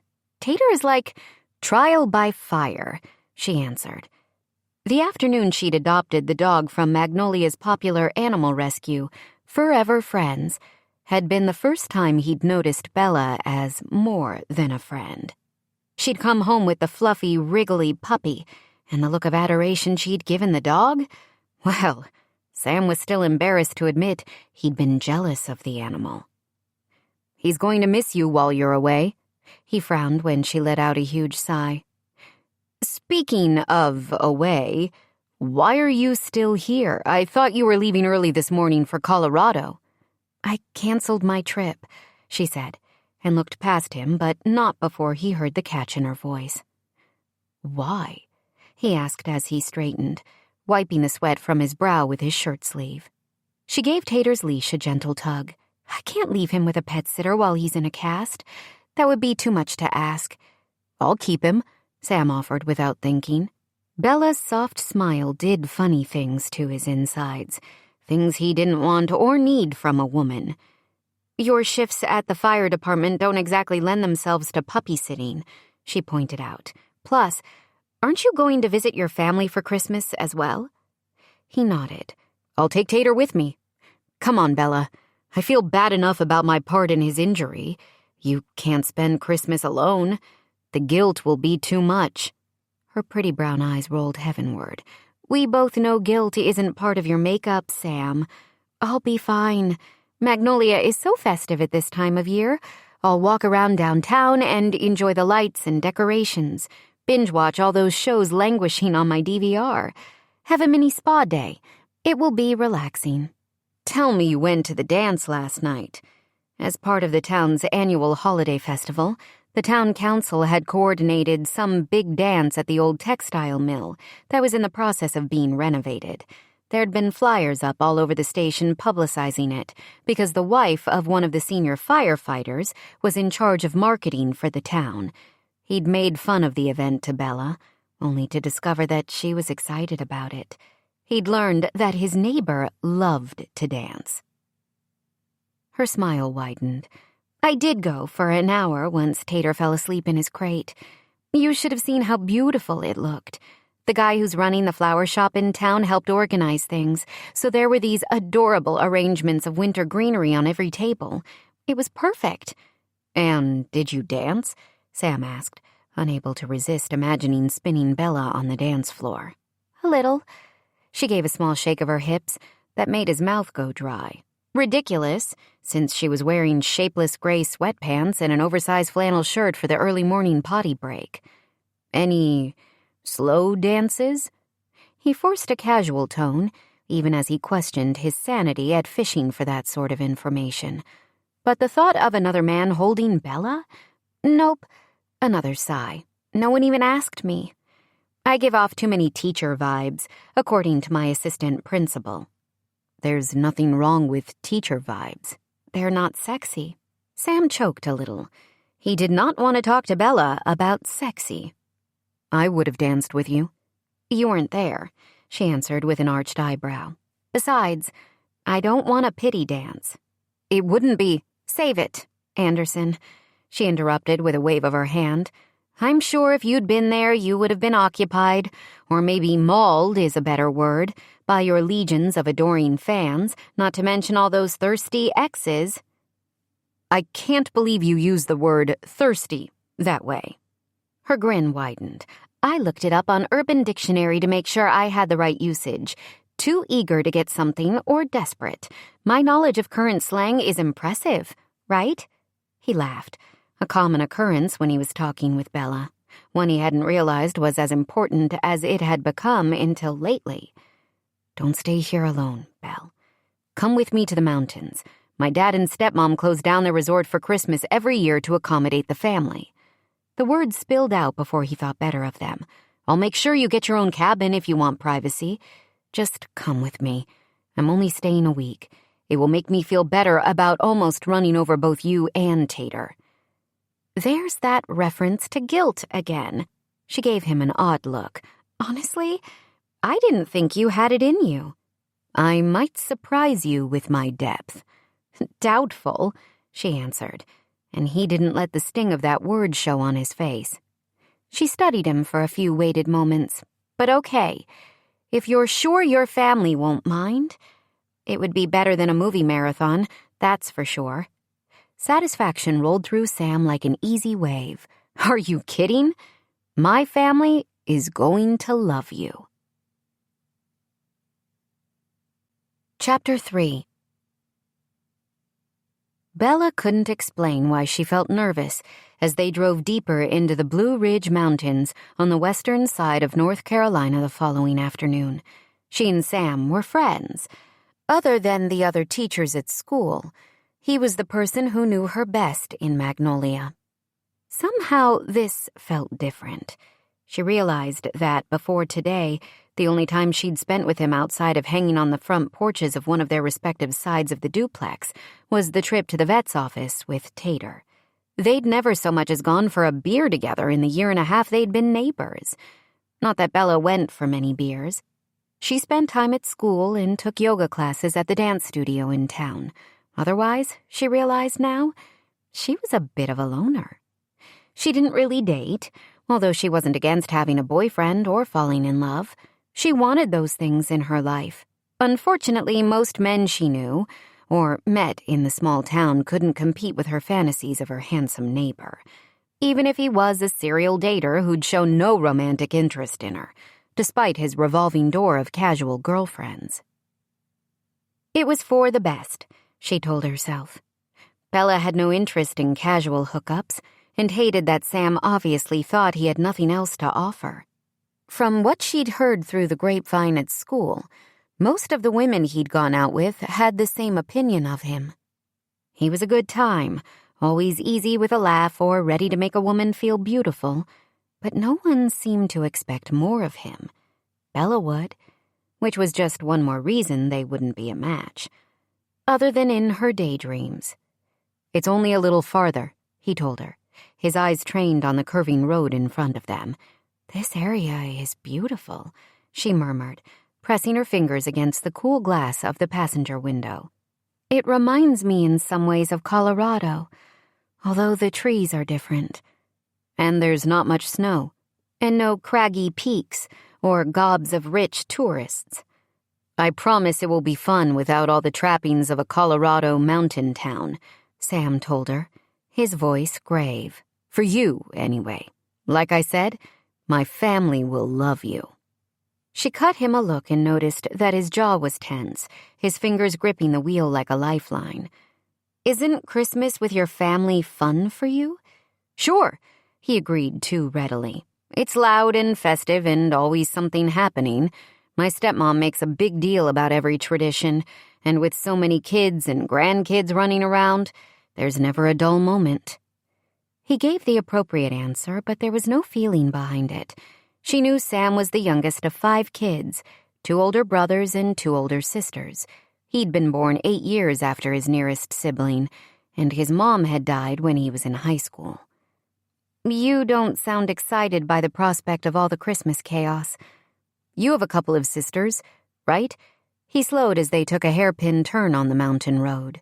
One younger and one older. Do you have a certain role in the family? Peacemaker, she answered immediately. His mouth curved. That fits you. I'm the baby of the family, and my part is the goof-off party boy. My brothers and sisters think of me as a shallow, good-time guy. She thought about how to respond. In truth, that's how she'd regarded Sam when they first met. He was just too gorgeous, self-assured and easygoing to be regarded in any other way. The first few times they'd crossed paths in the front yard, he'd been all swagger and no substance. He could throw off light-hearted sexual innuendos like it was his job. It hadn't been until they'd known each other for months that he'd shown her there was more to him than a pretty face and a set of chiseled abs. Although she appreciated the abs. You're not a kid anymore, she felt obliged to say. You've got an important job and plenty of responsibility. Heck, you save lives. Surely they realize you've grown up. Not really. He turned onto a gravel road with the painted sign for the Ridgeway Resort greeting visitors. It doesn't matter. I can be who they think I am for a few days, good for a joke and a beer. The rest doesn't matter. His laugh sounded forced. Hell, there's no denying I like beer. Beer and women and football. You're also dedicated to your work and the community of Magnolia, Bella felt compelled to point out. I know you volunteer at the nursing home and with the local food pantry. Let's not mention any of that, he said, his voice tight. They'll only find a way to make fun of me for it.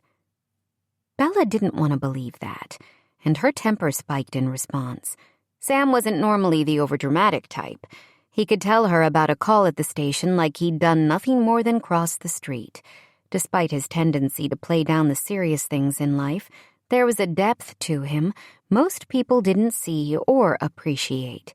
She didn't like that his family fell into that category.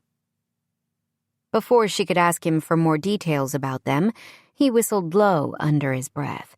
Her gaze tracked out the front window, where the log cabins that surrounded a circle of grass had been decked out to look like an old-fashioned Christmas village. Oh, wow, she murmured, her heart stuttering. She thought she was going to miss the Christmas finery of her parents' house, but couldn't imagine a more festive scene than the one before them. Jane went all out this year, Sam said with a real laugh as he parked the car next to a row of trucks and SUVs. It's incredible, and... Bella jumped as the Land Cruiser was suddenly surrounded by a dozen smiling faces. Tater, who'd been sleeping in his crate in the back, woke up with a happy bark. His tail thumped against the wire side, and Bella felt nerves rise in her chest. This was way different than the subdued holiday she expected at her parents'. They're going to love you, Sam repeated, like he could read her thoughts. He reached out and gave her arm a quick squeeze, then opened the door of the car. This big family Christmas celebration was happening whether Bella was ready for it or not. Chapter 4. Sam had known his family would like Bella. Everyone liked Bella. but he hadn't expected the way she made him feel like he fit into the fabric of his big, boisterous clan without always having to play the role of the clown.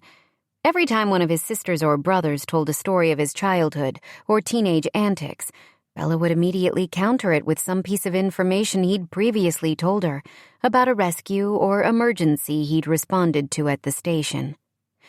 To his eternal gratitude, she didn't go into great detail about the calls that had gone badly, the houses they couldn't save, or the story of the elderly woman who'd latched onto Sam and bawled her eyes out as his co-workers had failed to resuscitate her husband. Sam hadn't realized how much he'd shared with Bella over the course of their friendship until he heard her retelling the particulars of his job to his family. And although his siblings never ceased giving him grief as the baby of the family or referencing embarrassing moments from his past, Sam thought that he caught his father looking at him with a new sense of respect, something he never would have imagined before Bella. The first 2 days after arriving, they'd stayed at the resort cabins. There had been cookie baking, badminton games, and charades around the fire when the younger kids went to bed. At first, Bella had seemed overwhelmed by the energy of his extended family, although Tater had loved it from the start. The puppy made immediate friends with the other dogs.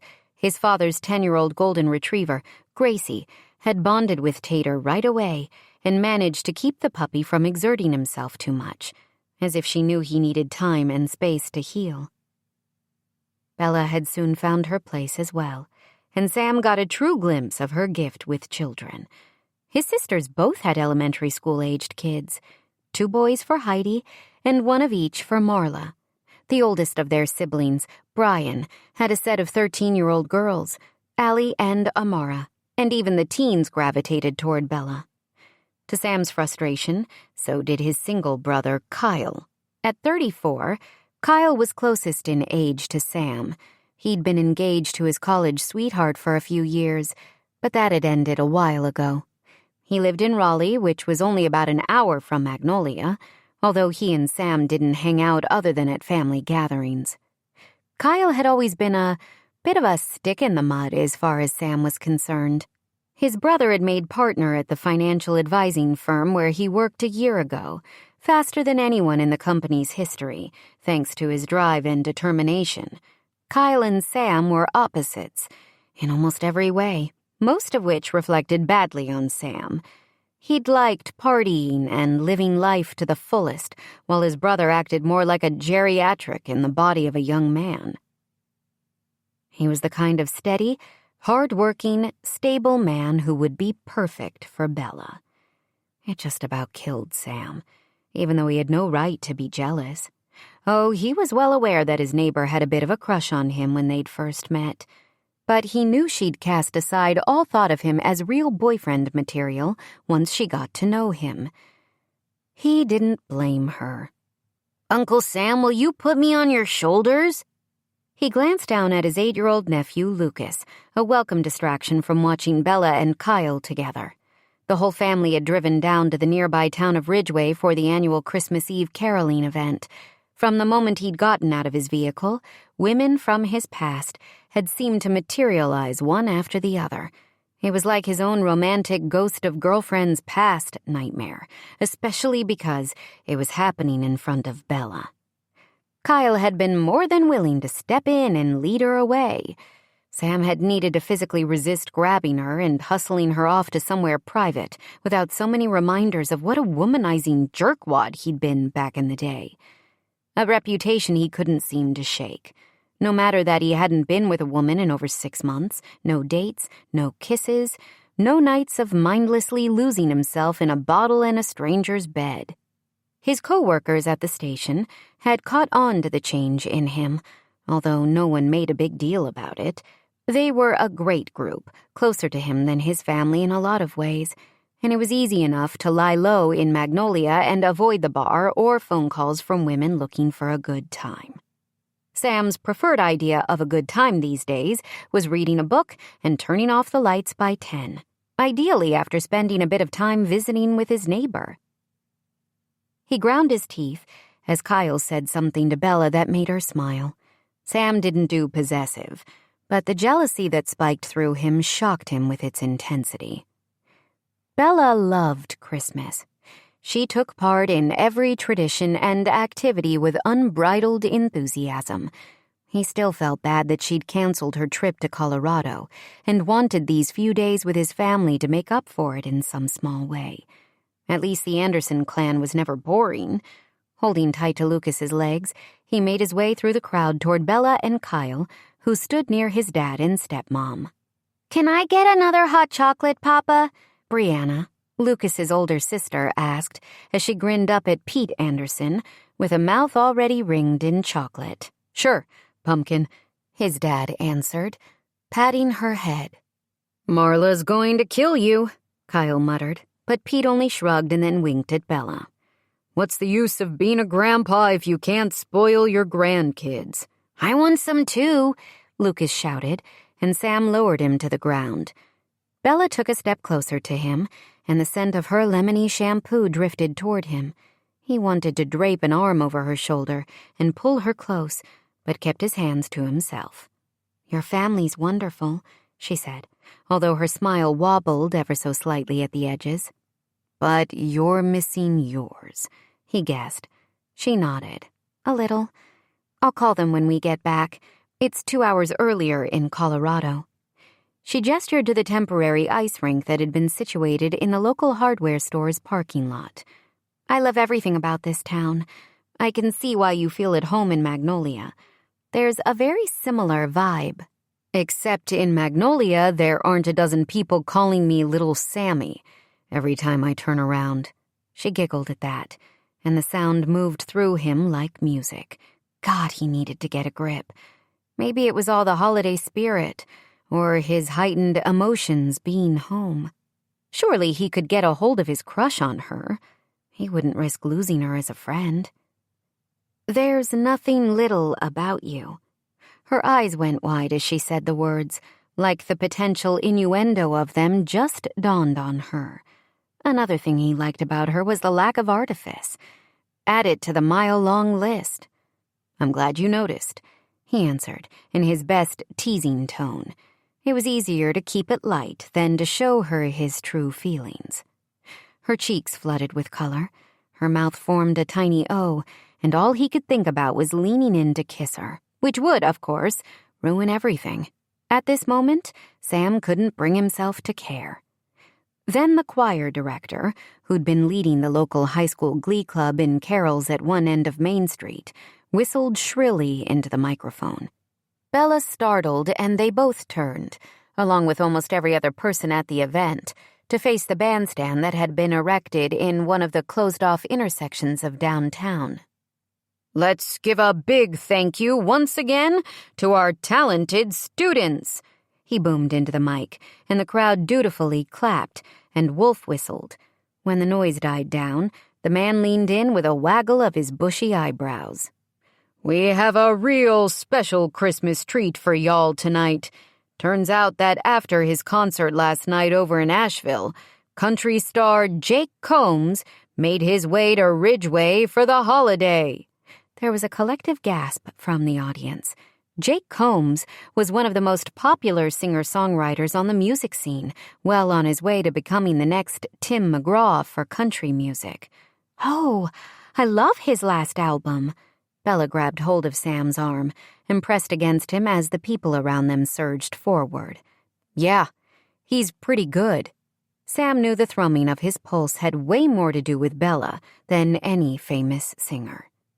The older man continued to laud Jake Combs and finally got to the part where the country superstar would be performing 3 of his biggest hits for their gathering and also making a hefty donation to the local food pantry. "It's amazing," Bella murmured, and then gave a little squeal as Jake took over the microphone. He said a few words and then invited everyone to celebrate the season with an impromptu dance party before launching into a rollicking acoustic version of one of his biggest hits from the past year, "Boots on the Bedpost." Sam could feel Bella's excitement and was just about to throw caution to the wind and ask her to dance when he felt himself yanked away. "Come on, Sammy." His high school girlfriend, Lori, who'd been following him around all night, commanded as she dug her nails into his biceps. "We know how you love to dance." "Yeah, Sam," Ashley, Lori's best friend, who he'd also, regrettably, dated, grabbed his free arm. "Let's see you shake those hips." He felt like a piece of meat being pulled between two hungry animals. In the past, he would have eased into the feeling and the potential of not having to feel anything but physical pleasure. Now, he wanted more. "Sorry, ladies, I'm spoken for at this particular moment." He gestured to where he'd left Bella standing, and his gut took a swift kick at the look of disappointment in her honey-brown gaze. She shook her head and turned away.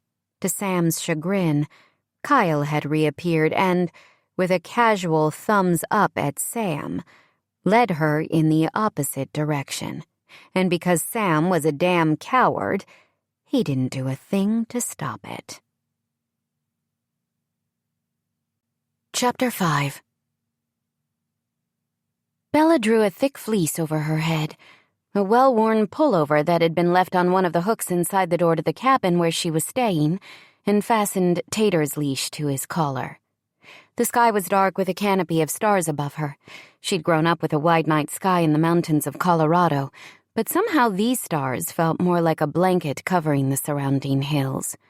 Even though her hometown was perched at nearly 8,000 feet above sea level, the sky had seemed so far away.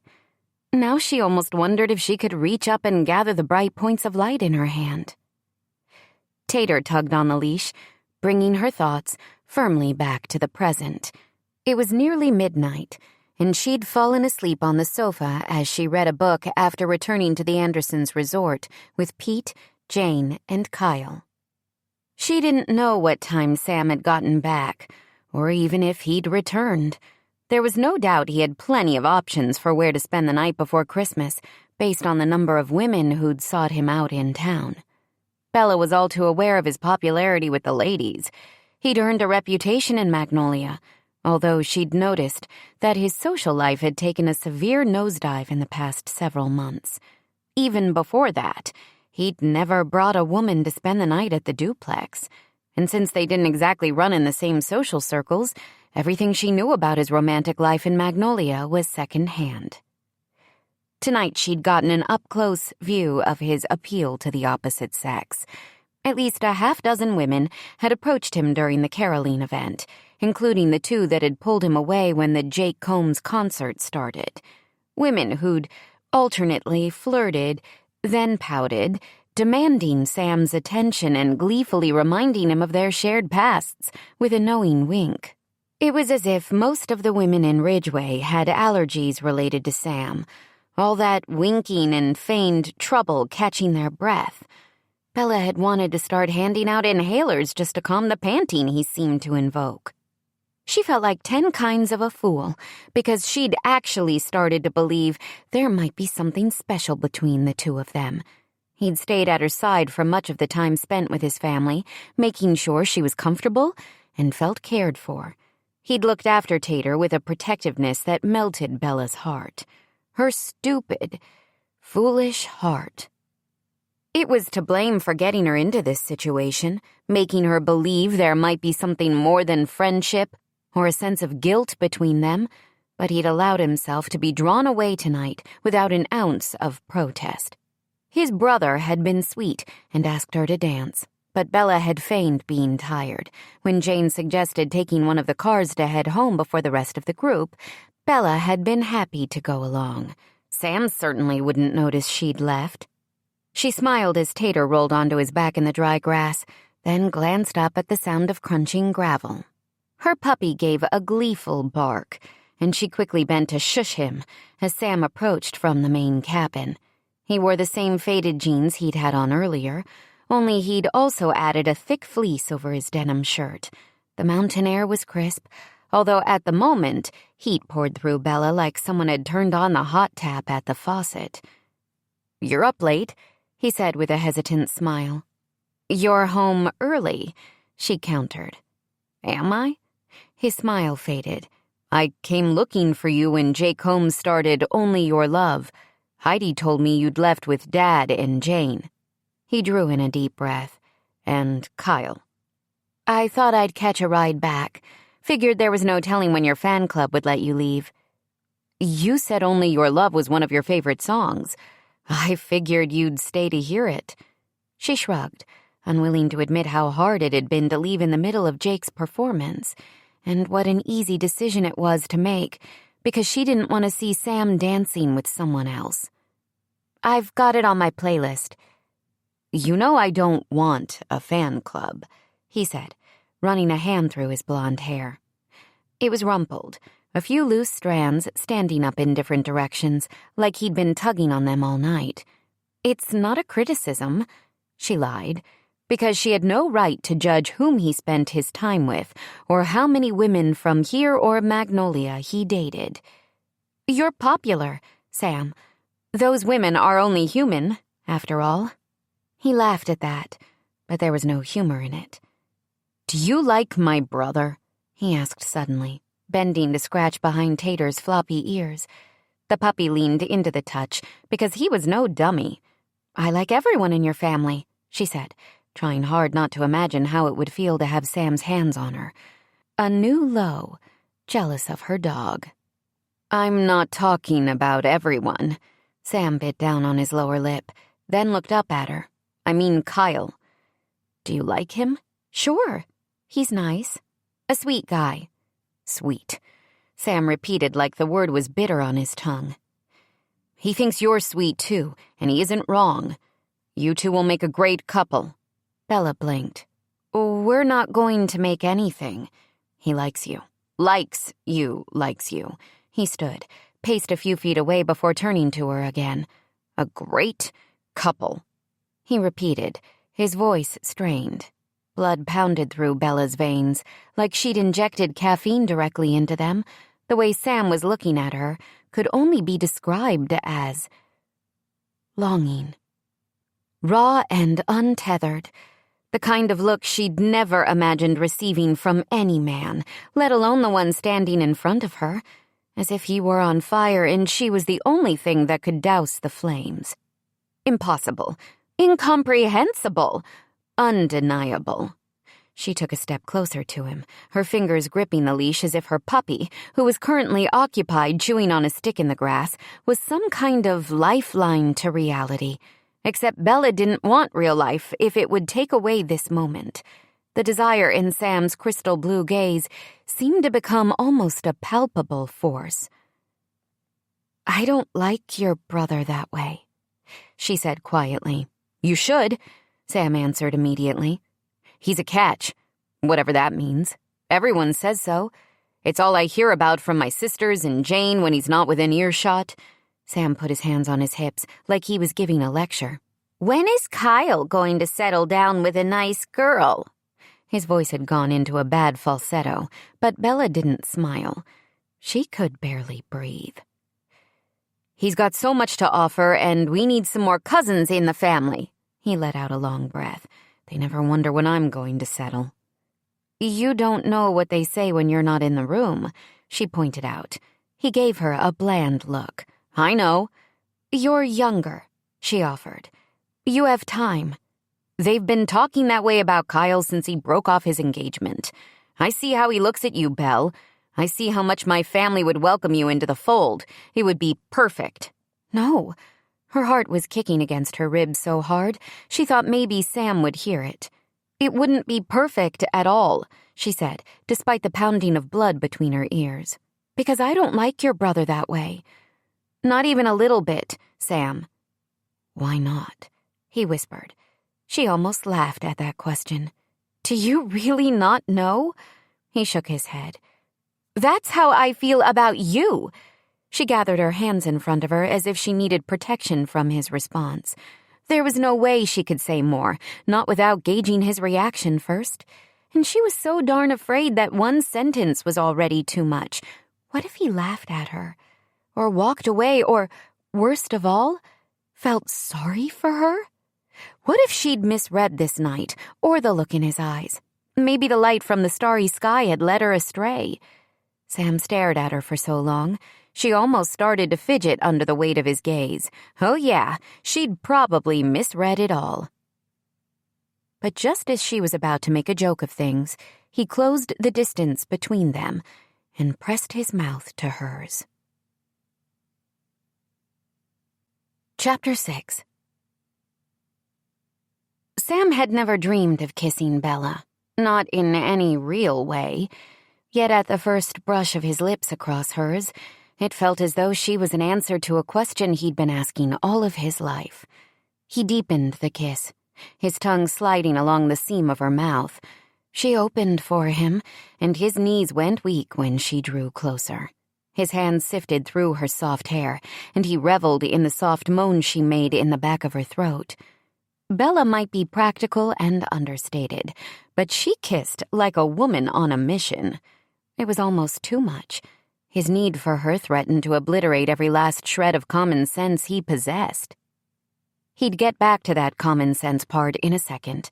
First, he released her mouth to run a trail of kisses along her jaw and down the graceful column of her throat. His body hummed with satisfaction at the sweetness of her skin and the scent of lemons that enveloped him. She had a tiny beauty mark just above her collarbone, and for the past several months, it had tempted him beyond measure every time she wore a shirt with a collar low enough to reveal it. He kissed that tiny mark the way he'd wanted to, and heard her tiny gasp at the same time he felt her pulse flutter. That was just the start of what he wanted to feel from her, but he forced himself to pull away. Her eyes were hazy as she stared up at him, and Tater let out a plaintive whine from where he'd come to stand next to her. What did it say about the situation that the dog seemed to have more sense than either of the humans involved? "Merry Christmas, Bella," he said, and cupped her face between his hands. She gave him a shy smile that turned his insides to goo in a way Sam would have sworn he was impervious to. "I got you a present," she told him, eyes twinkling. "I think you just gave me a present." He could almost feel the heat of her blush and wondered for just the briefest moment if that color would extend all the way down her body. It felt like a question he had to have answered. As if she was answering his unspoken prayer, Bella stepped back and held out a hand to him. "You should probably come in and see what else I have for you." It was a damn miracle Sam remained standing, based on the fact that his heart stammered and his knees nearly buckled. He might not be the sharpest knife in the drawer, but Sam was no fool. He'd stopped believing in Kris Kringle or Christmas miracles a long time ago. Still, he took Bella's hand and followed her into the cabin, Tater trotting along, the cast not slowing him down in the least. When Bella shut the dog in his crate, turned out the lights, and led Sam to the small bedroom at the back of the structure, it was like every Christmas wish he'd ever had, coming true, all at once. Bella walked toward the main cabin the following morning, her mind and heart a tangle of nerves and hope. Sam had left her bed in the wee hours after lavishing so much attention on her body. She thought she might die from the pleasure of it. Merry Christmas indeed. No wonder he was so popular with women, both in his hometown and in Magnolia. A man with skills like that was quite a rarity, at least in Bella's experience, measly though it might be. She'd been the one to suggest he return to his room before anyone in his family noticed his absence. As amazing as their night together had been, Bella didn't relish being a topic of conversation for his family on Christmas morning. Another secret part of her didn't trust that their night together, as special as it was, meant the same thing to him as it did to her. What if she'd been a convenience, an easy, friends-with-benefits way to pass the time? The front door to the resort's main cabin opened as she approached up the flagstone walk. But it was Kyle who greeted her, not Sam. "Merry Christmas," he said with a wide smile. She wished him the same and led Tater into the resort. They entered the kitchen where Jane was icing cinnamon rolls while Pete drank his coffee at the large mahogany table. Bella knew Heidi and Marla, along with their husbands and kids, would be joining them later that morning. once they'd all had their private family Santa gift exchanges. She hugged Jane and waved at Sam's dad, who wished her a Merry Christmas, then turned his attention back to the sports section of the local newspaper. "Sam's still asleep," Kyle told her when he noticed her glancing around. "He'll be up once the kids get here," Pete said, flipping a page and taking a long swig of coffee. "Have some coffee, Bella," he suggested. "We're all going to need stamina for the pint-sized tornado that will hit once the Rugrats get here." Bella grinned and headed for the pot on the counter. She got a kick out of Pete's gruff attitude when it was clear he was a pushover for any and all of his grandkids. "It wouldn't be Christmas without Sam indulging in some random holiday hookup," Kyle observed. Bella's hand stilled on the coffee pot. "No need to be rude," Jane told her stepson. "Sammy's obviously maturing. He's different than usual this year." "Sam might be more discreet," Kyle muttered, "but he's the same as he ever was." He gave Bella a pointed look when she turned with her mug. "Trust me." "Well, Merry Christmas to you too, big brother." They all turned as Sam entered the kitchen, hair tousled and wearing baggy sweats and a faded UNC t-shirt. "It's true." Kyle placed his hands on his hips. "It's the same little Sammy show we've all seen for years. You might know how to have fun, but you're not a good long-term bet." "What the hell do you care what kind of bet I am?" Sam demanded. Kyle turned to face Sam, and the way they stared at each other made Bella think of some old-time Western standoff. She didn't like it one bit, or the worry crawling over her skin that she might have something to do with the animosity radiating between the two of them. "She's different," Kyle said through clenched teeth. "She deserves better than you." "Agreed on both counts," Sam answered without hesitation. Bella sucked in a small gasp of air and felt Jane shift closer to her. "It's okay," the older woman whispered. "You're using her," Kyle spit out, his tone disgusted. "Probably because you knew it would piss me off." Bella waited for Sam to argue. Of course, what had happened between them had nothing to do with his brother. He only smirked. "You must think a lot of yourself, Kyle. More than I would have guessed. Especially when we both know all I have to do is breathe wrong in your hallowed vicinity, and it would make your blood boil. Getting under your skin isn't even a challenge. You're going to hurt her like you hurt all of them." Kyle gave a laugh entirely devoid of humor. "At least the ones with any sort of heart or dignity. They have a good time, which is more than you can offer," Sam countered. "If casual works for Bella and me, then it's none of your business." Casual. Bella's stomach seemed to turn inside out. It was just what she'd been afraid of. "What's all this about?" Pete pushed back from his chair, lifting his reading glasses off his nose. "Who wants a cinnamon roll?" Jane asked, offering the plate to Bella. Bella could barely swallow past the humiliation clogging her throat. "You ruin everything," Kyle said, his voice tight with anger. "Enough," Pete shouted, but it was too late. Sam launched himself at his brother, and they both went tumbling to the floor, a rolling fracas of punches and angry grunts. Tater came running into the room, followed closely by Gracie. The puppy clearly thought the two men were playing a game, and he wanted in the mix.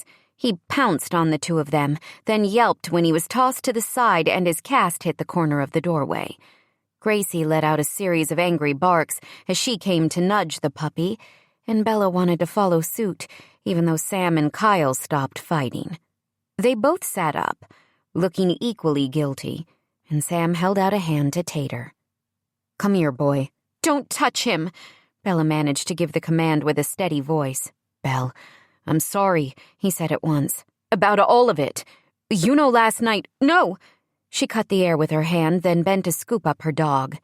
"I suppose I should thank you for the good time," she said, feeling heat blaze in her cheeks.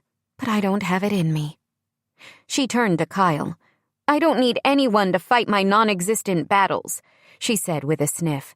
"I'm a big girl, and I know what Sam is and isn't able to give."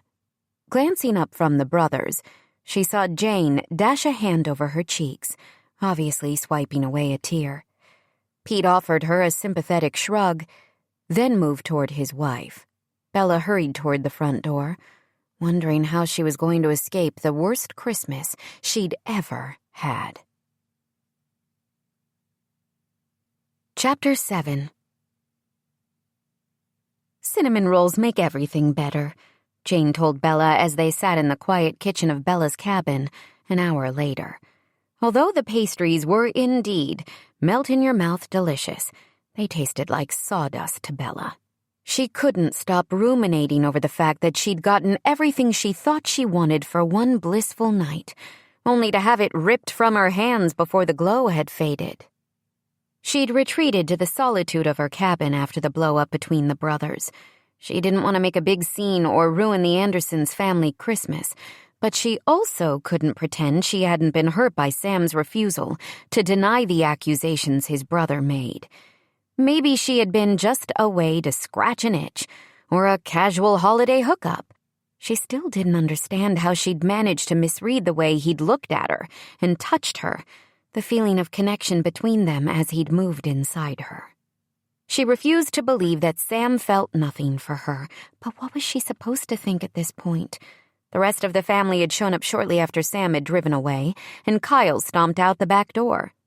Kyle had apologized to her for the scene as she'd loaded her bag and Tater's crate into the back of Jane's Subaru station wagon, and Pete had given her a tight hug and told her she was welcome back any time. He'd thanked her for recognizing Sam's unique gifts and holding him to a high standard, making tears prick the back of her eyes. Jane had offered to drive her back to Magnolia, but at the last minute had asked her to stay for a bit longer.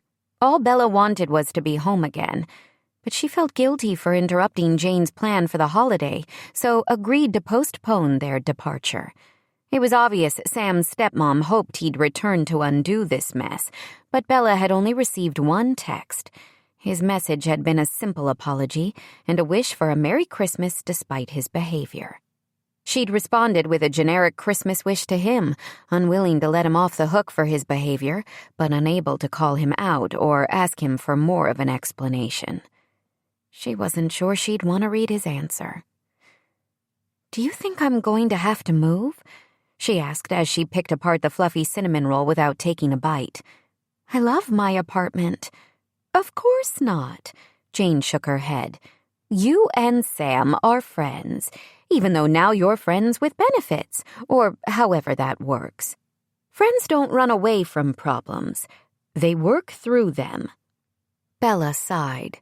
It's awful to think about going back to having a crush on him while watching him cycle through other women again. "I think our little Sammy has gotten that out of his system," Jane said with a gentle smile. "He's changed. Both his dad and I see it, probably his siblings too, although it's hard to relinquish family roles, especially during the holidays. He's different, Bella, and not just because of you, but you're part of it." "He just left," Bella said, feeling miserable. "I chased him away from celebrating Christmas." "You didn't do anything," Jane assured her, "and Christmas will still be here when Sam gets back." "What if he doesn't come back? What if he went to find one of his old girlfriends?" "You don't believe that any more than I do." "I wouldn't blame him." "Of course you would. You care about him, and you respect yourself. You hold him to a higher expectation than the rest of us do. It's good for him. You're good for him." Jane stood and refilled Bella's mug from the coffee thermos she'd brought over along with the cinnamon rolls. "He's good for me, too. He makes me see myself in a different way and try new things that help me step out of my comfort zone." "You balance each other," Jane agreed. "Sam needs that. I've known him since he was a baby. All the kids. I was friends with his mother before she passed. It was hard on Pete and the older kids, but they bonded over taking care of Sam. I think he likes the idea of making women happy, but didn't want to open himself up to being hurt. He's open with you." "He's also not here," Bella grumbled. Tater barked when someone knocked on the door a moment later. Jane raised a knowing brow and smiled. "They're probably looking for you," Bella said, but she walked to the door with anticipation, making it hard to draw a full breath. She let out a shuddery gasp when it opened to reveal Sam, standing on the other side. Tater wagged his tail and tried to lift his cast to jump on Sam, greeting him like he'd been gone for days. Bella understood the feeling. "I'm sorry," he said without preamble, then glanced past her to Jane. "I'm sorry for everything. I shouldn't have let my brother get to me that way." "You didn't deny the things he said," Bella said. His words had hurt her. "I'm sorry for that, too," Sam frowned, his brows drawing low over his blue eyes. "Last night wasn't casual for me, Bella.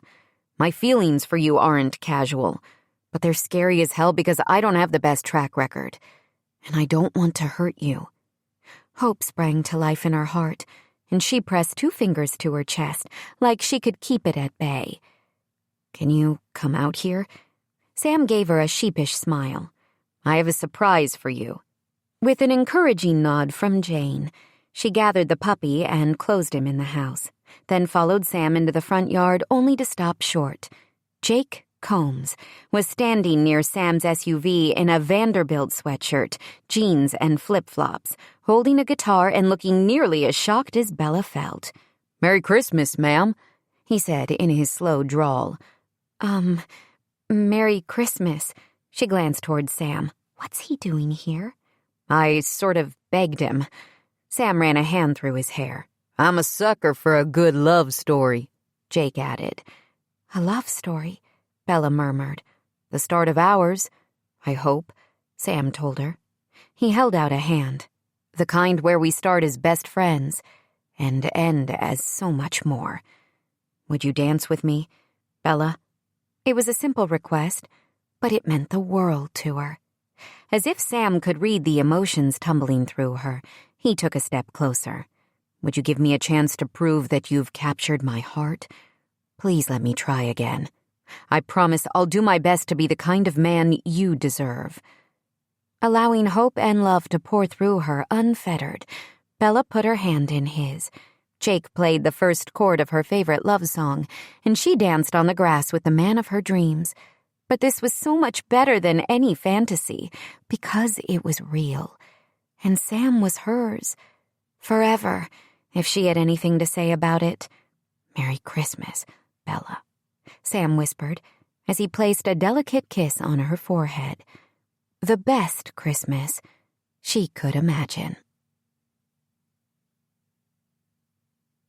This is Carly Robbins. We hope you have enjoyed this unabridged production of Mistletoe Season, featuring the bonus story, A Carolina Christmas, by Michelle Major. Presented by HQN Books and Harper Audio. This program was produced by B Audio Limited. Executive producer, Jennifer Lopes. Mistletoe Season, text copyright 2021 by Michelle Major. A Carolina Christmas, text copyright 2021 by Michelle Major. Production copyright 2021 by Harlequin Enterprises Limited, used under license with Harlequin Books S.A. All rights reserved. Thank you for listening.